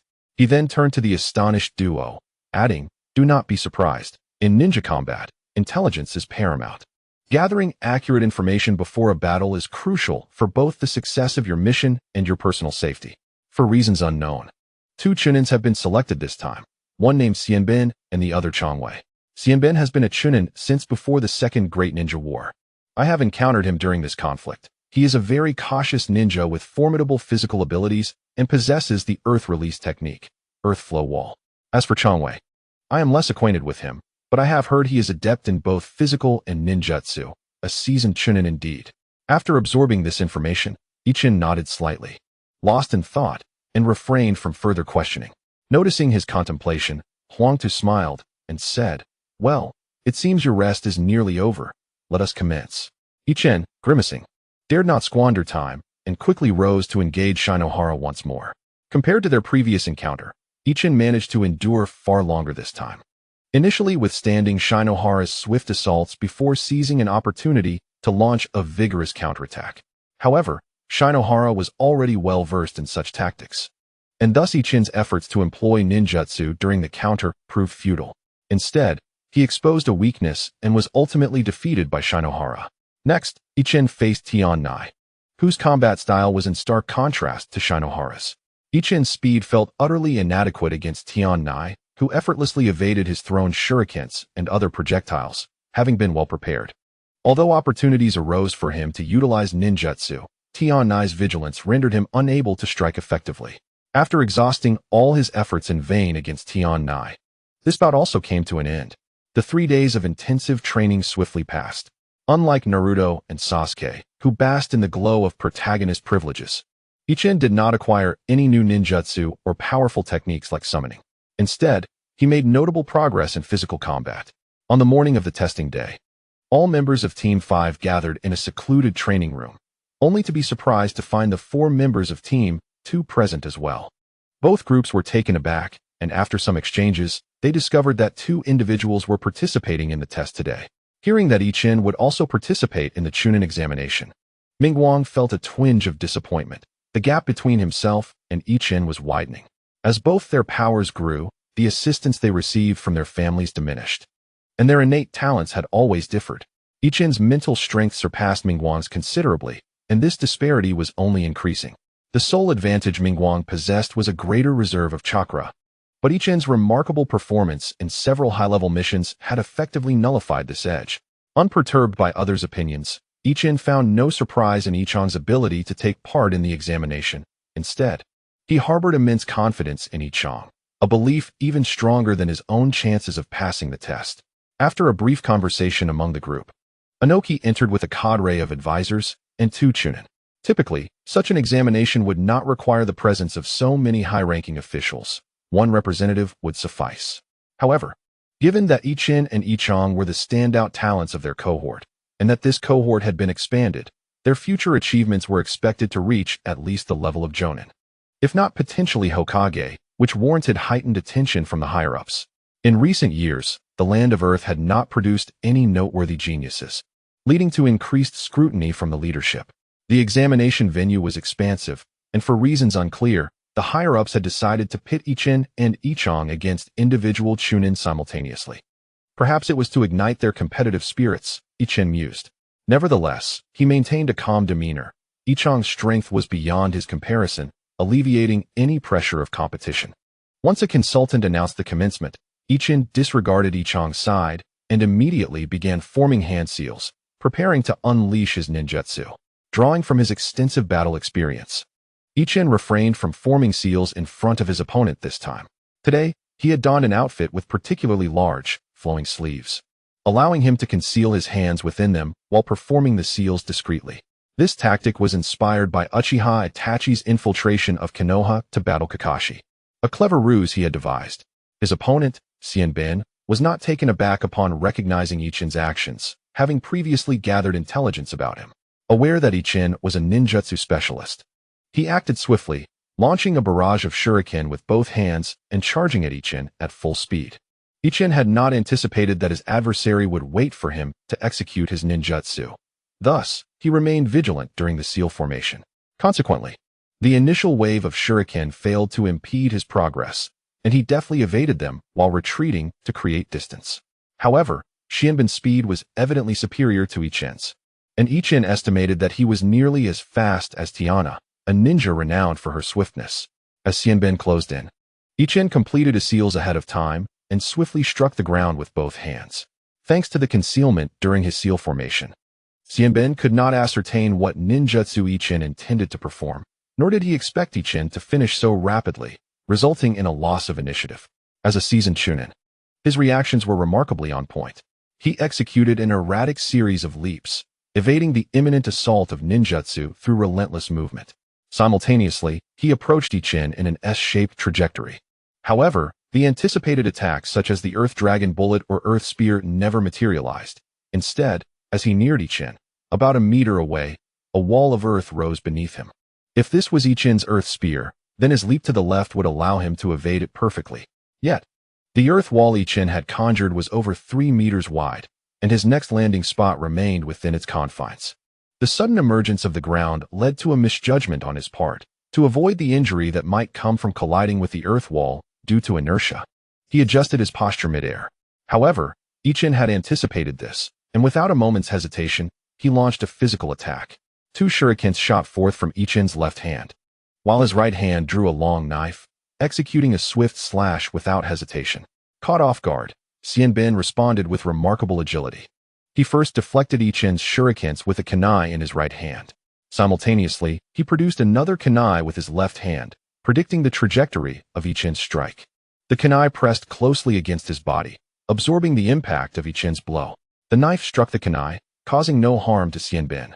Rather, it allowed him to distance himself from Ichin using the force of the strike. After being sent flying by Ichin's slash, Xianbin adjusted his posture in midair and landed steadily on the ground. The moment he touched down, he was prepared to face Ichin's subsequent attacks. Possessing both strength and confidence, he believed he could turn the tide if Ichin came at him. However, once he regained his footing, he noticed the absence of Ichin, with only the solitary wall of earth standing nearby. Warily surveying his surroundings and confirming there were no other threats, Xianbin shifted his gaze toward the wall, deducing that Ichin was undoubtedly hiding behind it. What he was doing was also easy to infer. He was likely forming seals to prepare another ninjutsu. A sense of frustration gnawed at Xianbin as he bit his teeth in dismay. He had initially thought Ichin would seize the initiative with a swift ninjutsu to conclude the match decisively. Little did he know that the earth wall was merely a ruse, disrupting his rhythm before launching an intense physical assault. Just as he believed his opponent would exploit this weak point with a surprise attack, Ichin had retreated to execute ninjutsu instead. Xianbin had thought he would have the time to thwart Ichin's move, but now, this delay rendered him unable to close the distance in time, leaving him with no choice but to cautiously respond to Ichin's ninjutsu assault. Clearly, he could not underestimate this young adversary. But what ninjutsu could it be? Intelligence indicated that this prodigy was adept in at least 2 types of attacking ninjutsu, one being the earth spear and the other a water-based technique. It was likely the Earth Spear, as this ninjutsu's effectiveness increased the closer one was to the caster, allowing for a rapid strike that could effectively drive the enemy back. With this thought in mind, Xianbin refrained from advancing toward Ichin again.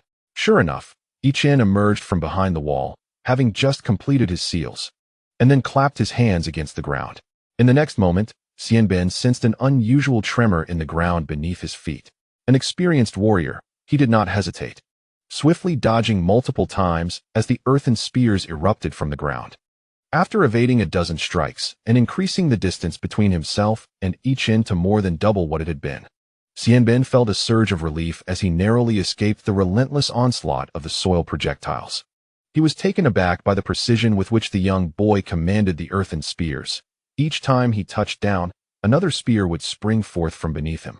Granting a ninja sufficient room to execute their techniques truly proved to be a formidable challenge. Observing his opponent's next move, Xianbin was startled by what he saw. Ichin was indeed forming hand seals. What was this? It couldn't be possible. With the signs of the zodiac, snake, horse, monkey, rat, tiger, he invoked the fire release, great fireball technique. This child, merely 10 years of age, had already mastered 3 elemental attributes and could wield jutsu corresponding to each. Despite his disbelief, Xianbin swiftly formulated an appropriate response, forming seals with his hands to cast the familiar technique of Ichin, earth release, earth flow wall. However, after a considerable wait behind the earthen wall, Xianbin realized there was no sound of the fireball striking it. He was no fool. It dawned on him that he had been deceived.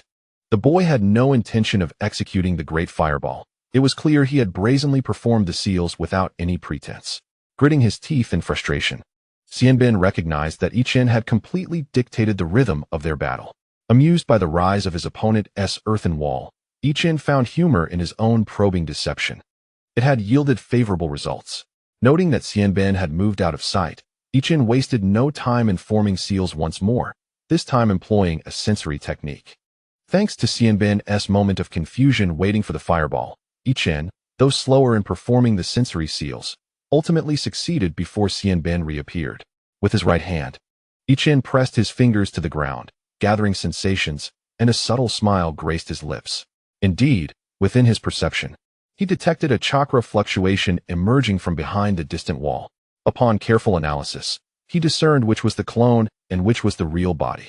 After assessing the trajectories of the 2 chakra signatures, Ichin ceased the sensory technique and began forming seals once again, preparing for his next offensive. On the day he received intelligence from Huangtu, Ichin had sought further information regarding Xianbin and his companion. It was not a matter of distrust. Rather, he viewed it as a necessary verification of Huangtu's assessment. Huangtu had been clear about the importance of accurate information, which required personal validation. When Ichin approached Xianbin's companion, candidly expressing his intention to participate in the Chunin exams and inquiring about Xianbin's details, the unscrupulous teammate readily divulged Xianbin's secrets. Armed with knowledge of Xianbin's mastery of the earth clone technique, Ichin had been devising ways to exploit this information. Now, the opportunity had finally presented itself. While forming seals and retreating once more behind the earthen wall, Ichin quickly created a clone. However, this clone possessed no combat prowess and could only execute simple tasks. For instance, it wielded a kunai wrapped with explosive tags, poised for a stealthy ambush. The essence of Ichin manifests as he performs the hand seals to execute the waterline technique. Presently, under Ichin's rapidly advancing mastery of chakra control, this technique has acquired a semblance of water pressure, amplifying its potency to more than double its initial strength. Upon hearing the deliberate commotion created by Xianbin's clone outside, Ichin let out a cold chuckle. Once the seals were completed, he swiftly reappeared, unleashing the waterline technique towards the already proximate clone of Xianbin. The purpose of Xianbin's clone was to disrupt Ichin's judgment. Its combat prowess paled in comparison to the true self, lacking in agility significantly. Therefore, Xianbin refrained from employing much evasive maneuvering, merely sidestepping the vital points and feigning injury, while Ichin, predictably, commenced a close-range offensive. Meanwhile, Xianbin's true self was gradually approaching Ichin from the ceiling of the training room. Observing Ichin leaping towards his clone, Xianbin wasted no time, preparing to dive swiftly from above, aiming directly for Ichin. In his script, Ichin would easily vanquish his clone, allowing Xianbin to close in quickly during Ichin's moment of distraction, ultimately delivering a decisive blow. Even if Ichin managed to react, once Xianbin was upon him, it would be a fanciful dream for a ninja to create distance again. However, just as he was about to launch himself downwards towards Ichin, another Ichin suddenly emerged from the earthen wall beside him. Startled by the rhythm disruptions caused by Ichin, Xianbin was unable to discern the truth and instinctively concluded that this new figure was the real Ichin. Disregarding the ongoing skirmish between Ichin and his clone, Xianbin forcibly altered his trajectory, now targeting the Ichin on the earthen wall. Although Ichin had seized the opportunity remarkably, Xianbin remained confident that even with a hasty strike, his prowess in taijutsu would surpass that of Ichin. As Xianbin's attention shifted towards Ichin's clone, he prepared to take a bold risk when he suddenly sensed something amiss. Countless battles had endowed the seasoned Chunin with a wealth of experience, leading him to realize that this Ichin was not genuine. Alarmed, he recognized that it was merely a clone, and as he discerned this, he also noticed that the kunai in the clone's hand was entwined with an ignited explosive tag. Earth release, earth flow escape. In midair, with no means of evasion, Xianbin could only forcibly employ the earth release. It is said that the efficacy of ninjutsu is intimately linked to the surrounding environment. In a water-abundant setting, water release is naturally more potent, while in a desolate area, its effectiveness diminishes significantly. Earth release, when executed with the aid of the ground, boasts considerable power. However, when forced to perform it in midair, success is possible. Yet the resultant strength is questionable. Xianbin, unlike the second Hokage who could utilize powerful water release even far from a water source, found that the earth flow escape he executed was less than a tenth of its previous might. It barely afforded him any protection. Yet, while the earth flow wall shielded him from the explosion of the explosive tag, it lacked the necessary support and was forcefully propelled back, crashing directly upon Xianbin. Had Ichin's true self seized the opportunity to launch a counteroffensive at this moment, he could have swiftly concluded the battle. However, Ichin underestimated the combat capabilities of Xianbin's Earth clone. Although the combat prowess of the Earth clone is less than a tenth of its original, the disparity between Ichin and Xianbin is considerable, preventing the former from swiftly eliminating the Earth clone. Later, when Ichin witnessed the Earth clone attempting to abandon him in pursuit of the original, it recklessly entangled itself with Ichin once more. This exemplifies the advantages of techniques such as Earth clone and Shadow clone.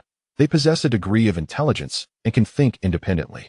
By the time Ichin had dealt with the Earth clone, he had already missed the prime opportunity to deliver a crushing blow. Reluctantly, Ichin dared not risk close combat and opted once again to employ the Earth spike technique. Meanwhile, Xianbin, who had just recovered from the blast of an explosive tag, felt a sigh of relief upon noticing that Ichin had not pursued him. Being aware of his own condition, he knew he was in dire straits. Although he was not afraid of Ichin's taijutsu attacks, taking a moment to catch his breath and recalibrate his chakra was beneficial. However, upon witnessing Ichin begin to form hand seals again, Xianbin couldn't help but utter an expletive. It seemed he had no choice but to take a risk and launch an all-out attack. At that moment, Xianbin's mindset shifted to a calm state. He realized that he had been led by Ichin from the very start, and Ichin's performance had been commendable. Without the need for a formal announcement, he understood that Ichin had already passed this trial, and there was no doubt that Ichin would become a Chunin. Since the mission had already failed, he might as well engage in a serious battle. With distractions set aside, Xianbin charged towards Ichin, braving the latter's ninjutsu. Seeing this, Ichin's heart sank. The worst-case scenario had come to pass. His ninjutsu, although formidable, was rather singular in nature. Even though he possessed enough chakra to perform the technique multiple times, he was uncertain whether he could thwart Xianbin's desperate assault with the earth spike. Though Xianbin bore wounds, if he managed to close the distance without being stopped, Ichin would find himself at a disadvantage. There was no alternative but to give it a try. After completing the hand seals for the earth spike, Ichin began to control it to strike at Xianbin. By that time, however, Xianbin was fully prepared, having understood the speed and power of Ichin's earth spike. With a clear counter-strategy in mind, Xianbin's leap was considerably shorter than his initial attempt, allowing him to withstand the barrage of several earth spikes without succumbing to exhaustion. As Xianbin approached, now within a close range, Ichin gritted his teeth and retrieved a scroll, swiftly forming hand seals. What? Is that a sealing technique scroll? Cursed be it. Still catching his breath, Xianbin heightened his vigilance. Although he could not discern the nature of this ninjutsu, he had encountered Ichin's two offensive techniques before. Thus, he refrained from recklessly advancing and instead took a slight step back to prepare for Ichin's next move. Utilizing the ninjutsu scroll required less chakra and fewer hand seals, allowing Ichin to execute the technique with remarkable speed. Just as Xianbin steadied himself, he felt a familiar sense of impending danger beneath his feet. A flurry of evasive maneuvers followed, and ultimately, Xianbin closed the distance to Ichin at the cost of sustaining several minor injuries. At this moment, it was too late for Ichin to employ any ninjutsu. Even the use of pre-prepared scrolls could not grant him the advantage over his opponent. Thus, Ichin gritted his teeth and charged towards Xianbin, intending to engage him in a physical confrontation while he was still in the process of regaining his composure. Observing Ichin's unusual advance, Xianbin remained remarkably calm, showcasing the combat prowess expected of a seasoned chunin. Although Ichin had chosen an opportune moment to strike, Xianbin, having evaded multiple earth-style techniques, appeared quite fatigued. Despite his condition deteriorating after the explosion of a detonating tag, the disparity in their raw strength was evident. Apart from the initial flurry of attacks, Ichin gradually found himself being suppressed by Xianbin, leading to a clear indication of Ichin's impending defeat. Just as the onlookers began to believe that Ichin was on the brink of losing, he decisively flung his long knife after an unsuccessful strike. Xianbin, taken aback by this unexpected maneuver, had not anticipated that Ichin would resort to such a tactic, especially considering that his situation, while dire, was not yet utterly hopeless. Discarding his most reliable weapon could only hasten his downfall. However, the element of surprise worked in Ichin's favor. Not only did Xianbin fail to seize the opportunity, but he also found himself momentarily obstructed by the long knife hurled at him, allowing them to create some distance. Once the long knife was cleared, Xianbin witnessed Ichin retreating while simultaneously forming hand seals with his right hand and retrieving two shurikens with his left. This startling scene left Xianbin no room for complacency, prompting him to muster all his strength to close the gap between them. In Xianbin's eyes, Ichin, armed with merely two shurikens, was an easy target to subdue upon approaching. Yet, if Ichin were to unleash some bizarre ninjutsu with one hand, the outcome would be unpredictable. This spectacle not only startled Xianbin, but also captivated the audience watching from the sidelines. From the outset of their battle, Ichin had been in a fervent struggle, contrasting sharply with the tentative exchanges occurring between the other two combatants. Consequently, the spectators' attention was firmly fixed on Ichin. However, unlike the astonishment expressed by several lower-ranking ninjas, the two leading jonin and a few high-ranking officials quickly realized that Ichin was not forming combat-related ninjutsu, but rather sealing gestures. That certainly took me by surprise, quipped one of the advisors. The others nodded in agreement, tinged with a hint of regret. If only Ichin could successfully execute the hand seals with one hand. Indeed, after completing a series of hand seals, Ichin clapped his right hand against his left wrist, which at that moment trembled to reveal a seal engraved on his wrist. Upon striking the seal with his right hand, a long knife materialized from thin air, mirroring the one Ichin had previously thrown. Unluckily for him, Xianbin had just charged directly in front of Ichin, and due to his rapid advance, his agility had significantly diminished. Moreover, he could not fathom that Ichin would conjure another long knife so unexpectedly. Ichin's blade was considerably longer than the kunai in Xianbin's possession, and under normal circumstances, he would not have been concerned, given Ichin's lack of skill with the sword. Yet, in his current state, Xianbin found himself in a precarious position. In Ichin's heart, there were not many thoughts. He directly unleashed a vigorous assault following the methods of the Yellow Earth training. This forceful onslaught had been executed numerous times over the past 3 days, but never had it flowed so smoothly. At this moment, his opponent was utterly disoriented. Although he struggled to defend himself, a lack of preparation coupled with a dismal state left him powerless against Ichin's relentless strikes. Just as the spectators outside anticipated that Ichin would triumph over Xianbin with his sharp blade techniques, Ichin suddenly sheathed his sword and began forming hand seals. It was not that he was unwilling, but rather that he was unable. His sword techniques were limited to a handful of moves, all of which had been exhausted. Should the battle continue, Xianbin would regain his composure, leaving Ichin with no opportunity to execute ninjutsu. Moreover, the purpose of mastering this sword technique was to facilitate the use of ninjutsu. The effects were remarkably favorable. And if he did not employ ninjutsu now, when would he? As anticipated, Xianbin, startled by Ichan's sudden display of skill, mistakenly believed that Ichan had been concealing his strength all along. However, upon Ichan's retreat, Xianbin's instinctive reaction was to withdraw rather than pursue. Yet, once he steadied himself, a sense of despair washed over him as he realized Ichan was once again performing ninjutsu. Xianbin felt like weeping, knowing that it was too late to interrupt. Given the close proximity and his current state, evading another wave of ninjutsu attacks was an impossibility. Indeed, Ichan successfully executed the earth spike technique, but Xianbin could only evade 2 of the earth spikes before the third one was upon him, only to be saved at the last moment by the emergence of yellow earth. Thus, Ichan emerged victorious over Xianbin, successfully completing the Chunin examination. This victory was somewhat fortunate, predominantly due to the advantage of intelligence. Intelligence can be categorized into 2 aspects. On one hand, Ichan had prior knowledge of Xianbin's abilities before the battle, enabling him to devise highly targeted tactics. For instance, when Xianbin utilized Earth Flow to disappear from Ichan's sight, Ichan surmised that his opponent would employ Earth Clone. In response, Ichan utilized sensory ninjutsu to ascertain Xianbin's movements and skillfully lured him into a trap. On the other hand, Ichan had also understood Xianbin's character, his extreme caution, and intelligence that proved crucial. This formed the foundational rationale behind Ichan's strategic formulation. Had his opponent been reckless, charging in without hesitation during their first encounter, Ichan might not have had the opportunity to employ ninjutsu before facing defeat. Conversely, Xianbin lacked sufficient insight into Ichan. Initially, he was completely unaware that Ichan could not utilize fire release, which caught him off guard. Subsequently, he did not anticipate Ichan's ability to sense ninjutsu, rendering all his movements detectable. Moreover, he was utterly unprepared for Ichan's sealing techniques, which had sealed a long blade upon his wrist. Most significantly, he was oblivious to the fact that his intelligence had been sold out by 2 unscrupulous teammates. Throughout this battle, Ichan employed nearly 10 different ninjutsu techniques.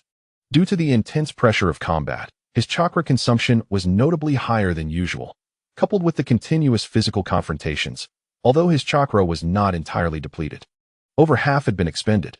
In contrast, Xianbin's chakra expenditure was relatively low, which was both an advantage of physical ninjas and a matter of circumstance. They are more enduring. Yet in many instances, they perish without exerting much effort. As Ichan finally relaxed, a wave of fatigue washed over him. Engaging in a battle against a seasoned Chunin and emerging victorious was an invaluable experience for Ichan. Reflecting on it upon his return should yield considerable insights. At the very least, Huangtu observed growth in Ichan. Although he once harbored a heart that yearned for strength, he had viewed himself primarily as a support role, feeling that he was far from being a mainstay on the battlefield. In the original narrative, Kakashi, freshly promoted to Jonin, disregarded Minato's counsel and recklessly employed the Chidori against an opponent, nearly injuring himself. This may have appeared reckless, yet it was also a manifestation of a warrior's spirit, a certain fearlessness in their eyes. While Ichan had not yet reached that level, he was beginning to cultivate a sense of confidence. This confidence, intangible and formless, was profoundly beneficial to a ninja, as Huangtu, having traversed a similar path, understood well. At that moment, the village's higher-ups were deliberating Ichan's recent battle. A middle-aged advisor remarked, "Impressive mental fortitude, dual-element ninjutsu of earth and water, sensory ninjutsu, practical application of sealing techniques, commendable tactics, and a keen awareness of intelligence." His decisive choices and seamless integration of ninjutsu showcase his potential as a commendable chunin. Others, including Inoki, nodded in agreement. Ichan gathered his belongings, primarily retrieving the long swords he had cast aside. Currently, he was unable to seal both of his swords and could only carry one in hand while the other was strapped to his person, which appeared rather peculiar. However, none of those who had witnessed Ichan's performance found this to be an issue. Following Huangtu, Ichan approached the sidelines to observe another ongoing battle alongside the others. During Ichan's duel with Xianbin, the latter, a taijutsu specialist, sought to engage in close combat. Ichan, leveraging his intelligence advantage, deliberately led the confrontation, transforming it into an unexpected lightning-fast skirmish.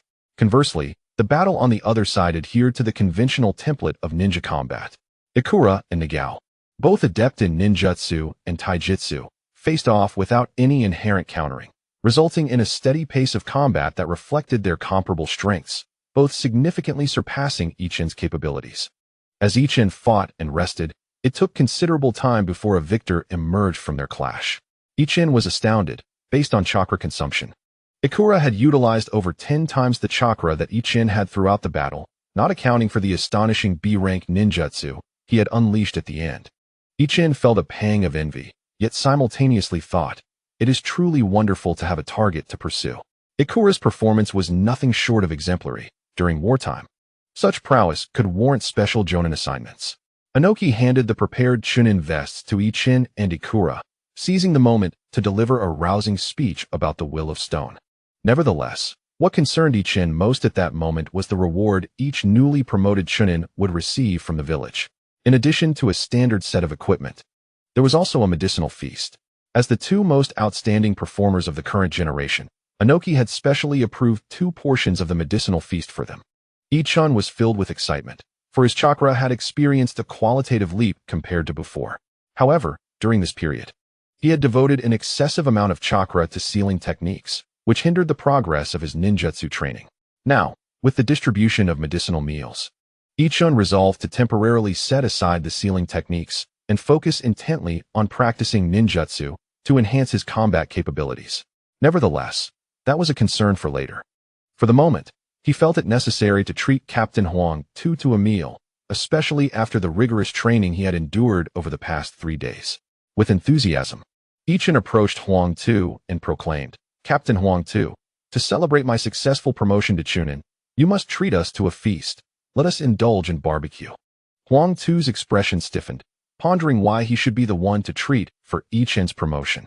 Before Huang Tu could decline, Tian Nai, having caught on to Ichin's intentions, chimed in, Indeed, Captain Huang Tu, aside from our initial meeting, you have yet to treat us to a grand meal. Just as Huang Tu sought an excuse to refuse, Ichin called out to the second squad, Captain Shui Yuan, Itsong, Mingguang, Yumi. Our Captain Huang Tu is treating our 5th squad to barbecue. Captain Shui Yuan, do join us with your 2nd squad. Huang Tu found himself silenced, thinking, when did I agree to this? Under Ichin's encouragement, the 6 members of the 2nd and 5th squads feasted heartily, and after a lively meal, they each dispersed. Today's assessment had fatigued Ichin significantly, and he decided to take a day of rest before collecting the medicinal meals and practicing ninjutsu the following day. As per the village's customs, newly promoted chunins like Ichin were granted a considerable leave, intended for the study of C-rank ninjutsu and intensive training to enhance their combat prowess, a system that had never been suspended even during times of war. Tian Nai also required time to practice the body flicker technique. Thus, the 5th squad had no missions in the near future. After collecting the medicinal meals and returning to the training grounds, Ichin felt a surge of excitement. This training was a privilege provided by the village, which would typically assign a corresponding experienced chunin to guide him. However, when filling out the application, Ichin had indicated his intention to practice the waterline technique.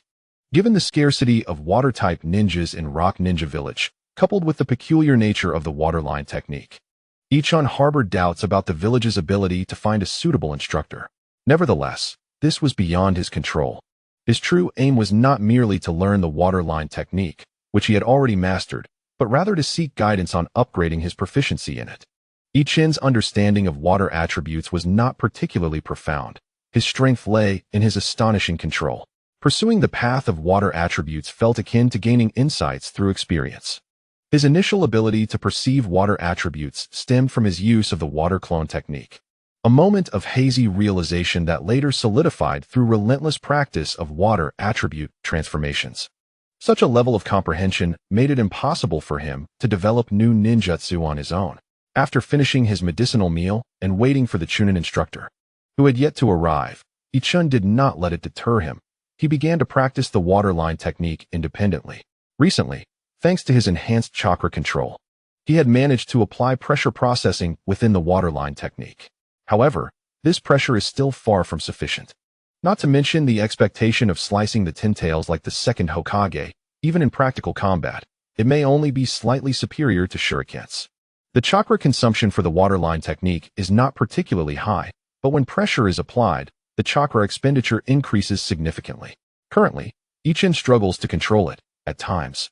Excessive chakra yields no results, while at other times, a reduced amount is effective but to a minimal extent. After practicing for most of the day, a ninja approached Ichin.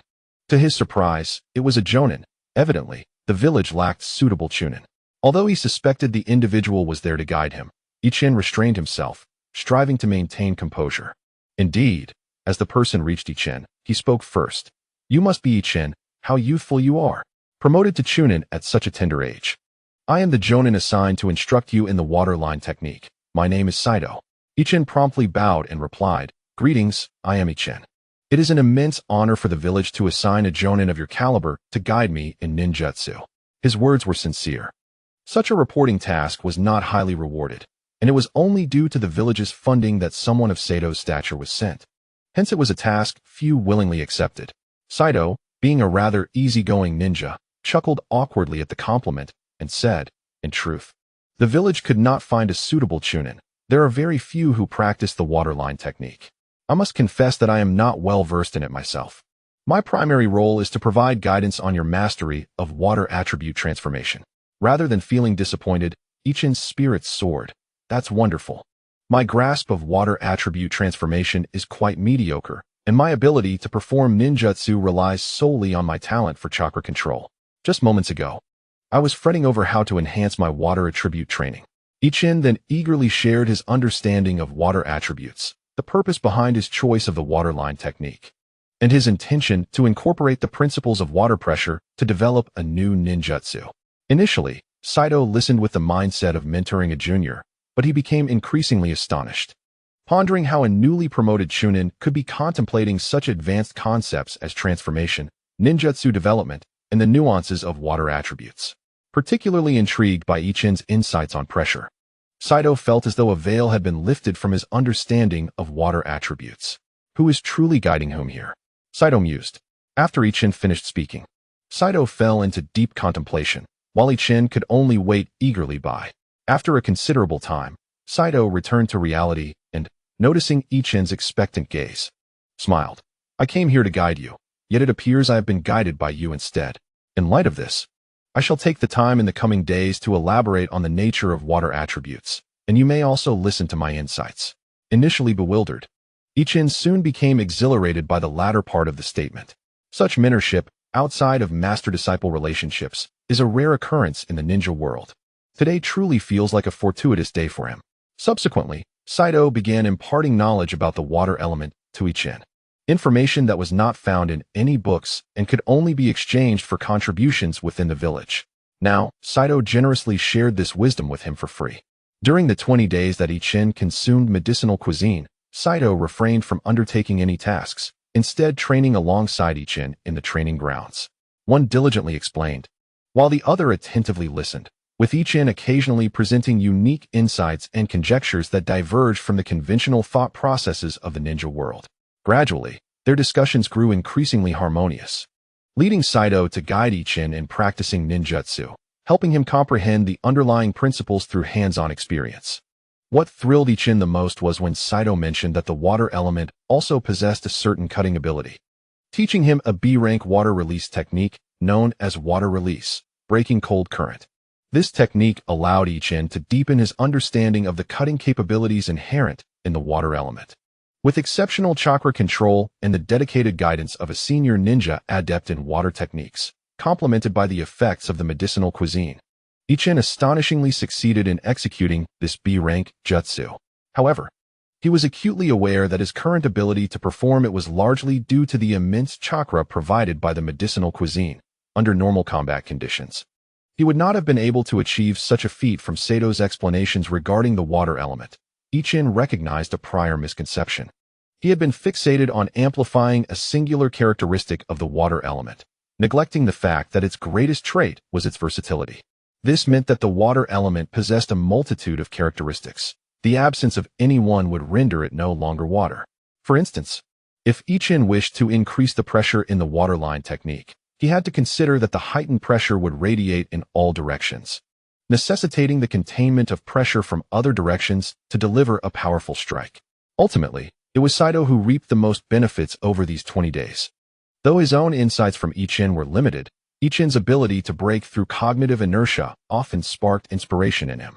With the aid of the medicinal cuisine, Ichin had yet to complete the upgrade of the waterline technique, while Saito had successfully developed 3 new ninjutsu techniques. Saito, already a master of water techniques within the village, had faced significant limitations while training in Iwa Ninja Village, which had hindered his growth.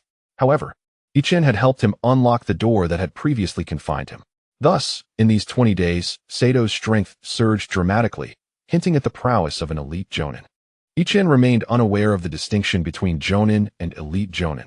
He merely perceived, through Saito's generosity, that his own gains were substantial. Nevertheless, Ichin felt content. Originally, during the Chunin examination, he had realized that his offensive methods were too singular and that his ninjutsu casting was too slow. Thus, he aimed to diligently practice the waterline technique to enhance both his attack power and speed. He had no intention of learning new techniques during this opportunity. Yet thanks to Saito's magnanimity, he successfully acquired the B-rank offensive jutsu, breaking cold current. There was no room for dissatisfaction. Moreover, the fruits of his labor over these 20 days extended far beyond that. The most significant transformation for Ichin during this period was his evolution in understanding the water element, marking a transition from an elementary student to a high school graduate in this discipline. The commentary by Seishi has filled the gaps in his theoretical knowledge. Yet the remaining journey must be traversed independently, as the teacher's role has become less significant. This transformation, however, has yielded numerous advantages. It has substantially decreased the speed of casting water-based jutsu and the chakra consumption. The number of hand seals required has also seen a remarkable reduction. Although no new jutsu has been fully developed in these 20 days, the enhanced water style technique has already become incomparable to its former self. After experimentation, Ichin discovered that the new water style technique could directly penetrate the earthen wall he conjured, inflicting damage upon those positioned behind it. The original water style required 12 seals, took 27 seconds, and consumed 0.8 chakra. Now, Ichin can perform the original water style technique with just 5 seals, achieving a sealing speed of 35 seals per second, consuming 0.6 chakra. The upgraded version of the water style features a slight adjustment in the sealing method, requiring 7 seals, maintaining the sealing speed at 35 seals per second. With a chakra consumption of 5.8. Countless hours of jutsu practice over the past 20 days have afforded Ichin a qualitative leap in his sealing speed. He now feels that his jutsu can genuinely be employed in combat. With further practice of the 2 earth-style jutsu and streamlining the sealing process, he believes his strength will significantly increase. As the training concluded, Seishi bid farewell to Ichin. Recognizing the substantial gains he had made and the time needed to translate these into practical abilities, as well as to demonstrate his value through missions. Tomorrow, he would embark on another task, but today he was eager to visit the barrier class. Having been absent for over 20 days, he was curious about the progress on deciphering the fragments from the domain of fire. With this thought, Ichin quickened his pace. In contrast, the barrier class had not enjoyed the same leisurely pace, as their research on the fire domain fragments had not ceased for a moment. 3 upper ninjas took turns overseeing the team, maintaining a continuous 24-hour experimental schedule. Although they had not yet cracked the code, the theoretical insights gained far exceeded everyone's expectations. Previously, Ichin and his peers had discussed seeking inspiration from the children at the Ninja Academy, but the results were minimal. However, during this analysis and research phase, a plethora of ideas emerged. Coupled with the barrier class's acquisition of the sealing techniques of the Uzumaki clan, they were already experiencing a rapid growth in sealing proficiency. This research initiative propelled them to achieve several rounds of qualitative advancements. Currently, the number of individuals in the barrier class who have reached A rank in sealing techniques is beyond counting on both hands, with the count of B rank practitioners exceeding even the knowledge of Inoki and Mizuhara. Ichin's return was met with enthusiastic greetings, as many familiar and unfamiliar sealing masters eagerly shared the progress of their research during his absence. After hearing their updates, Ichin was taken aback. During the discussions on research methods, the team had proposed a myriad of ideas, and the past days had been spent attempting them one by one. He had assumed that after such a lengthy period, there would be few experimental projects remaining. To his surprise, the number of untested projects had multiplied significantly beyond what had previously existed.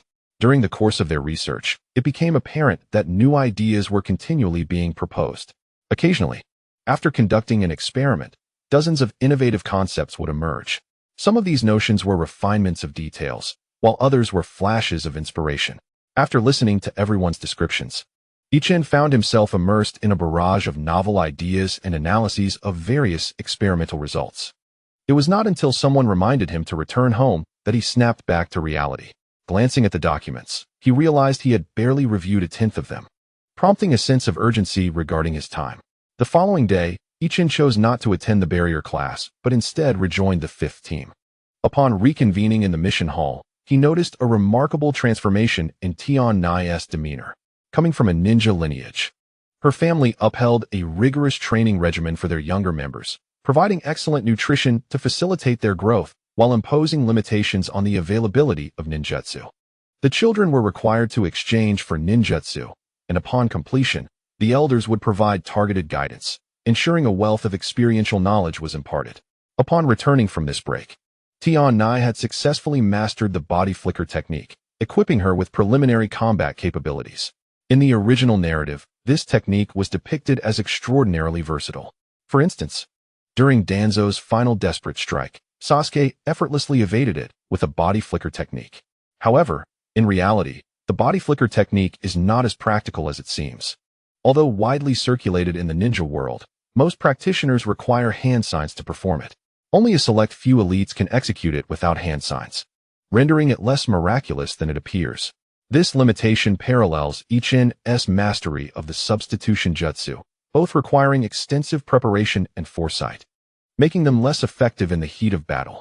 Under the tutelage of her clan's elders, Tian Nai had successfully grasped the body flicker technique and, through 20 days of practice, was now able to apply it in real combat scenarios.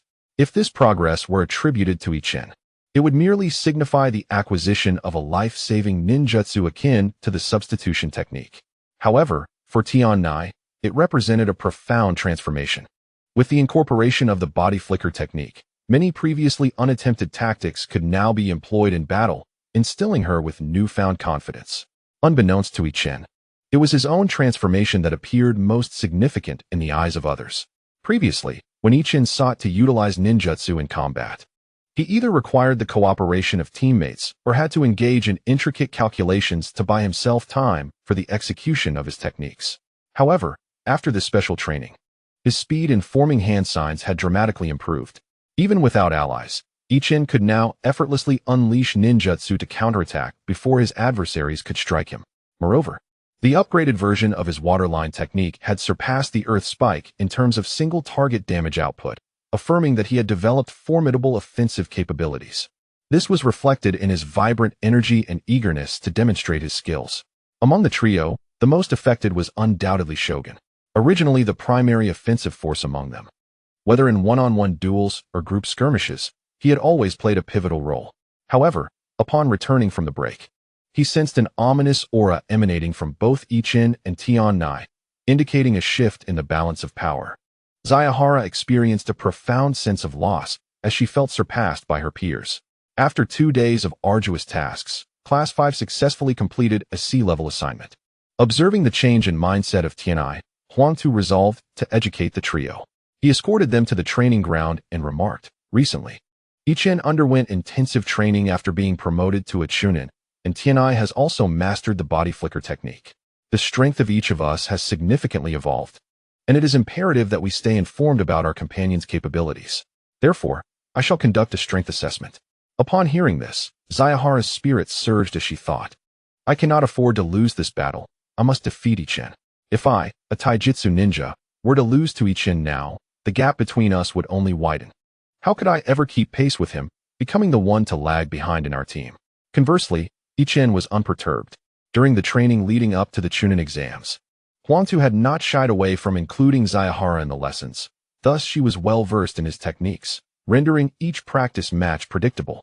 The inevitable outcome was clear. Zayahara had not won a single battle in their previous encounters.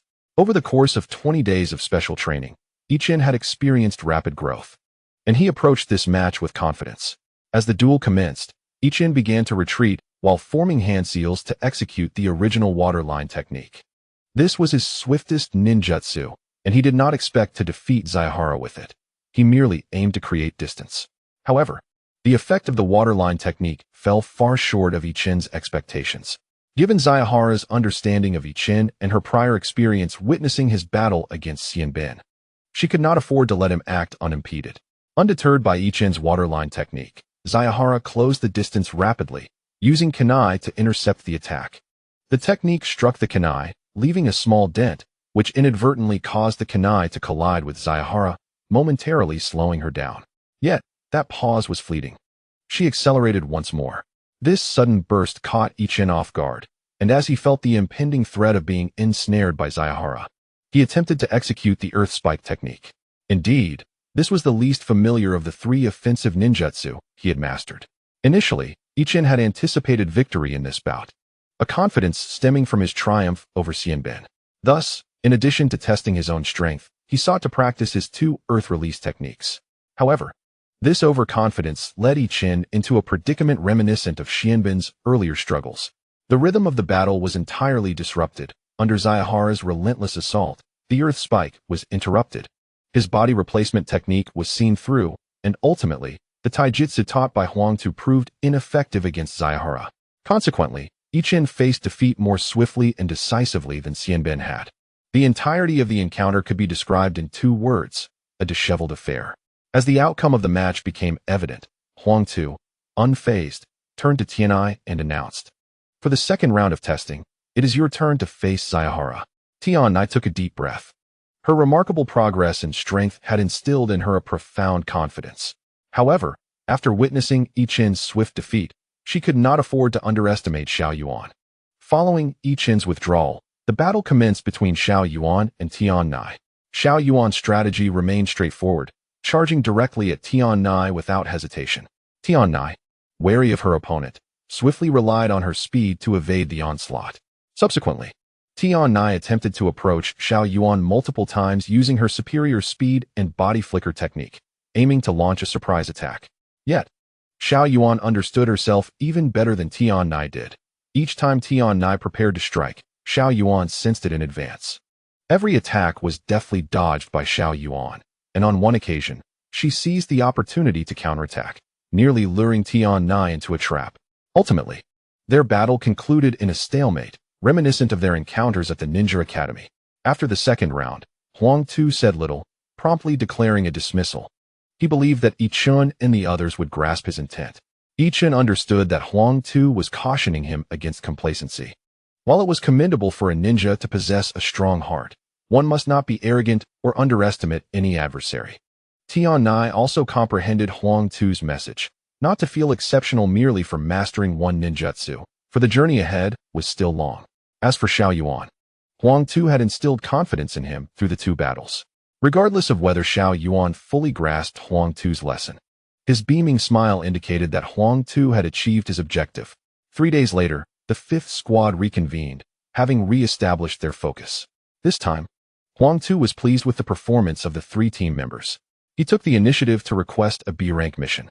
The task involved tracking down a rogue ninja of the Chunin rank. This rogue, named Qin Yan, had once been the captain of a small squad during the war. Fearing failure during a perilous assignment, he had retreated, leading to the mission's collapse. Subsequently, afraid of punishment from the village, Qin Yan chose not to return to his team and became a rogue ninja.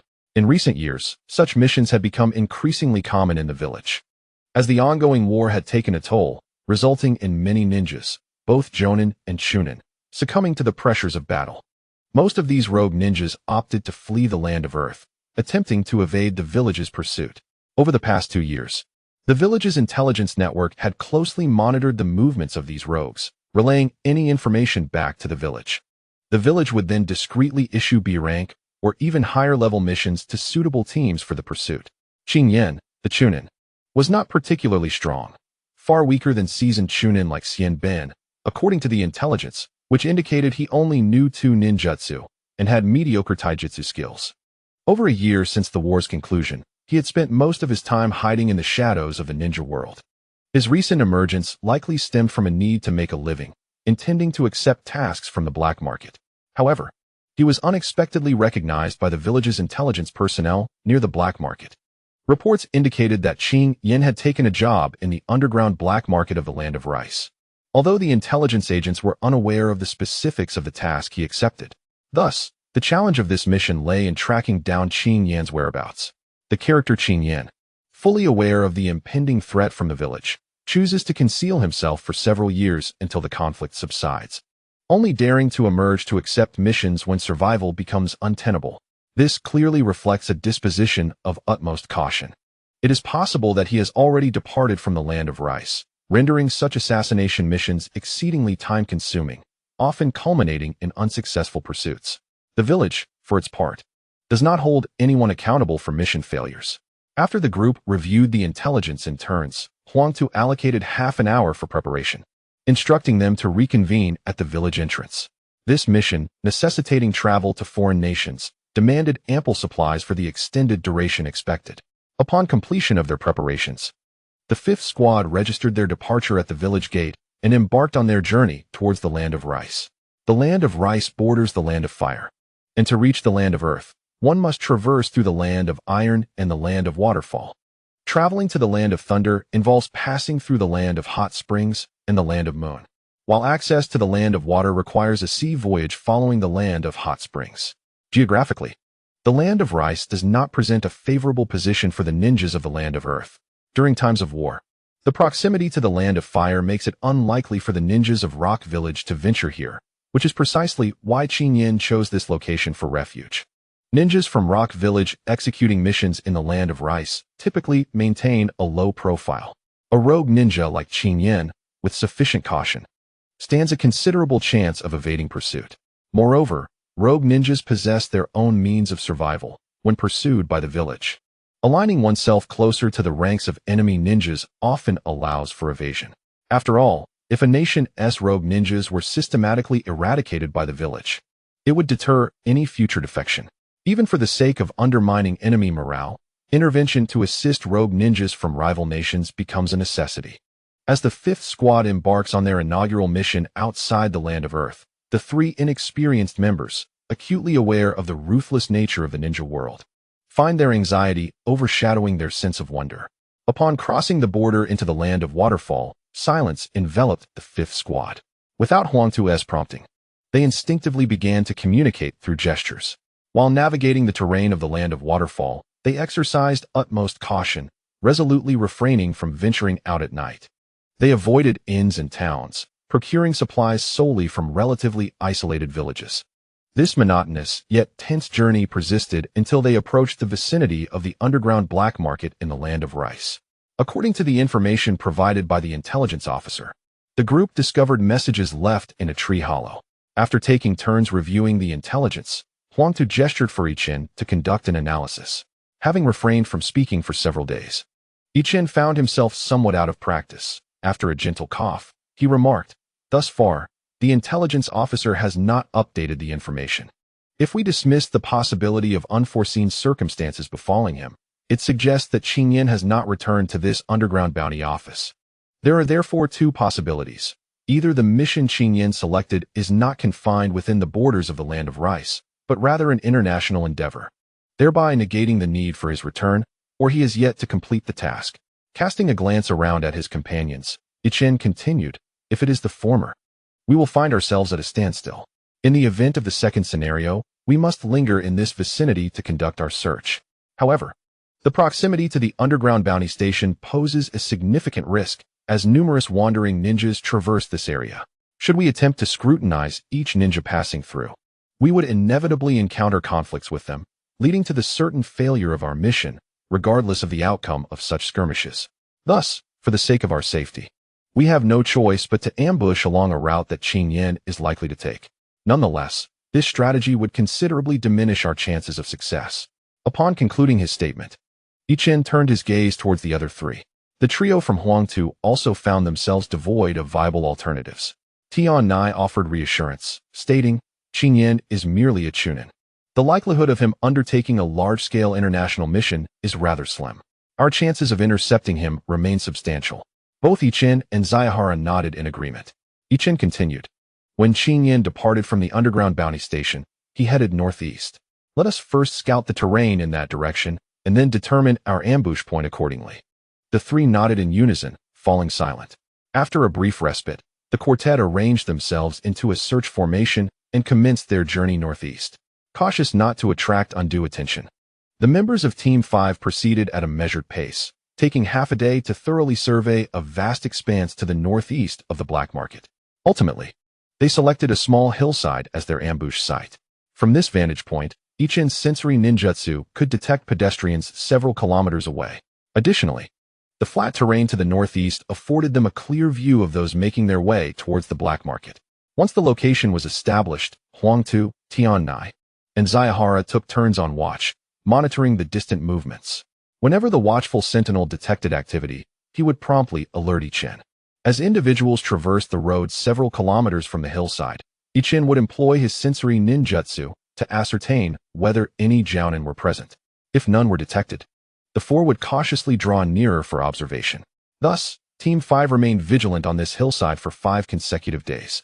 Throughout this duration, they encountered 300 to 400 groups of travelers, with numbers varying from as few as 1 or 2 to as many as several hundred.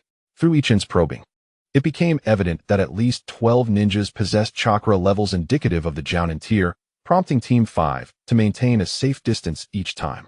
Conversely, the number of chunin was staggering, exceeding 100, while the ranks of genin were relatively scarce. This revelation utterly transformed Ichin's understanding of the small nations. The presence of so many ninjas in these regions underscored the perilous nature of the ninja world. After 5 days of employing sensory ninjutsu repeatedly, Ichin found himself somewhat fatigued. Fortunately, each instance required only minimal effort to conclude, resulting in negligible chakra expenditure. However, the toll on his mental fortitude was considerable. Fortunately, this was Ichin's forte, and thus it did not inflict any significant harm upon him. According to their plan, Ichin and his team intended to persist in their vigil for 10 days. Should they uncover no trace of Qin Yen within that time frame, Team 5 would opt to abandon the mission and return. Yet, on this day, while awaiting, Tiannai spotted a trio approaching from the northeast. As per protocol, Ichin, once notified, awaited their entry into his sensory range before activating his ninjutsu. After days of perception, Ichin has developed a keen discernment regarding the chakra of ninjas. Those who have not undergone training in chakra nature transformation exude a gentle aura. In contrast, those who have mastered various elemental transformations emanate distinct sensations. Upon reflection, Ichin concluded, the water element possesses a soothing quality, the fire element radiates warmth. The earth element conveys a sense of weightiness, the lightning element induces a slight tingling, and the wind element carries a hint of sharpness. Should one, akin to Lus, master multiple elemental transformations, a tapestry of sensations would emerge. However, within this instance, Ichin distinctly sensed that a Jonin-level ninja wielded both water and wind attributes. While a Chunin-level ninja exhibited no elemental affinity, yet, another ninja's chakra imparted an exceedingly frigid sensation, prompting Ichin to probe further. At that moment, an unexpected turn of events unfolded. The walking ninja abruptly halted, seemingly sensing something amiss as their chakra began to mobilize.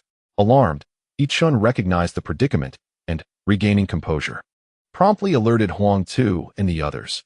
I have been detected. Retreat to the trap zone. Speak as we move. The other three, without hesitation, sprang to their feet and hastened toward the predetermined trap area. Along the way, Ichin reported, there are 3 ninjas. One is a Jonin with dual water-wind attributes, predominantly water. Another is a Chunin-level Taijutsu ninja, and the last is a Chunin-level ice-release Kekkei Genkai ninja. Ichin deduced that the chilling chakra belonged to the ice release. The 3 listened intently, their expressions grave. One Jonin posed sufficient trouble, and the addition of a Kekkei Genkai ninja elevated the adversary's prowess beyond their own. Now, the 5th squad's proactive reconnaissance could be deemed a provocation. If the enemy were not exceedingly cautious in their pursuit, overcoming this challenge would prove arduous. Just as they feared, Huangtu remarked, the enemy has already caught up. Ichin and his companions felt a chill run down their spines and quickened their pace. In an instant, they entered the prearranged ambush zone, concealing themselves as planned, ready for combat. In the realm of ninjas, reason holds little sway. Conflict inevitably leads to battle. Generally, ninjas possess high offensive capabilities but low defenses. Should one side hold back, wishing to reason, while the other strikes with lethal intent. The outcome is all but predictable. Thus, over time, ninjas have forged a unique mode of interaction, striving to avoid contact upon meeting. Once contact is made, it essentially becomes a fight to the death. Consequently, although Ichun and his companions instigated the confrontation, they did not engage in the futile endeavor of reasoning or dispelling misunderstandings. After taking their positions for ambush, the surrounding dense forest fell into an unusual silence. The three pursuers, seasoned in their experience, hesitated at the edge of the trap area, refraining from recklessly entering. The leading jonin addressed the ice-release ninja, Mizuki Q. Can you ascertain the approximate level of the ninja you sensed? Can you make an accurate judgment? Shuyu Jing hesitated. Expressing uncertainty, Captain Xiaosu, the opponent is likely a chunin or perhaps a particularly formidable jonin. They emanate a distinct aura, yet do not seem overwhelmingly powerful. He then turned to the remaining female ninja, Konoha, and inquired, "What are your thoughts?" Kono pondered for a moment before responding. It is difficult to ascertain the composition of their team. However, the footprints indicate 4 individuals, one adult ninja accompanied by 3 children, who appear to be 1 or 2 years younger than Jing and me. They must have been here for a considerable duration, likely engaged in a mission. Our encounter seems to be a mere coincidence. If that perceptive ninja is a strong chunin, then their group is probably led by a chunin accompanied by 3 genin. Yet, since Jing perceives them as not particularly formidable, I suspect there may be a jonin leader among them. A grave expression crossed Junura Xiaosu's face. He was reluctant to confront an unknown jonin without adequate information. After a moment of silence, he asked Shuyu Jing, "Has your Kekkei Jinkai identity been exposed?" Shuyu Jing considered this and nodded. "It has likely been revealed. The opponent hesitated noticeably upon sensing my chakra, so I am certain I have been compromised." "Then let us prepare for battle," Junura Xiaosu resolved. The mission had yet to commence, and if they disregarded Ichin and his team, the revelation of the Kekkei Jinkai identity could lead to dire consequences. However, the thought of abandoning the mission left him somewhat discontented. After much internal conflict, Junura Xiaosu ultimately resolved to engage in combat, regretting that he had not reinforced his team prior to the mission. Yet, as a seasoned jonin, once he made up his mind, there was no hesitation in his actions. He swiftly formed hand seals and unleashed a B-rank wide-range water release technique towards the trap area. A water dragon, over 30 meters in length, surged into the trap zone, wreaking havoc indiscriminately. As the water dragon dissipated, revealing the triggered traps, yet no sign of enemies. A sense of gravity enveloped Junura Xiaosu and his companions. Their team had undertaken missions far exceeding that of the 5th Squad, and with previous casualties. Their experience surpassed that of Ichin's group. Observing that Junura Xiaosu's jutsu had failed to draw out the adversaries, Shuyu Jing and Konoha remained vigilant, heightening their alertness. The 5th Squad had anticipated the possibility of their adversaries employing jutsu to neutralize their traps, thus they had devised a dual-layered trap system, one above ground and another below, enabling them to mitigate the impact of a large-scale jutsu. Consequently, all 4 members of the 5th Squad had successfully sheltered themselves within pre-dug concealments, avoiding the onslaught of the water dragon. At this juncture, Ichin had activated his sensory jutsu, pinpointing the positions of the 3 opponents. Simultaneously, Shuyu Jing issued another warning. "Caution! The enemy's sensory ninja is attempting to detect us again. Our every movement is likely under their scrutiny." As Junura Xiaosu surveyed the area ahead, he queried, "Can we confirm their location?" Shuyu Jing shook his head and remarked, "There is no way around this. The opponent's mental fortitude appears remarkably formidable. Were it not for my bloodline limit enhancing my chakra perception, I would not have detected their presence at all." Junura Xiaosu felt a sense of dilemma, as the 3 of them remained within the enemy's perceptual range. This predicament rendered many strategies ineffective, particularly since they were the aggressors, thereby constraining their tactical options further. Unable to remain idle, Junura Xiaosu resolved to form another hand seal, conjuring a water clone to scout ahead. This decision, however, was rather imprudent. Even before entering into actual combat, he had already expended a significant portion of his chakra on the water clone, leading to a slight wavering in his confidence regarding the choice he had made. The water clone proceeded cautiously towards where Ichun and the others were situated. Ichun, sensing the movements of the water clone, began to contemplate how to employ traps in their impending confrontation. The current situation favored them in terms of time, as the adversary seemed eager to initiate an attack. By utilizing traps to deplete a portion of the enemy's strength, they could significantly enhance their chances of victory. During the preparation phase a few days prior, it was decided that since Ichun could perceive ninjutsu, he would take charge of controlling the trap mechanisms. Upon entering the trap-laden area, the water clone would destroy any suspicious locations with kunai or explosive tags. Observing the water clone dismantling various traps, Ichun remained unperturbed. The enemy's objective was to flush him out from his concealed position. Thus, any impatience on his part would play into their hands. After the water clone had successfully neutralized dozens of traps, the adversary finally ventured into a strategically advantageous area chosen by Ichun. Without delay, Ichun activated a series of traps in rapid succession. Having anticipated that this was merely a water clone, he opted for area of effect attacks. Such strikes would not be lethal even against a real opponent, inflicting only minor injuries. However, they would obliterate the water clone without hesitation. This vulnerability is a significant drawback of various shadow techniques within the ninja realm.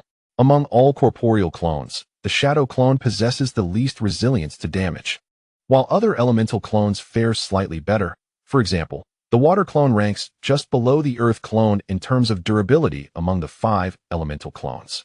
Yet, even such resilience could not withstand the relentless barrage of shurikens and rock projectiles. In desperation, the water clone formed seals to conjure a water barrier enveloping itself. However, just as the water barrier successfully deflected the incoming projectiles, 3 explosive tags detonated from the pile of weapons strewn on the ground. The water clone, having anticipated this, executed a body flicker technique to swiftly evade the blast radius.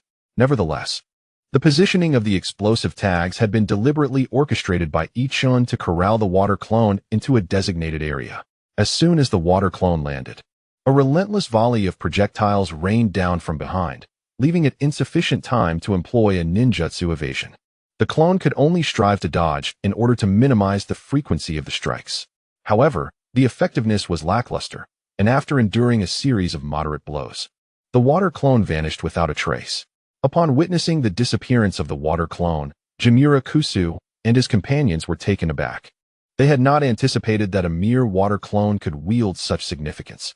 Their initial goal was simply to compel Ichun and his trio to reveal themselves. However, they were unprepared for the fact that the 5th squad had meticulously arranged traps specifically designed to counter clone techniques. This predicament left Jimura Kusu in a quandary.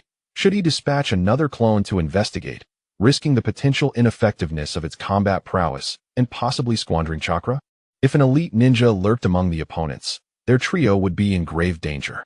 Conversely, if they chose to retreat prematurely, it could be a blow to their confidence, especially since they had yet to even catch a glimpse of their adversaries. At this moment of uncertainty, Mizuki Q made a decisive choice on behalf of Jimura Kusu.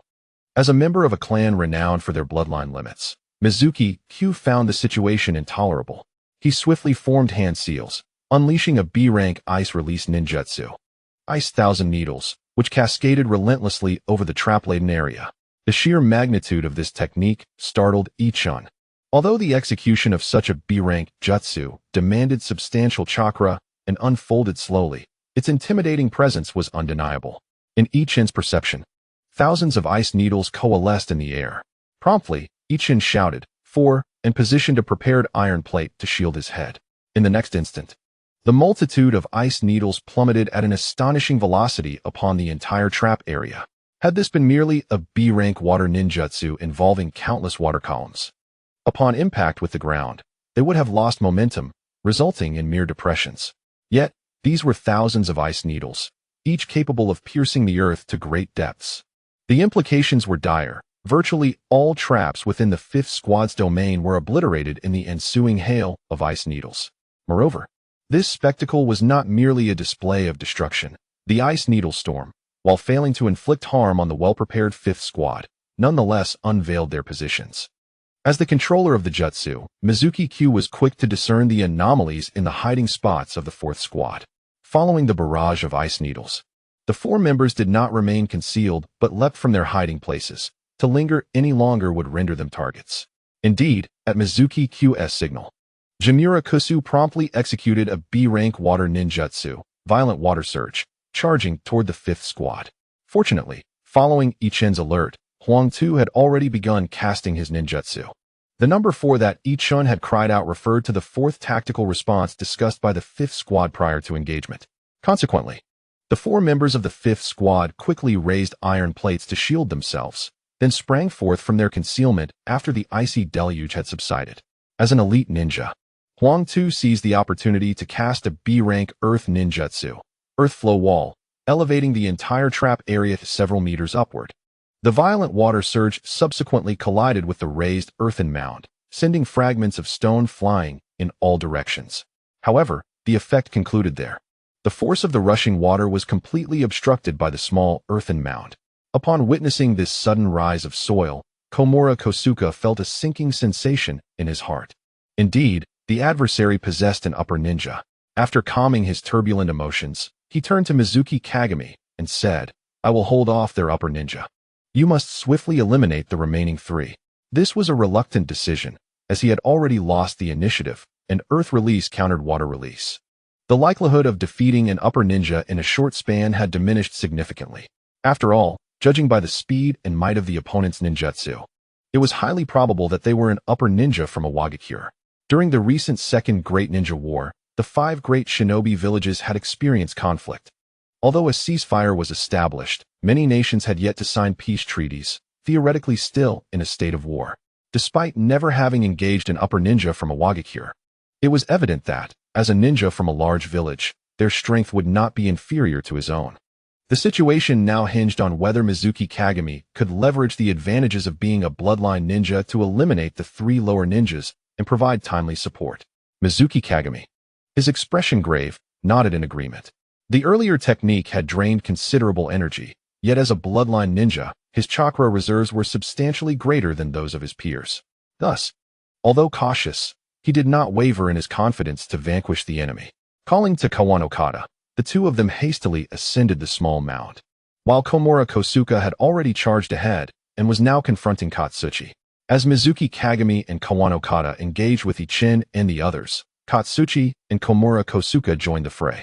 Ichin once again took the mantle of temporary captain for Team 5, rallying Shiera and Tanaka before initiating hand seals to cast the updated version of the water line technique. In synchrony, Shiera and Tanaka swiftly unleashed a barrage of shuriken. Seeing Ichin strike first, Mizuki Kagami remained vigilant, promptly forming hand seals to conjure an ice wall. The shuriken and water line technique collided with the barrier, failing to breach its defenses. At this juncture, Ichin had gained a clear understanding of the bloodline limit.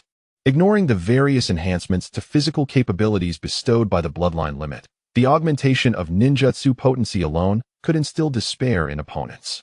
Just moments ago, the adversary's upper ninja had executed a B-rank ninjutsu, merely destroying surface traps, whereas this ice-release ninja SB-rank ninjutsu had obliterated even the underground traps. The strength exhibited far exceeded the limits of a B-rank technique, approaching A-rank efficacy. Now, the C-rank ice wall had effectively thwarted Ichin's new version of the waterline technique, which was capable of penetrating the earth flow wall. Moreover, the results indicated that the ice wall's endurance surpassed the limits of the new waterline technique. Ichin surmised that it must possess the defensive capability equivalent to a B-rank ninjutsu. A chilling hypothesis began to form in Ichin's mind. Could it be that bloodline ninjas' techniques could elevate the power of ninjutsu by a rank? This conjecture rendered Ichin even more cautious, as he resumed forming hand seals while sharing his thoughts with his 2 companions. Tianai pondered for a moment and remarked, "I have heard from the elders of my clan that not all bloodline limits possess such formidable power. Only a select few of the more potent bloodlines exhibit this effect. Ice release is likely one of these rare exceptions." Ichin's lips twitched in annoyance. Why hadn't this been mentioned sooner? Mizuki Q had not granted Ichun and his companions the opportunity to strategize, having prepared his jutsu. He swiftly departed from the protection of the ice wall and unleashed a C-rank ice release technique, the ice spear stab, directed at the trio. Having grasped the potency of the ice release, Ichun did not hesitate. Completing his hand seals, he clapped his hands upon the ground, causing spikes of earth to erupt before the ice spear. These earthen spikes detonated in a flurry before the ice spear, yet the spear continued its relentless trajectory forward. However, due to the obstruction of the earthen spikes, the ice spear lost its precision, complicating Mizuki Q's control, resulting in its failure to strike its target, allowing Ichun and his companions to evade successfully. Observing Ichin's ingenuity in overcoming the predicament, Mizuki Q felt a weight of seriousness. The opponent's combat intellect appeared quite formidable, presenting a considerable challenge. Without further contemplation, Tian-Nai and Shinohara launched a surprise assault from either side towards Mizuki Q and his companion. Meanwhile, Ichun initiated another round of hand seals. Witnessing Ichin's rapid sealing, Mizuki Q's expression twitched. His sealing speed was astonishing. Earlier, when Ichin executed the earth spike technique, his speed had exceeded that of Mizuki Q. Yet, the numerous seals required for the earth spike had rendered their speeds comparable. This time, however, the water release technique clearly resembled the initial waterline technique, far surpassing Mizuki Q's speed. Not daring to remain stationary, nor to continue hiding behind the ice wall, Mizuki Q called for Kawano Koda to retreat together in the face of the encroaching assault from 3 directions. From observing Tian-Nai and Shinohara's agility, he discerned an opportunity. Avoiding Tian-Nai, he aimed to eliminate the slower Shinohara, who lacked elaborate jutsu. After evading a flurry of shurikens alongside Kawano Koda, Mizuki Q began to form hand seals for his technique, entrusting the response to Ichin's jutsu to Kawano Koda. This time, Ichin, mindful of the speed of his execution, utilized the original waterline technique. True to her heritage as a physical combat ninja from the mist, Kawano Koda unsheathed her long sword and, with a single stroke, cleaved through Ichin's waterline technique. Ichin was taken aback. While it was understandable to deflect shurikens with a weapon, dispersing a jutsu with one was an extraordinary feat. The rock ninja village was not renowned for its swordsmanship, and such a display was unprecedented in Ichin's experience. Disrupted by this unexpected strike, Mizuki Q successfully unleashed his jutsu amidst the chaos, sending another ice spear hurtling towards Shinohara. To Ichin's surprise, Shinohara's hands trembled momentarily before producing 2 hefty objects, resembling sandbags, which he then hurled forcefully at the incoming ice spear. The subsequent sounds of impact reverberated, and while the ice spear quivered, it ultimately steadied itself and continued its relentless advance towards Shinohara under Mizuki Q's command. However, its speed had significantly diminished compared to before, as it had been momentarily hindered by the weighted objects Shinohara had cast, which had been worn on his arms for an extended period. 2 heavy metals collided with the ice spear in succession, significantly slowing its velocity, while the unburdened Shuan experienced a remarkable increase in speed, narrowly evading the ice spear. Mizuki Kyo's expression darkened. It was unprecedented for a C-rank ice ninjutsu to be so easily evaded by a ninja merely a year or 2 younger than himself. Yet, he now found himself confronted by 2 such instances. Mizuki Kyo glanced at the swiftly approaching Tanai and felt an urge to curse. If he were to target this agile ninja, the ice spear would likely not even brush against the hem of their clothing. While Mizuki Kyo was struggling, Ichin was also taken aback. Had it not been for Shuan's decisiveness, the 5th squad would have faced a casualty just moments ago. With this thought in mind, Ichin hastened towards Mizuki Kyo and the others, simultaneously preparing to unleash his ninjutsu once more. At this juncture, Tanai had gradually closed the distance. Upon witnessing Tanai's speed, Kawano Koda and Mizuki exchanged a few words before directly advancing towards Tanai. Observing this, Ichin shouted a warning. Tanai, be cautious of their swordsmanship. Do not approach. Entangle them instead. Meanwhile, Shiwan had steadied himself and continued his charge towards Mizuki Kyo's flank. The situation began to favor the 5th squad. As long as Ichin could persistently disrupt Mizuki Kyo's ninjutsu through his own, victory would belong to their side. However, Ichin underestimated the terror of a bloodline ninja. As Mizuki Kyo maneuvered, he effortlessly enveloped his left arm in a layer of ice armor without the need for hand seals. While using his left arm to deflect Ichin's water technique, he simultaneously formed seals to unleash another C-rank ninjutsu. Ichin was taken aback by the innovative application of ice chakra, yet remained unperturbed. Indeed, Ichin's upgraded water technique struck Mizuki Kyo's left arm directly. Although it failed to penetrate the ice layer, it nonetheless diverted Mizuki Kyo's arm, nearly disrupting his balance and interrupting the ninjutsu he was about to perform. As the ice layer dissipated from his left arm, Mizuki Kyo rubbed it in disbelief, casting a look of astonishment at Ichen. As a member of the Land of Water, Mizuki Kyo understood the power of the water technique well. Yet he had not anticipated that this rock ninja could amplify a C-rank water technique to such an extent. Seeing Ichen preparing to form seals again, coupled with the fact that Shuan was drawing ever closer, Mizuki Kyo gritted his teeth, as if having made a resolute decision. Suddenly, an immense surge of chakra coursed through his body, and his hands swiftly formed seals for ice release, ice prison technique. This technique rapidly projected ice chakra around his body, creating an ice prison through the seals, transforming an offensive ninjutsu into a defensive one. This significantly reduced the speed of his hand seals, but came at the cost of considerable chakra expenditure. In proportional terms, the chakra consumed by this C-rank ice prison technique was akin to that of a B-rank ninjutsu. However, this time, Ichen utilized not the newly revised technique of water lines, but rather the original method, renowned for its swiftness. In the fleeting moment before the ice prison solidified, it struck Shui Waiweijing. A pained cry escaped from Shui Waiweijing as the ice prison trembled momentarily, yet ultimately regained its stability. Witnessing this scene, Shogun halted his advance, unwilling to draw closer, and swiftly retreated. His physical attacks could not possibly breach the ice prison, and should Shui Waiweijing harness the opportunity to employ ninjutsu from within, it would spell danger for him. As anticipated by Shogun, although the figure of Shui Waiweijing within the ice prison appeared hazy, it was discernible that he was forming hand seals. Ichen, taken aback by this unexpected turn of events, quickly devised a countermeasure, approaching while simultaneously forming his own hand seals. Since Shui Waiweijing initiated his seals first, his ice spear materialized ahead of Ichen's actions. Emerging from the ice prison, Shui Waiweijing's head appeared, first surveying Ichen, who was executing the earth spike technique, before aiming the ice spear towards Shogun. At this juncture, Ichen had only just completed his hand seals, slamming his hands to the ground to unleash the earth spike. Shui Waiweijing, unperturbed by Ichen's earth spike, felt secure within the confines of his impenetrable ice prison. However, Ichen had no intention of harming Shui Waiweijing with the earth spike. Instead, numerous earthen spikes erupted from one corner of the ice prison's base, causing the structure to tilt precariously. After a flurry of spikes, the ice prison could no longer maintain its balance and toppled over to one side.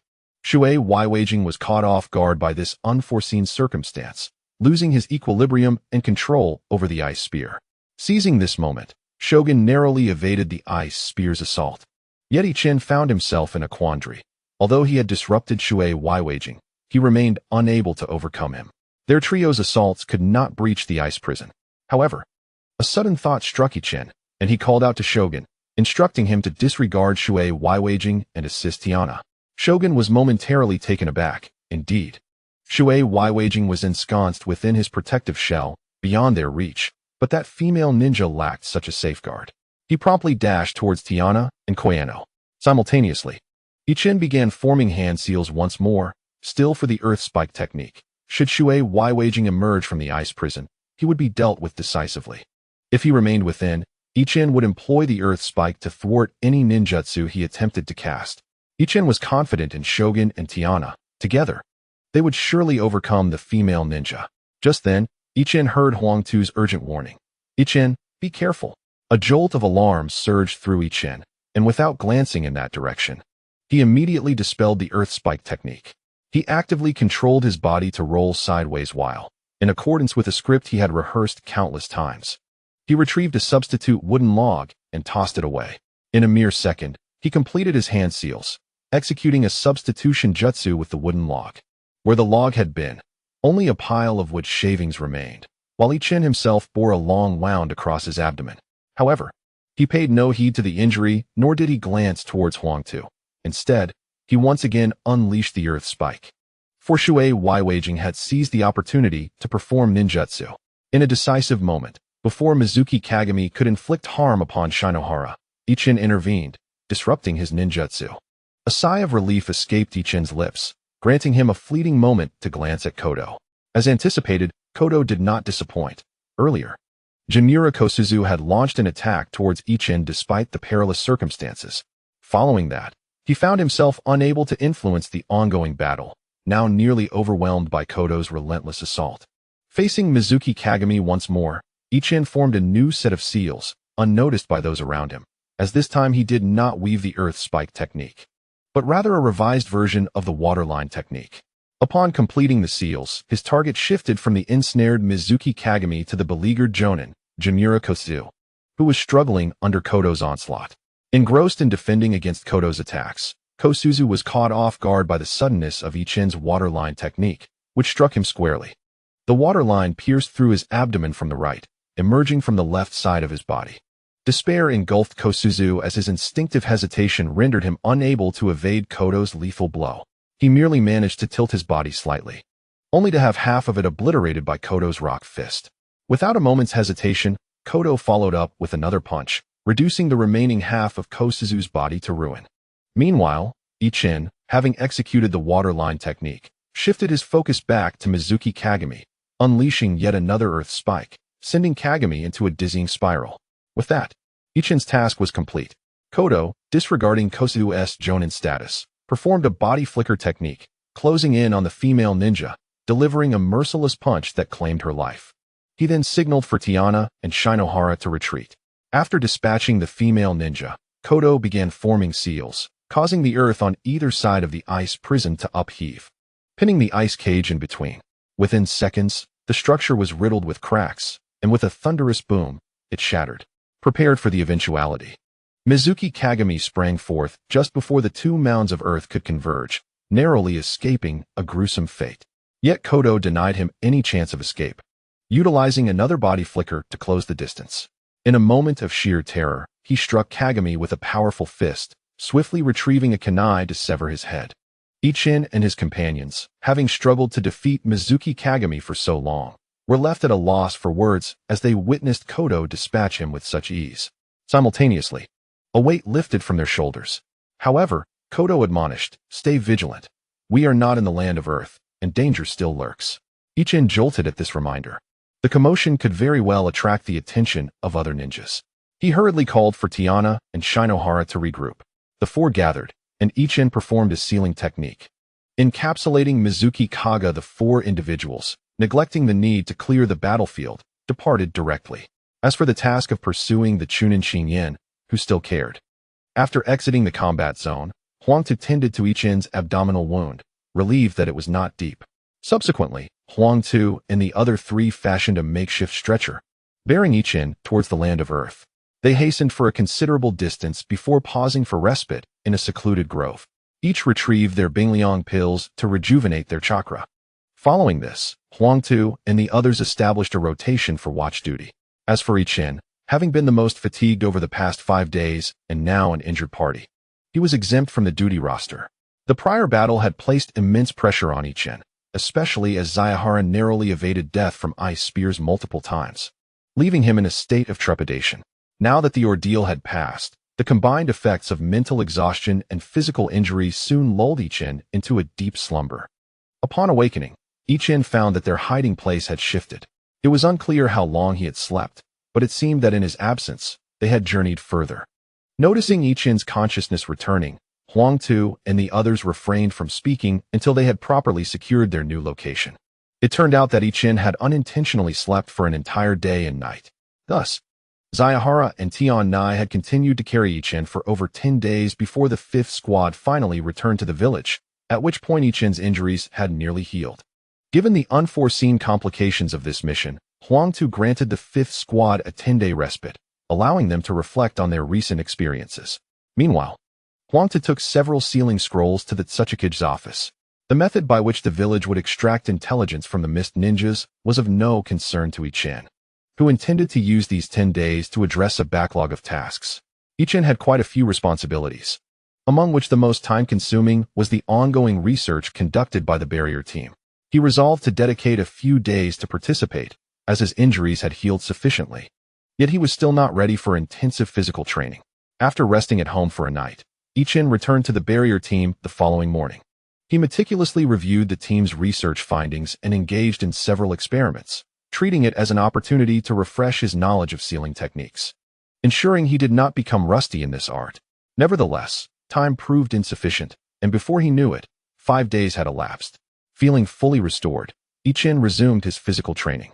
Once his body had regained its strength, he ceased his involvement with the barrier team and visited the exchange center, using his contribution points to obtain information regarding bloodline limits. The encounter with the mist ninja, Tsuchikage Kyo, had imparted a significant lesson to Ichin, a true embarrassment for a traveler, as he had been caught off guard by an ice technique. While the core of bloodline limits remained a village secret, there was an abundance of intel regarding foreign bloodline ninjas available within the village, requiring only a modest amount of exchange points. After all, the village could not jeopardize its own for the sake of foreign ninjas' confidentiality. Thus, without expending many contribution points, Ichin exchanged for an abundance of documents, dedicating an entire day to comprehensively understanding the intricate information regarding the bloodline limits within the ninja world. Upon completion, Ichin gave himself a sharp slap, realizing that his understanding of bloodline limits had been confined to the perspective of the original work's Konoha, or more precisely, the viewpoint of the protagonist. From the protagonist's standpoint, the exposure to bloodline limits was extensive, predominantly involving the elite from various bloodline clans. However, in reality, bloodline limits are quite rare. Villages such as Iwagakure, Hokage, and Tsuchikage possess very few, whereas Konoha and Kirigakure are abundant in such powerful bloodlines. The definition of bloodline limits in the ninja world is not merely a combination of two attributes. Rather, it is a unique ability that can be inherited through bloodlines. For instance, the Uzumaki clan is renowned for its vast chakra reserves, which is also regarded as a form of bloodline. Additionally, the Sharingan of the Uchiha and the Byakugan of the Hyuga are not merely the result of attribute combinations. Furthermore, the Kagaya clan of Kirigakure possesses the Shikatsumiyaku, which, like the Uzumaki, can be passed down through bloodlines, yet cannot be explained through the fusion of attributes. In the ninja world, many bloodlines are of little practical use or serve only auxiliary roles, such as the red eye. Nevertheless, the majority of bloodlines bestow significant enhancements to a ninja's combat prowess. However, one aspect that Ichin found perplexing was that among bloodlines resulting from the fusion of two attributes, the same bloodline can exhibit varying degrees of development. Typically, the development of a bloodline occurs in two stages. The first involves mastering both attributes and subsequently merging their chakra externally to perform bloodline ninjutsu. The second stage enables the internal fusion of the two attributes, thereby altering one's constitution and allowing the bloodline to be inherited through lineage. The information indicated that this classification of development primarily pertains to the initial individual who awakened the bloodline. In most cases, their descendants either directly awaken the bloodline, bypassing the first stage and advancing to the second, or they may never awaken the bloodline at all, failing to achieve even the first stage. Ichin then encountered the most compelling detail. Should a bloodline reach the second stage, it would gradually enhance one's constitution, resulting in a significant increase in chakra and a more formidable physical prowess. This can be described as a pathway that fundamentally alters a ninja's physique at a genetic level. Ichin contemplated the battle he had that day with Tsuchikage, who initially unleashed a B-rank ninjutsu, generating thousands of ice needles, and then forcibly executed an ice prison technique that consumed chakra equivalent to a B-rank ninjutsu. Furthermore, the opponent casually performed multiple C-rank techniques, yet their chakra reserves appeared far from depleted. This confirmed that their chakra volume was indeed substantial. The intelligence also addressed the matter of potency. Bloodlines like Ice Release could elevate the power of a ninjutsu by an entire rank. The sheer terror of this capability was something Ichin had experienced firsthand that day. Tsuchikage, who was only slightly older than Ichin and his companions, had achieved the rank of Chunin through sheer chakra volume and the prowess of Ice Release. The tale does not conclude here. The immense chakra bestowed upon him enables the mastery of B-rank ninjutsu, albeit with a degree of clumsiness, suggesting it is a newly acquired skill. Nevertheless, a Chunin-wielding B-rank ninjutsu surpasses the capabilities of most jonin, with its potency reaching A-rank levels. It is worth noting that many jonin lack proficiency in A-rank ninjutsu. Although there exists an S-rank tier, it is reserved for Kage-level combatants who employ it in desperate circumstances. An S-rank technique possesses the power to seal the Nine Tails and vanquish formidable foes like Orochimaru. For those at the Kage level, B-rank ninjutsu is predominantly utilized in battle, with A-rank techniques reserved for opportune moments. Thus, a ninja whose prowess merely qualifies them as a chunin can, with ample preparation, unleash techniques that rival those of jonin. This illustrates the terrifying potential of bloodline users. Moreover, these observations pertain specifically to bloodlines resulting from the fusion of two attributes.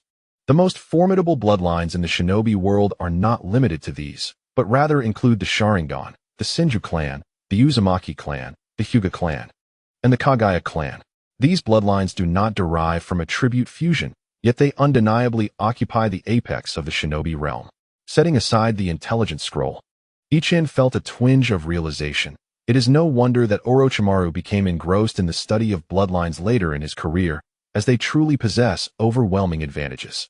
Without delving into other factors, two equally talented ninjas, such as Orochimaru, may be astonishingly gifted, yet their potential is ultimately capped at the Kage level. Furthermore, excluding the consideration of colossal summoned beasts, their combat effectiveness within this realm is not particularly formidable. However, when confronted by someone like Itachi Uchiha, whose talent is comparable yet augmented by a prestigious bloodline, the disparity becomes glaringly apparent. Upon reviewing the intelligence, Ichin found himself yearning for a bloodline. There exists an overarching sentiment that, regardless of one's efforts, one's potential is predetermined. In comparison to certain individuals, one may not necessarily be inferior. Yet when juxtaposed with the entire shinobi world, the offspring of those bloodline clans possess a ceiling that is inherently elevated. Currently, Ichin is still in a developmental phase, unable to guarantee victory even against an average chunin, rendering his feelings somewhat superficial.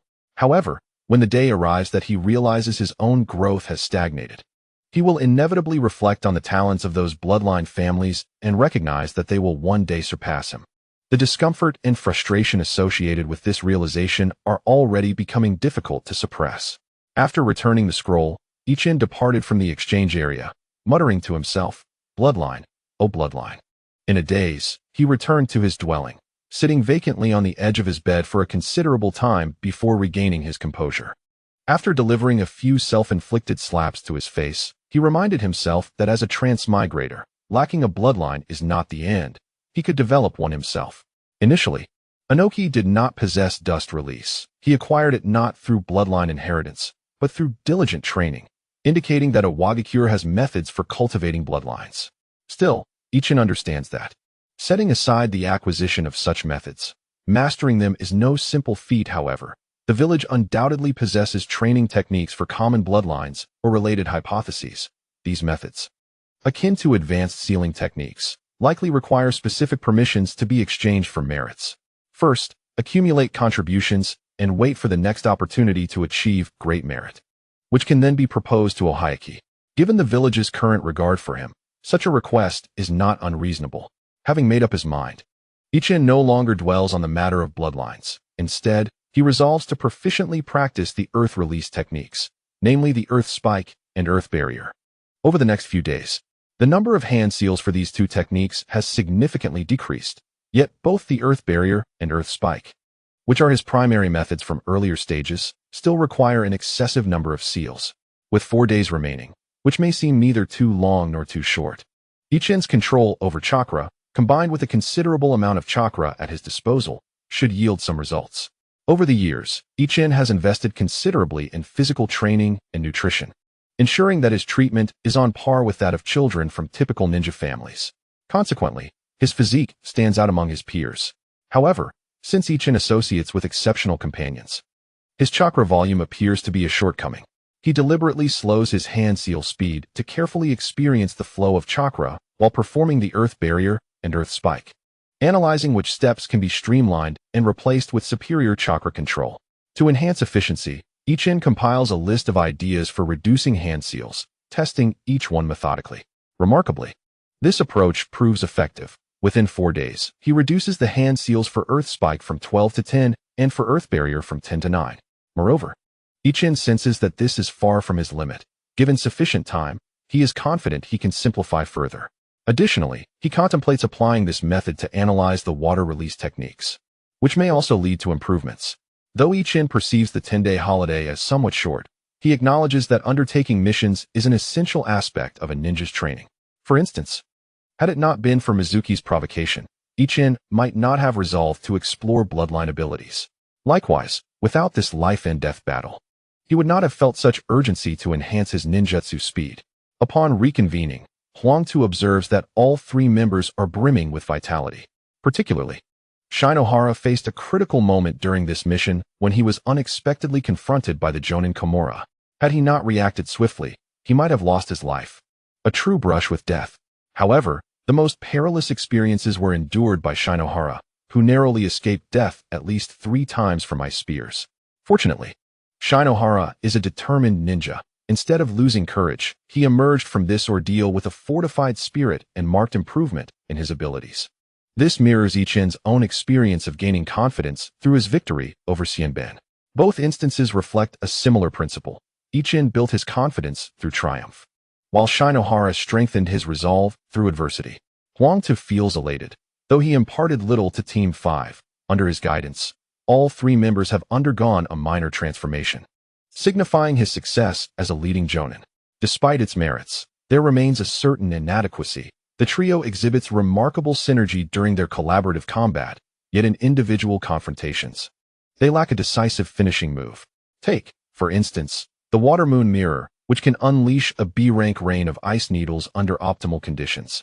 However, the 3 of them have yet to acquire such capabilities. Huangtu surmises that Ichin is already developing an upgraded version of the waterline technique, which will undoubtedly become his signature attack in the future. Given time, Huangtu is confident that Ichin will achieve success. However, Shogun and Tian Nai have yet to discover their own paths. It appears that he must fulfill his responsibilities as the leading Jonin, paying closer attention to their personalities and strengths to assist them in finding direction. Huangtu muses. Nevertheless, for now, let us embark on another assassination mission. The trio of Ichin let out a collective lament. Their previous assignment had ended in failure, marking their first defeat, a notion the young ones found difficult to accept. The blemish on their record was unsettling. Thus, they were not particularly fond of such thankless tasks. Huangtu chuckled heartily, recalling his own youthful trials. He understood their sentiments all too well. Yet, a ninja must learn to embrace failure. If one insists on completing every mission, the inevitable result will be death. And that death will stem from a lack of prudence. Ignoring the trio's protests, Huangtu accepted another assassination mission. Thus, Ichin and his companions began to follow Huangtu across the ninja world, relentlessly pursuing rogue ninjas, albeit with limited success. Over the course of 2 years, they managed to eliminate only 4 rogue Chunin-level ninjas from the 5th squad. Consequently, throughout these 2 years, they completed a mere 4 B-rank missions. Naturally, assassination tasks were not always available, so they undertook numerous C-rank missions during this period. They traversed the smaller nations surrounding the Land of Earth, even venturing to distant lands such as the Land of Whirlpools. However, as the 5 great nations had yet to finalize peace treaties, they did not visit the other 4 major countries. Today, the Tsuchikage Tower is set to announce a significant development, the formal cessation of hostilities among the 5 great nations. As of yesterday, the final 2 nations, the Land of Lightning and the Land of Fire, have signed a peace treaty. From this moment forth, encounters with ninjas from other major countries must no longer result in direct conflict. Contact should be minimized, and bloodshed between ninjas from differing nations will no longer be commonplace unless mission conflicts arise. Of course, this is the public facade. Clandestine betrayals will undoubtedly persist. From this day forward, the ninja world enters a period of respite. Historical insights from the previous 2 ninja world wars suggest that this peace is unlikely to endure. The last great conflict has sowed the seeds of animosity among nations, with too many war orphans like Ichin, who have resolved to seek vengeance against enemy countries after choosing the path of a ninja. Now that the situation in the ninja world has stabilized, the major nations are assessing the losses incurred during the war. The Hidden Leaf Village has suffered the greatest losses, with the number of ninjas in the village reaching a critical threshold. This is precisely why, despite several major nations having already concluded large-scale wars, a peace agreement remains elusive. The reluctance to concede is palpable. Konoha is on the brink of collapse, teetering precariously. At this juncture, should any of the other 4 nations decide to strike a final blow, Konoha could very well crumble. Yet, due to mutual apprehensions, none dare to act first. resulting in a prolonged stalemate that ultimately compels acceptance of the status quo. In terms of elite combat power, Konoha's shadow-level warriors remain unscathed. Not only have they survived, but they have also given rise to the legendary Sannin. However, among the Sannin, Tsunade has become disheartened after repeated failures. And shortly after the incident in the Land of Whirlpools, she departed from Konoha. It was her departure, coupled with Jiraiya's disappearance, that perpetuated the state of war until now. Initially, Jiraiya recuperated in Miyaboku Mountain, only to return to the Land of Rain to instruct his 3 disciples.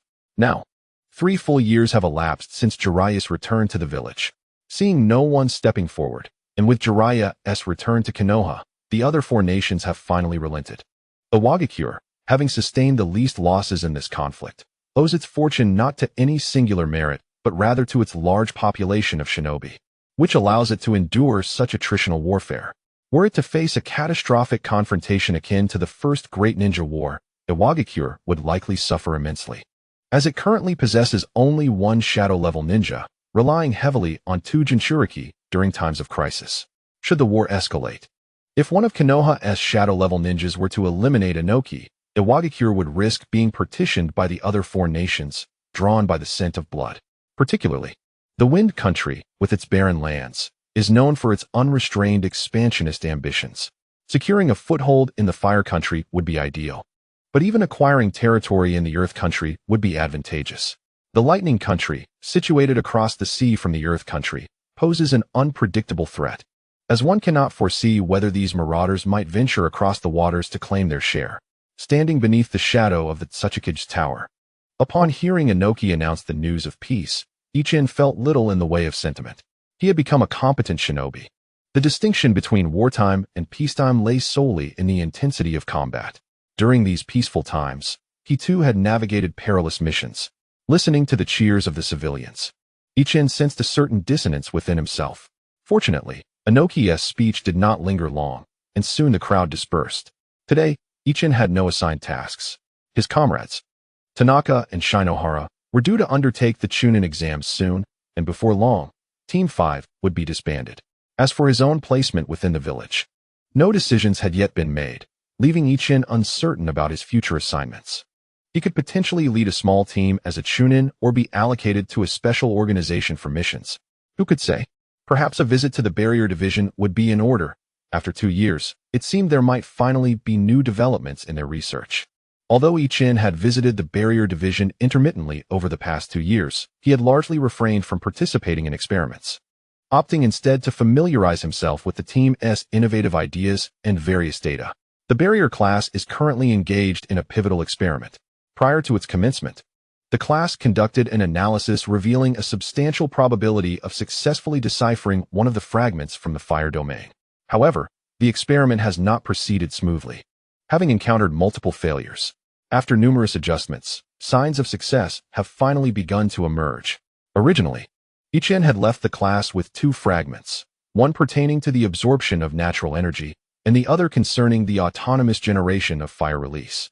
The recent progress pertains to the former. Due to the inherent dangers of the experiment, it has been scheduled in a valley located outside the village, with the Umbu stationed around the perimeter for vigilance. Upon his arrival at the valley, Ichin easily obtained permission to enter, as he is a familiar face with authorized access granted by Inoki.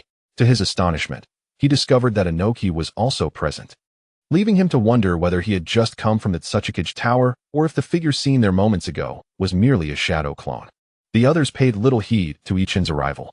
He glanced at the research data on the table and then towards the new round of experiments about to commence. With a sense of anticipation, he inquired of Mizuhara. Mizuhara, judging by the data, the last experiment was remarkably stable. Do you believe this one will succeed? Mizuhara nodded but remained silent. He felt a greater sense of apprehension than Ichin. While Ichin had successfully transitioned into a combat ninja over the years, Mizuhara was a dedicated sealing ninja, having devoted significantly more thought to the research on these 2 fragments. Vortex Yumi, seated nearby, interjected. The success rate for absorbing natural energy is notably high. However, a new concern was raised yesterday regarding the handling of the accumulated natural energy. Will it continuously accumulate and eventually detonate? Having grown familiar with Ichin over the past years, Yumi knew that Ichin was a proponent of this research project and felt comfortable sharing his thoughts. Reflecting on this, Ichin realized that he had indeed dismantled the S-rank sealing technique of the fire domain. The absorbed natural energy would typically transform into flames, but with the consumption channel eliminated. What should be done with the gathered natural energy? At that moment, Ichin could only proceed step by step, unable to devise a solution. Before long, the participants completed their preparations, and a dozen sealing masters simultaneously executed their sealing techniques, activating the sealing jutsu centered around the fire domain fragment. Ichin had estimated that this sealing technique reached approximately A rank, and it was among the more complex of A rank techniques. Given the foundation of Iwagakure, no individual had yet demonstrated the ability to utilize this sealing technique independently. It required the coordinated efforts of multiple practitioners. The group was strategically positioned at various points, each accompanied by an umbu member, prepared for any potential emergencies, as the volatility of natural energy posed significant risks. Once uncontrolled, the consequences were unpredictable. Shortly after the sealing technique commenced, Inoki visibly trembled. Noticing this, Ichin felt a surge of hope. Could they have succeeded? He quickly crouched down and activated his sensory ninjutsu. However, his skill level was still insufficient, and as he had only just begun, he sensed nothing. Ichin remained unhurried, gradually emptying his mind and delicately experiencing the changes around him through his sensory ninjutsu. Daemu noticed Ichin utilizing this technique, but paid little heed, merely casting a surprised glance at him, realizing that this young man had rapidly developed his mental prowess over the years. After a while, as the natural energy within the sealing area began to surge, Ichin slowly discerned some differences. Previously, he had sensed the chakra of many individuals but had never formally perceived natural energy. This time, with a focused awareness, he finally detected some changes within Ichin's perception. In front of him, a tranquil force was gathering within the sealing area. This sensation was unlike any chakra he had encountered before, although it was still quite faint. He could vaguely sense its immense strength. This strength was not one of sheer power, but rather an elevation in rank. Chakra possesses levels. When a ninja first refines their chakra, it is of a low grade. Consequently, the jutsu produced from the same amount of chakra lacks potency. However, through rigorous training, a ninja's will can be enhanced, their physique strengthened, and the extracted chakra becomes more refined, thus amplifying the power of their jutsu. The chakra of a jonin exuded an aura that felt superior to Ichin's own. The reason Mizuki Q could detect Ichin's probing was due to the elevation of his chakra rank above Ichin's. Yet, the natural energy within the sealing area, though sparse, emanated a high rank that far exceeded the sensations conveyed by ice release and even the chakra of jonin. It seemed to surpass that of Daemu, who was not far off. Daemu also sensed the terrifying nature of the natural energy, yet with his level, he could perceive more clearly that this energy could potentially be harnessed. Given Daemu's chakra capacity and intensity, a modest absorption of natural energy should allow him to suppress it. However, mere suppression is futile, integration is essential. If he could merge the natural energy with his own chakra, he would achieve a state akin to that of Jiraiya in his later years as a sage of the toads. Contemplating the sage of the toads, a thought flickered in Ichin's mind, yet he set it aside for the moment, recognizing that his primary focus must be on thoroughly understanding this natural energy. Through his sensory ninjutsu, Ichin experienced a refreshing embrace from nature, as though his body and spirit had been purified, involuntarily bringing a smile to his face. After a while, the concentration of natural energy had increased significantly. After another round of sensing, Ichin opened his eyes. It was no longer necessary for him to immerse himself completely, as even with a divided focus, he could perceive it through his sensory ninjutsu. He surveyed the dozen or so ninjas still maintaining the sealing technique, and, seeing that they did not display any discomfort, he breathed a sigh of relief. Recognizing that this step had been successful, the next challenge lay in whether they could sustain this sealing technique. It would be ideal to achieve 3 objectives simultaneously. Firstly, to regulate the accumulation rate of natural energy, ideally possessing the ability to halt the process at a desired concentration. Secondly, to maintain the sealing technique while allowing for the substitution of the practitioner, enabling a change of ninja when the current one's chakra is insufficient. Lastly, to harness natural energy itself. While the final point serves as the ultimate goal, it is not the most urgent. The first 2 are of paramount importance. Inoki comprehended this. and upon successfully gathering natural energy, he addressed the dozen or so ninjas sustaining the sealing technique. Well done. The first step has been accomplished. Now let us see if we can reduce the accumulation rate. The sealing masters, upon hearing this, attempted to diminish their chakra output while striving to maintain the operation of the sealing technique and slow its pace.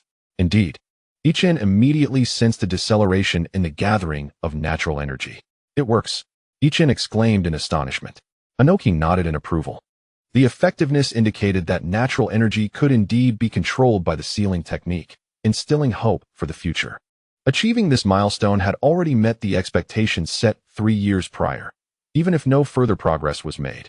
The village could gather natural energy on such occasions and conduct experiments before it spiraled out of control, gradually yielding results. Could the collective strength of the village not surpass that of Orochimaru alone? Subsequently, Inoki personally directed the barrier team, conducting various experiments on the sealing technique. After several days of diligent effort, comprehensive control over the sealing technique was finally realized. Following some minor adjustments, the barrier team could now regulate the activation and cessation of the sealing technique, as well as facilitate the substitution of ninjas. This rapid achievement was a testament to the team's perseverance, having been driven to the brink of madness by the 2 fragments over the past 2 years. The success was a product of everyone's relentless efforts. On this day, Inoki convened the village's high-ranking officials and department heads beside the sealing technique. Ichin, as the proponent of the sealing technique, was also granted permission to attend this special meeting. The agenda centered on how to utilize the amassed natural energy. However, this topic was entirely unfamiliar to the attendees, leaving them unable to propose any viable plans.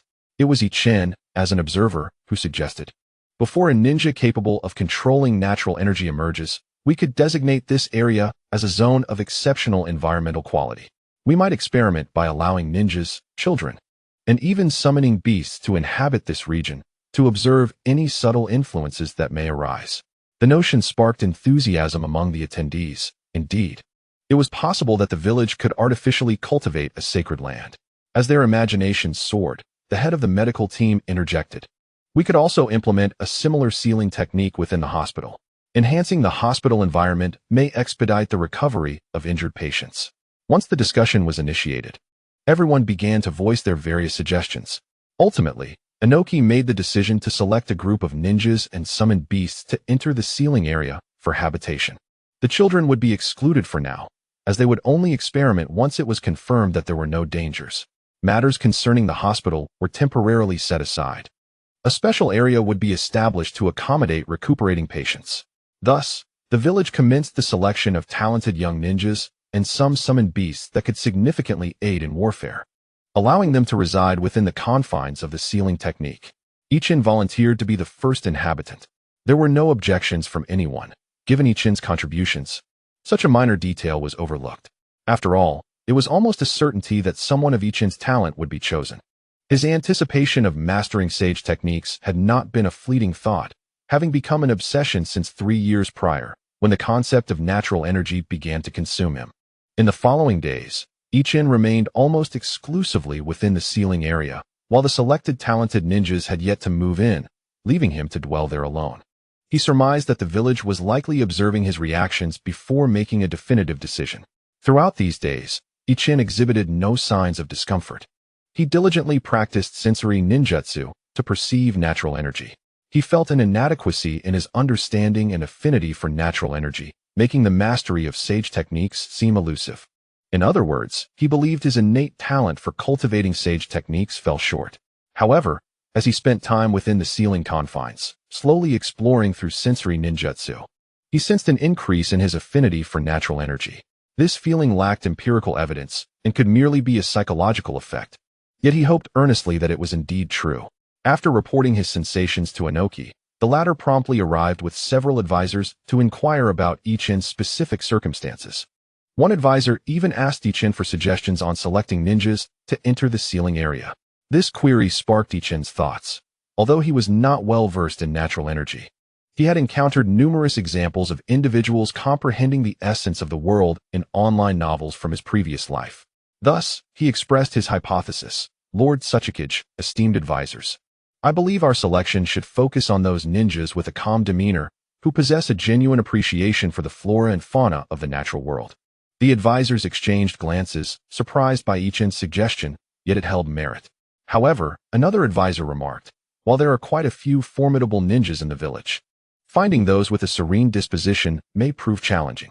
Upon hearing this, another thought flickered through Ichin's mind. Esteemed advisor, perhaps we could also consider those with a particularly intense bloodlust. Extremes often lead to opposites, and such individuals, seemingly at odds with nature, might be more capable of perceiving natural energy. Inoki and the advisors exchanged puzzled looks, but it was not an insurmountable issue. Inoki promptly designated one advisor to pursue this suggestion. Ultimately, Inoki inquired of Ichin whether living in the ceiling area had any adverse effects. After learning Ichin's response, Inoki issued a directive for the selected individuals to begin moving in the following day. Comprehending the energy of nature is not an endeavor achieved overnight. Recently, I found myself serving as a mere test subject, which resulted in the village not assigning me any specific tasks. Now that my role as a test subject has concluded, the village has finally decided upon my assignments. The 5th team has been disbanded due to the promotion of all 3 members to Chunin. Tian Nai and Ichun have been allocated to the Umbu, while Shinohara has been assigned 3 new members to form a new team. This decision by the village is quite reasonable. Shinohara has shown significant growth over the past 2 years, demonstrating commendable physical prowess, making him entirely suitable for the role of captain. Additionally, he has finally mastered his first C-rank ninjutsu. Although Tian Nai possesses considerable strength, his limitations are glaringly apparent.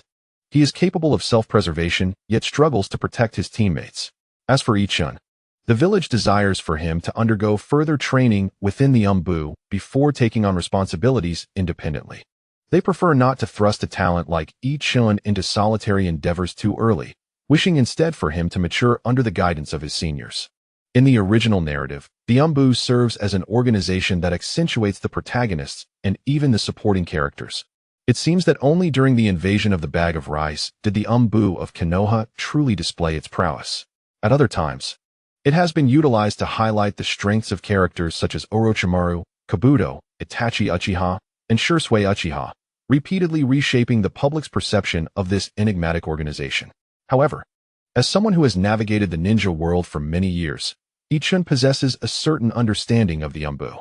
Each member is required to be at least a Chunin, and the majority of Chunin do not meet the criteria for Umbu membership. In regular teams, a Chunin can serve as a captain, but within the Umbu, the captain must be at least a special jonin. Ichun is uncertain about the exact number of Umbu in Iwagakure, but estimates that there are at least several hundred combat personnel. The tasks assigned to the Umbu are numerous and demanding, typically requiring them to spend more time on missions than within the village.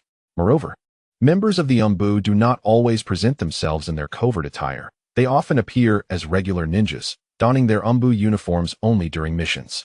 Therefore, if there are 100 Umbu members active in the village at any given moment, it is reasonable to infer that the total number of Umbu exceeds 300 or 400.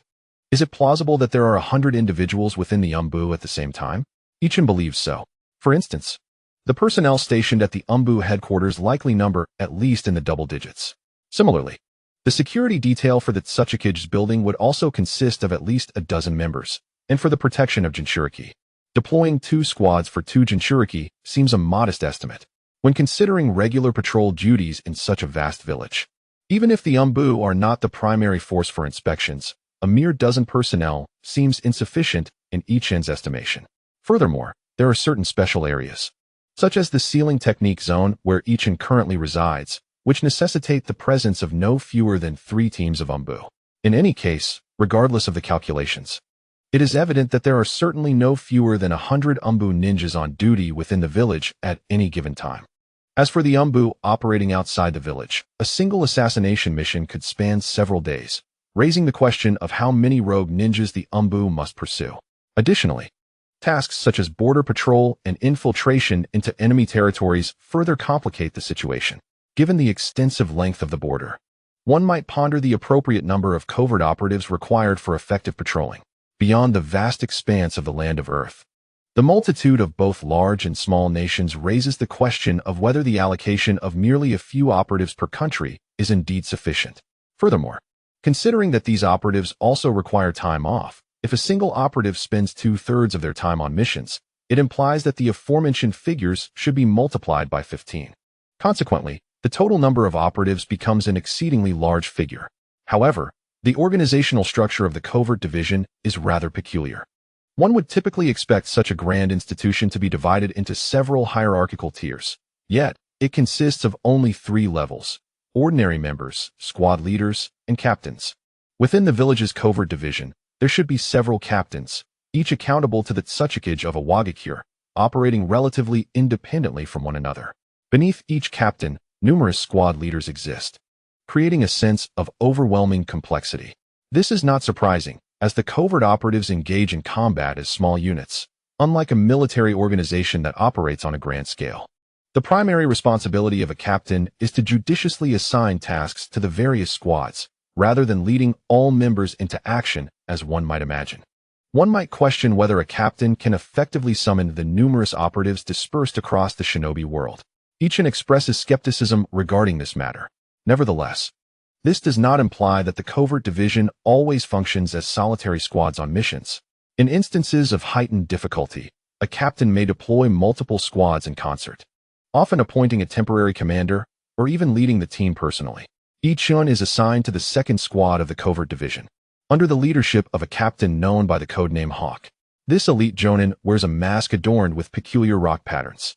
During a prior encounter in the Tsuchikage's building, Ichien glimpsed the captain's true visage, a man in his 30s, appearing somewhat affable. However, once masked, he emanates an aura of mystery and strength.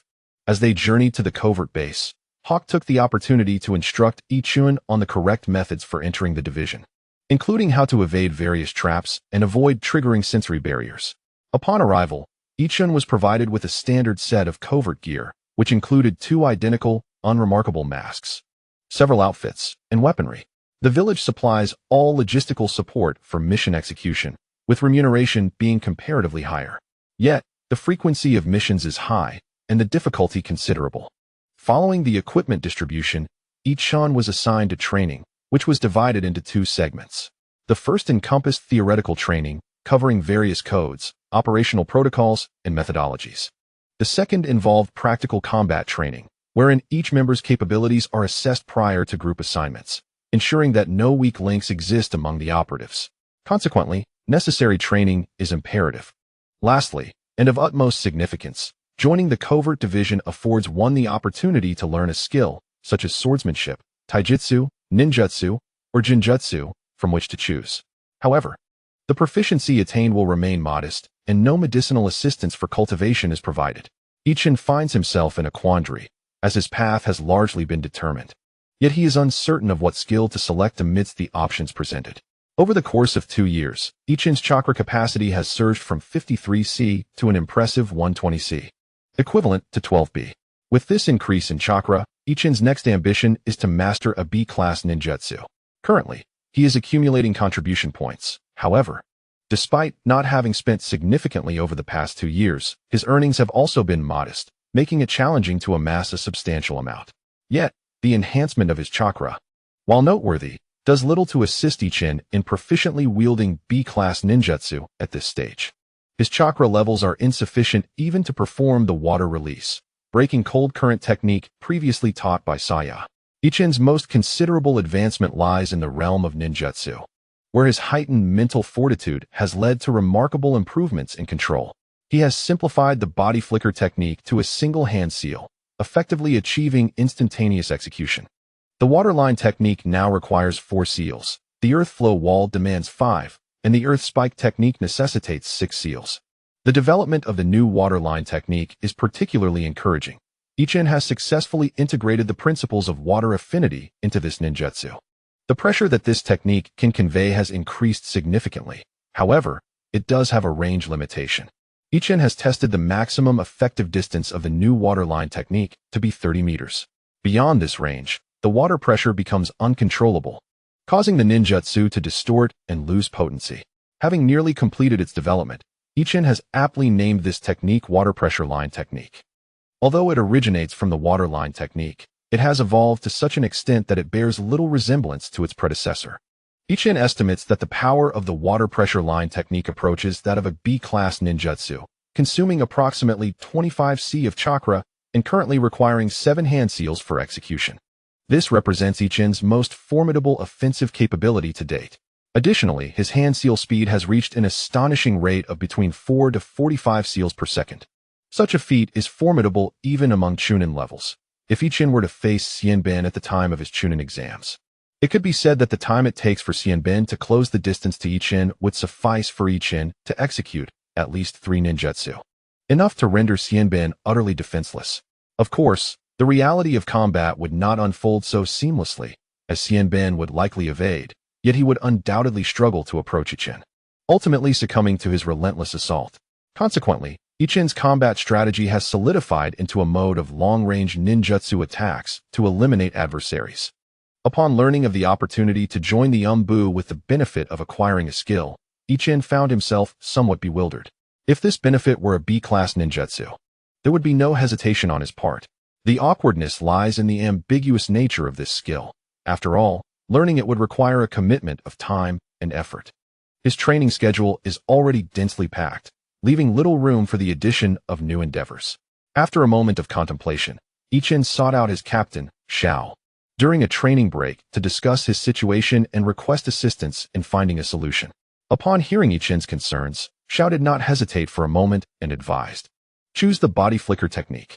As a ninjutsu-oriented ninja, your squad will not be assigned to tasks that require exceptional speed. However, exceptions do exist. And if your speed is sufficient, not only will task execution become more manageable, but escaping perilous situations will also be considerably easier. Ichin suddenly slapped his forehead, realizing how he had overlooked this crucial aspect. Previously, his training battles had solely involved ninjas of equal rank. It could be said that if he were to face a Chunin, he would remain entirely unperturbed. However, the thought of encountering a Jonin left him questioning whether he would even have the opportunity to flee. This realization nearly sent a chill down his spine. With the protection of Huang Tu, his sense of urgency had significantly diminished, nearly leading him into peril. After expressing his gratitude to Captain Xiao, Ichin returned to the training facility to report to the staff. He received a scroll for the body flicker technique and settled down to study it meticulously. The body flicker technique, often referred to by netizens in his previous life as one of the advanced 3-body techniques, enables rapid movement over short distances. In the original narrative, both Shursui and Minato executed it with remarkable finesse. It is a technique that, when mastered, can fundamentally alter a ninja's combat capabilities. According to descriptions, the body flicker technique allows for multiple bursts of movement following a single hand sign. However, achieving this is no simple feat. And even if one manages to execute consecutive bursts, the number is limited. Ultimately, the technique is designed for swift maneuvers over short distances, rendering it unsuitable for long-distance travel. To utilize the body flicker technique for extended journeys, 2 conditions must be met: the ability to perform it continuously and having an ample chakra reserve.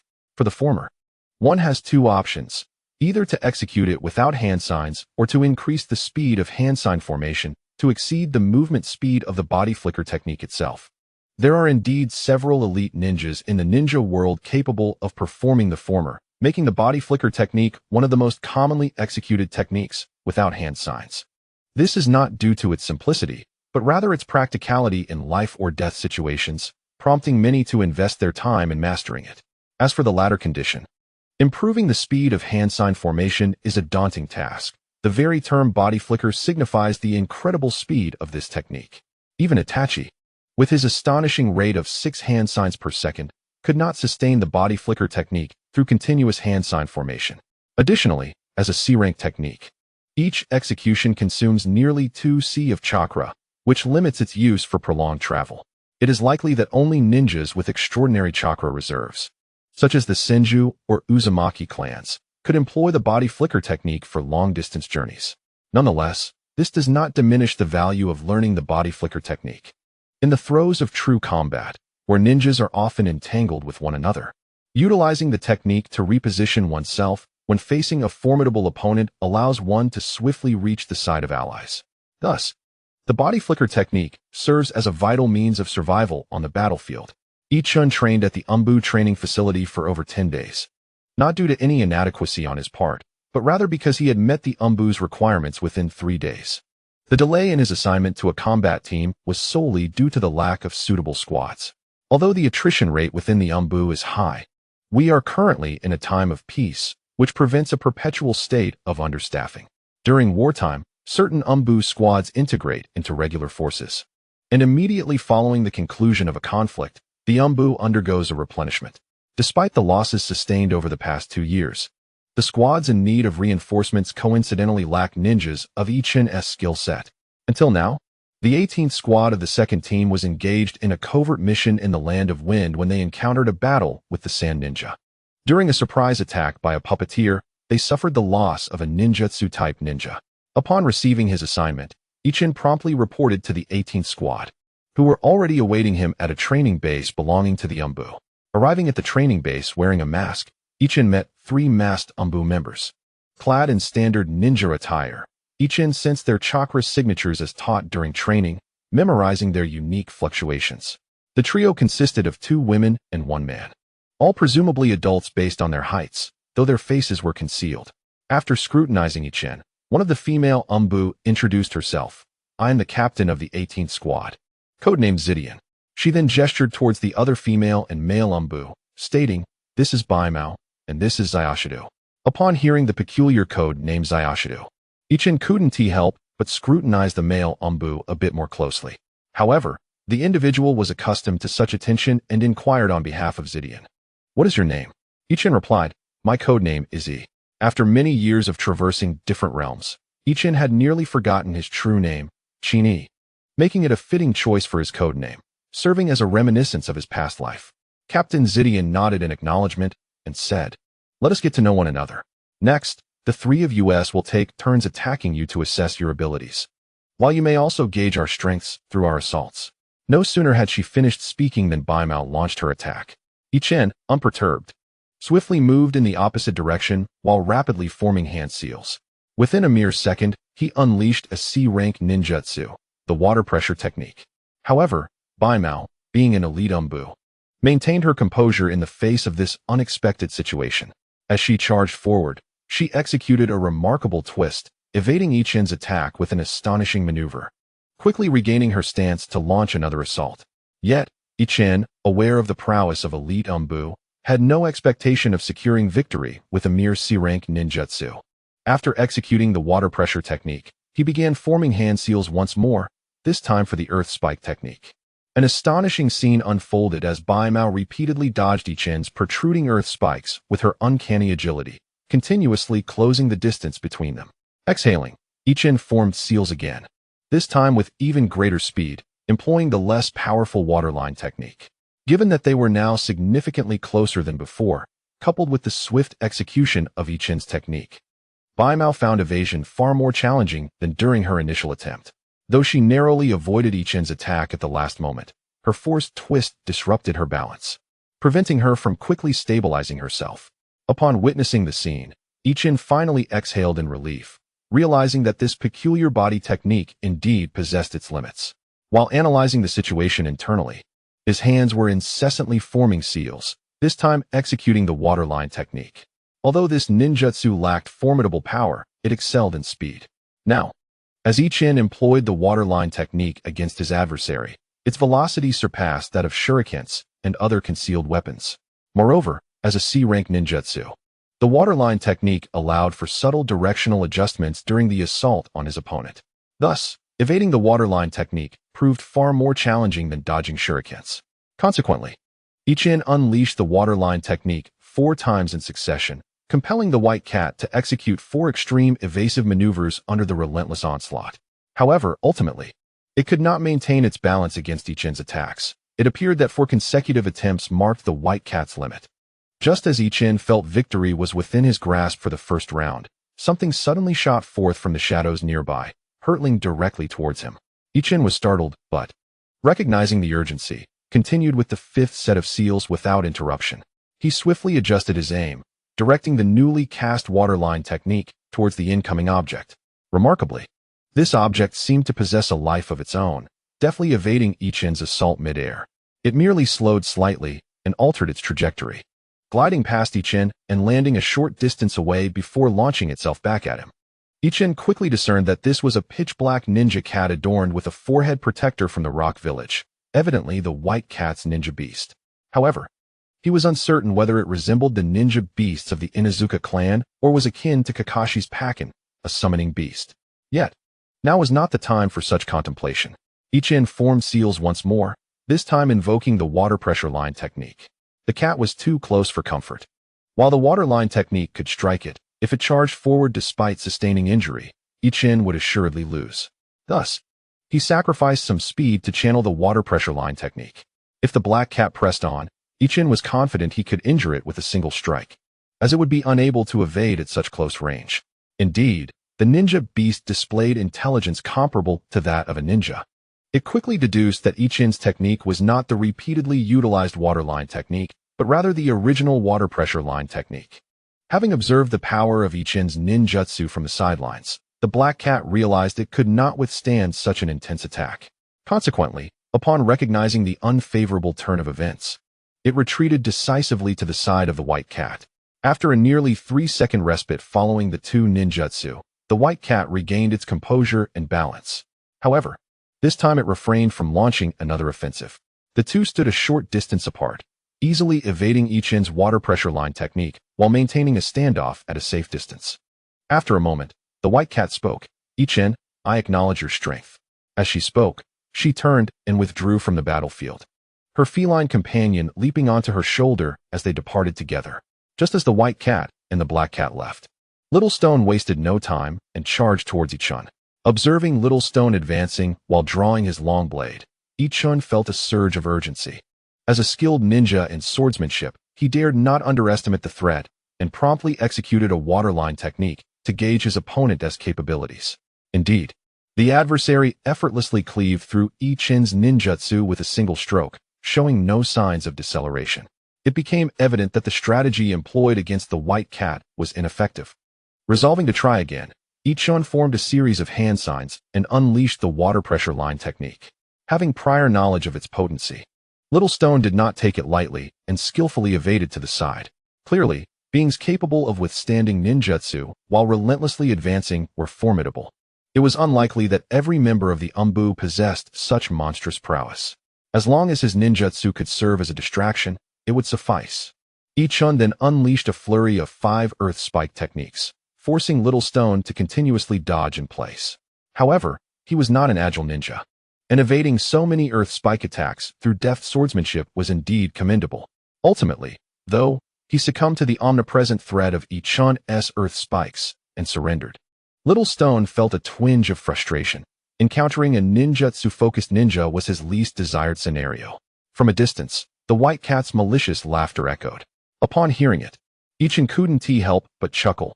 This Little Stone reminded him of Shinohara. Although Shinohara was not a sword-wielding ninja, as a taijutsu practitioner, each attempt to close the distance to Ichen often ended in a similar fashion. After Little Stone retreated in dismay, Captain Zidian made her move. With heightened vigilance, Ichen sensed a disturbance behind him. He immediately began forming hand signs while turning around, but as he barely completed half of the signs, he discovered a blade poised against his throat. A bead of cold sweat trickled down his forehead. This marked the first time since becoming a chunin that Ichen felt so powerless against another ninja.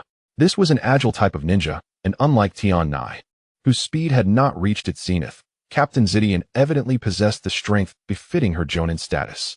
An agile jonin.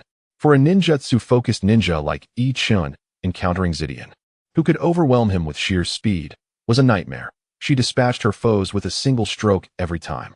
After Zidian retracted her long blade, Ichen still felt a lingering sense of trepidation. Even when facing Huang Tu, although he was outmatched, he had never felt such helplessness. While Zidian's actions bore the hallmarks of a surprise attack, Ichen understood that even had she approached him head-on, he would have been unable to thwart her. The outcome would have been the same, instant defeat. This was not to say that Huang Tu was inferior to Zidian. Rather, they were simply different types of ninjas, with Zidian possessing a distinct advantage over Ichen. Once Ichen regained his composure and steadied his racing heart, Zidian spoke. You have impressed us. Your abilities have earned our recognition. From this moment onward, you shall become a member of our team." As she spoke, Zidian removed her mask. Followed by the cat and Little Stone, who also unveiled their faces. Ichun understood that it was customary within the Umbu for team members to know one another's appearances, and thus he too removed his mask. Zidian is a resolute and androgynous female ninja, exuding a distinct and heroic beauty. In contrast, Baimao possesses a more delicate appearance, characterized by a cherubic face. Were it not for her stature, Ichun might have mistaken her for a child akin to himself. Zayashitu, on the other hand, is quite handsome, and when it comes to looks, he stands as the most striking male in the team. Ichun, however, appears rather ordinary compared to the trio, and coupled with the remnants of youth on his face, he leaves an impression of unreliability. Nonetheless, Zidian and her companions have already witnessed Ichun's prowess, and despite their surprise at his age, no one lingers on the matter. After Ichun joined the 18th squad, the pace of life accelerated significantly compared to his previous experience in the 5th class, with the frequency of dark missions markedly increasing. On the very next day following his enlistment, he embarked on his first mission, which involved patrolling the borders of the Land of Earth and the Land of Wind. In times of peace, such tasks are relatively light. For a major nation like the Land of Earth, the borders are guarded by ninjas. The Dark Squad's patrols merely provide an additional layer of security, with the 18th Squad's route being flexible, often determined spontaneously by their leader, Zidian, upon arrival at a location. This lack of a fixed patrol route enhances the stealth of the Dark Squad. However, in this era of peace, the nations have already signed treaties, resulting in a scarcity of overt invasion incidents. Generally, when entering another nation for a mission, there are two types. One is a legitimate task, such as escorting a merchant convoy from the Land of Earth to the Land of Fire, under the premise of a signed peace treaty. Ninjas undertaking such missions are not hindered by the Land of Fire. The other type involves espionage or assassination, tasks that are typically clandestine. Such missions usually do not involve wearing ninja attire or engaging in midnight infiltrations. Instead, operatives often employ disguises to blend in as ordinary civilians. Thus, the focus of Ichun and his team is not so much on locating hidden enemies, but rather on identifying foreign ninjas masquerading as ordinary citizens or wandering ninjas. Previously, the 18th Squad rarely chose such missions, being primarily a combat-oriented team that typically accepted battle assignments. Additionally, with Haimeo possessing certain tracking abilities, they would also undertake pursuit missions. However, when Ichun introduced his sensory abilities, it caught the attention of the other 3 members of the team. This skill is quite advantageous, as it can simplify many aspects of mission execution.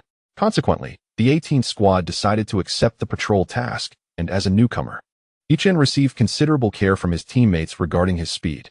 During the initial phase of their departure from the village, everyone was quite attentive to Ichun's pace. Later, upon observing Ichun practicing the body flicker technique while on the move, Zidian, an expert in this area, offered him multiple pointers on the technique. Unfortunately, during the mission, Ichun was cautious not to overexert his chakra, limiting his practice to a mere dozen attempts before halting. Once they arrived at the border, the 18th Squad seemed to settle into a more relaxed routine, merely needing to occasionally check along the border for any passing pedestrians. When encountering pedestrians, Team 18 would prompt Ichun to utilize sensory ninjutsu for reconnaissance, while Little Stone would also instruct Ichun on how to discern potential spies among the crowd without relying on sensory techniques. Such patrol missions typically last a month for the Umbu. Unless significant anomalies are detected, they will return after this duration. However, should any irregularities arise, combat may ensue, and the continuation of the mission would depend on the team's condition. As 20 consecutive days passed without any discoveries, Ichun's mastery of the body flicker technique progressed remarkably under the guidance of the agile Jonin, Zidian. Within just over a month, Ichun had managed to simplify this C-rank ninjutsu to 2 hand seals, with chakra consumption reduced to 15 chakra units. Most notably, with Zidian's instruction, Ichun was now capable of executing 2 body flickers with a single hand seal, a significant leap, akin to entering the realm of mastery for this technique. It is worth noting that Tiana had taken approximately a year and a half to reach this level of proficiency. Ichun vividly recalled Tiana's exhilaration upon achieving that milestone. Could it be that he was particularly suited for the practice of the body flicker technique? This realization marked Ichun's second moment of reflection following his success with sensory ninjutsu. Upon further contemplation, Ichun dismissed this notion. It was not that the body flicker technique was inherently suited to him, but rather that he had undergone a transformation from his initial days of learning ninjutsu. He remembered struggling to perform the transformation technique even once a day. Now, even after reserving a substantial portion of his chakra for unforeseen circumstances, he could execute the technique more than 10 times a day. Moreover, having a highly skilled jonin as his mentor was a rare opportunity that significantly streamlined his learning process. This brought to mind his experiences with the earth spike and the waterline techniques, where the presence of guidance had expedited his training. Additionally, his chakra control had surpassed previous limitations. What once required immense concentration to manage the flow of chakra now felt as effortless as an extension of his own will. Coupled with his repeated practice of ninjutsu and his ability to simplify and develop techniques, Ichin had greatly enhanced his capacity for learning new ninjutsu. All these factors combined allowed Ichin to master the body flicker technique in a mere 20 days. This journey also led him to reassess his capabilities. Previously hindered by a perceived lack of chakra, he had long held the impression that he was slow to learn new techniques. However, his current chakra levels were no longer negligible. With his superior control, perhaps he ought to consider acquiring additional ninjutsu for self-defense. As his current methods of attack and defense remained overly simplistic, Ichin's remarkable performance surprised the trio, although they had anticipated progress. They were astonished by the speed at which he absorbed ninjutsu, particularly Little Stone, who recognized that if Ichin could master the body flicker technique effectively, it would substantially enhance his combat prowess as a sword-wielding ninja. Regrettably, his talent for ninjutsu was rather mediocre.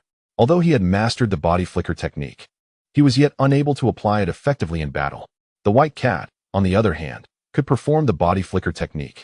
But her combat style did not complement its usage, rendering her pursuit of this technique akin to Ichin's. It was merely a means of self-preservation.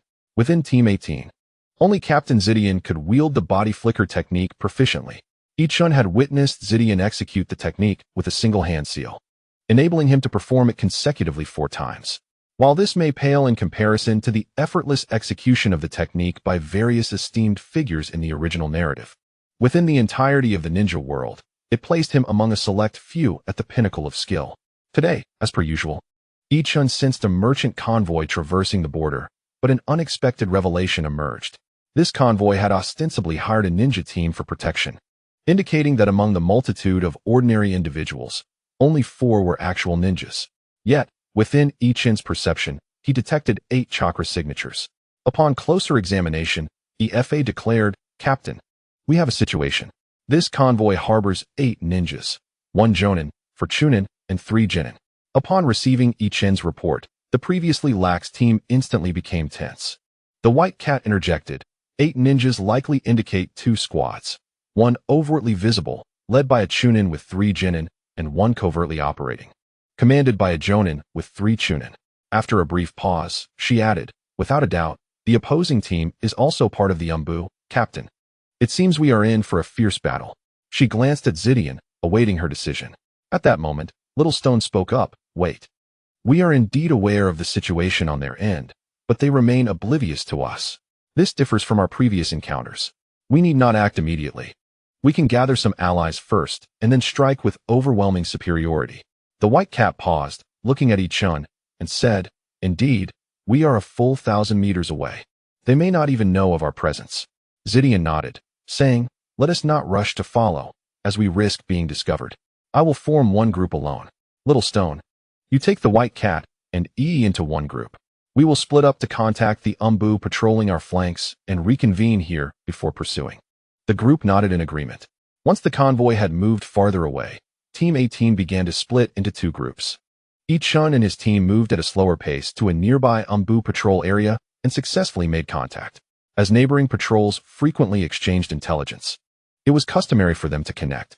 Upon receiving Ichin's notification, the other team did not hesitate and promptly joined Team 18. When Ichin and his team returned to their initial position, Captain Zidian had already arrived with another squad. Once the 3 squads converged, Zidian took on the role of temporary leader, calling out to the White Cat while designating the Black Cat as the primary tracker. The 12 of them then set off in pursuit of the merchant convoy. The caravan progressed at a leisurely pace, unaware of their exposure, allowing the covert ANBU squad to remain undetected. Before long, Ichin and his companions caught up with the caravan. After halting, Ichin utilized his sensory ninjutsu to reconfirm the movements of the ANBU. He remarked, "The opponents are still present. Judging by their positions, the enemy squad consists of a Jonin with dual wind and fire attributes, a Chunin with water attributes, and 2 Chunin with fire attributes. Another squad likely includes a Chunin with water attributes and 3 Genin who have yet to master elemental transformation." Following this, Ichin articulated their positions. Once the others nodded in understanding, Zidian began to assign tasks. Among the 3 squads, there were 2 Jonin and 1 special Jonin.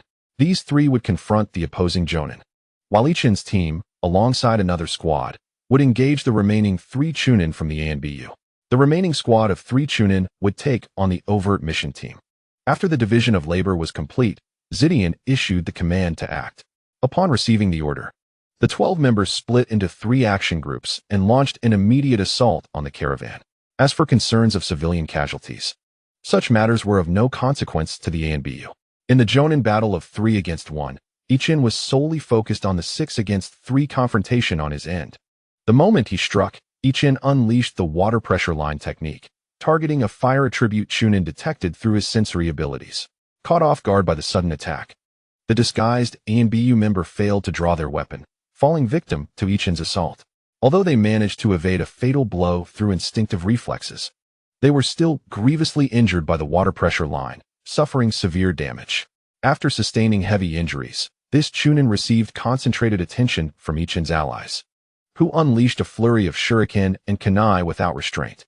Before Ichin's second water pressure line could reach its target, the adversary had already succumbed to over 10 projectiles, perishing on the spot. Witnessing his second ninjutsu strike only a lifeless body, Ichin remained undeterred. He halted his advance and continued to employ ninjutsu.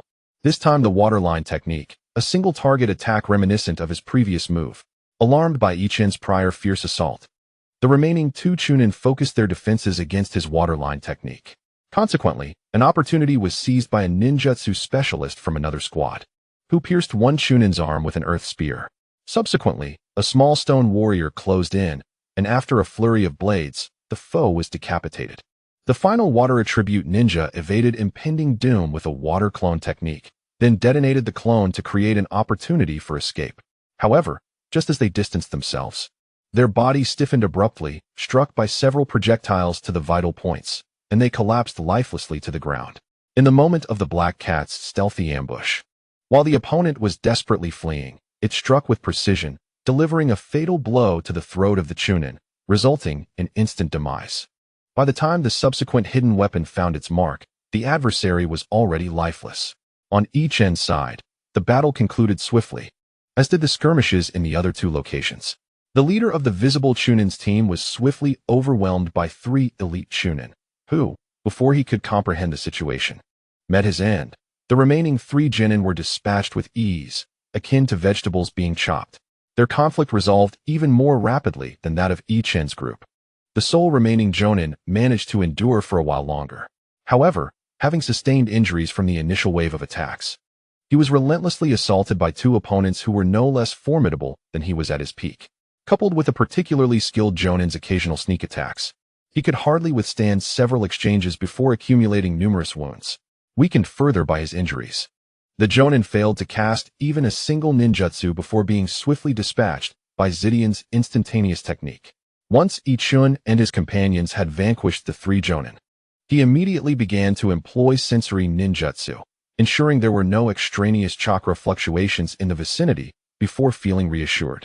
After witnessing the final Jonin's demise, Ichin concluded his sensory examination. Then, under the wary gaze of the frightened merchant convoy members, the 12 operatives swiftly combed through the battlefield before expeditiously retreating. From the onset of the ambush to their departure, the entire episode lasted less than a minute. Some members of the convoy were still in shock, while others had yet to escape from sight by the time the 12 dark operatives had vanished. Zidian led Ichun and the others to a previously designated hideout. They commenced organizing the spoils of the engagement. Firstly, the corpses were sealed by Ichun using sealing techniques, as they needed to be transported back to the village for examination by specialists. Next, the items possessed by the 8 ninjas were deemed as the group's loot. The throwing weapons and other concealed tools they had deployed were not recovered, thus providing an opportunity to replenish their supplies from the fallen foes. These 8 ninjas had met their end unexpectedly, their prepared items left unused, yielding a substantial bounty for the victors. The wealth found on these 8 alone was considerable, complemented by standard combat gear, marking the operation as a significant success.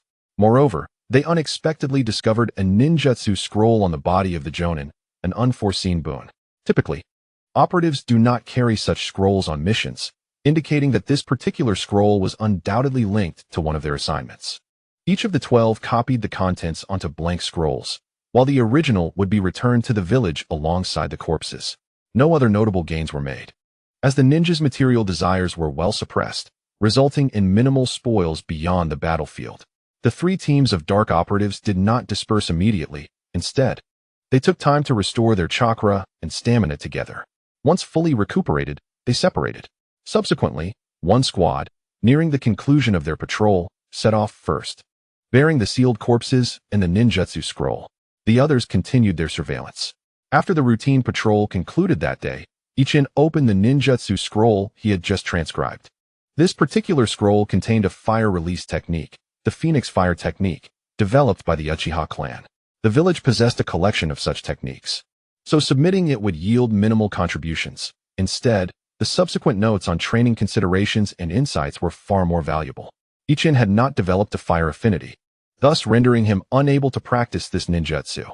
Having traversed this realm for some time, Ichin had formed certain hypotheses regarding his circumstances. Presently, he possessed 2 affinities, which he surmised were a result of his 2 lifetimes, one embodying the earth affinity and the other the water affinity. Consequently, developing these 2 affinities was relatively straightforward. However, he understood that attempting to cultivate a 3rd affinity would be considerably more challenging. Therefore, mastering this fire release technique was not feasible for him in the near term. His purpose in examining the scroll was not to learn the technique, but rather to explore the characteristics and properties of fire affinity through it. Regrettably, none of the members of Team 18 possessed a fire affinity. However, one individual from the 2 supporting teams that had just arrived did. Unfortunately, this individual was a taijutsu specialist, rendering the technique of little assistance to him. It could be said that this ninjutsu, for Ichin and his 12 comrades, served only to enrich their collection without any practical application. After perusing the scroll for quite some time, Ichin felt a tinge of disappointment at his lack of discoveries. When would he be able to acquire a few techniques he could utilize? In truth, when ninjas embark on missions outside their homeland, they typically leave behind significant items in their village to prevent them from falling into enemy hands should they perish in battle. Consequently, obtaining ninjutsu from the corpses of enemies is inherently challenging. Such occurrences typically transpire during invasion wars, where one penetrates deep into enemy territory and eliminates foes in areas where their vigilance is diminished, thereby increasing the likelihood of acquiring valuable spoils. After reflecting on this, Ichin began to recall the events of the day's battle, recognizing that post-battle analysis is a crucial aspect of a ninja's survival, allowing them to grow gradually. During today's encounter, Ichin committed a significant blunder by adhering to his habit of engaging the enemy alone, only to strike a corpse that had already been slain by a comrade. In this operation, their side held a substantial advantage and executed a surprise attack, leaving the enemy with no time to retaliate. However, should they find themselves in a balanced confrontation one day, such an error could result in the squandered opportunity for a valuable attack, which could be fatal. Contemplating this, Ichin sought the counsel of several senior members of Team 18, inquiring about strategies for seizing opportunities during group battles and methods for battlefield prediction. Little Stone was the most enthusiastic in his response, and with the assistance of the trio, Ichin gradually began to familiarize himself with the techniques for identifying opportunities within the complexities of a battlefield environment. Additionally, today's encounter afforded Ichin a clearer understanding of the dangers associated with Umbu missions. It was indeed his first mission, and he had already encountered a high-ranking enemy ninja. The peril of Umbu tasks was exceedingly high. However, such occurrences are rare. From that moment until the conclusion of the mission, Ichin and his companions encountered no further unexpected situations. Upon their safe return to the village, Ichin was informed of the remuneration for this task. Due to the elimination of an entire Umbu squad, Ichin's group was recorded for an A-rank mission as the initiators and main combatants of this assignment. The reward for this A-rank mission was quite substantial, amounting to a commendable 6,000 contribution points. Ichun received 2,000 points, a considerable sum, especially since the 5th class had primarily been engaged in C and B rank missions over the past few years. Along with their daily expenditures, they had amassed just over 1,000 contribution points in more than 2 years.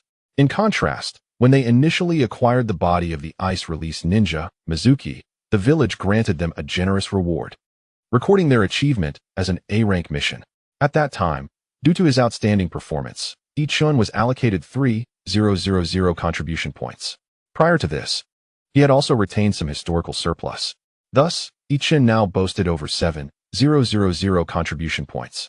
His original goal was to accumulate over 10,000 points to exchange for a B-rank ninjutsu. This decision stemmed from his lack of confidence in his ability to learn ninjutsu swiftly. However, Ichun's perspective had evidently shifted. Having mastered the body flicker technique with remarkable speed, he surmised that he could similarly excel with other techniques. Therefore, he resolved to exchange for several C-rank ninjutsu. Upon arriving at the Ninjutsu Exchange Center, Ichun was informed that there was a C-rank ninjutsu awaiting collection. After pondering for a moment, he recalled that during the height of the war, the village had suspended their compensation, promising that it could be exchanged for a C-rank ninjutsu in the future, which he had neglected to claim all these years. Now that Ichun's cohort had matured, they had all proceeded with their exchanges, prompting the exchange center to realize that Ichun had yet to redeem his own. Overjoyed, Ichun wondered how he had forgotten this fortunate opportunity, an unearned C-rank ninjutsu. He eagerly inquired whether there were any restrictions on this exchange. The staff, accustomed to his inquiries, responded, "There are no limitations, as long as it is a C-rank technique. Regardless of the original contribution points required, you may claim it." Indeed, Ichun's heart soared at this revelation, indicating that he could exchange for particularly valuable and practical C-rank ninjutsu. For instance, the sensory ninjutsu, which had previously been priced above 10,000 points, was equivalent to that of a typical B-rank technique. Now, Ichun intended to choose such an exceptionally expensive technique, feeling that he must not squander this opportunity. With a wave of his hand, he declared, "Present me with the entire list. I wish to select the most costly option." The staff, amused, noted that while others had also opted for the most expensive selections, none had been as forthright as Ichun. Curious about which ninjutsu Ichun would choose, the staff promptly handed him the list of various C-rank techniques. Ichun scanned the document, noting the inclusion of sealing techniques, illusion techniques, sensory ninjutsu, and medical ninjutsu. As he perused the options, Ichun hesitated. Previously, he had refrained from expanding his skills due to insufficient chakra, having discovered his innate talent for ninjutsu. One might ponder the pursuit of illusion techniques or medical ninjutsu. However, it is prudent to first peruse the introductions, setting aside perception ninjutsu and sealing techniques, as well as the various elemental ninjutsu that he does not possess. He finds himself with water release, earth release, illusion techniques, and medical ninjutsu, alongside a tome detailing shadow manipulation. Upon reflection, he also sets aside medical ninjutsu, for he has previously obtained a scroll for its practice from the medic, Nanuyu. With this scroll in hand, there is no necessity to learn medical ninjutsu from the current selections. He then turns his attention to the remaining 4 categories of ninjutsu. Having already comprehended earth and water release techniques, he briefly reviews them once more, noting no new insights before moving on. He then focuses intently on illusion techniques and shadow manipulation. While he has not practiced illusion techniques directly, he possesses a foundational understanding from his prior life and has absorbed considerable theoretical knowledge upon his arrival in this world. Conversely, his exposure to shadow manipulation has been limited, prompting him to examine its introduction closely. The description reveals a handful of techniques akin to the Nara clan's shadow imitation, albeit in scant numbers. Most prove to be of little utility, save for one, reminiscent of the Yamanaka clan's mind-body disturbance technique, which can disrupt an enemy's focus. This interference remains imperceptible to the average observer, allowing for stealthy assaults. Nonetheless, such interference serves merely as a supplementary tactic lacking direct harm, necessitating a follow-up attack when the adversary is disoriented. Consequently, its practical application is somewhat diminished. Typically, individuals would prefer to acquire offensive ninjutsu. Furthermore, the village's repertoire of shadow manipulation techniques is limited, Even this is regarded as a relatively effective C-rank technique, commanding an exorbitant price of 9,300 contribution points, nearing 10,000. The foundational resources of Iwa Shinobi Village are scant. It is hoped that another like Nanayu may someday augment their collection of shadow manipulation techniques. However, at present, his focus is not on the price, but rather on the newfound exposure to techniques associated with shadow manipulation. Years prior, while honing his chakra, he had received a scroll detailing the fundamentals of Yin chakra from Inoki. Since then, he had not revisited this arcane knowledge. Now, as he gazes upon the scroll's descriptions of various shadow manipulation techniques, despite the lack of intricate details, merely concise introductions, it feels as though a grand gateway has been unveiled. An epiphany strikes him, and a torrent of ideas floods his mind, compelling him to sit cross-legged and begin refining his chakra. The staff, startled by his sudden movements, initially feared he would practice ninjutsu on the spot, but upon realizing he was merely refining chakra, they breathed a sigh of relief and turned their attention elsewhere, collecting the various scrolls he had set aside. This process of refinement consumes a considerable portion of the day. When he finally opens his eyes, the exhilaration within him can no longer be contained, and he bursts into laughter. For nearly 7 years, the chakra that I have refined has consistently manifested as Yin-type chakra. However, just moments ago, through the insights gleaned from the descriptions of Yin-release ninjutsu, I, Ichin, finally comprehended the true essence of Yin-type chakra. Presently, I possess the attributes of water, earth, and Yin. Yet, this is not the most significant revelation. It was in that fleeting moment that I realized my chakra extraction has been perpetually constrained by my physical constitution, while my mental energy has been in surplus. By adjusting the balance between the two, I have forged a new chakra, Yin-type chakra. Upon estimating the ratio of my mental energy to physical strength, I discovered it had nearly doubled. This implies that any further extraction of chakra would result in a total quantity that is also doubled. This revelation is nothing short of exhilarating. Over the past 2 years of arduous training, my chakra has increased from 53C to 120C, a little more than double. Now, with a mere insight, I have effectively doubled it again. I ought to express my gratitude to my parents for this corporeal vessel. Had it not been for their support, I would not have sought out this Yin-release ninjutsu. After a brief fit of silly laughter, I disregarded the peculiar gaze of the staff and decided to keep this heart disorder technique for the time being. I would consider the illusion techniques later. There's no rush. The village has a limited number of illusion techniques. The C-rank illusions number only a little over 20, and their functions are relatively singular. Some are suitable only for use against incapacitated ninjas, typically employed for interrogation.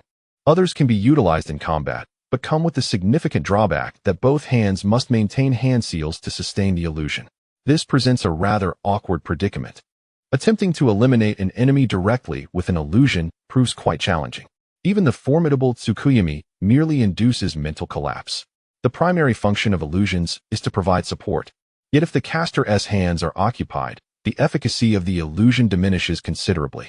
To add insult to injury, despite being the most suitable for single-target assault, the price of this illusion technique exceeds that of the heart disorder technique, soaring to a staggering 10,500 points.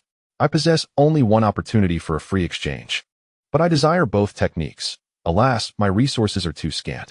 After redeeming one, I would find myself unable to afford the other. I found myself in a quandary, pondering how best to choose. At that moment, the staff member remarked, "The choice of ninjutsu pertains to your combat style. You must reflect on what kind of fighter you wish to be. If you truly desire both, but lack the contributions, consider the spoils of the battlefield.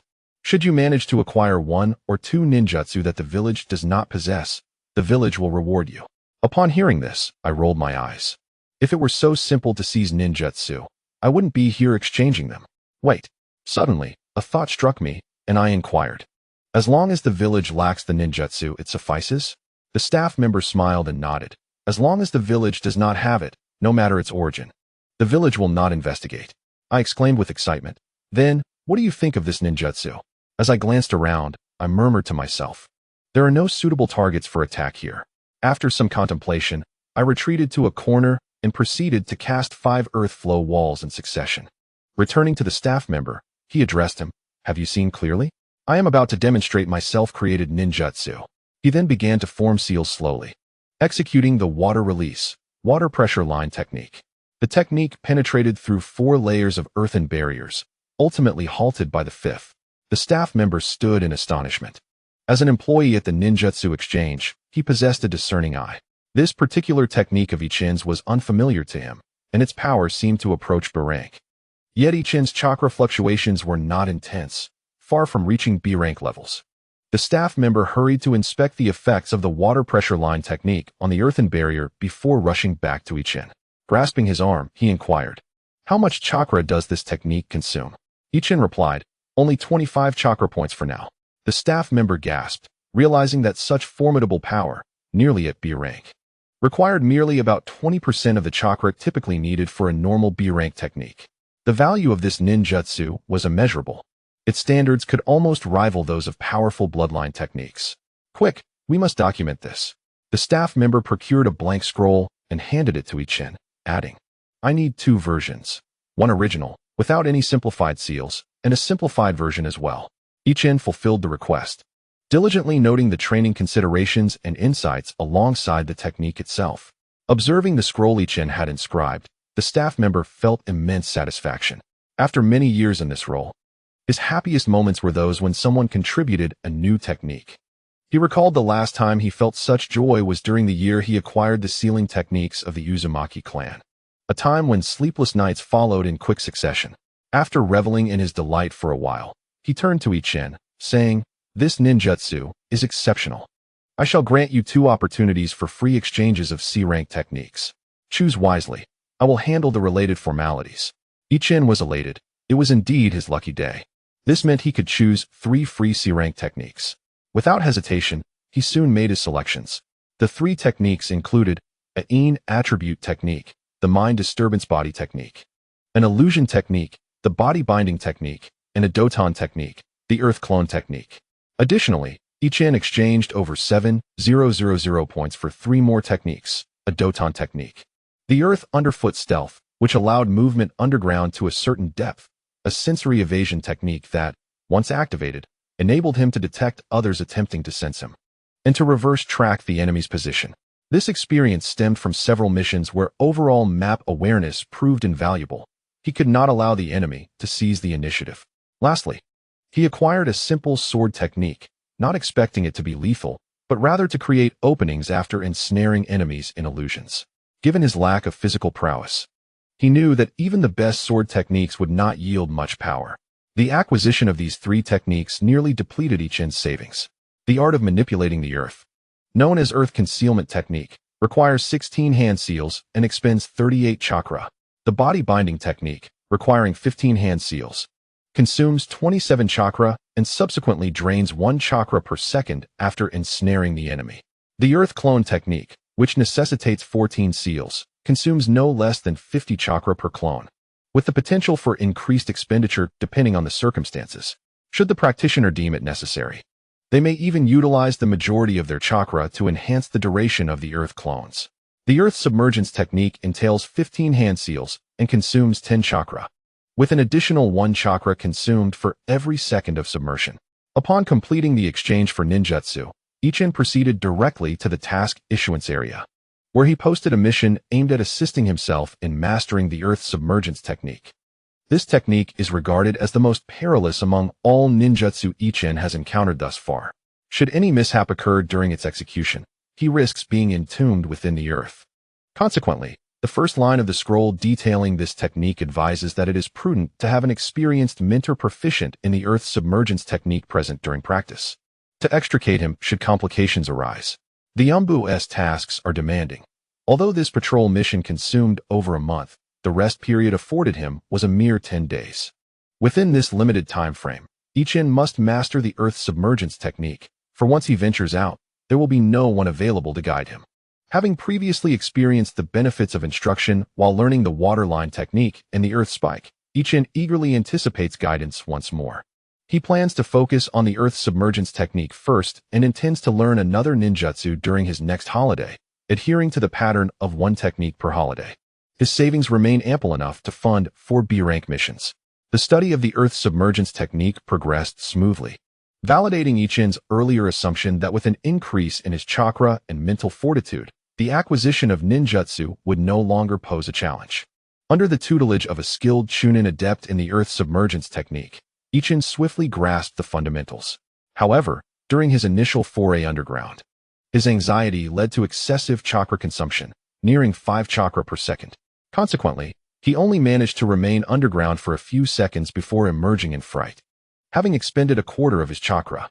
Fortunately, his chakra had doubled to 24B.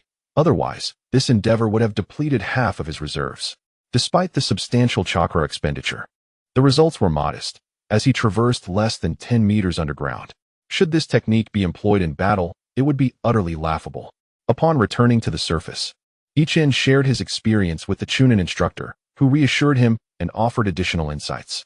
During his second attempt underground, Ichin exhibited considerably more composure. Although his chakra consumption still exceeded normal levels at approximately 2 chakra per second, he no longer felt the impending dread of imminent depletion.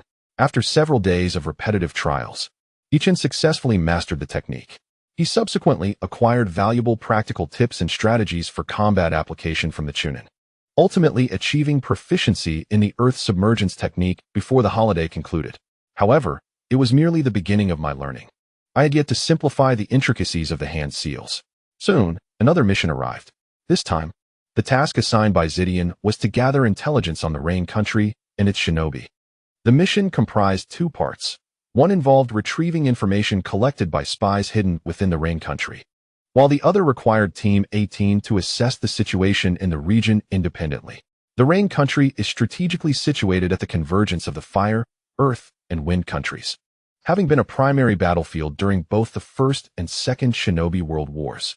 During the Second Shinobi War, Hanzo led a fierce counterattack by the Rain shinobi, inflicting significant losses upon all 3 nations. Undoubtedly, the Rain shinobi suffered even greater devastation, effectively rendered powerless except for Hanzo, who still stood. Thus, the main objectives for Ichin and his companions were twofold: to ascertain whether Hanzo could revive the Rain shinobi, and to determine if the Fire and Wind countries had attempted to extend their influence over the Rain country during its period of weakness. This mission did not necessitate Team 18's entry into the Rain village, and Hanzo was unlikely to venture out, making the undertaking relatively safe.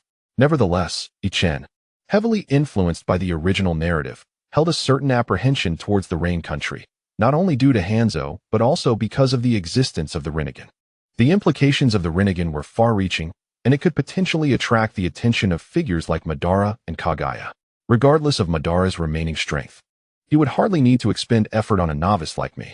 Kaguya, on the other hand, posed a far more terrifying threat, once targeted by her.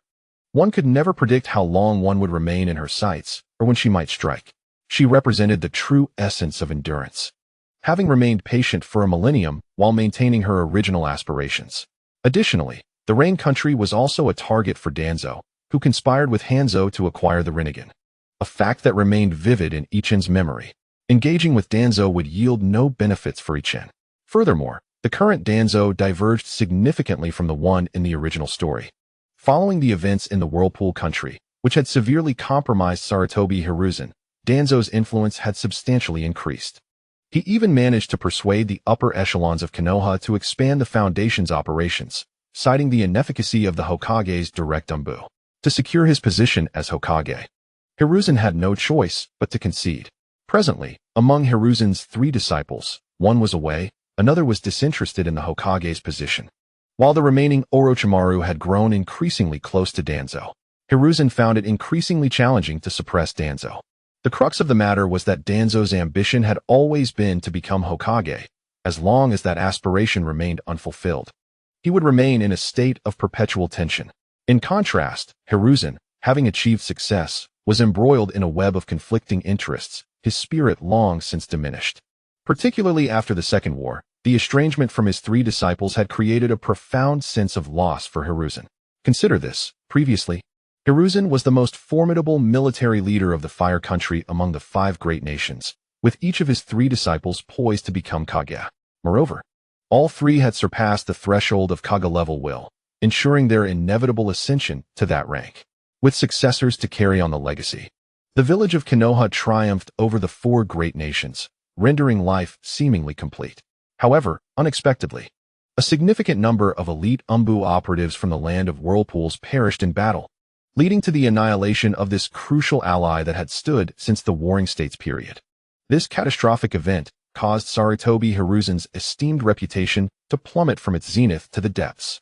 Yet, the turmoil did not cease there. Simultaneously, 3 of his disciples encountered unforeseen misfortunes, and the once dependable partner, Shimura Danzo, seized the opportunity to launch an assault on the Hokage position.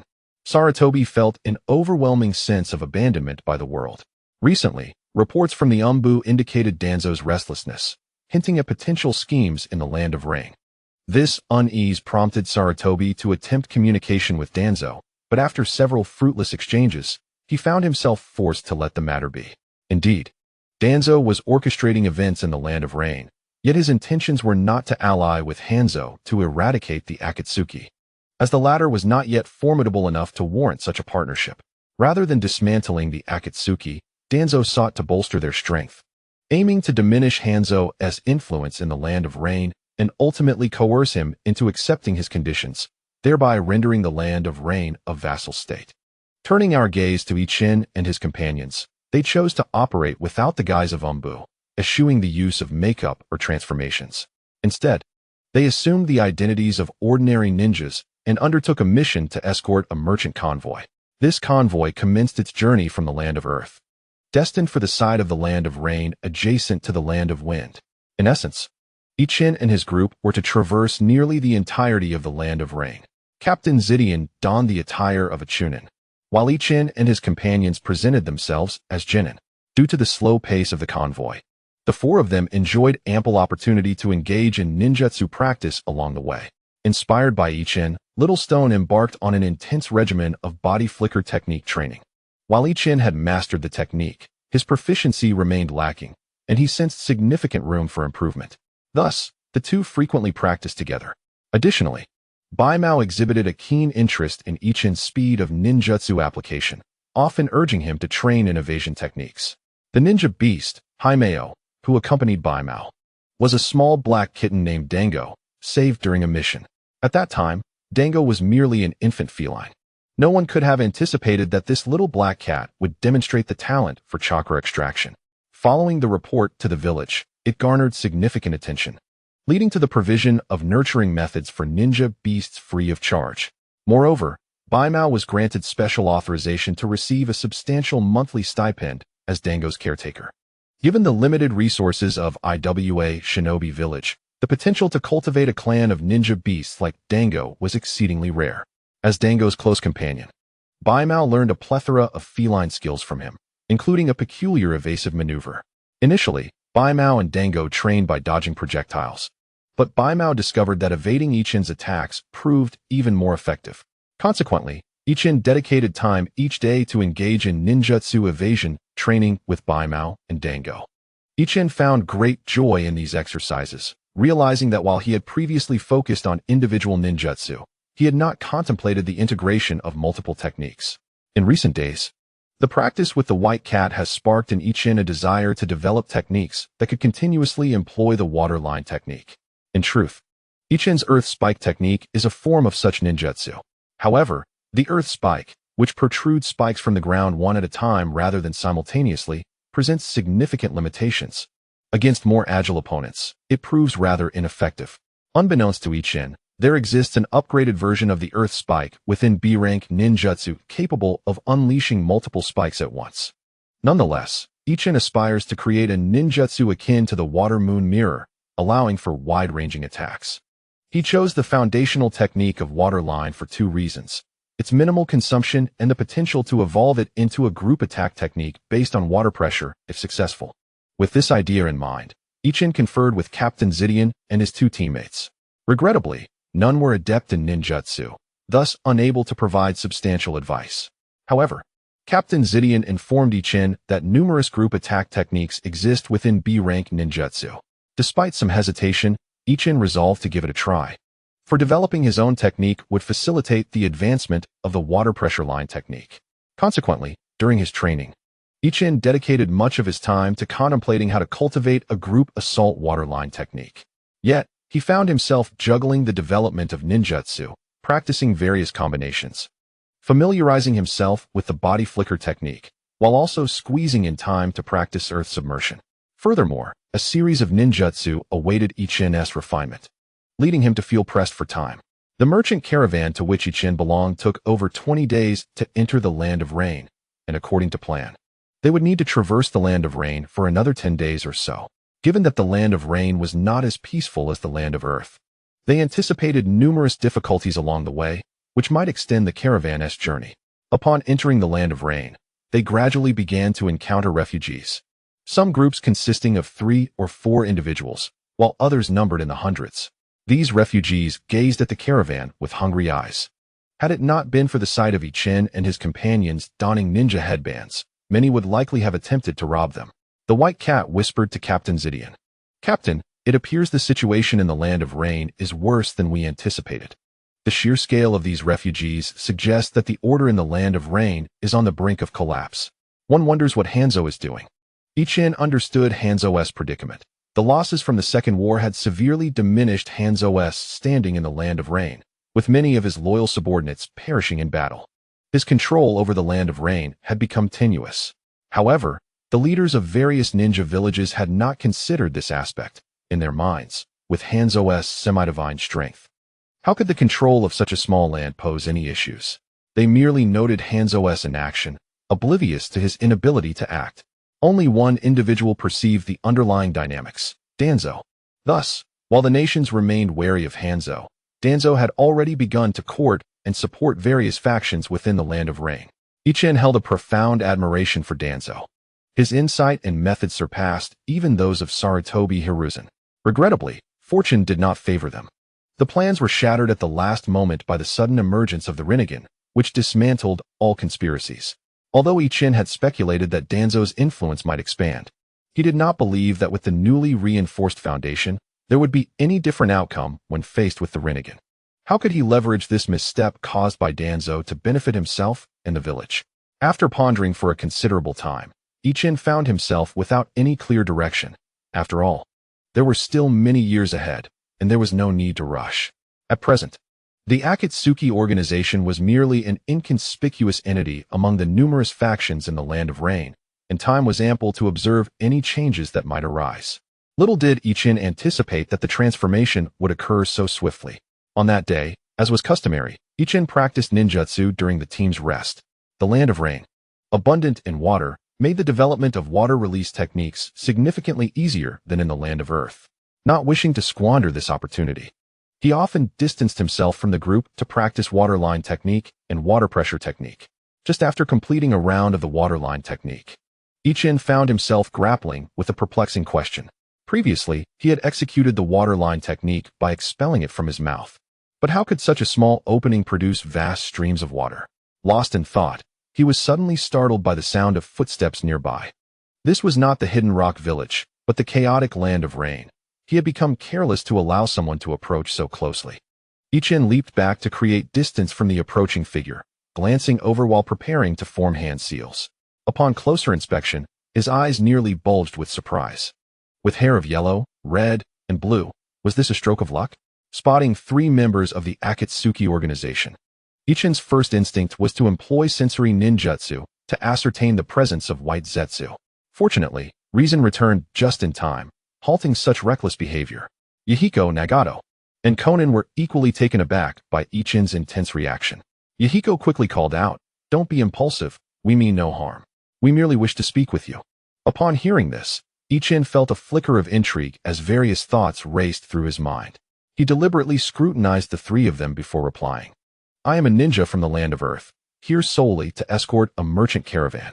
We of the Hidden Rock Village aspire to peace and have no intention of opposing you Rain ninjas." Indeed, Yahiko was quite invested in the ideal of peace. Upon hearing Ichin mention it, he immediately perked up and said, "We are the Akatsuki organization from the Land of Rain. My name is Yahiko, and our organization also upholds the maintenance of peace." Feigning a sigh of relief, Ichin lowered his guard and remarked to Yahiko, "Is that so? It seems there are individuals in the Land of Rain who, like me, yearn for peace. The Akatsuki, you say? I haven't heard of it before. Do you not belong to the Hidden Rain Village?" Yahiko, without any ulterior motives, replied candidly, We are indeed not ninjas of the Hidden Rain Village. Wearing their forehead protectors is merely for convenience in our activities. It is normal that you haven't heard of our organization. We have only recently been established and are currently promoting our ideals. Ichin feigned disappointment, as if he were disheartened to discover that this kindred spirit, the Akatsuki, was merely a fledgling organization. At that moment, he seemingly just noticed his companions behind him, turning to wave at the three and exclaiming, "Captain, everything is fine on my end. These three rain ninjas have come to inquire about the situation and harbor no ill intentions." The trio, believing that Ichin was merely attempting to gather intelligence through this method, paid him no mind as they retreated towards the merchant convoy, though their attention remained fixed on the scene. Once the three had distanced themselves, Ichin turned once more to Mihiko and his companions, apologizing, "I beg your pardon. My comrades are merely concerned for my safety. Please do not take offense." Mihiko immediately expressed his understanding. Ichin then took the initiative to speak. "By the way, you mentioned your name is Mihiko, correct?" "I am Ichin. May I inquire what brings you here?" As the conversation shifted to serious matters, Mihiko appeared somewhat bashful, admitting, "We are gathering refugees and providing them with new homes, but we are lacking in food supplies. Upon seeing the considerable resources your convoy possesses, we hope to request your assistance." Observing the look of difficulty on Ichin's face, Mihiko quickly added, "We can offer payment, though our funds are limited." With that, Mihiko produced all the money he had on him, which Ichin noted amounted to several tens of thousands of ryo. Indeed, it was insufficient. Such an amount would hardly suffice to procure provisions for the refugees. Ichin replied, "It is not merely a matter of finances. I am but a hired ninja for the convoy, and my words carry little weight.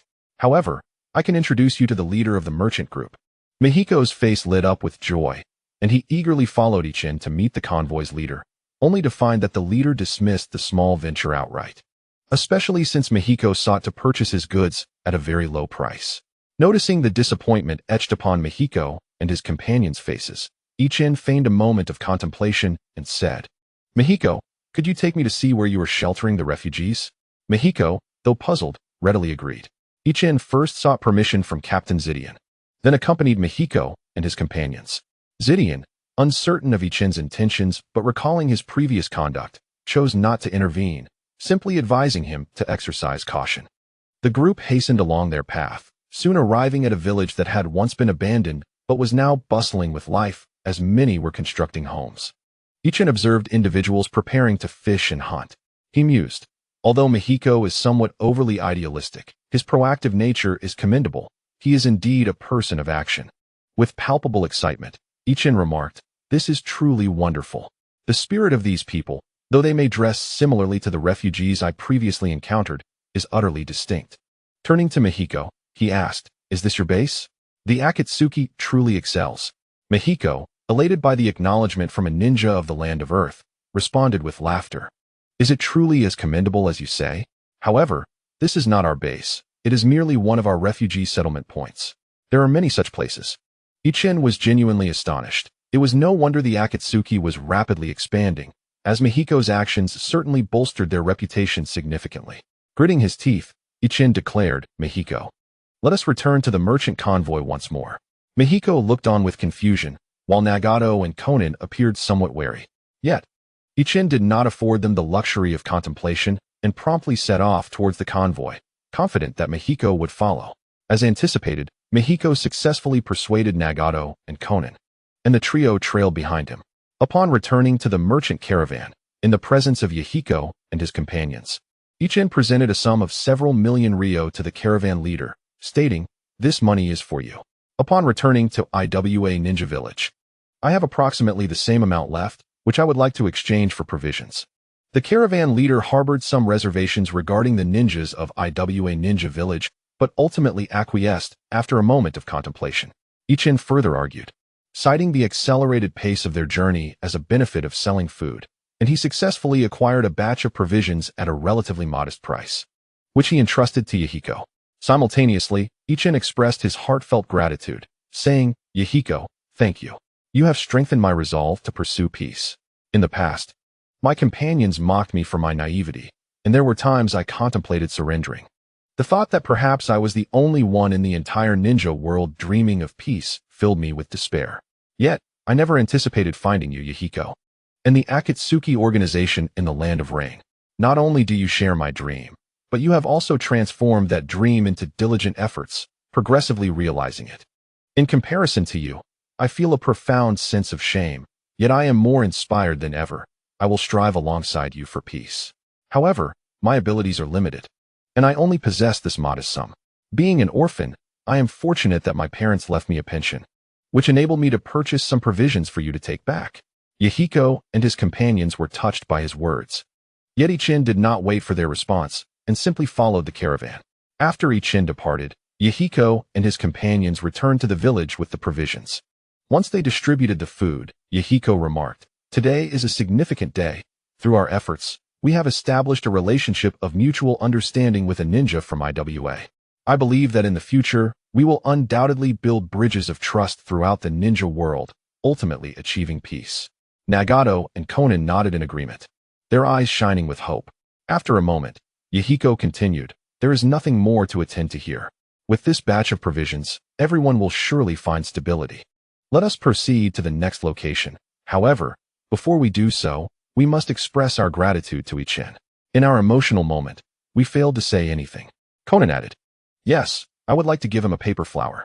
Ichin's group, hindered by the caravan, was not moving swiftly and was soon overtaken by Yahiko and his companions. Upon seeing them approach, Ichin was not surprised and welcomed them with open arms. Yahiko and his companions bowed to Ichin, expressing, "Ichin, on behalf of the Akatsuki organization and the common people of the Land of Rain, we thank you." Ichin, feeling somewhat embarrassed, scratched his head and laughed awkwardly. "No need for that, really." Nagato and Konan exchanged glances, a strange feeling stirring within them. Could it be that those who aspire for peace all possess such demeanor? As the caravan gradually receded into the distance, Ichin engaged in conversation with the Akatsuki trio while walking alongside them. Ichin inquired, "Yahiko, you mentioned that this matter is settled here. What shall we pursue next?" Yahiko responded, "We will continue to assist the displaced in rebuilding their homes. Once the Land of Rain stabilizes, we will reach out to other organizations to collectively seek a future for our homeland." Ichin, filled with excitement, exclaimed, "Are there many organizations like the Akatsuki in the Land of Rain?" This time, it was Xiaonan who spoke first, not at all. Although the Land of Rain has many organizations, only our Akatsuki is genuinely willing to assist others. Ichin, feeling a tinge of disappointment, inquired, "Is there truly no other organization? Might there be others engaged in similar endeavors, merely unbeknownst to you, just as I was previously unaware of your existence?" Yahiko and the others hesitated to shatter Ichin's hopes. After a brief silence, Xiaonan continued, "The Land of Rain has over 40 organizations of various sizes, and we are well aware of them. None are overlooked." Ichin's heart lifted with the thought of over 40. Indeed, that was promising intelligence. Observing Ichin's slight despondency, Yahiko encouraged, "Ichin, do not lose heart. Our Akatsuki will persist in our mission, and I believe that one day, everyone will come to understand our purpose."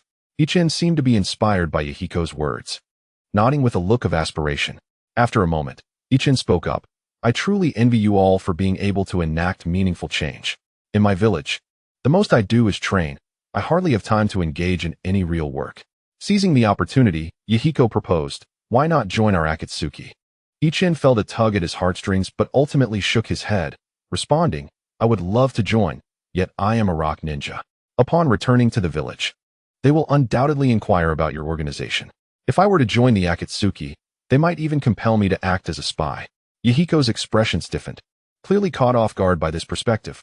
Nevertheless, Ichin's candid admission indicated his underlying support for the Akatsuki's ideals. The four fell into a contemplative silence, as it dawned upon them that their positions were not entirely aligned. At that moment, Xiaonan broke the stalemate, stepping forward to present Ichin with a blue paper flower. In a soft voice, she said, "Ichin, this is for you." Ichin accepted the flower, feeling his cheeks flush. It was his first experience of such a gesture in both this life and the last. Awkwardly scratching his head, he replied, "Thank you, but I still don't know your name."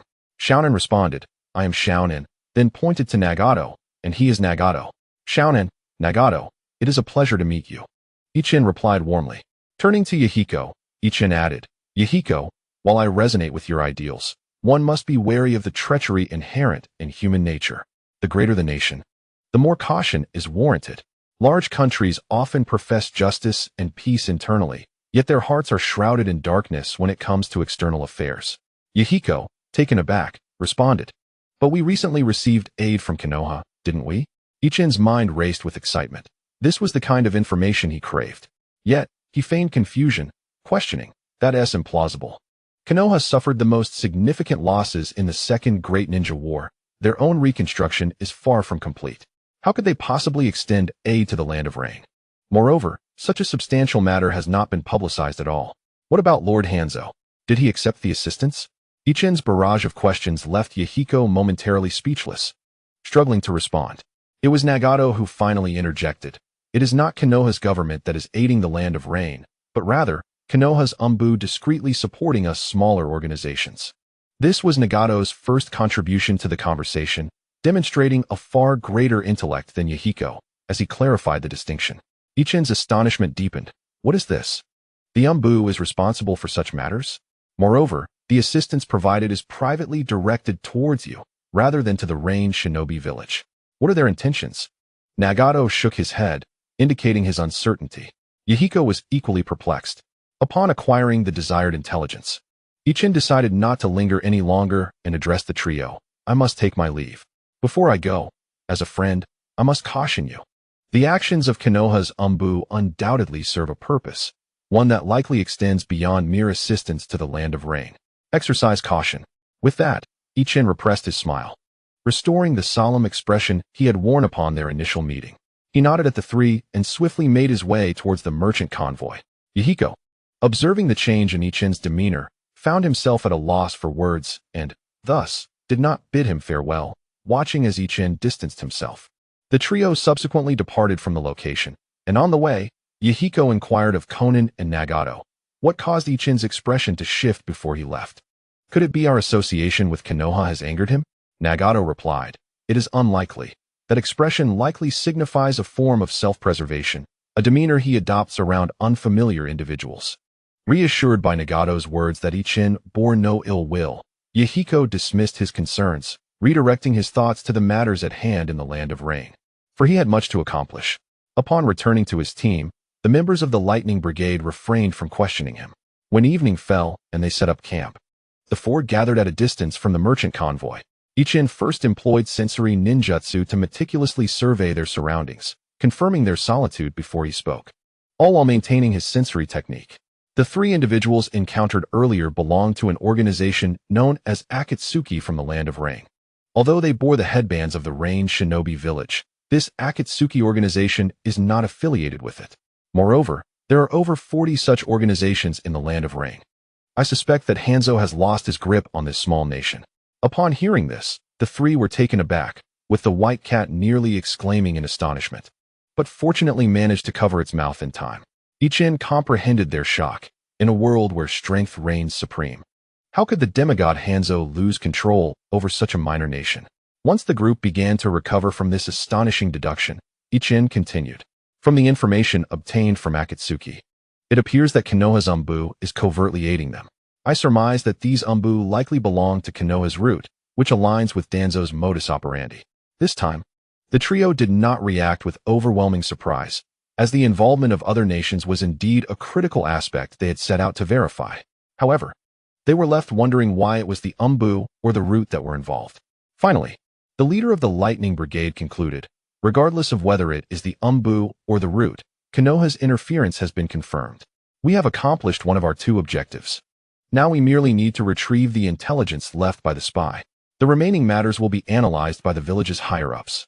Ichin, the white cat, and the small stone nodded in agreement, choosing not to elaborate further. Days later, the merchant convoy finally reached its destination. After Ichin and his team secured proof of their mission's completion, they did not tarry, departing immediately to begin their journey back. However, after leaving the small town where the convoy was situated, Team 18 veered off in another direction. Ultimately, Ichin and his companions arrived at the designated location provided by the intelligence office, preparing to retrieve the information. As they stealthily approached the location of the intelligence drop, halting a mere 1,000 meters away, the four companions paused. It was at this moment that Ichin began to employ his sensory ninjutsu. Through Ichin's heightened perception, he discerned that there were actually 16 individuals concealed in the vicinity of the intelligence drop, likely 4 squads of ninjas. Drawing a sharp breath, Ichin whispered, "We are ambushed. There are at least 4 teams of 16 ninjas lying in wait. Judging by their chakra signatures, most possess wind attributes, including 3 Jonin and 1 special Jonin, while the remainder are Chunin." Upon hearing this, the other 3 exchanged no words and began to retreat cautiously. After traversing several kilometers away from the area, they finally exhaled in relief. Once Ichin and Black Cat confirmed that they were not being followed, the group felt a measure of comfort. "That was close. We nearly lost our lives," Ichin remarked. "For Umbu squads? Goodness. Can we ascertain who they belong to?"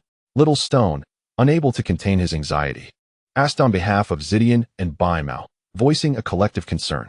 Ichin shook his head and replied, "Although most exhibit wind attributes, indicating a strong possibility that they are from the Sand Village, we must not forget that a significant number of Konoha Umbu are active in the Land of Rain.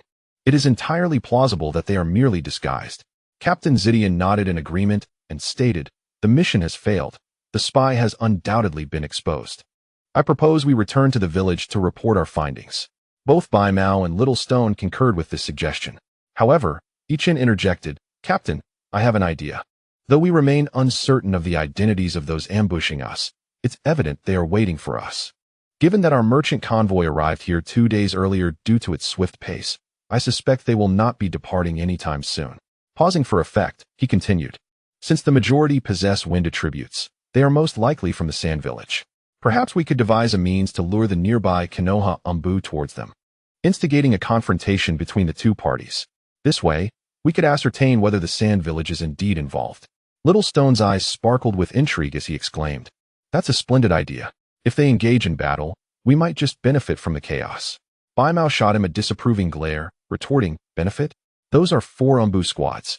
Are you willing to gamble your life? They might even have elite Jonin among them." Little Stone, chastened by the response, shrank back. The trio then turned their attention to Captain Zidian, who pondered for a moment before declaring, "Ichin's proposition is feasible. However, we must plan meticulously to avoid unnecessary risks." The group nodded in unison, expressing no dissent. "First and foremost, we must investigate the situation with the Konoha Umbu. Fortunately, we already possess some intelligence regarding their objectives, making it relatively easy to locate them. Secondly, given the overwhelming number of ambushers, 1 or 2 Konoha Umbu will be insufficient. We must devise a strategy to attract a substantial number of ninjas to the site. Lastly, we need to extricate ourselves from this predicament. We currently stand as the weakest faction and must ensure we remain undetected." A day later, a slightly larger organization than the current Akatsuki received intelligence indicating that the Sand Village intended to ally with Hanzo and once again oppose Konoha. The information suggested that the Sand Village aimed to assist Hanzo in eliminating various factions within the Rain Village. In response, the Rain Village publicly declared the dissolution of its alliance with Konoha and re-established its alliance with the Sand Village. This intelligence arrived unexpectedly, but bore a degree of credibility. Due to the circumstances surrounding the Land of Whirlpools, the entirety of the shinobi world has become acutely aware of the substantial losses incurred by Konoha. The possibility of Hanzo seeking new allies cannot be dismissed. The most pressing concern lies in the veracity of the information, should it prove true. The safety of all involved would be jeopardized. Consequently, he dispatched envoys to connect with another nearby organization, only to learn that they too had received intelligence. Albeit with some discrepancies, the proposed ally had shifted from Hanzo to Iwagakure, while the remainder of the details remained consistent. This revelation led both leaders to question the reliability of the intelligence, prompting them to assign their subordinates to investigate. However, the investigative capabilities of these 2 organizations were rather mediocre, resulting in numerous leaks of sensitive information. Before long, 2 sets of intelligence fell into the hands of the Root Ninja. The commander of Root regarded the matter with grave seriousness and promptly organized elite personnel for an inquiry. True to their reputation, Root, despite not fully comprehending the situation, quickly traced both sets of intelligence back to a singular source. Thus, Root assembled a contingent to probe the location, and upon investigation, they were astonished to discover significant anomalies. Not long after, 3 members of the dispatch team lost contact. The commander of route could no longer remain idle and mobilized personnel towards the affected region. Meanwhile, the Sand Ninja sensed impending trouble, according to their intelligence. An Umbu squad was expected, but the notion of sending individuals to their doom was perplexing. As several squad leaders convened to deliberate on a response, a report arrived indicating that their team was surrounded by roughly 20 adversaries. The leading Sand Ninja furrowed his brow and inquired about the origin of the assailants. The reporting ninja stated that the opponents bore no forehead protectors, yet moved with remarkable speed, conclusively identifying them as ninja from a great nation. Likely from Konoha based on their style. Having dealt with Konoha on multiple occasions, he swiftly deduced the identity of the adversaries. Konoha Umbu, he murmured, seemingly baffled.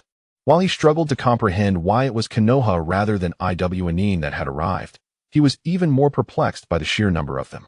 Nevertheless, this Sand Ninja possessed the requisite decisiveness and promptly commanded, "Let the puppets lead the charge, the ninjutsu users shall follow in the center.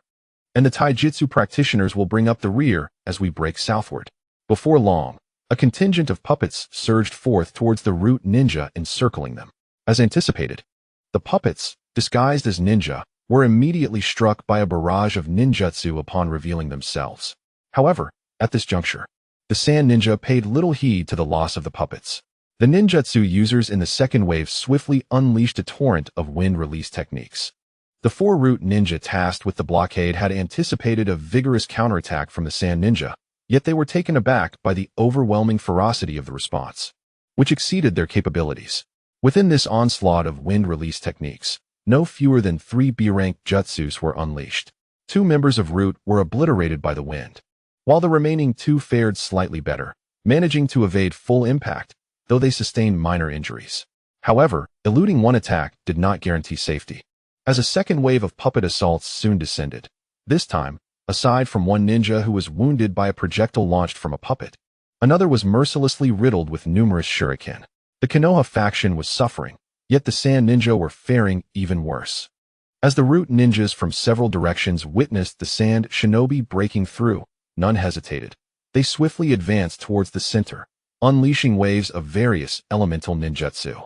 Most of the taijutsu ninjas from the sand, responsible for covering the retreat, managed to evade with remarkable body flicker and substitution techniques due to their preparations, with only a few sustaining minor injuries.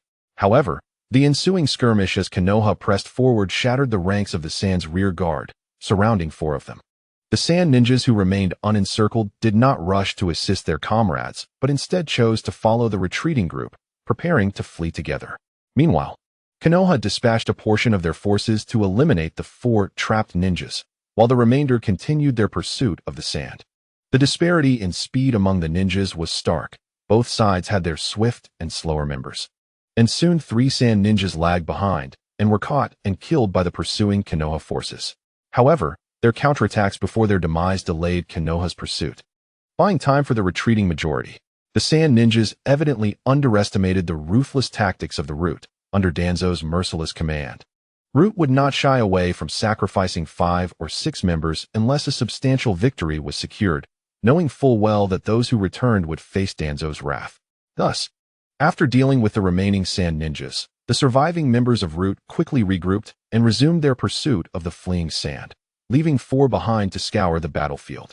Meanwhile, several members of Team 18 observed the situation from an abandoned house several kilometers away from the conflict zone. Although the distance made details indistinct, they could still gauge the overall situation. Zidian, synthesizing what he observed with his experience, estimated the ambush we anticipated was indeed set by the Sand Shinobi. That was a puppet just now. 16 Sand Ninjas were besieged by Konoha's Umbu, and perhaps half suffered casualties. Konoha has not gained a significant advantage either. Prior to the outbreak of the battle, several Umbu likely fell, and in the recent breakout skirmish, at least one of Konoha's squads was decisively routed. Ichen, lacking experience in such grand conflicts, inquired, "Captain, what should we do next?" Bai Mao and Xiao Shirtu also turned to Zidian, as his judgment as a Jounin was deemed the most reliable in such critical moments. Zidian replied, "The Sand still possesses half of their combat strength, and those who broke through the encirclement are elite. Konoha cannot eliminate all the Sand Ninjas in a short time. Our objective is not over there, but rather the Konoha ninjas currently clearing the battlefield." They will be collecting the corpses of both the sand and their own comrades. And we should seize those corpses. Bai Mao, startled, glanced into the distance and said, "Captain, there are just as many Konoha ninjas left as we have." At that moment, Xiao Shirtu interjected, "The ones pursuing the sand are surely elite. Those left behind to clear the battlefield are likely the injured from earlier skirmishes or slower, less capable ninjas. We can exploit their underestimation, which gives us a significant advantage." Zidian nodded in agreement, sharing the same sentiment. Ichen then asked, "Should we launch a direct assault now?" Zidian turned to Ichen and inquired, "What are your thoughts?" Ichen responded, "Once they have cleared the battlefield, it is likely they will regroup with their comrades pursuing the sand ninja. Should we not consider laying an ambush ahead?" Little Stone interjected, "Not necessarily. They might also return to their previous location. Furthermore, we cannot ascertain whether the Konoha Umbu pursuing the sand ninja will return prematurely. We cannot afford to wait." Zidian agreed. "Indeed, time is of the essence. After dealing with these Umbu, we must return to the village with utmost haste." Ichen and Bai Mao nodded in understanding. Having reached a consensus, Team 18 stealthily advanced towards the battlefield. They dared not draw too near, for should they be discovered and the enemy prepared, they would face dire consequences. Approximately 1 kilometer from the combat zone, the members of Team 18 ceased to conceal their presence and swiftly surged towards the Root ninjas. The Root members were on high alert. As soon as Team 18 revealed themselves, one of them spotted them immediately. He promptly abandoned the corpse he was sealing, forming hand seals to prepare a jutsu while loudly alerting his comrades. However, Ichen's speed in forming hand seals surpassed his own, and before the Umbu could complete his incantation, Ichen unleashed the waterline technique, accompanied by the projectiles thrown by Bai Mao and Little Stone. The Umbu, unable to finish his seals due to the disruption from the waterline technique and a barrage of projectiles, found himself in a precarious situation as Zidian approached rapidly, despair washing over him, especially since his 3 companions were still some distance away. Yet, being a member of Root, he had been trained for dire circumstances. Realizing he had no escape, he produced 2 explosive tags, igniting them as he launched a counteroffensive towards Zidian. Zidian, taken aback by the Umbu's fierce resolve, nonetheless remained undaunted as a nimble jonin. With a swift motion, she sheathed her blade, formed hand seals, and executed a body flicker technique to evade. The entire sequence was seamless. As the explosive tags detonated, Zidian was already distancing herself from the ninja, charging towards the next target. At that moment, the remaining 3 members of Root had gathered together, albeit in less than optimal condition. One of them appeared visibly pale, evidently afflicted by the poison of the Sand Ninja's puppet master, leaving his combat capability in question. Drawing from previous battle experiences, Ichen decided to only disrupt the first Root ninja with a waterline technique, and then turned his attention elsewhere. Having completed his seals once more, he directed a powerful water pressure line towards the remaining 3 Root ninjas. In response, one of the Root ninjas erected an earthen wall, confident it would withstand Ichen's attack after witnessing the might of the waterline technique. At that moment, the focus of the 3 remaining ninjas shifted towards Zidian, the extraordinarily swift jonin. Faced with such an agile opponent, these ninjas, who specialized in ninjutsu rather than speed, felt a sense of hopelessness. However, before they could devise a strategy, a waterline shot forth from the earthen wall, piercing through one of the Root members. The trio was taken aback, astonished by the formidable power of the water pressure line technique, which not only penetrated the earthen wall, but also struck down the ninja behind it. At this moment, Zidian had swiftly approached them after several sudden bursts of movement, taking advantage of their distraction to close in on the enemy. With a single stroke, she severed the head of the Root ninja, who had been pierced by her water pressure line technique. Having successfully executed her strike, Zidian did not linger to expand her victory, but instead quickly distanced herself. Her caution proved prudent. Just as she retreated, a long blade sliced through the very spot she had occupied moments before. Startled, Zidian withdrew even more swiftly while casting her gaze towards the direction of the Root ninja.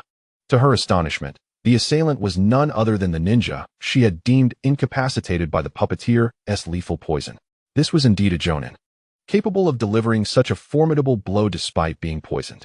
Had the opponent been at full strength, she would likely have found herself outmatched. It became clear that the earlier discussions among the Root ninjas about how to deal with her were merely a ruse, intended to cover for this jonin. Fortunately, she had not let her guard down. However, the price of that previous strike was evident. The Jonin's complexion had grown noticeably greener, a sign of the toll the poison was taking on him. At that moment, Bai Mao and Zayashitu arrived, yet under Zidian's signal, they refrained from launching an attack. Instead, they encircled the root ninja from 3 directions. The two sides held their ground for a considerable time until Ichin finally arrived, navigating around the earth flow wall. He assessed the situation without hesitation. Under Zidian's command, he promptly unleashed his ninjutsu, targeting the poisoned Jonin. Ichin's water pressure line technique exhibited tremendous power, rivaling that of B-rank ninjutsu. The unscathed Chunin among the root ninjas, wary of the threat, immediately hurled shurikens to disrupt Ichin. But Zidian effortlessly deflected them with her own shurikens. Ichin executed 3 successive water pressure line techniques, all of which the Jonin narrowly avoided, while Bai Mao and Zayashitu continued to distract him with their projectiles. However, the poisoned Jonin, after several evasive maneuvers, could no longer contain the toxins within his body. He coughed up a stream of black blood, staggering as Ichin's 4th water pressure line technique struck true, piercing his thigh. Rendered immobile, he was subsequently hit by 7 or 8 shurikens, leading to his immediate demise. Ichin swiftly followed up with another water pressure line technique aimed at the Jonin's head. And after employing a sensory ninjutsu to confirm his death, Zidian took swift action, eliminating the last remaining member of the root. The 4 of them worked in unison to swiftly clear the battlefield, and under Zidian's leadership, they hastened their return to the land of Earth. From the initiation of Team 18's assault to its conclusion, only a short amount of time had elapsed. The most time-consuming aspect had been Ichin's journey from a kilometer away to the center of the battlefield. The other skirmishes had concluded in the blink of an eye. Prior to their ambush, the 3 root ninjas had efficiently cleaned up much of the battlefield, leaving Ichin and his companions to simply retrieve the scrolls from the root ninjas and pack up the 2 members slain by Zidian. As for the member killed by the explosive tag, there was hardly a complete body left. The Jonin who fell victim to the puppeteer's venom was one that none dared to approach.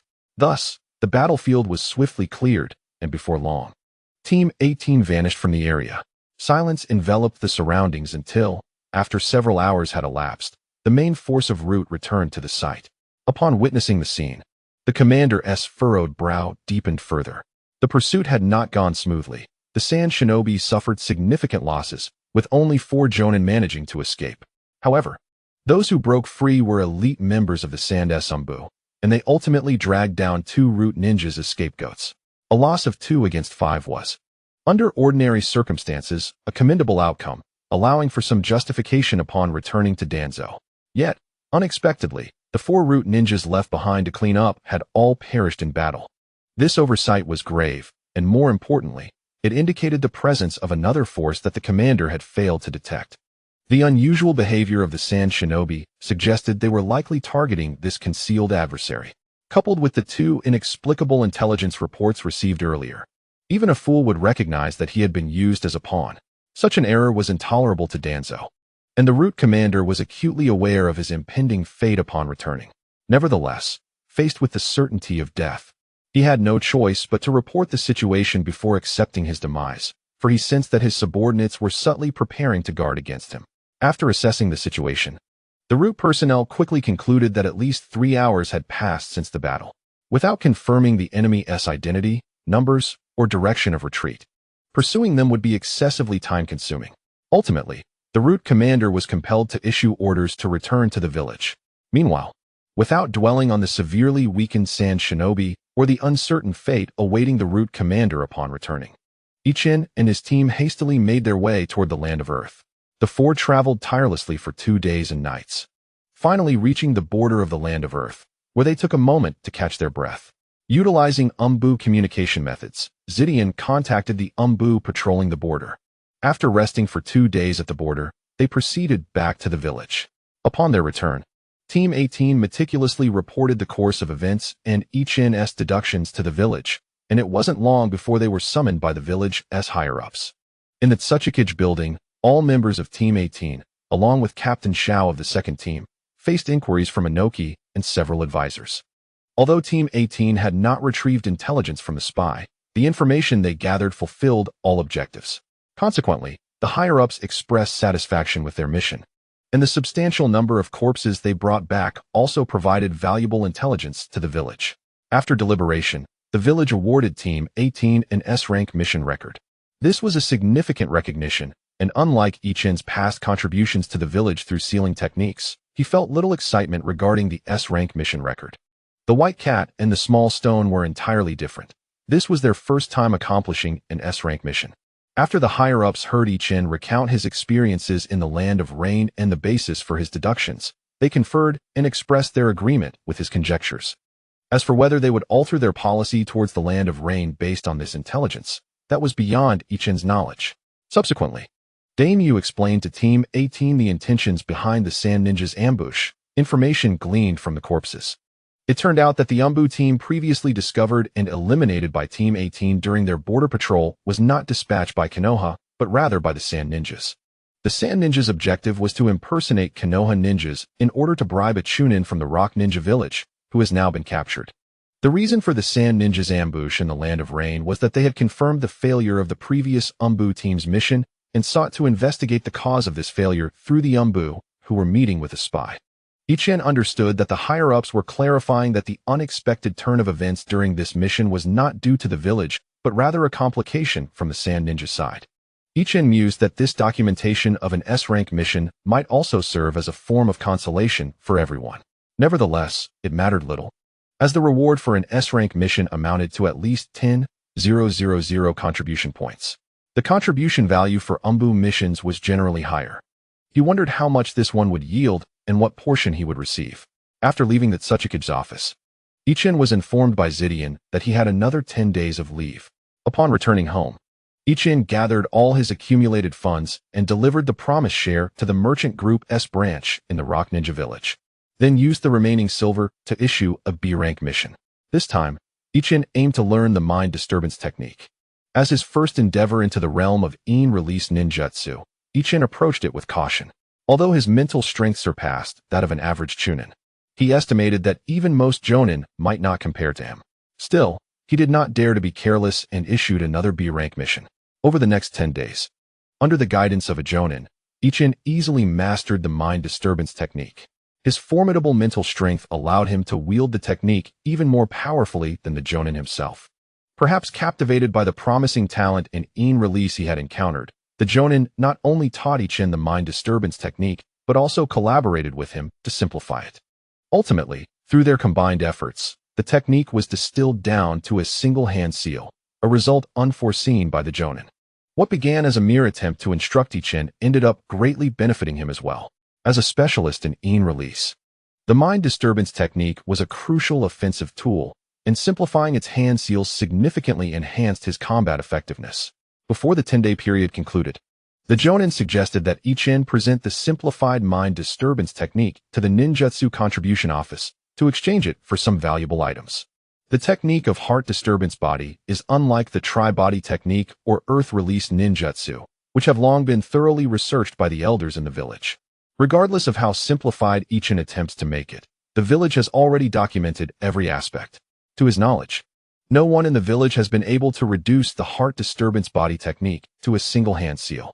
With great anticipation, Ichin approached the contribution office, where he meticulously documented and submitted his thoughts and methods for simplifying the heart disturbance body technique. Although he received a reward, it was modest, as the simplification of ninjutsu largely depends on individual aptitude. While Ichin provided a direction for future practitioners, it does not imply that they could directly practice the heart disturbance body technique with a single hand seal. These are two distinct matters. Thus, Ichin's contributions were acknowledged, albeit modestly, with a contribution score of 300, which could be deemed slightly better than nothing. Having arrived at the contribution office, Ichin decided to claim the reward for the S-rank mission, earning an additional 5,000 contribution points, an amount that felt neither too generous nor too meager. Although this sum was insufficient for him to exchange for B-rank ninjutsu, he did not lack C-rank techniques, as he still had several ninjutsu to practice. Conversely, the monetary reward alleviated some of his financial constraints. As the holiday concluded and Ichin returned to Team 18, he anticipated an immediate resumption of mission assignments, only to be informed by Captain Zidian that the upcoming month would be dedicated to internal training. The team had recently received the rewards from an S-rank mission, leading to substantial personal gains as they exchanged for items previously deemed unaffordable. While their abilities had improved, transforming this enhancement into practical strength would require a period of continuous refinement, hence the necessity for this training session. For Ichun, this was a fortuitous opportunity to consolidate the knowledge he had recently acquired while also studying the remaining ninjutsu. The smooth progress he experienced with the shadow ninjutsu prompted him to reconsider his earlier focus. Perhaps he should prioritize shadow ninjutsu moving forward, rather than water or earth release techniques. However, he hesitated. Firstly, the inheritance of shadow ninjutsu within Iwa Ninja Village was exceedingly scarce, and choosing this path might compel him to carve out an entirely new route. Secondly, it would mean that much of his previous effort, especially in mastering water pressure technique, a foundational ninjutsu akin to Naruto's Rasengan or Sasuke's Chidori, might be rendered futile. Ichun was reluctant to abandon his past endeavors so easily. Yet, he felt that pursuing both paths simultaneously would be beyond his capacity, particularly given that both required him to pioneer his own way. Shaking off these thoughts, Ichun resolved to refrain from making any choices for the time being and to focus on mastering the ninjutsu at hand. Currently, the techniques he had acquired included tri-body technique, waterline technique, water pressure technique, earth flow wall, earth spike, sensory ninjutsu, and heart disturbance body technique. After extensive practice, these techniques had reached a plateau, leaving no room for further enhancement in the near future. Specifically, he sensed that further development of the water pressure technique was unattainable for the time being. Moreover, Ichun possesses the ninjutsu of body flicker technique and earth submersion, both of which he has mastered to a certain degree, particularly the former, whose hand seals have been simplified to just 2. However, there remains ample room for enhancement in both techniques, necessitating extensive practice for further advancement. Additionally, Ichun must commence his studies anew on 4 other ninjutsu: body binding technique, earth clone, swordsmanship, and anti-sensing ninjutsu. Furthermore, Ichun's repertoire includes a plethora of sealing techniques, making this training session pivotal, presenting him with 2 choices: to refine his proficiency in the body flicker and earth submersion techniques, or to practice the 4 new ninjutsu he has yet to master. As a time traveler, Ichun's greatest advantage lies in his understanding that expertise should be sought from specialists. Beyond Oyaki, the most formidable ninjas he can access are 2 elite jonin: Mizuhara, the head of the sealing class, and Ko, the captain of the 2nd division of the Umbu. Naturally, for matters pertaining to ninjutsu, Ko is the one to consult. Ko expresses mild exasperation at Ichun's audacity to occasionally exploit his subordinates. Yet he still provides a thorough analysis. Initially, Ko recommends that Ichun learn the illusion body binding technique, as Ichun has indicated his exceptional mental prowess. Once mastered, it should yield surprises akin to the heart disruption technique. In addition, Ko suggests that Ichun practice the body flicker technique and earth clone, as the former can be vital for survival and the latter significantly enriches Ichun's tactical options. Given that Ichun has mastered In release chakra, which has increased substantially, it is indeed feasible to consider the resource-intensive earth clone technique. Next, Ko advises Ichun to focus on swordsmanship, as Ichun's close combat skills are rather lackluster. While this may have been inconsequential in a typical squad, in the Umbu, individuals of Ichun's caliber are scarce. While it is essential to hone one's strengths, addressing weaknesses should not be overlooked. Finally, Ko mentions the anti-sensing ninjutsu and earth submersion, both of which he deems less practical, suggesting that Ichun should not prioritize their study at this time. After listening to Ko's analysis, Ichun finds himself somewhat disheartened, realizing that the earth submersion technique he had initially learned is the least useful of all. It seems he had been misled by memories from his past life. While such flamboyant ninjutsu may appear impressive, their utility is indeed limited. With a clear objective in mind, Ichun proceeds to post a B-rank mission to seek guidance on his illusion techniques, a habitual action. Observing his account balance dwindling once again, he can't help but twitch his lips in dismay. Nonetheless, Ichun is aware that the rewards for S-rank missions are considerable. However, after splitting among 3 individuals, the amount is far from substantial. Having successfully posted a B-rank mission is already commendable. As Ko predicted, Ichun's training in illusion techniques progresses smoothly. Within just 3 days, he masters the illusion body binding technique, although the individual guiding him is merely a chunin and cannot assist further after Ichun's acquisition of the skill. Henceforth, he must rely on himself to gradually refine his proficiency.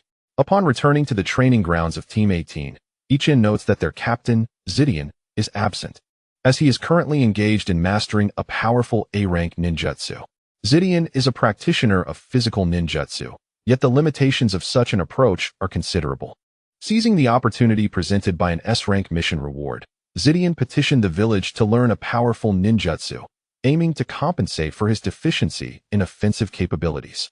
Meanwhile, Baimao and Little Stone have not yet reached Zidian's level. Their training, akin to Ichin's, is primarily focused on enhancing their strengths rather than addressing weaknesses. Little Stone exchanged his contribution points for a long blade capable of channeling chakra, and he is currently honing his skills with this new weapon. Baimao, on the other hand, acquired a ninjutsu reminiscent of what Ichin had witnessed in his past life, the beast mimicry technique, and is now collaborating with Dango to decipher its intricacies. Upon Ichin's entrance, the reactions of the two were markedly different. Baimao merely cast a glance before returning to his pursuits, while Little Stone greeted him with enthusiasm, hastening over with the intent of making a request. It was evident to Ichin that Little Stone had something on his mind. Sure enough, before he even reached Ichin, Little Stone exclaimed, "Ichin, come, show me your ninjutsu. I wish to test this blade." Intrigued by the wonders of chakra-infused weaponry, Ichin did not hesitate. He swiftly formed hand seals and unleashed the waterline technique towards Little Stone. To Ichin's astonishment, a layer of chakra enveloped the long blade in Little Stone's grasp. With a mere flick of the wrist, the blade effortlessly cleaved through Ichin's waterline technique, exhibiting no sign of hesitation or delay throughout the motion. Both Ichin and Baimao, who had been covertly observing, gasped in disbelief. After all, the waterline technique is classified as a C-rank ninjutsu. While its potency is among the lower tier of that rank, it remains a ninjutsu nonetheless, yet it was dispatched with such ease. Previously, although Little Stone had managed to sever the waterline technique, he had been met with considerable backlash that impeded his charge. However, under the influence of this blade, he experienced no obstruction whatsoever. Little Stone, himself astonished, realized that his expenditure of contribution points was indeed worthwhile. He scrutinized the blade closely, noting no visible changes, and then looked up at Ichin with palpable excitement, urging, again. Ichin considered Little Stone for a moment before swiftly retreating, beckoning with his hand, and promptly unleashed a flurry of ninjutsu attacks. Little Stone grasped Ichin's intent, braving Ichin's onslaught. The waterline technique was easily severed, proving ineffectual against the sharpness of the chakra-laden blade. The earth spike technique offered minimal resistance, as the blade's extraordinary sharpness allowed it to not only cut through the emerging earthen spikes, but also disrupt the chakra within the unformed spikes, preventing them from taking shape. Once again taken aback, Ichin adjusted his strategy, employing the newly acquired mind disturbance technique. Caught off guard, Little Stone stumbled momentarily before regaining his footing. Shaking his head in confusion, he inquired, "What just happened?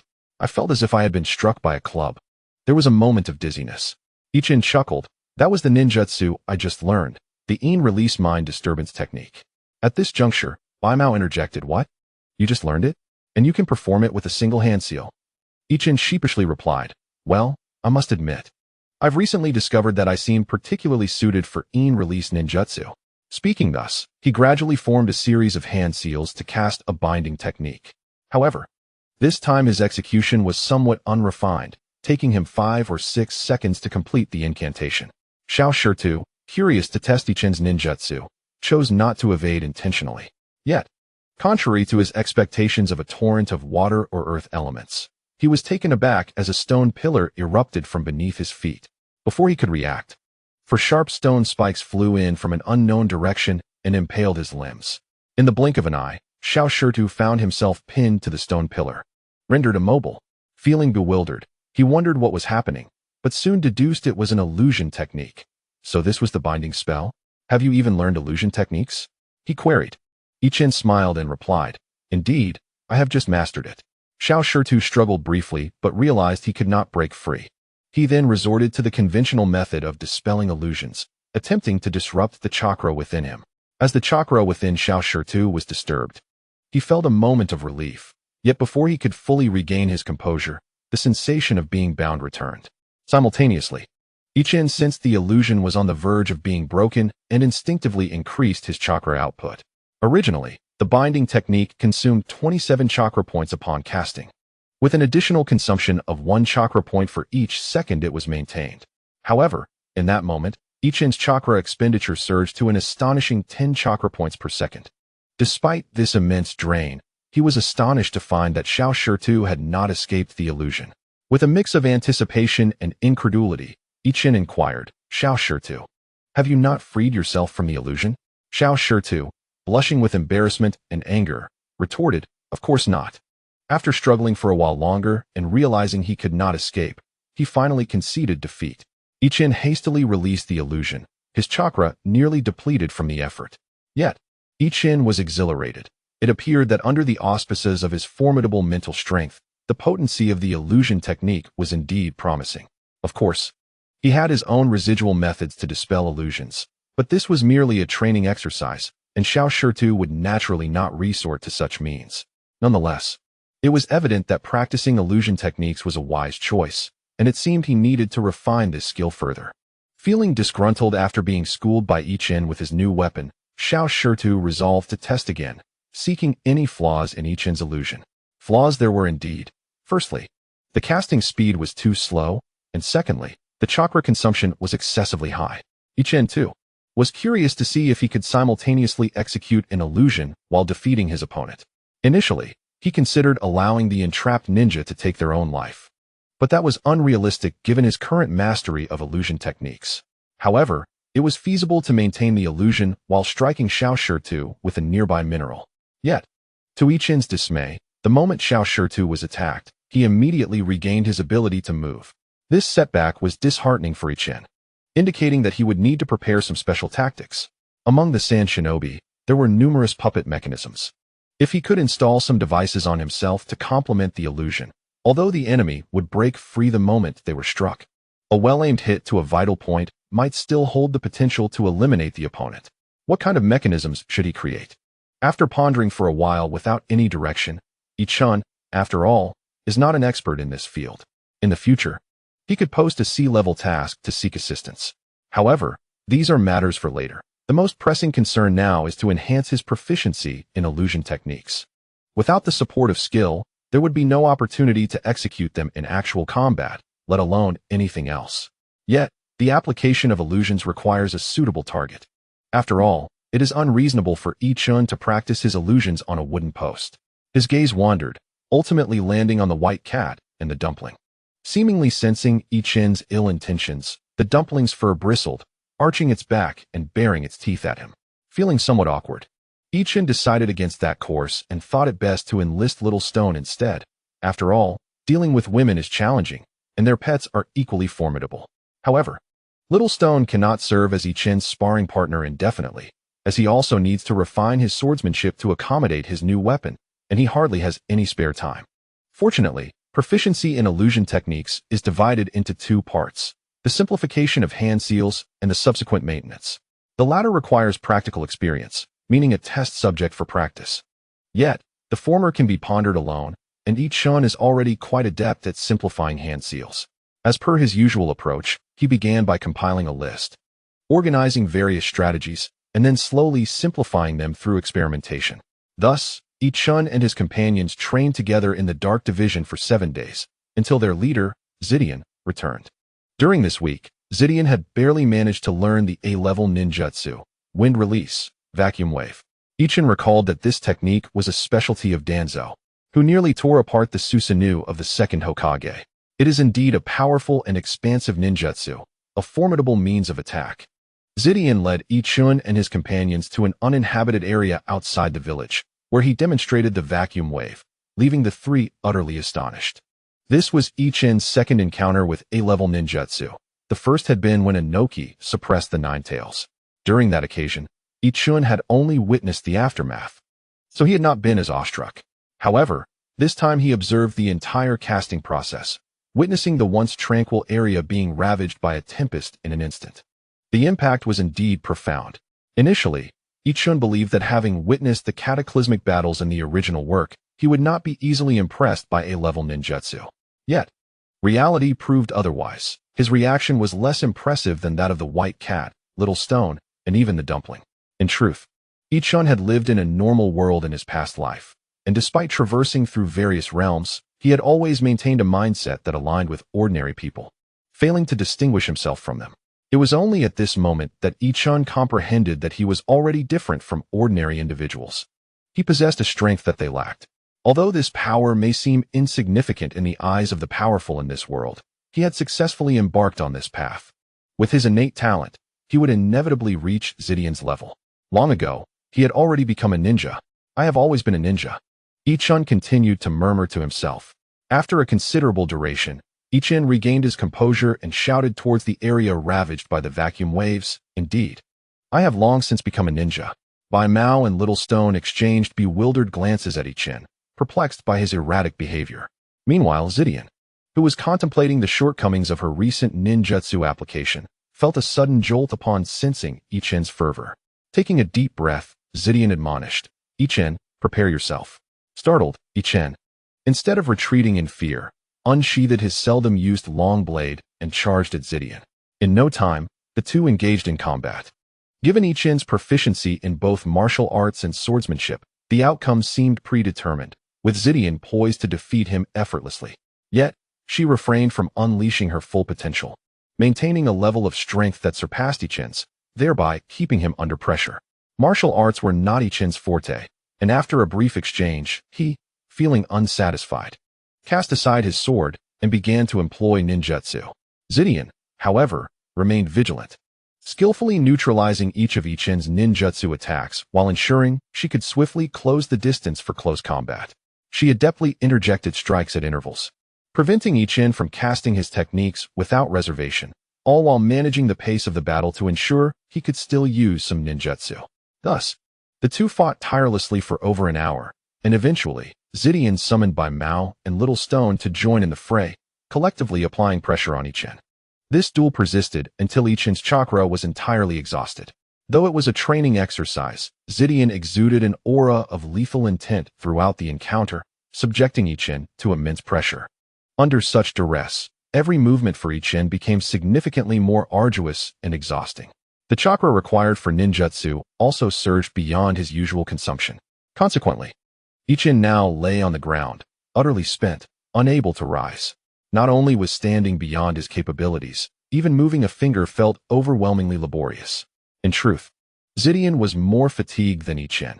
She had to regulate the rhythm of the combat, ensuring he felt pressure without reaching a breaking point. Strategically, it was challenging to match Ichun's martial prowess, requiring her to engage him in a manner that allowed for reciprocal exchanges. Eventually, when her endurance waned, she called upon Bai Mao and Little Stone for assistance. Despite her exhaustion, Zidian felt a profound sense of satisfaction, for she understood better than Ichun himself what he had just undergone. It was a transformation of a ninja's spirit, a transcendence, a necessary journey for a chunin to ascend to jonin. Only when one's willpower reaches an incomprehensible level can a ninja fully harness their potential and manifest greater strength. Ichun, on his part, experienced an intriguing sensation. Though somewhat perplexed, he instinctively recognized that the preceding hour had been beneficial for him. In a vague, almost mystical sense, he felt himself becoming stronger, not merely in terms of raw power, but in the capacity to wield that power more effectively. To put it in relatable terms, when faced with the unknown, one often succumbs to instinctual feelings of insecurity and fear. However, if we are aware of the outcome and understand the process, we might perceive the event as rather mundane. We would adopt a detached perspective towards it. Currently, Ichun embodies this sentiment, and due to the nature of his leap in progress, this sudden realization is particularly pronounced. Ichun now begins to comprehend why Sasuke often finds himself intermittently in need of a good thrashing. Indeed, such transformations can induce a profound sense of self-awareness, a realization that he is no longer the person he once was, but rather a formidable force. Of course, this does not imply that Ichun possesses the strength of a jonin at this very moment. Rather, he has transcended the threshold of a jonin, and with time dedicated to accumulating his power, he is bound to smoothly ascend to that rank. Within the ninja world, there exists a classification known as special jonin. The rationale behind this designation is that these ninjas possess combat capabilities or certain strengths that rival those of true jonin. However, they have not undergone the transformative evolution of will. They may reach the level of a jonin in terms of power, yet their mindset does not align, which is why they are categorized as special jonin.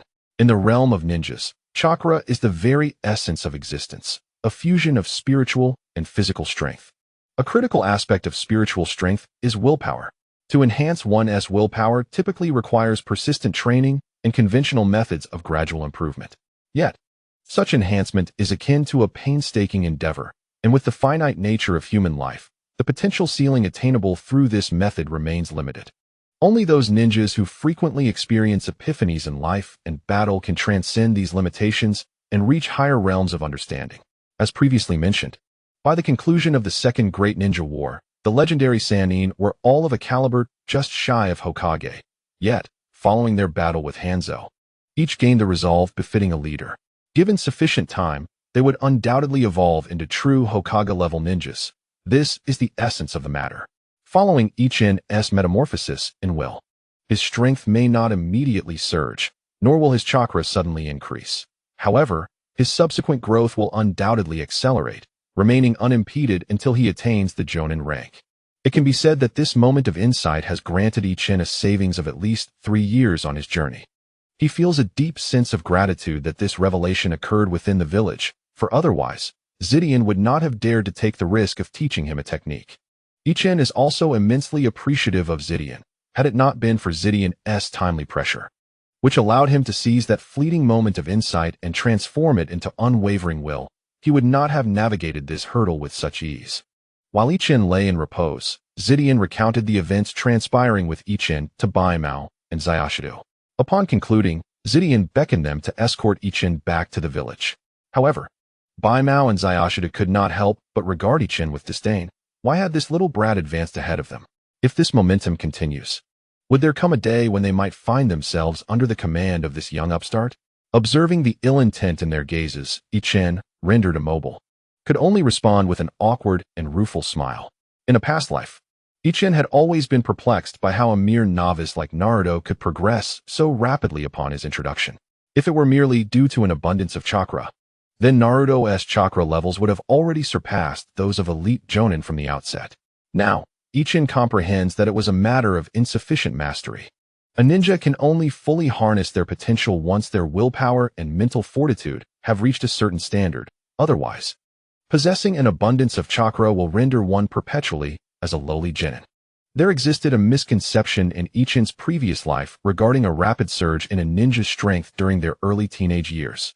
Most of the 12 young ninjas in the original series experienced tremendous growth during this period, often ascending to the ranks of special jonin or even jonin. In truth, this swift development has little to do with age. It primarily stems from an increase in experience, insights, and a more resolute will. Some ninjas, such as Kakashi, Niji, and Gaara, who had unique experiences in their childhood, had already undergone significant enhancements in strength prior to this age. Now, Ichin too perceives this transformation, feeling a daily awareness of his own progress. Unlike a true child, Ichin finds it challenging to grow and gain insights as a youth would.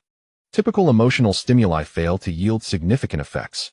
Initially, it seemed that he would only come to truly grasp the will of a jonin in the throes of battle, faced with life-threatening peril.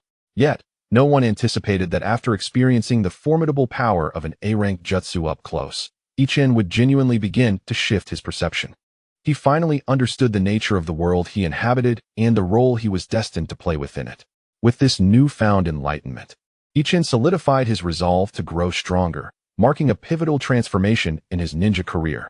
Since his arrival in this world, Ichin has undergone 3 distinct shifts in mindset.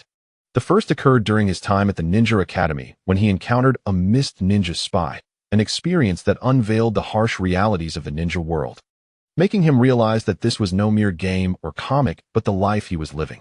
The second transformation took place during the Chunin exams, where he gained a clearer understanding of his own strength and began to cultivate a sense of confidence as a formidable warrior. The third transformation, the most profound of all, came with the realization of his identity as a ninja, one who possesses extraordinary abilities. These 3 revelations arrived at opportune moments, perfectly coinciding with Ichin's growth through the ranks of Jinin, Chunin, and Jonin. Although his current abilities have yet to reach the level of a Jonin. If he continues on this trajectory of improvement, it will not be long before he surpasses his peers, White Cat and Little Stone, and emerges as a true Jonin. As Ichin progresses in his training, the speed of his advancement incites feelings of envy and admiration in White Cat and Little Stone. Previously, while Ichin's training in ninjutsu was rapid, it was primarily in the realm of shadow techniques.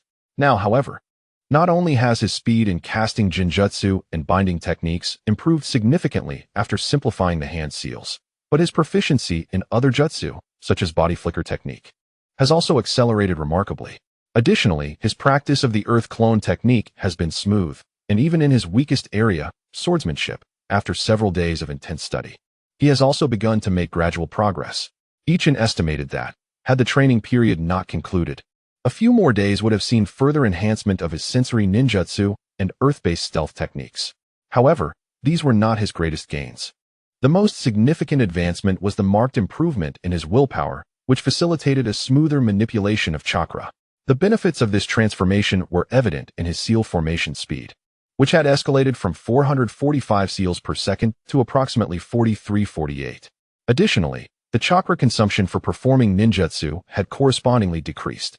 What was even more delightful was that this progress was ongoing, and it would only cease once Ichin's strength reached a new pinnacle. This rapid advancement in capability fostered an exhilarating restlessness within him. He now deeply understood the sentiments of Erjuzi, as Ichin himself felt an overwhelming desire to seek out Itsong to test his newfound prowess. Nevertheless, upon careful reflection, Ichin opted to refrain from this endeavor. During the Chunin exams, Itsong had already demonstrated the ability to utilize B-rank ninjutsu in combat. Given the passage of time, it was reasonable to assume that Itsong's abilities had significantly evolved, perhaps even reaching the level of a Jonin. Hence, it was wiser to avoid unnecessary encounters. Following the conclusion of the training, Zidian's first mission involved border patrol. A notable advantage of this task was the flexibility it afforded for practice. Upon reaching the border, there was no need to waste time on travel. Moreover, the ninja world was currently in a state of peace, during which major nations were unlikely to instigate conflicts, rendering missions relatively relaxed. Thus, Zidian's strategy was clear: to provide a buffer for the team's sudden surge in strength, preventing any misjudgment of their or their comrades' capabilities on the battlefield. Ichin and his companions felt that a month of intensive training was insufficient. They believed their abilities could still be further refined. Without needing to elaborate, Bai Mao and Xiao Shirtu felt this urgency even more acutely, watching Ichin's rapid progress daily. They too were eager to break through their own limits. However, Zidian's plans were destined to be thwarted.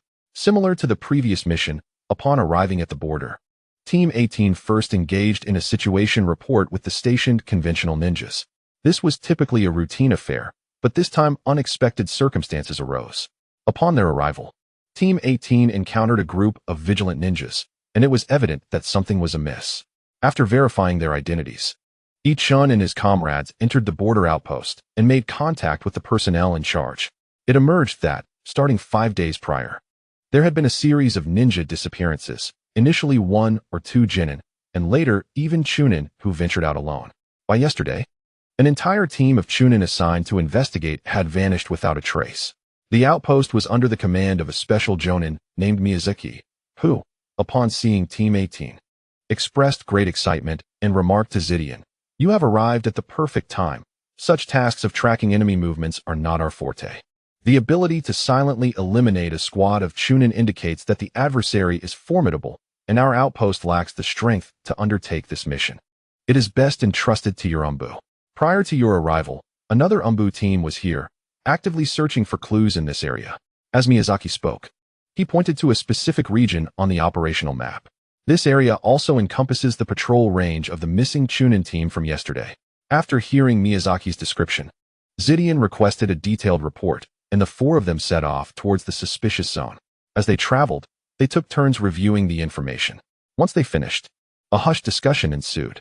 The White Cat remarked, "First and foremost, the ability to neutralize an entire Chunin team without alerting other patrolling ninjas and leaving no trace of battle indicates that the assailants either acted in concert with a significant number or possess strength far surpassing that of Chunins, likely including at least one Jonin.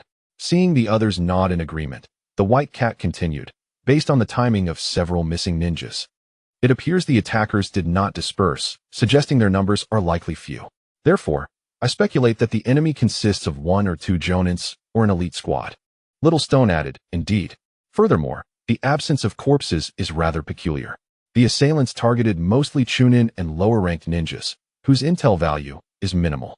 It seems unlikely that a team of elites or individual Jonins would risk lurking nearby for such low-value targets. Thus, I surmise that their goal may be the bodies of the ninjas. Ichin interjected, currently, the patrolling ninjas are merely missing. Perhaps the attacker's objective is not necessarily the corpses, but rather the living ninjas. Ichin was aware of numerous instances in the original narrative where living subjects were used for experimentation. He believed that, aside from those like Orochimaru who were discovered, many others might remain hidden. The White Cat and Little Stone furrowed their brows at this notion but refrained from further comment, clearly recognizing the plausibility of Ichin's assertion. After a while, the group entered the patrol area. Without needing Zidian to instruct them, Ichin began to utilize his sensing ninjutsu. With this recent advancement, Ichin's sensing range had considerably expanded, from over 1 kilometer to approximately 1,400 meters. However, this was the limit of his maximum sensing distance. Ensuring no omissions in a confirmed direction, Ichin controlled his perception to rotate around him like radar. After a while, he detected 4 chakra fluctuations. Upon closer examination, he deduced that these 4 ninjas were likely from the Umbu team that had departed before them. Should they proceed to rendezvous? Zidian replied, let us converge first. He led the group in the direction indicated by Ichin. Before long, the 2 Umbu teams had joined forces. After a series of intricate signals were exchanged, both sides confirmed their identities and began to share updates. While it was termed an exchange, it primarily entailed Ichin's team listening to the reports. As Ichin absorbed the description of the situation, he employed his sensing ninjutsu once more. However, this time, in close proximity, he discerned something unusual about the chakra of the 4 individuals. A jolt of alarm surged through him. Could these be imposters? Yet, it seemed improbable, as transformation techniques could not evade sensing ninjutsu. Without raising an alarm, Ichin continued to carefully perceive, and suddenly it struck him. He whispered, "You are poisoned." The captain of the opposing team was recounting the situation when Ichin's abrupt interjection caused him to pause, bewildered. What did he mean by poisoned? Everything seemed fine on his end. Ichin promptly added, "Check your chakra to see if you can detect any anomalies. Your chakra feels peculiar to my perception." The 4 individuals, upon hearing this, did not dare to be careless, understanding that the techniques of ninjas are ever-changing. They began their self-examination, but after a considerable time, the 3 Chunin found nothing unusual, while the Jonin seemed to sense something amiss, his brow furrowing in concentration. After a prolonged moment, this Jonin regained his composure and gravely remarked, "Indeed, there is a problem, albeit a subtle one, and I am currently uncertain about the effects of this toxin." Zidian inquired, "Is it possible to eliminate it?" The Jonin replied, "It is beyond my capability. I have no leads. I cannot even perceive the toxin's presence. I only feel a certain oddity in the flow of my chakra, which is not as smooth as usual." The fact that even a Jonin could not purge the poison or even recognize the affliction indicated the adversary's exceptional skill. Coupled with the current state of being outnumbered and outmaneuvered, the group suddenly felt the gravity of their predicament. Upon realizing that even a Jonin could fall victim to silent poisoning, Ichin and his companions dared not linger in that area and swiftly retreated. Upon returning to the outpost, they relayed the information they had gathered to Miyazaki, who was taken aback by the news of the Jonin's poisoning. "I will gather everyone and ask this Umbu to check if anyone else has also been poisoned," he declared. Ichin agreed, acknowledging the uncertainty surrounding the safety of those present in the outpost. Indeed, those capable of standing alone as ninjas were not to be underestimated. Although Miyazaki may not have been particularly formidable in strength, his immediate concern for his subordinates marked him as a commendable leader. Miyazaki assembled the remaining 40 or so personnel in the hall, after which Ichin commenced his sensory ninjutsu. With a clear objective, his perception became effortless. Yet the results astonished him. He exclaimed, "There are poisoned individuals. At least 20 are afflicted." Upon hearing Ichin's declaration, chaos erupted among the gathered crowd. The poison not only exhibited remarkable concealment, but also had the capacity for widespread dissemination. This was truly alarming. Ichin pointed out the 20 or so individuals he had sensed, leading a medical chunin to begin examining their conditions. This examination revealed that among the 20 individuals, 3 displayed significant physical abnormalities, their bodily functions deviating from the norm. However, these 3 maintained that their bodies felt merely unusual, not suspecting poisoning. The medical chunin, limited in skill, could not purify the toxin but produced some antidote pills crafted by the village. After consuming them, Ichin noticed a marked reduction in the toxin's vitality. While a complete cure remained elusive, at least there was some suppressive effect. Now, the foremost priority was to eliminate the unseen enemy administering the poison. Zidian stated, "We must first procure some anti-poison equipment. Does the outpost possess any such items?" Miyazaki responded, "We do have some. There are a few gas masks, which were prepared during the previous battle in the Land of Rain to counter Hanzo the Salamander. However, they went unused as Hanzo was detained by the legendary 3 ninjas of Konoha." Zidian nodded and declared, "From this moment forward, everyone must wear a gas mask." Then, everyone mobilized to search for the enemy, ensuring not to disperse too widely, as their strength should not be underestimated. The spread of poison follows a pattern. It can be propelled either by chakra or by the natural winds. Thus, our initial investigative direction was towards the upwind. After conveying this, Zidian signaled to Sanzai to organize the ninjas at the outpost into groups. Before long, a contingent of 40 to 50 individuals departed the outpost without leaving anyone behind. Prior to their exit, Ichin, a master of sealing techniques, established a barrier around the perimeter of the outpost. While not an exceptionally robust defensive barrier, as long as Ichin remained within a reasonable distance, he would be alerted if anyone breached the boundary. Once the group commenced their operation, Nico Dango, donned in a hastily modified mask, found it ineffective for search purposes and thus had to rely solely on the ninja's experience. They meticulously searched for suspicious traces, steadily advancing towards the upwind.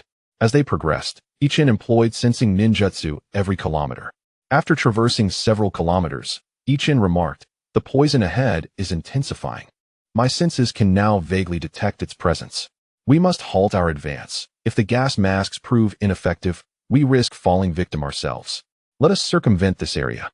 The group expressed no dissent and began to navigate around, managing to exit the denser poison zone after approximately 3 kilometers. Upon reaching the opposite side of the toxic region, they commenced a search for clues.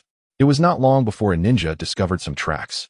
"These footprints appear fresh. The enemy must have departed upon noticing our strategy," observed a member. Others concurred with this assessment. One suggested, "The direction of departure leads to the Land of Rain. Should we pursue?" Sanzai shook his head, stating, "We cannot all pursue. The enemy consists of but a single individual, and traversing a nation's border may not necessarily expose them. Even if they were detected, the repercussions would be minimal.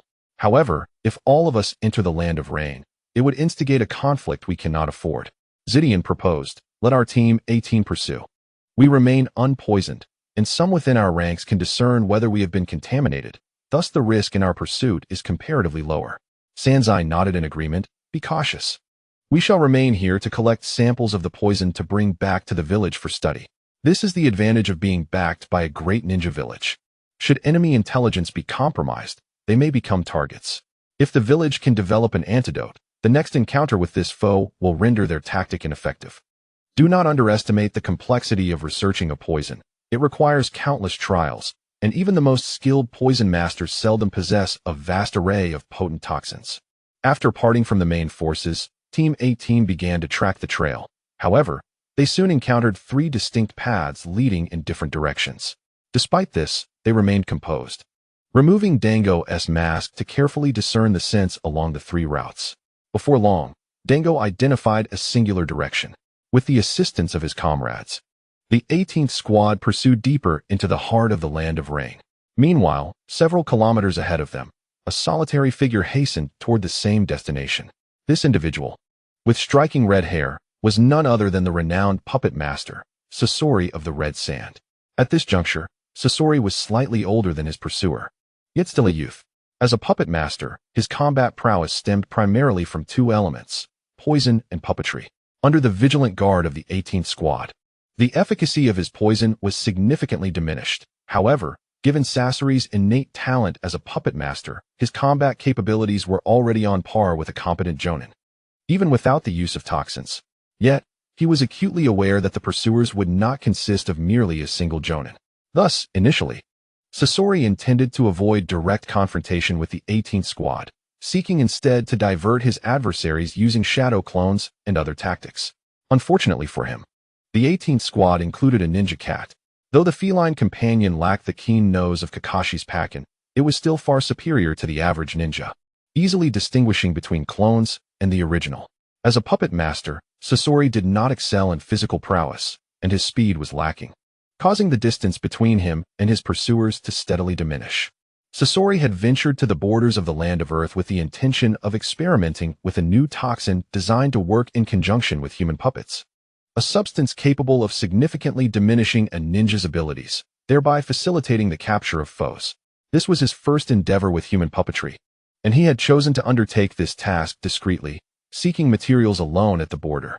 Realizing he could not shake off his pursuers, Sasori ceased wasting chakra and sought an environment conducive to a puppet master's strengths to prepare for battle. He had already expended considerable chakra on several tangible clones without delaying the tracking forces. If this continued, he would soon be devoid of combat capability. The terrain Sasori selected was a chaotic mix of rock and trees, ideal for ambushes and stealth. In this area, he strategically laid down various poisons and unleashed a multitude of puppets, positioning them for ambush. As a master of puppet creation, he also set numerous traps. Were it not for the constraint of time, Sasori believed that with his meticulously arranged battlefield, he could face even 2 jonin without fear.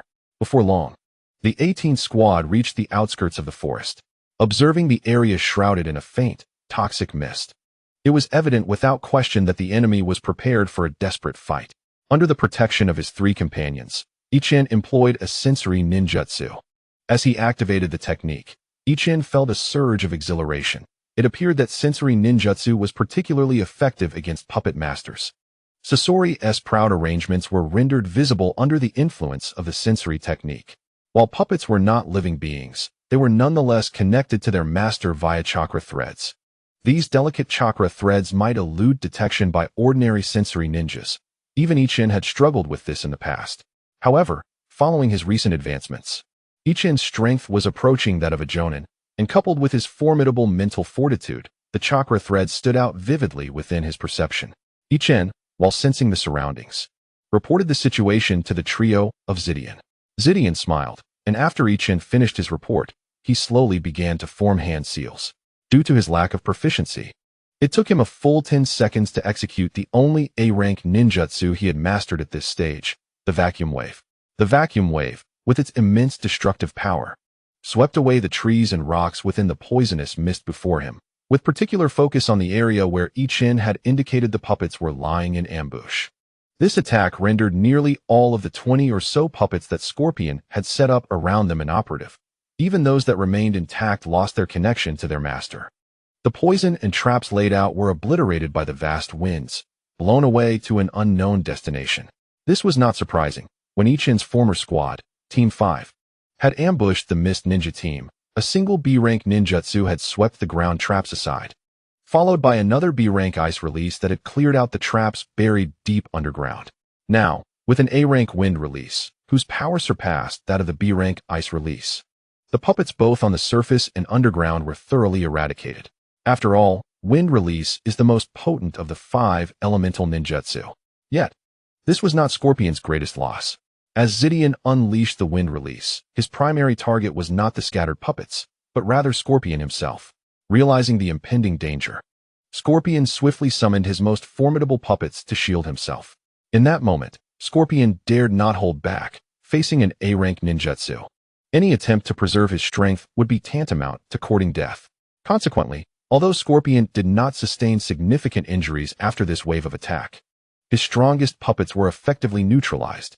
Following the wind release, Team 18 refrained from charging in immediately, as the impact of Scorpion's poison had left a lasting impression on them. Zidian began forming hand seals once more, clearly intending to unleash another wave of ninjutsu. Scorpion, feeling the pressure, knew that he could not afford another assault. He had already depleted many of his powerful puppets for protection. Thus, he was compelled to manipulate the remaining usable puppets to rush toward Zidian with great speed. Zidian and his two companions, being adept in physical combat, swiftly dismantled the damaged puppets in a matter of moments.